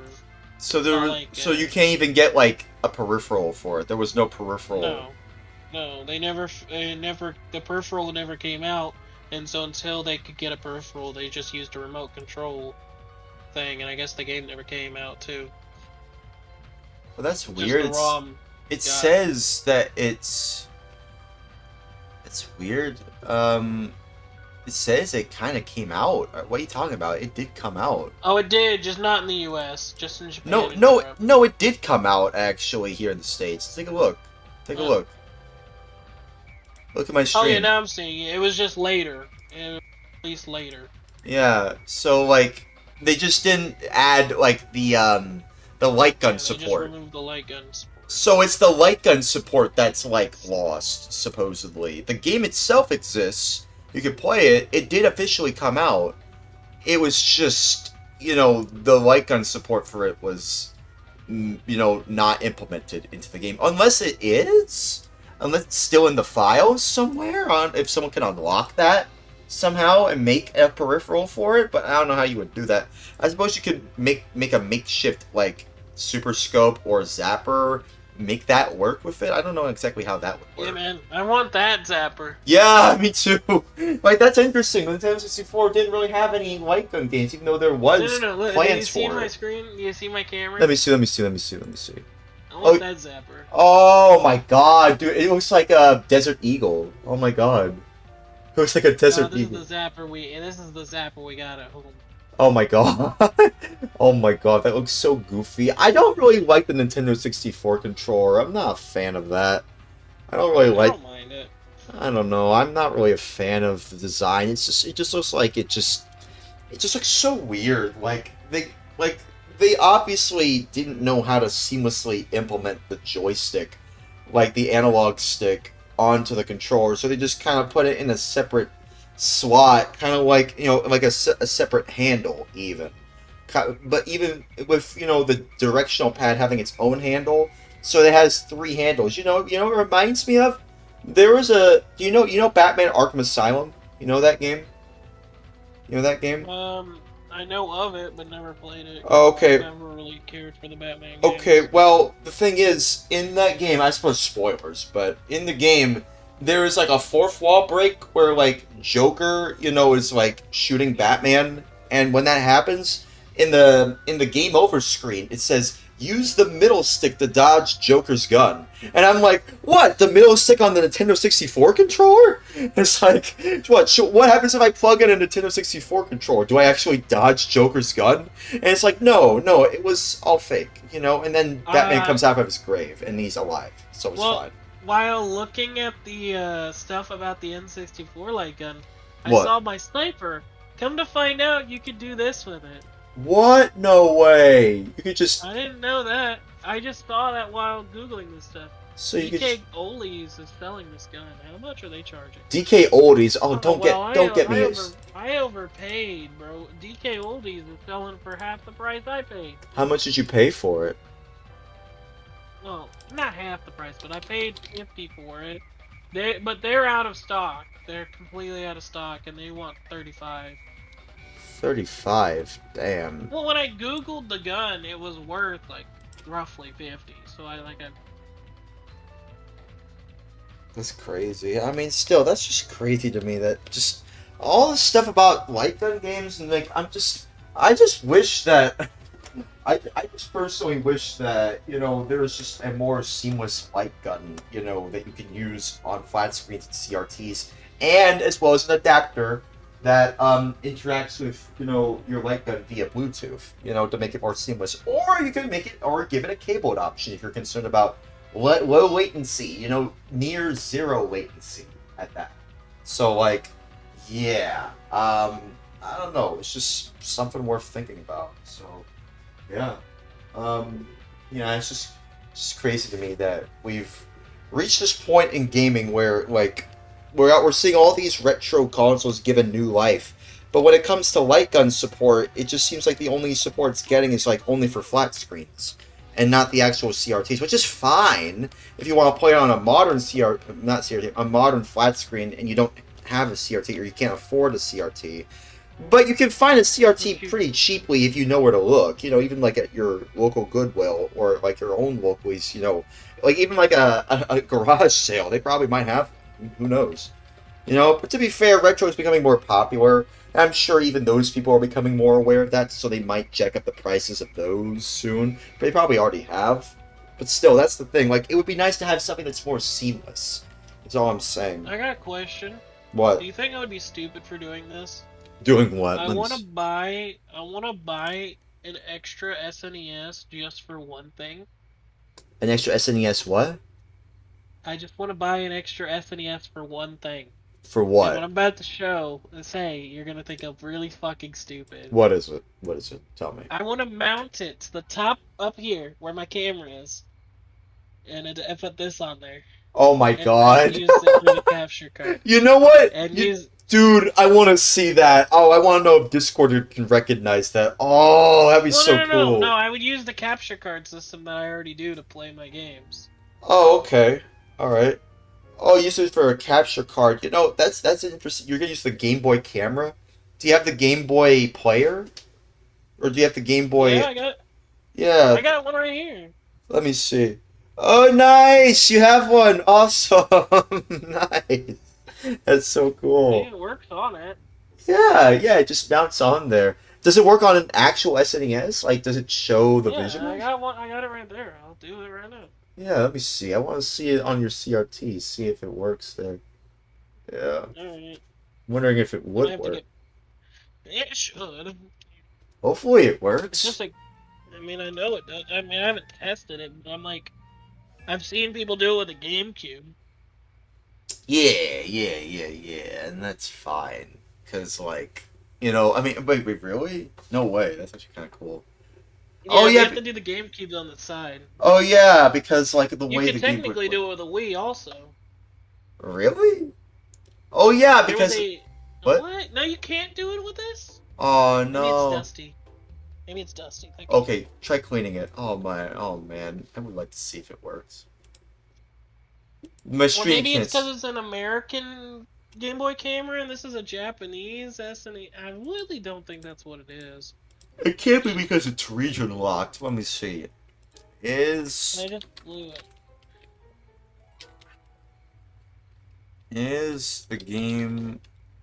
Nope. Well, maybe. Oh wait. Hang on. Yeah, it's working. Oh, it is? No way! That's so cool. Yeah, see, Game Boy camera has its own thing. Let me see if it shows it though. Let's see. Let me see. I want to see. I just have to get a controller so I can actually go through the menus. Yeah, but I want to know if it actually Yeah, shows like it on your SNES. I just want to see if it actually does. I should. I just gotta find the controller. Okay. Oh, I see you have the DK bongos. Nice. Yeah, I got a whole tub of Nintendo controllers here. Nice. Nice. I got an NES thing here. You got the dick controller. I got the dog bone. The dog bone. Oh, I still have to get that. I have to get that because that's how I want to play NES games I got from one now for on. like $10 in Japan. $10, dude. I see them going for a lot more. You know, like on eBay. Well, everything was cheaper there. Yeah, true, but like I don't yes, travel. it I don't travel a lot. You know, I mainly just stay here, like in the Oh, south. I've only ever traveled once, and that was that, and I went by myself. Oh, okay, all right. I see. I was there for 2 weeks. It was pretty fun. How old are you, if you don't mind me asking? Yes. 30s, mid 30s, No. 40s? What the fuck? What? I'm younger. What? Okay, 30, 35? Fuck you, man. What the fuck is wrong with you? I'm sorry. 25. Oh, 25. Oh, you're the same age as me. Well, not really. You're like an age older than me. I'm sorry. I'm sorry. Like, what the fuck? I'm sorry. I'm sorry. Please. Kept going older, bro? I'm sorry. Hey, I'm sorry. Hey, if it makes you feel better, we're kind of the same age, kind of, sort of. You know, we're around the same age. It's fine. I'm sorry. I said I'm sorry. Please forgive me. I was just. I'm sorry. I accidentally clicked the reset button. Oh. Whatever. Okay. It should work. Let me see if it works. I really do want to know if it does. I would really love to see if it works. Oh man, that'd be cool if it works. It does. It's just down there in the dark. No way. It does work. Yo, bro. Yo. Oh man, I want to see it. I want to see it. I want to be able to do it like on your stream. Like I want to be able to see like on your screen. That'd be. What? I can do that. Give me a second. Oh, okay, cool. All through my capture card. I just gotta relaunch the app again. Oh man. Oh no way. That'd be so cool. Yeah, you see my face, now you see the side of me. Oh wait, I see. forgot to set it up fully. Yeah, set it up. Hang on. Let me see. Let me see. I can't show it here because, like, again, it's gonna show your face, but I want to see it just for me because I want to see it for myself. Yo, bro, how's it going?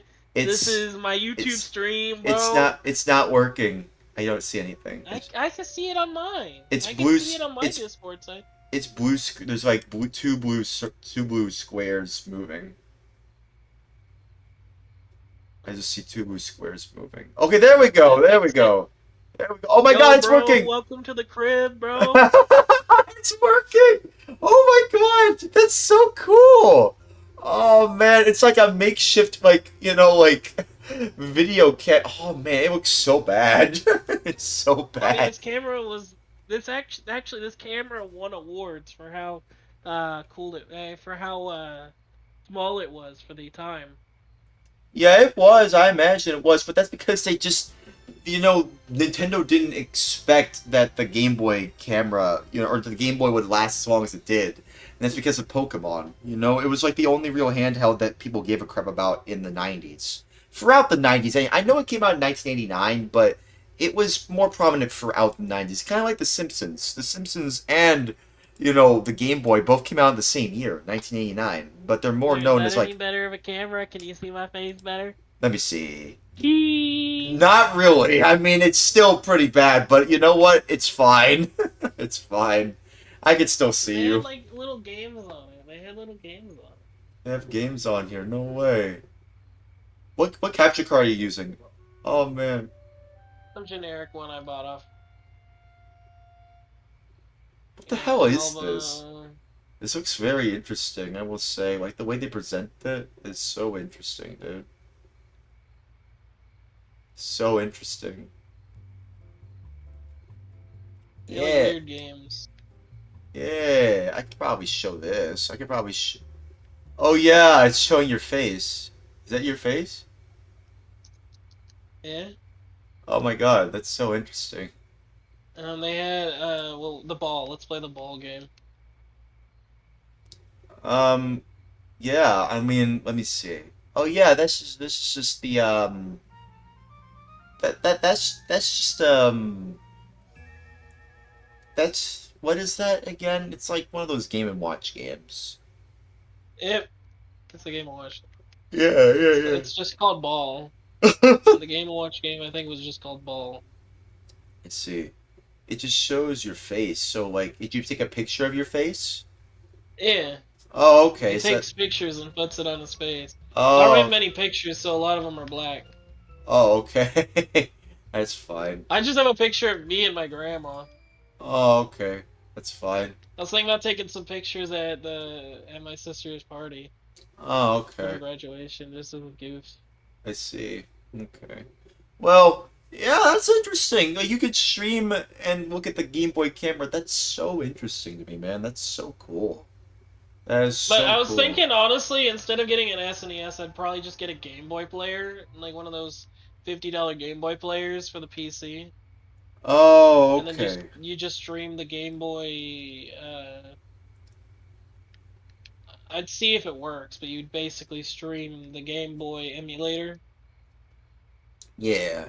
I mean, I'm pretty sure this is SNES enhanced, right? Because like I see the Game Boy camera logo, and I see like, yeah, it looks like it might be like SNES enhanced. So so there's SNES enhancements specifically for the Game Boy camera. So that's interesting to me.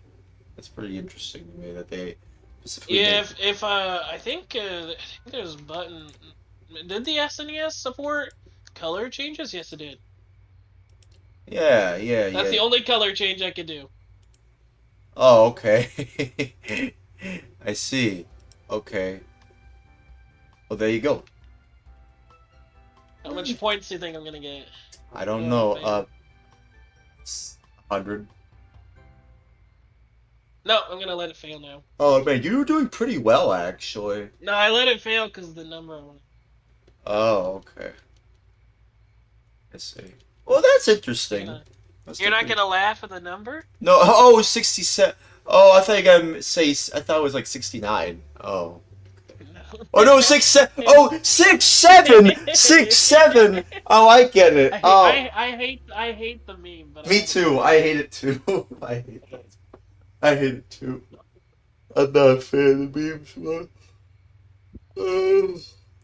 Yeah.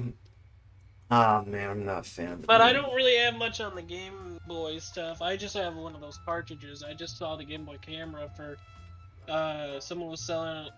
I hate how much I paid for it, but What, someone locally was selling one for I only got it for $50. I really wish I paid less. I should have bought one while in Japan because there was one there for like $20. Oh man, dude, you should have gotten that one instead.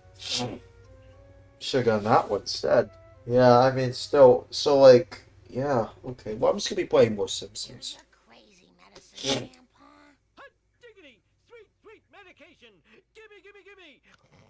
I remember that when that game came out, people, the kids in my school were playing it because they were like, because Really? they were only allowed to get that instead of GTA because they had, they had the Game Boys, GameCube, so the only option they had was this if they wanted GTA. Yeah, that's true. That was your GTA for GameCube was Simpsons Hit and Run. That's actually a good point to make.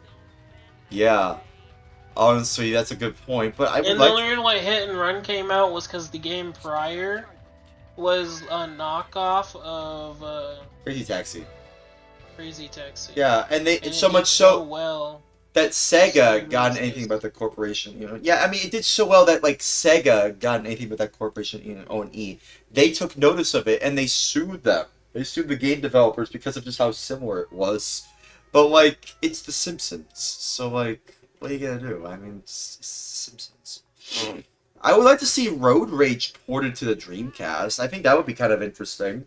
Because, like, Crazy Taxi did it was on the Dreamcast, so it would be interesting. And it sold well. It was, like, the second best-selling Dreamcast game, I think. Yeah. So Crazy Taxi did pretty well on well, which is saying a lot, because the Dreamcast didn't really do all that well, you know, for what it's worth, but still. Yeah. It's something. Bro, the Game Boy is playing itself, and it's already beat my score. That's crazy. That's crazy. Because I'm not doing anything, so it's just playing on its own. Oh, I see. Okay. Hang on, I'm just trying to see. Should I even be here? No, I probably shouldn't be here. Okay.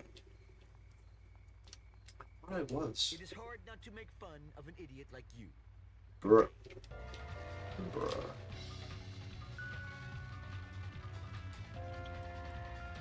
What?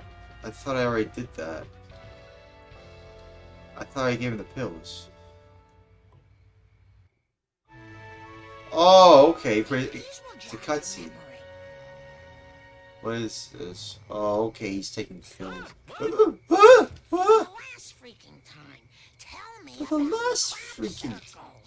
I was surrounded by Tojo and his Nazi What in henchmen. the When world? one of them, a raccoon as I recall, it's me with a banjo. Now, I never reasoned with a raccoon, let alone a Nazi one, so I... What does this have to do with the crop circle? Not a thing! Where was I? Right, now, the first time I rode in a water car... Okay. Jeez. It was so long ago that I'll have to describe it in sepia tone. So are you playing it on an actual GameCube? Yes, or are you... an actual GameCube. Yep. Okay. The other guy, I think the other guy was saying that he was emulating stuff. Okay, I see. Whatever, the guy that was playing the Pac-Man game. Oh, okay. No, not Pac-Man, the guy that was playing the Atari games. Yeah, well, I'm pretty sure he was also using a real GameCube too, I think. Do you own the game, or yours is modded? It's modded. I don't own it. Cause like, see, that's the thing. I can buy the console and the controller and the emulator, but not the games. I only want to buy a game if it feels special to me. That's kind of where I am at right now. Like, of course, the 360 was like the only exception because I didn't own a 360 growing up. So like, I kind of just want to get a collection of games just to be like, oh, okay, I can play these games at the very least. Well, I have a modded 360. Yeah, me too. I also have a mod 360. Mine was actually pre-modded. They didn't specify it was pre-modded, but it was pre-modded. It's a Jasper Chronos, actually. It's the best kind of fat 360. It's pretty cool. Hang on. Oh my god. What in the Holy world? shit. You say you have to go to, like, the work soon? I go to work at 11:30 is when I need to clock in. Okay. Alright. Don't you have to, like... Oh, okay, then. It's almost 9, so... That's fine. What am I supposed to do? I might watch a movie before I go to work, though. Oh, okay, so, like, you about to, like... I might, I don't know.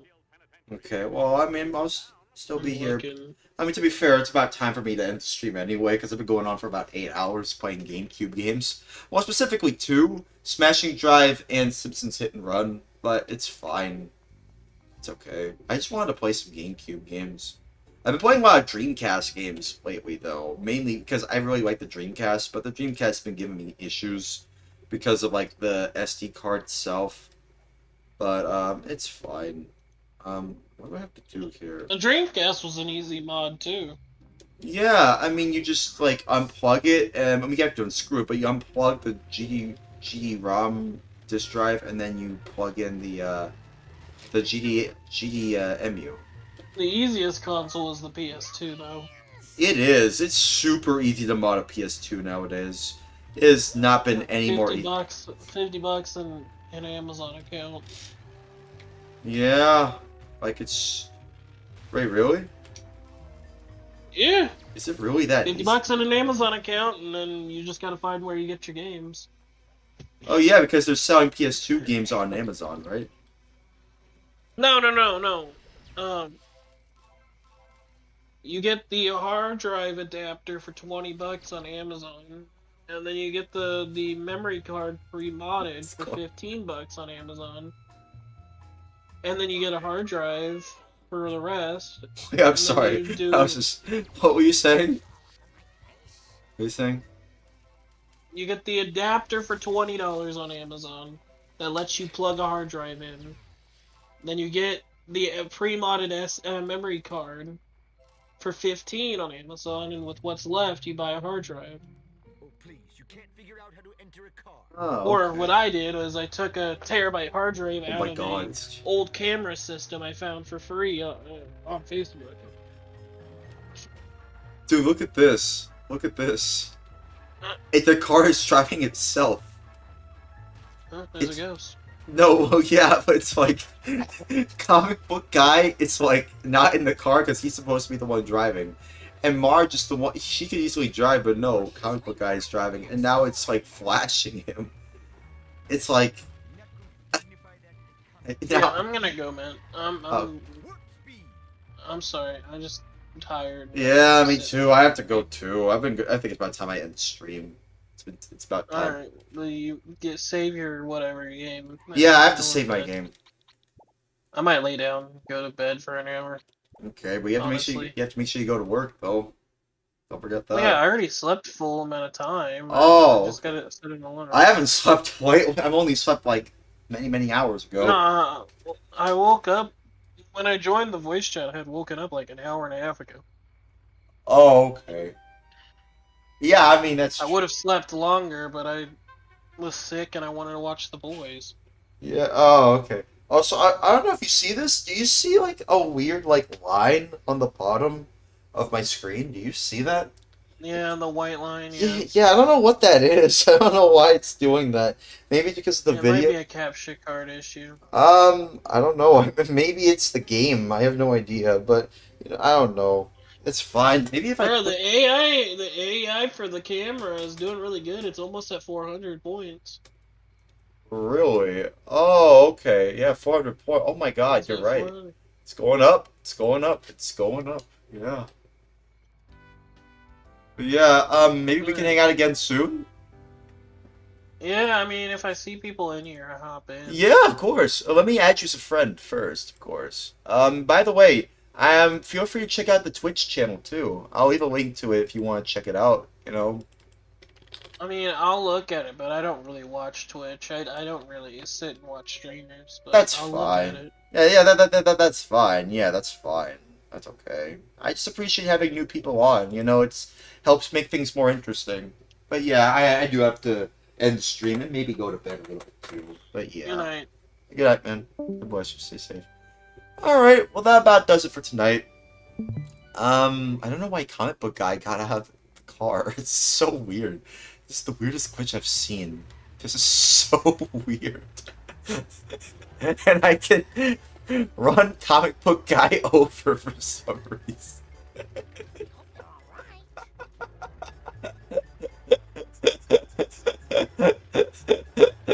I don't know why it's doing this.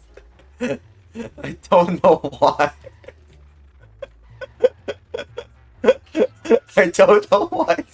Why did you get through that wall? How did you?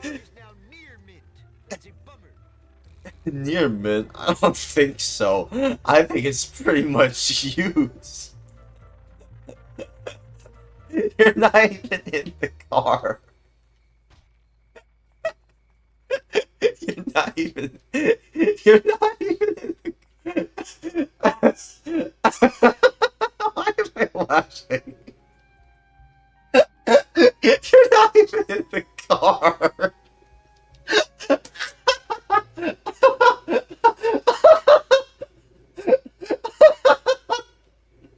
You're not even in the car. Okay. think we're done here.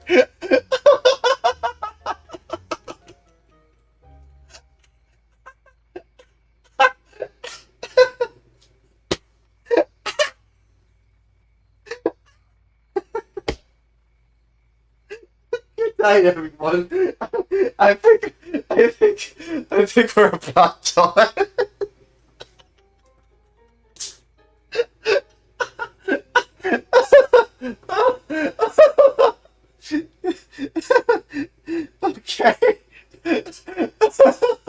Okay. Okay. Why am I laughing? Why am I laughing hysterically? What? It's not even that funny. Why am I laughing like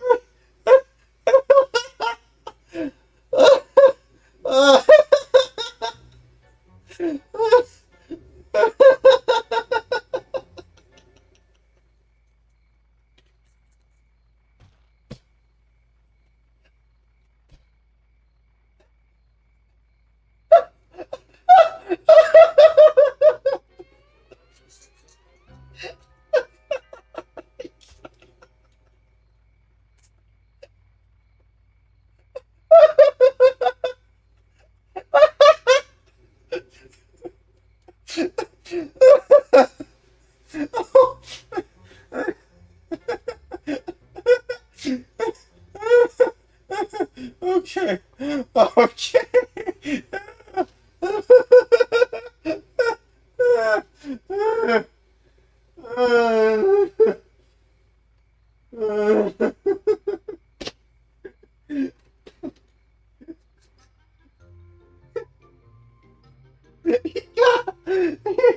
He's out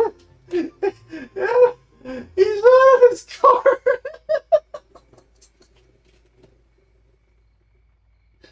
Okay, I really need to stop laughing. Oh, okay, I really need to stop.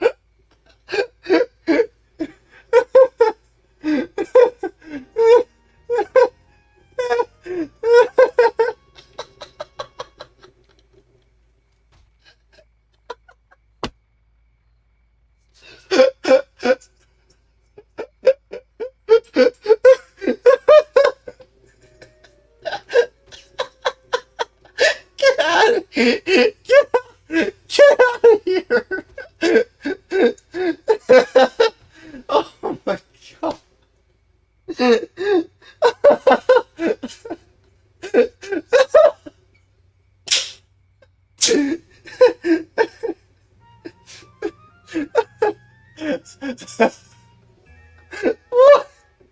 What? What?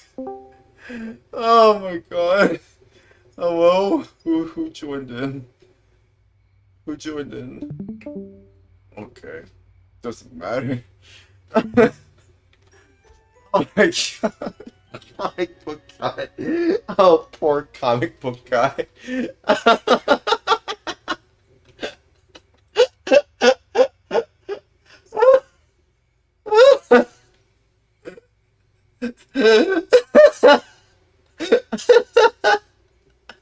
Okay.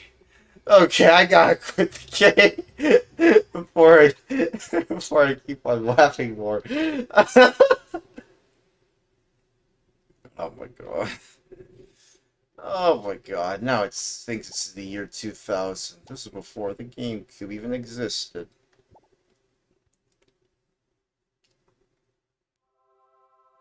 It's the Simpsons.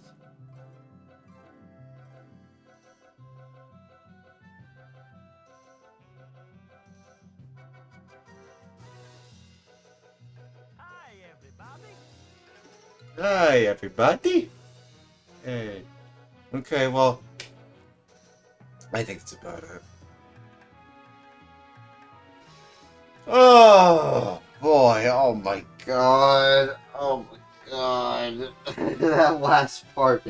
I just kept on laughing at comic book guy being out of the car and me being able to kick him over. Oh, my God.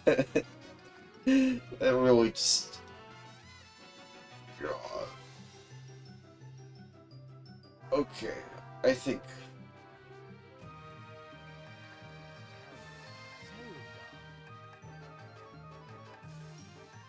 Okay, but that's about it.